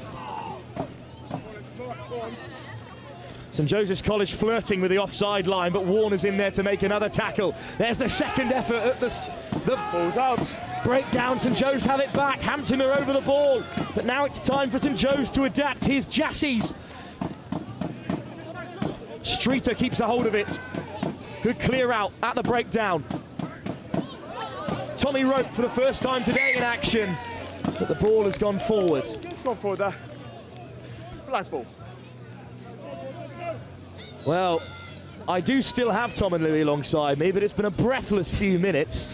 What a fantastic game of rugby, regardless of who you follow. Yeah, I mean, this is evidently a very close game. I mean, both teams have done incredible today, and I mean, they're showing their talent right now.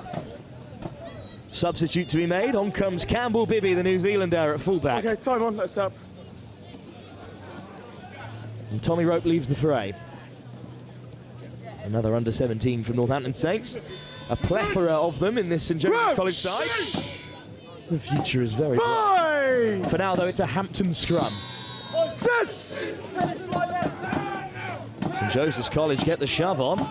Skinner into the backfield. And Amor goes deep, chipped in behind by Armstrong. That's a well-placed kick. Oh, it's just unfortunately straight out. Yeah, a bit unlucky there for Hampton. Taken back in by Armstrong, and it was almost beautifully weighted. Yeah. Well, Tom, this is a nervous moment for Hampton, you must say. Yeah, it really is, but our defence has been holding up strong so far, so I've got full faith that we can stand this one out. Just the one real line break so far from St Joseph's College. A great ball into the path of McFarlane. But from the line out, they'll opt to the maul. Lawrence, it's a great contest, but it goes St Joseph's way, and Russell Cox has them rumbling on. Out black, out, 6. It's still moving, the St Joseph's College maul. Down it goes. Russell Cox peels off the back and bumps into contact. Hampton are over the ball, and they have stolen it, so it'll be back for the penalty advantage. Such a shame, because that was an excellent turnover. I think it was Eddie Neilson again. Even Eddie Neeland, that is, again with a turnover, but the penalty, unfortunately, already against St Joe's. But he's having some game, the number 7. Yeah, Eddie Neeland's over the ball. He's a menace, so no surprise to see him over the ball again. But a maul that made about 20 or so metres now only has to make 5. St Joe's denied by Hampton, but illegally so. Even so late into the day, the sidelines are packed here. There's even more still watching on from the bar. Lawrence, the ball is down, but it's with Street who finds a good pass. And then taken up the jumper by St Joe's. Oh, it's out the back, and look at the line speed from Hampton. That is terrifying. Black and gold, a sea of it. Backwards! But what a pickup that is from Bibby. Oh. And Bibby almost through. Great line speed from Hampton, almost undone. Streeter, the New Zealander, the under-16. Lagerberg whips one out the back. McFarlane takes it into contact. Hampton so close to turning it over again. Lagerberg looks to chip it through. Charged down by Hampton. Great work by the 15-year-old fly half, Stan Amer. And Hampton do have the chance to clear, and they will gratefully take it. But here comes Bibby to return with interest. Lovely footwork. Eventually brought down inside the half, out the back door to Streeter. No hands, Lawrence goes no for hands. a clear. He can rock, he can rock. Thompson all wrapped up, but he gets it away to Logenberg. Hint of an interception there. almost from Lucas Ravio. Lucas Ravio it is. Oh, Black, deliberate knockdown. Oh, and Ravio's been done for the deliberate knock-on there. Number 3, deliberate knockdown. Which is... back 10. Well, he almost got a hold of it, so it's a harsh call, you could say. Yeah, not too bad for a tight head prop. Not at all. I would, even as a former Joey, I would have loved to see Lucas Ravio grab that interception. Chipped into the 22. St Joseph's College with another line out. Here's what it is. How close was Ravio there to keeping a hold of that one? Okay, stay on it. Which happens on you. Well, Hampton holding firm for now under a barrage of Berkfieldian pressure.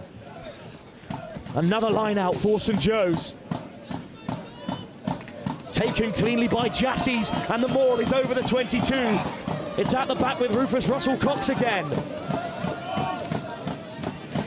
And he'll break. And he bumps off the first defender. Good offload to find Van Hoving. Hampton get a hold of them, but they have to clear. Thompson, Lagerberg, McFarlane. One more to do it. Into the corner again. Over goes Wesley.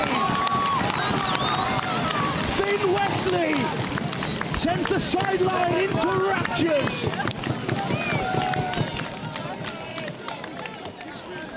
The youngest player in festival history for St Joseph's College. Born the 28th of August and under 16 at Northampton Saints, and he has scored a crucial try. What a finish by the young lad. I'll let you know. Well, Tom, it hasn't gone Hampton's way, but it's a seriously good try from St Joseph's College. Yeah, it's a really good bit of attacking play there from St Joe's. They've been knocking on the door for a minute now, so it's no surprise to see them go over there. Lagenberg slotting in at fly half, also involved, whose brother was a victor here for Kirkham last year. Thompson from about as far as you can be down this left-hand side.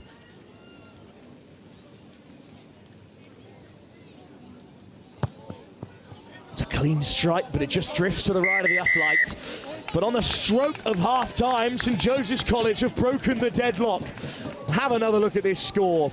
As you said, Tom, they were knocking on the door for a while. So then, half-time but in the final game of the day. Louis, it was going to take something special to break through Hampton. This is excellent hands. Yeah, I mean, that was a well-worked try there. Second half, going to need a big performance from Hampton here to kind of pull it back, but I'm sure we can do it. Hampton trail by 5 to the host St Joseph's College at the break in our final game of the day on pitch 1. St Joseph's College looking to top the group. Second last year after falling to Millfield at this stage, but a win for them would put them in a commanding position heading into the quarterfinals of the De La Salle Trophy, which they haven't won since 2013. Second half still to come in our closing game of the day. What do Hampton have in response? And friends and friends from parents. It's been, we've got a big night out tonight, so in Ipswich. So. Oh, do you now? I reckon a few people do. What's the deal? You going curry, pub? What's the situation? We're going to a pub and have a meal and some drinks, and then a few more drinks. Oh, well, I'll see you bright and early at 8 o'clock tomorrow morning. You'll be just fine. Hello, what's your name? We say hello to you. Oh, you've run away from me. Come on. Okay, anyway, all right. Me and you, we were having a nice time. What's your name? Leon. Leon, it's nice to meet you, Leon. You have a good rest of your day. I'll see you tomorrow bright and early at 8 o'clock, as I will everybody here, of course, for the knockouts of the Under-18 tournament. One half remains of the day here on pitch 1 then. Let's hear you make some noise for St Joseph's College.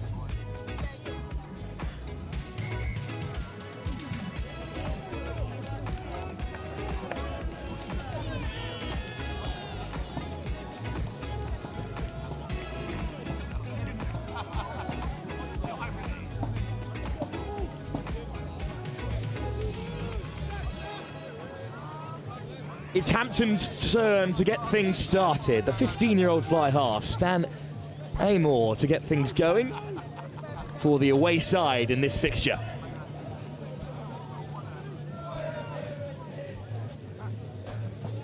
Tom Kilpatrick and Louis Spite alongside me from Hampton. Certainly still in the game in the second half, Louis. Oh yeah, for sure. Looking for a big start here. It's a good carry-off kick-off though by Jack Lawrence. And bumping over the 22. Now St Joe's looking for that familiar call of ace. The box kick from Thompson.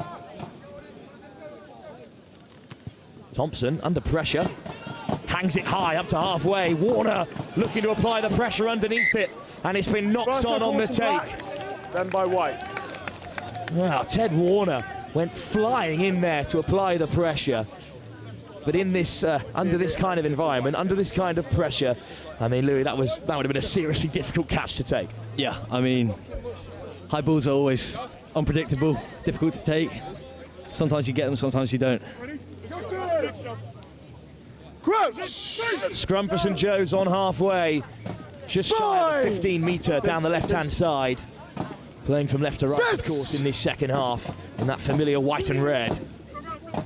Great shove on from St Joe's. Thompson comes away with it. Van Hoving. Great line to find McFarlane again. He picks that space excellently every time. McFarlane makes great yards. Turnover for Hampton. And can it be Eddie Neeland again involved? Of course it was. I think he's there again. He's a serious problem at the breakdown, isn't he, Louis? Yeah, Eddie's at every breakdown. Always there. Joe Cornell also in the fray, the co-captain. And that kick isn't going to find touch, unfortunately. Thompson sends it back the other way. It might roll all the way dead here. Oh, and it just sits in the try area. That is an excellent kick from Thompson. Because these dead balls are tiny, and to just weigh it like that and stop it from going dead, a great kick from Jimmy Thompson. We've seen so many of those today, Louis, slip into the dead ball area and send the other team way back. Yeah, that was a bit unlucky for Hampton there.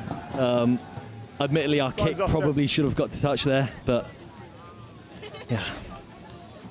Well, I think it might be Bibby down in the backfield at the moment. Tea time. So we'll have a break in play. And we'll talk about who's out there for Hampton now, who's going to make a difference. Of course, we've seen all the hard work from Cornell and Neeland in the back row, but who's going to turn this game around, Tom, for Hampton? Yeah, looking into the backs, I think we could see some big impacts from Harry Armstrong, Matt Parker, Leo, and definitely Stan. Stan's a danger. So we'll see what goes on there. First job is to just get out of our 22 here. Matt Parker at 13, Harry Armstrong at 14 as well. Water off, please. And thankfully, Bibby back to his feet. If you're a St Joe's College fan, of course, that's good news. The fullbacks look bright today. Okay, goal line drops. St Joe's College will have possession back again. Straight down the throat of Hugo Lagerberg. Thompson. Streeter puts in the big don't argue. But excellent work by William Wheeler to keep a hold of him. Yeah, Will Wheeler's been phenomenal today. Lawrence Huge out hits. the back. Warner juggles, keeps a hold. Hampton over the ball. It spits out of the breakdown, and Hampton are on top of it, and they have it back. Great defence. Skinner. There's no one home for St Joe's, and this is a tough ball for Bibby to take. Inside and out. Flicks the offload away. Great pace on the outside by Wesley, the try scorer. Hampton fly through the breakdown. Bibby just about keeps a hold, but Hampton have it back on the 22. Such tenacity from the London side. No way! Great turnaround, Tom, for Hampton. It's a big opportunity for them. Yeah, it'll be interesting to see what we can do here with Stan Amor pulling the strings. What can they create? Amor. All the way right to left they go. But it's good meters made by Hampton there, encroaching on the 22. Here goes Dietman, big shot on Dietman. St Joe's are over it, turnover on the floor. Enzo Fontaine, the Dutch prop, comes away with it. things are just slowed down here by the referee. 11. Not having that. Oh, Toby Smith is sent packing by the ref. And unfortunately there, it's a penalty they didn't need to give away, Hampton. Yeah, that's a silly penalty, not needed. That puts us back a good 30 metres, so that's a mistake from us. Enzo Fontaine freshly onto the field. He's joined the sixth form this year. 11. The Dutchman. None of that now. Got a big turnover. Just leave it. Don't retaliate. Ollie Bloomfield on the field as well at 19. Again, the under 16, absolutely towering. The Northampton Saints lock. Some serious line-out operators in there. Warner up front, Lawrence at the tail. Lawrence it is, they pick out, not straight this time. We got lucky with that one. Option. Well, that's it's very noble of you, Louis. But I think they might take the scrum here, Hampton, given how the line-outs have gone so far. Well, these are the areas St Joe's want to play in, Tom, but there's certainly still time for Hampton to get back in the game. Yeah, we should get on the field now and show what we can do when we're in there 22. So far it's just been defence and working on our exit, so that's to come, hopefully. Cornell in conversation with Stan Amor at fly half. Skinner gets it away. Amor, and they will track it up through the centres. That's a nice line. Good quick ball for Skinner, and then Amor puts it in behind. Bibby, one-on-one, beats his man. Nice footwork from Bibby, flying through the tackles. There's the offload, but it's been spilt by Wesley. How can Hampton respond? They kick away the advantage, and it dribbles out just inside their own half. Oh, a quick play from the line-out. No time to check on how Tom and Louis are feeling, because McFarlane is bumping his way into contact. Good tackle by Thomas Massey. But there's the penalty. In the side and taking the 9. Leave it. In the side, unfortunately there. Little tap on the head from Cherrington to his opposition captain, Joe Cornell. Thompson finds touch. There was a groan from one of you alongside me. It's a difficult watch there because Hampton did well to turn it over, but then just slightly shot yourselves in the foot there, boys. Yeah, this is going to be a very key line out here. Hold it, gents. Have you made subs? Hampton looking to compete. Hold the throw. Couple of changes in the offing for St Joseph's College. Out comes Benji Pattinson of the Northampton Saints under-16. He's been at the school since nursery. His father, Mark, who was on co-coms recently, was, of course, the director of sport when St Joe's were last victorious in 2013. His older brother has also played in the festival in previous years. Up goes Lawrence, and St Joe's go to the maul again. And it's at the back with Rufus Russell Cox. Born just down the road in Tiverton. Here since year 7, the hooker. And they're still rumbling on. And now it's broken, and Russell Cox lays it back for Thompson. Oh, it's taken through the forwards instead. Little pick and go. Cherrington drives over the gain line. Hampton have hands on, but it's cleared out in the end. Patience now for St Joe's. Excellent carry, reaching out to score. What a drive. What a time to do it as well. St Joe's double their advantage. And what a great score that is. Driven over from close range, and well, you said it was a big line out for Hampton to defend, but St Joe's did get the rumble on, and Louis, it was always going to be really tough from there. Yeah, Hampton having to defend. St Joe's have huge ball carriers, so can't be doing that on your line for too long. It's Tom Sharman, just to confirm, who dots down for St Joseph's College and doubles their lead. Tom Sharman, in his final year at the college, has a try at the festival. This is some carry from Sharman. Yes, he's got big Louis Dufty in support, but the leg drive there to reach out and finish. Delight on the touchlines here at St Joe's.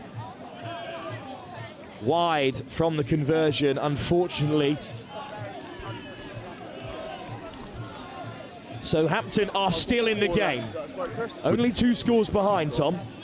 With Tim Wright coming back on now, and Tom Harvey, I think we can definitely put some together now.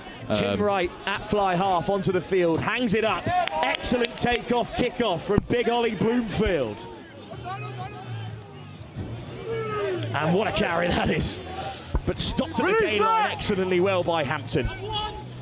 Body on the line stuff there from Alulia Thapar. Strong clear out by St Joe's. Lagerberg looks left and right and picks out Cherrington, who bumps off a couple of gold and black shirts. Over the ball go Hampton. Great contest, and Hampton have it. Yeah, great work there. This is going to be crucial to the final remaining minutes of the game. It's a really big turnover, that. Good time forward as well. And Tim Wright's going to search for the corner. Bold to take on St Joe's as a part of their game they know so well. But it's a wonderful kick as well. How close can you get it? 5 metres out. What a nudge that is by Tim Wright, freshly onto the field. He's some player, Tom. Yeah, that's his big strength there, his kicking game. A great kick there from Tim Wright, so puts us in a great position to go and hopefully get 7 points back. Well, the sun is setting on day 1 of the St Joseph's College Festival. We have just 3 minutes to play in the dying embers of the group stage. At the moment, St Joseph's College through as the victors over Hampton. Over goes Thapar for the throw. Hampton looking to upset the home side and create a really nervy atmosphere in the closing moments. Clean line out. Hampton get on the rumble. They're wrapping round the corner there. It's that man again, Eddie Neeland with it. And it's a break. Neeland driving to the line. Shut down by St Joe's. Release White. They have to let go there. The try scorer denied at the turnover. Take a step. Take a step. St Joe's is flirting with that offside line again. Hampton coming ever closer. Penalty advantage. There's a penalty as well. There's the captain Cornell with Neeland in support. Gwynn driven back, but Hampton know they have the penalty. Thapar. Skinner controlling his forward pack for now. And now they rush to the short side. It might be on soon. St Joe's looking to disrupt, but the penalty advantage always coming. Much better phases from Hampton, but it might be too little too late. Oh, and he's looking to take it quick here. Well, there's the quick tap. Another penalty advantage.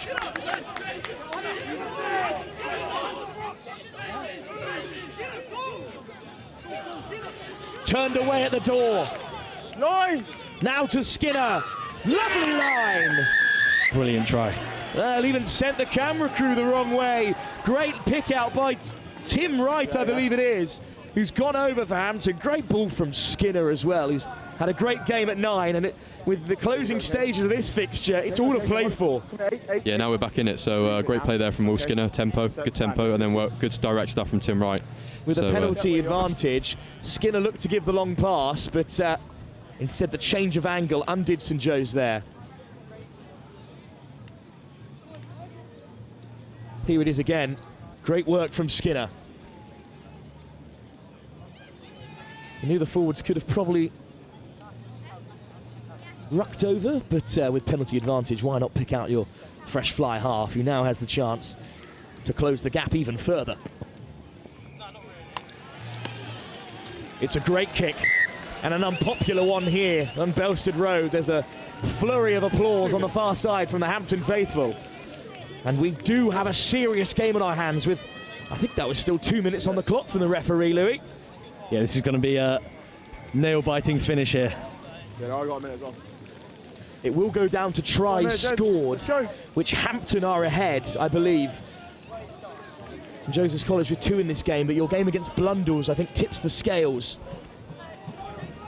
Although it will be close, because St Joe's got 2 against Trinity to Hampton's 1. We'll have to double check things. It doesn't matter if St Joseph's College can hold out here. A deep kickoff. And a thunderous shot in response. It's Lawrence again. St Joseph's College need to be disciplined here. A good carry out from defence by Hampton. Quick ball. And suddenly it's opening up. A hole in the backfield. Lewis comes up from fullback to make the tackle, but he retreats to the backfield now. Sharman makes the shot. No hands, wide! Hampton still in, ball in hand on the 10-metre. Skinner. Amor still out there. Oh, it's a great pass. And suddenly it might open up here. Great wheels on the outside.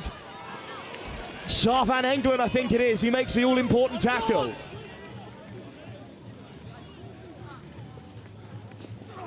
Another big carry from the skipper, Cornell. Skinner digs it out. He is right. Through the forwards they go. Xavier O'Donnell. Release wide! Hampton still have it. Oh, it's a good shot. Coming off his wing there, Patterson closing down Hampton.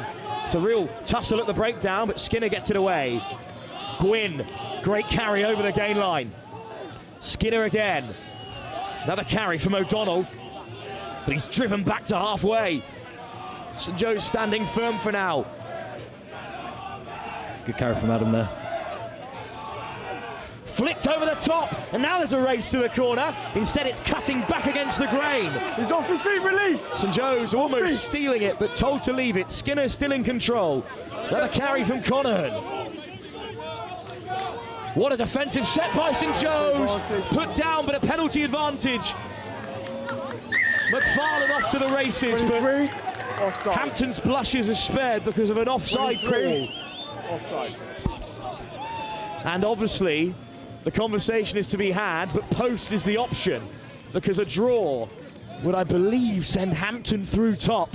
What a big moment this is for Tim Wright. What a game he's had since coming onto the field. Yeah, he's looked great since coming on. He's been setting our attack on fire, so hopefully he can put these through the posts. Well, a draw would in many ways, Louis, be a fair result given how the game has gone, especially in this second half. Yeah, I mean, I think we can show what we're capable of in this second half. I mean, we've been playing with the ball well, defending well.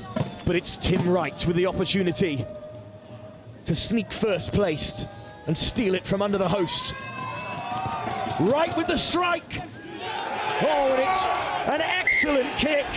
And Hampton have stolen top spot on tries scored. At least that's what they believe down on the field. What a game. Fantastic. There's a little bit of afters there that seems a bit unnecessary from Hampton. Not a lot of bite from St Joe's. No, a few gold and black shirts have gone straight over to the St Joseph team, unfortunately, to head loss. Chastise them a little bit, but I think we're calming things down as quickly as they begin, Tom. Yeah. Looks like Ben Conahan normally in the middle of it. Yeah, there he is. Well, St Joe's fans making a little bit of noise as usual. We'll move on as quickly as we can, because it was, more importantly, Louis, a fantastic game of rugby. I mean, that was just a pleasure to watch that game. I mean, first half St Joe's dominated, second half Hampton. I mean, this is looking good for tomorrow. It's looking good for both sides going into tomorrow. St Joseph's College will have to settle for second place and a trip to RGS High Wycombe, while Hampton likely to take on Brighton College, but that will be all squared away with Angus Savage in the pre-match show. He's already down pitch side though, so we'll hand you over to Angus Savage. Angus, what do you make of a game like that? Fiery till the very end, as we'd expect from the biggest competition in schoolboy rugby. Congratulations to all the players, supporters today. I'm hoping very much they'll keep supplying us here at NextGen15. What an absolutely fantastic way for the day to end here at the St Joseph's Festival. Watch out, young man. Don't want to trap your fingers in the door. An incredible finish, 10-all draw. Hampton go through top of the pile. But hey, St Joe's still going through to that trophy. But we have got so much and more to talk about in our post-day show, because we've got all of our commentators. We're going to hear all from them. I can see Ben Lawrence running from pitch 2 to us as I speak. We're going to find out all about the under-15s tournament, all about what's going on in the 18s, and more importantly, what is happening at the end of day 1 and into day 2, where we're going to be coming right into those draws for tomorrow. I've got them coming through to me right right as we speak, and there are some humdingers to start off with. But we're going to come across to our commentary team, and we're going to get a little chat from them. I'm going to talk to Ben because he's not got his breath back yet. Ben, first time at the St Joseph's Festival. How's it been? Yeah, it's been great. It's been a fantastic day. Really well set up. The standard of rugby, particularly in the morning when the weather was... on this one. Thank you. Particularly in the morning when the weather was pretty windy and miserable, was really, really good. So yeah, I think all the guys, particularly in the 15 age groups at the back end of their competition from yesterday, has kind of come on and done really well. So yeah, looking forward to seeing how it progresses tomorrow in the later stages. Yeah, it's been really, really good. You had a good game at the end there as well. You've seen some quality rugby over there. You've been on pitch too through much of the day. We're going to get into a few of your runners and riders and favourites for the rest of the competition. But before we get into that, give me a sense of. Oh, sorry, we're just a whole load of feedback there. I do apologise. Give me a sense of what we're expecting tomorrow. You've seen today your first time. Are we expecting a big uplift? I would say so, yeah. I think obviously everyone enters these competitions to go deep into them. So from our point of view, watching the games, it's to try and see the teams that are setting themselves up to go deep into the competition. So for me, we certainly had some strong teams on our pitch too over on that far side, and there's a couple of them that were outstanding. So the St Michael's guys from Ireland in particular, they were really, really strong. Wellington had a couple of good performances and ground out some really intelligent wins. So if they want to come over here and compete within the whole distance of the competition, then they're going to set themselves up game by game to go and do that. So building that momentum is all they really need to do. So yeah, they did it very, very well. 100%. We're going to get into St Michael's in some detail. I fear if we get into them now, we may end up spending the entire of this review talking about St Michael's because they have been quite simply astonishing. Very impressive, yeah. Tom, I want to talk to you a little bit. We've seen some wonderful rugby. I want to focus in actually on Group 1, where we had the reigning champions, Kirkham Grammar School. Looked like one of the favourites coming into it, played some good rugby, go down to Strathallan last play, lose out to Wellington College. But what that means, and what I want to ask you about, because I think you've been seeing a lot of this action, Strathallan going through to the trophy. What an incredible thing that is for Scottish schools rugby. Yeah, it certainly is. I mean, we were saying to Ben earlier, Strathallan have had a few games on our pitch today, and I mean, they've been really impressive. I've seen them over the last few years here at St Joseph's, obviously often coming into the competition sort of as massively as an underdog really, and a sort of lower end of the competition. This year they've really turned it on. I don't know where they found these Scottish dogs from, but they are absolutely coming here chomping at the bit to get in and stuck in against these big teams. As you say, they took down Kirkham, last year's winners of this tournament, so they've really set a statement early on, and my goodness, I look forward to seeing what they can do tomorrow in the trophy competition. Oh, it's going to be absolutely fantastic, isn't it? I think this is Strathallan's third year here, and to have made that leap, they've progressed bit by bit each year, but this is another level altogether, getting into that trophy competition. And Will, obviously you had that final game between Wellington and Kirkham Grammar School, which was, it looked like at first that Kirkham Grammar School were going to do what champions do and just find a way to get the job done, but Wellington College showing a bit of that championship material themselves.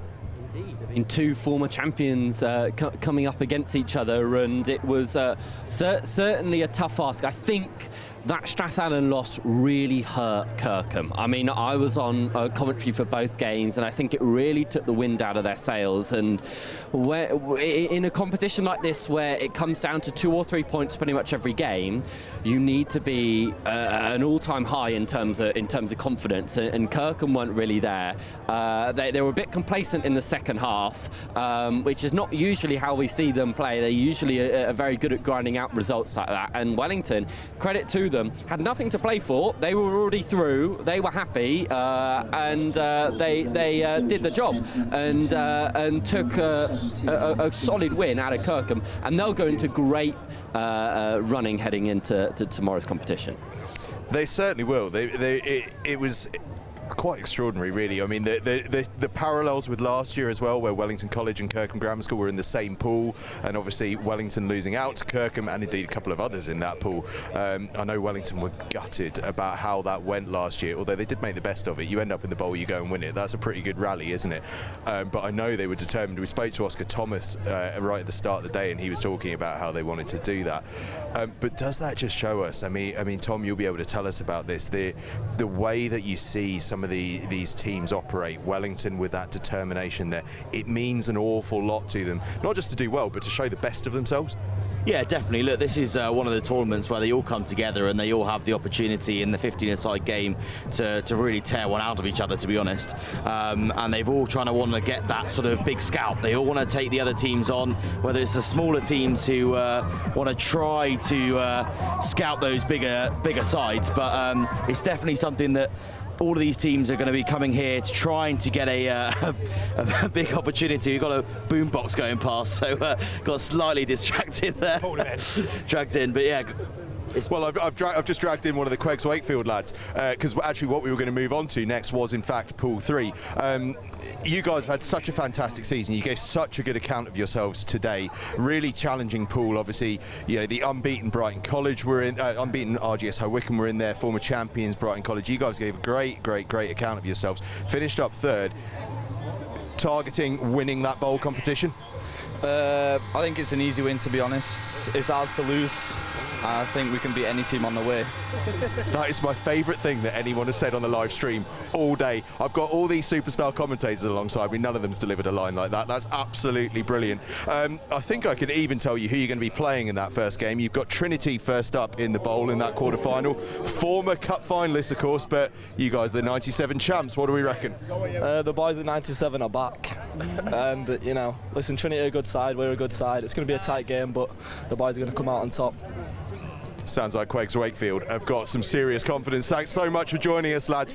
And that brings us very nicely into Pool 3, doesn't it? Where obviously Brighton College and RGS High Wycombe were in there alongside QEGS and Denstone College. And Ben, these guys, as we can hear their boombox going off after us. They're pretty happy, aren't they? They're down and out in the trophy, but into the bowl. And doesn't that tell you everything? As Tom says, the alarm's flying off of the defender. Don't damage it. They're giving it to me for free after this. That was Tom. I'm taking no credit for that. Can't believe it. But no, that just shows you the quality of these sides. They were unbeaten coming into this. They're going to be in the bowl competition. They're feeling pretty strong about it. But that just shows you what level of quality we're dealing absolutely. with. Look, they were really good. We had them on a couple of our pitches, didn't we, Tom, earlier on, and they were really competitive. And I think that's the beauty of this competition, is that you've got quality sides right the way through it. There's no real team here picking up the numbers. It's all people that want to go and progress into the cup and do well. So from our point of view as commentators and to broadcast it, it's fantastic because we get to show kind of the best quality rugby we can show, really. So, but their point of view, they're going to be disappointed that they've not got into the cup. But yeah, like Tom said earlier, you want to come and win whatever competition you're in. So if they can do that tomorrow, then they'll have done well. They certainly do. From Pool 3, we move to Pool 4, and I'm going to drag in Jimmy Thompson here, who, if you didn't know, was playing down at the Melbourne Rebels, what, about 2 weeks ago? Yeah, 2 weeks ago, yeah. 2 weeks ago. If bring that up a little bit, we'll be all gravy. So you've been playing around at the Melbourne Rebels. How does this compare? It's definitely a lot different. Weather's a lot colder from Australia, but no, yeah, I really enjoyed my time in Australia, so it's good to be back home here. And a really strong day for the home side today. You know, two victories, that draw at the end, but actually you already knew you were through to the trophy. How are you feeling about the day? Yeah, no, I think we're really positive. We wanted to go through from 3 and look undefeated at the end of day 1, so we can't argue with much more, to be fair. Absolutely, and I guess what we're looking at for your game tomorrow, you're first up against, you're going to be up against RGS High Wycombe, a team you know well from tournaments past. How are you looking forward to that one in quarterfinals? Yeah, obviously looking forward to it. They made the final last year, so it's it's a big day for us, and we'll prepare tonight. We'll get our pool recovery in and eat big, and then go ahead tomorrow morning. Bit of pool recovery down the hotel. It's all key. I know, it's perfect. Just looking ahead as well, I mean, obviously you're a kicker yourself, so you'll know about this. Points are what matters here. Is that a tactic you guys have been working on specifically for this week? Yeah, no, it's a huge tactic. I mean, I came back to the squad a little bit late, but I know the boys have been kicking penalties throughout the season because this festival can be won by 2 points. As we know, last year, Ollie Davis dropped goals. So, yeah, no, it's vital.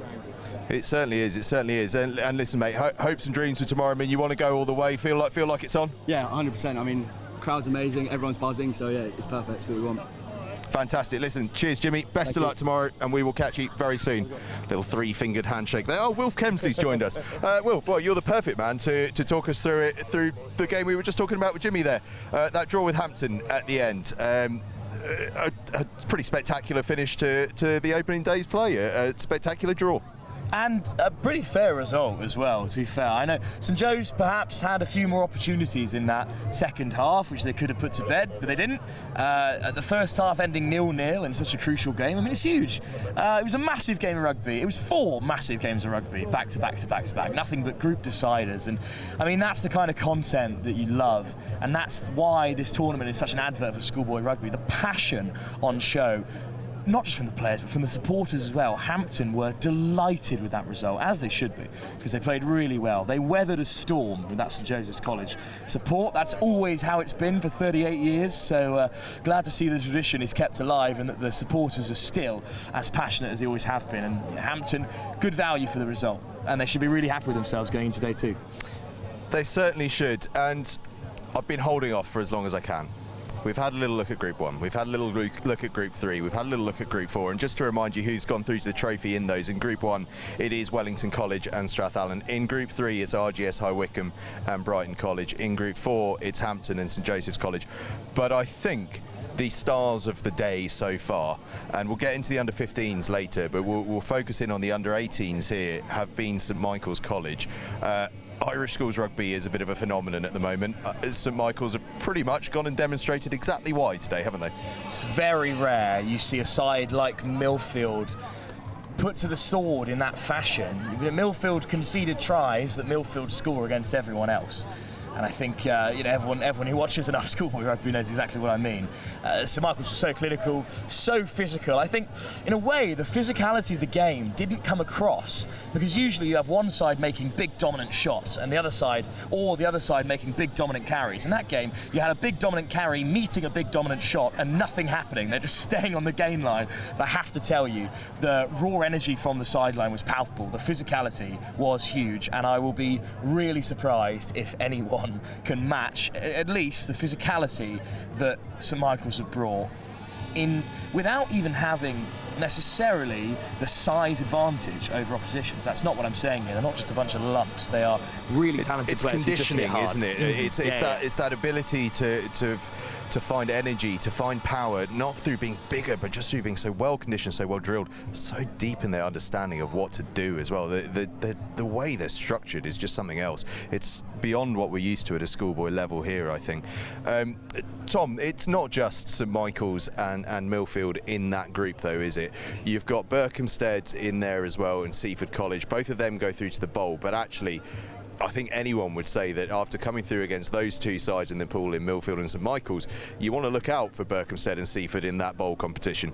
Yeah, certainly, and me and Ben were commentating on their fixture against each other over on pitch 2, and that was a real tussle of a game, and it was great to see both sides being able to put themselves against each other. But as you said, it's really difficult to compete with the kind of level that they've got in the rest of the group. But essentially that's the way that the game works. That's the way that the competition format works in terms of obviously you've got to play against the other teams in your group. You've got to try and match the energy that they can bring, and they're going to go down into the second tier of the competition, but it doesn't mean that the day's over. And that's the great thing about competitions like these. Everyone still has something to play for as they go through. We don't want to see those players, especially at schoolboy level, being sort of pushed out of the competition. Gone are the days where you get knocked out and that's it, you don't even come back for day 2. So all the teams are coming back tomorrow. They've all got something to play for. They all got a point to prove as well, which I think is the most important thing. Certainly is. Right, that's all the groups. We're going to get into under-15s and a few predictions in a bit. But first of all, we're going to speak to a man who knows this place, this tournament, everything inside out. Anthony O'Riordan. How are you, mate? Yeah, really well. Great day. Absolutely fantastic. I'm actually going to talk to you about the under-15s first, because it's new. Yes. And it's been 2 days of excellent stuff. Somehow the under-15s have got sunshine the whole way through as well. I don't know how they've quite managed to do that. You keep telling me that the sun shines of the righteous. It's clearly the righteous of the under-15s. But it's been a great success, hasn't it? It's been a huge success. Every year, as we say every year when we speak to you at this event, we always try to add something a little bit bigger, a little bit better. And we are limited by our campus. As beautiful it is with 65 acres, we try and keep everything outside the front on the 2 main pitches. So the under-15s inclusion this year, which we tried to shoehorn in a couple of years ago, has been a great success, and we think really starts to put that rugby on the pedestal now with the under-18s. Plus, it's great preparation for those schools that are coming into this festival and bringing their junior teams through. Absolutely, and it's, you know, there's a real aspirational element for the lads as well. You know, we've spoken already this weekend about how you had guys on the touchlines looking at some of the under-16s playing in this. Now that drops down an age group, you've got under-15s playing in it, all the while with your ball boys on the touchline as well. There's a real sense, isn't there, that when you join St Joe's, this can happen to you. Absolutely, and that's engineered. Not that we have to engineer it, really. I guess what we're doing is just facilitating the desire of our community. So our young boys within rugby, the world of rugby, typically grow up through the school wanting to play for the first team and wanting to play out here in this festival. And the new coaching team, well, I say new, they're not that new now, with Roland and under Fred's management now as Director of Sport. This year they've just stepped it up another notch with the fixtures and the preparation that's gone in, not just for the seniors but across the board. The blocks are developing, and actually I think that's paying dividend, and we're seeing that out there today. We certainly are, yeah. I mean, if we focus in on the rugby a little bit, the under-18s playing some really good stuff in their group. 2 victories and that draw at the end in a game where they knew they were through to the trophy anyway. And I suppose the bit that I always think with this tournament is that Sunday comes alive when St Joe's are in the trophy competition, doesn't it?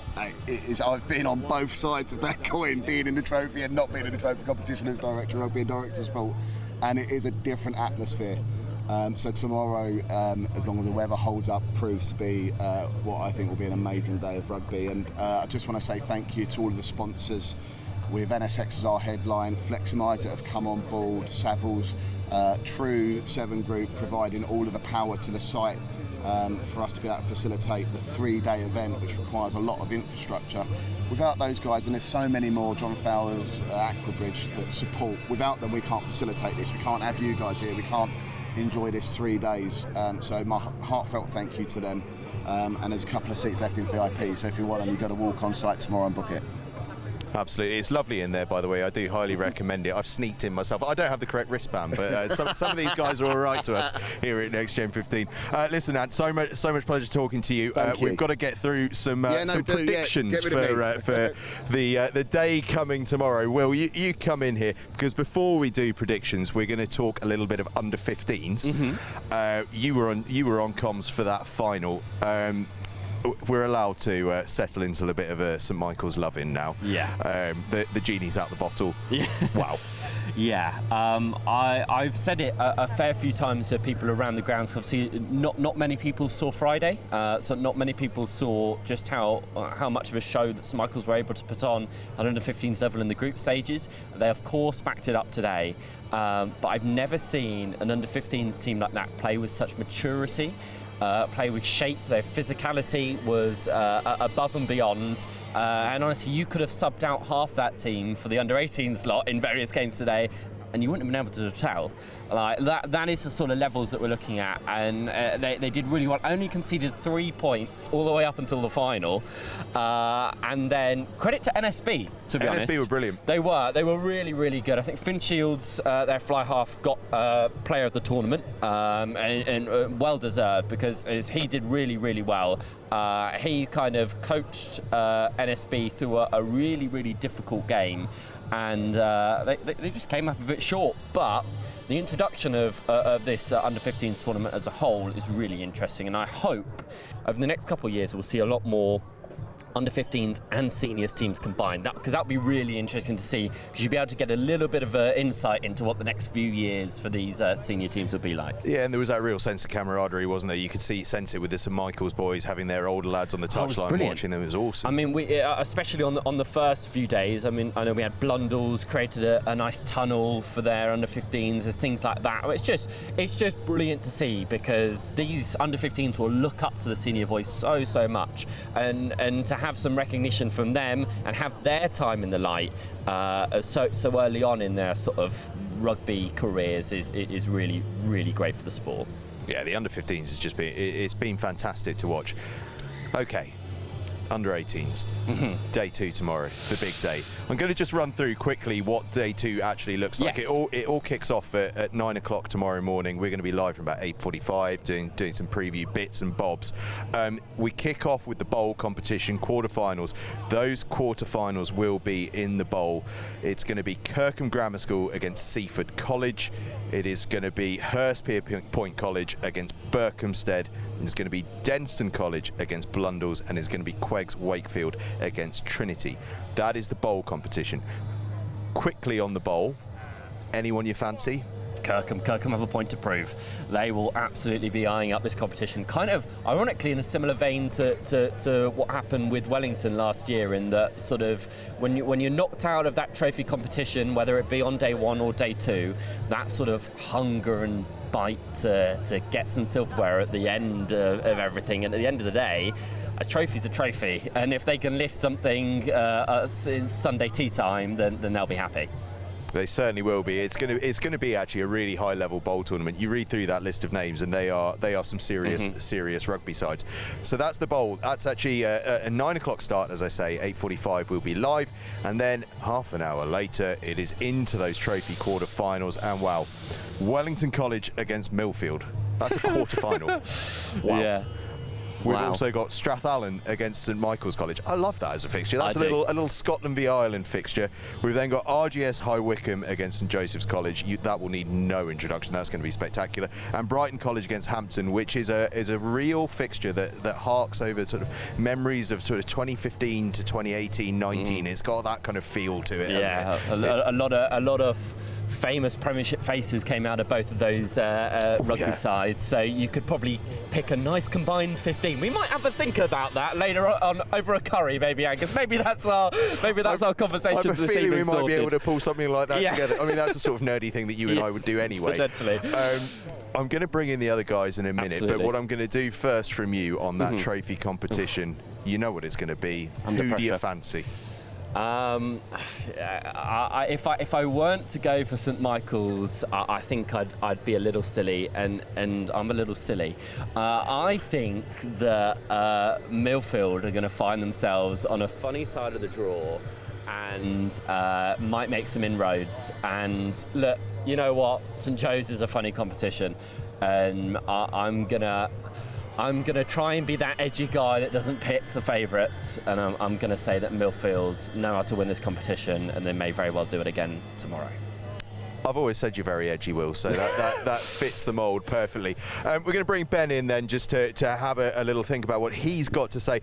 Just to let you know, by the way, so if you lose your trophy quarter-final, you go through to the plate competition. If you lose your bowl quarter-final, you go through to the shield competition. Basically, everyone will play 3 games tomorrow, because if you lose a semi-final in whatever competition you're in, you also get a third-place playoff. So everyone, no matter what they do, plays 3 games, and it all kind of works in a sort of waterfall format. You know the drill. You've all been here before. You know how it works. What we don't know is what's going to happen. You've seen loads of rugby over the course of today. I don't necessarily need a favourite out of you, because I think we're all going to go in a similar way. But who have you seen today who's really impressed you? Yeah, like you say, favourite's probably an easy one. You probably pick the guys from Ireland. But I think in terms of, we had some really good games on our pitch from morning and afternoon, where the teams had to really grind out a result, and they played really smart with the time allocation they have in their games, you don't have a lot of time to make a load of mistakes, and you've got to be really clinical. So teams like Wellington, again, I mentioned them earlier, they were really clinical in what they wanted to do and how they wanted to play. Really key players in their back line and their forward pack stood up and were really strong for them. So I think they were kind of managing themselves a little bit today, hopefully for their point of view to peak at the right time. And yeah, I think they were really intelligent. But for me, that was the difference today. The teams that have fallen into the other competitions rather than the cup is that they haven't maybe structured their day and made the use of their chances has been as clinical as they wanted to be to get themselves over the line. So that'll be the difference. Is those teams that they have a chance and they'll take it. I agree with you there. The way you structure your day is really important. Actually, I'm going to bring in Tom to talk about that because, Tom, we're just discussing the way that how you structure a day, and actually how you use your squad can be really important. And actually, the way my mind is thinking on that is that St Michael's, although obviously they are utterly brilliant, and they are rightly probably everyone's favourites, much as Will's tried to be edgy. Always. What they did do is they went hard in every game, and if there's one thing we do know about this tournament is that to get all the way, bodies that are still going is pretty much the sole purpose of the day. You need to be fit and healthy. Could that bring in the likes of your Millfields, your Wellingtons, etc.? Yeah, definitely. I think it opens the door. Obviously, for St Michael's, I've had to travel over, so I'm not sure how much depth they've been brought to the tournament. Obviously, you've got your 23-man squad for the fixtures, but I'm not sure if they've got a few extras sort of hanging around. Who knows? Maybe they've got someone that's been sat back for today, ready to come in and break the mould. Who knows? Surely they can't go up a level. Surely. You wouldn't think so, but you never know. You know, they've really come in with an impact here. And talking about resting those players, we saw in the under-15s competition yesterday, RGS doing that straight away.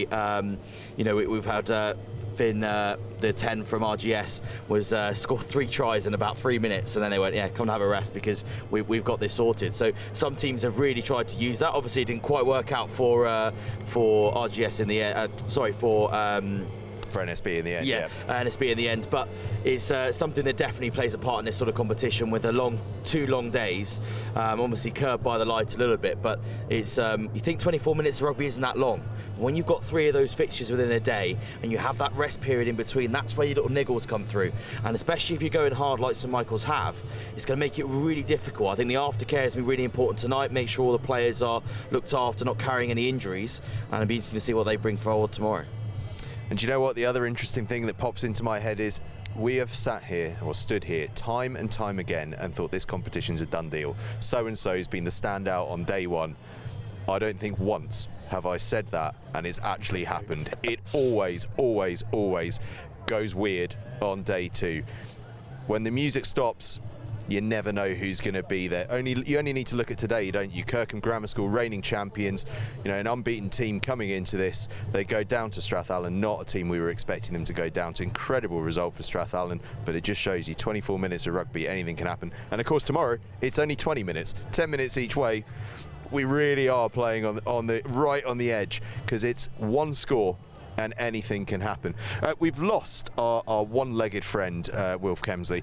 I'm only joking. He's got 2 legs. He's done his MCL. One working leg. One working leg. That's the word I'm looking for. There we go. One working leg. We've lost him, so we won't get to pressurise him into making a prediction, which is a real shame, because it's one of my favourite things to do, is to pressure Wilf into making predictions, because he doesn't. We know where he wants to go. He doesn't like making it. The heart wants to go for one thing, but the brain is always thinking and wandering elsewhere. I always have to caveat it that he can't say St Joe's, but I know what he'd take a leaf out of Will's book and go edgy and say Wellington College. I reckon that's my little bet on what Wilf would say. And hey, I can say that's what he said. So if it doesn't come true, we'll just say definitely agree that was what he said, wasn't it? Listen. That's all we've got time for this evening. What a massive, massive opening day it has been here at the 38th St Joseph's National Schools Rugby Festival. Absolutely incredible. The reigning champions are in the bowl. St Michael's College are the favourites. They've already wrapped up one. Could they make it an historic double? No Irish side has won here since Blackrock College in 2000. But there are a whole bunch that are not going to let them have it their own way. You've got 8-time champions Millfield right up there among them. it all remains to be seen tomorrow. Join us live from 8:45 tomorrow morning. First game kicks off at 9 a.m. and then it's into those trophy games half an hour later. Join us for a whole heap of fun tomorrow. Till then, good night and thanks for watching.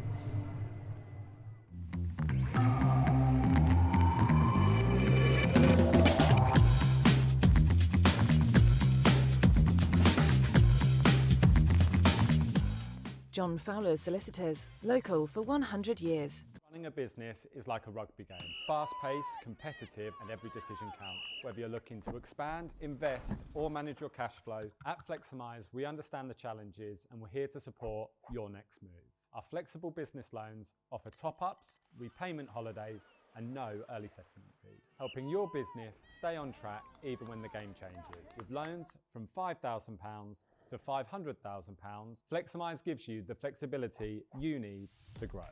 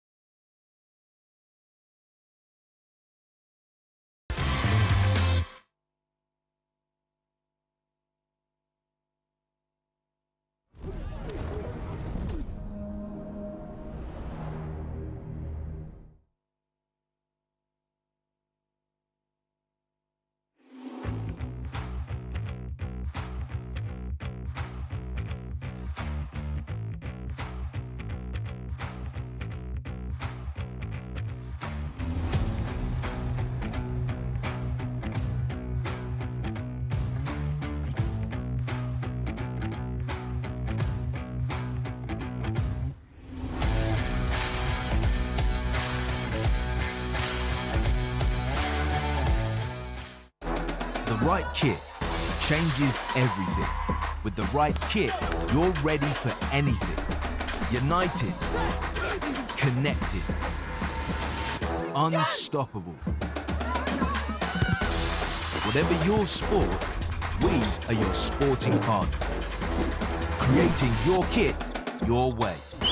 For every team, for every challenge, for every aspiration.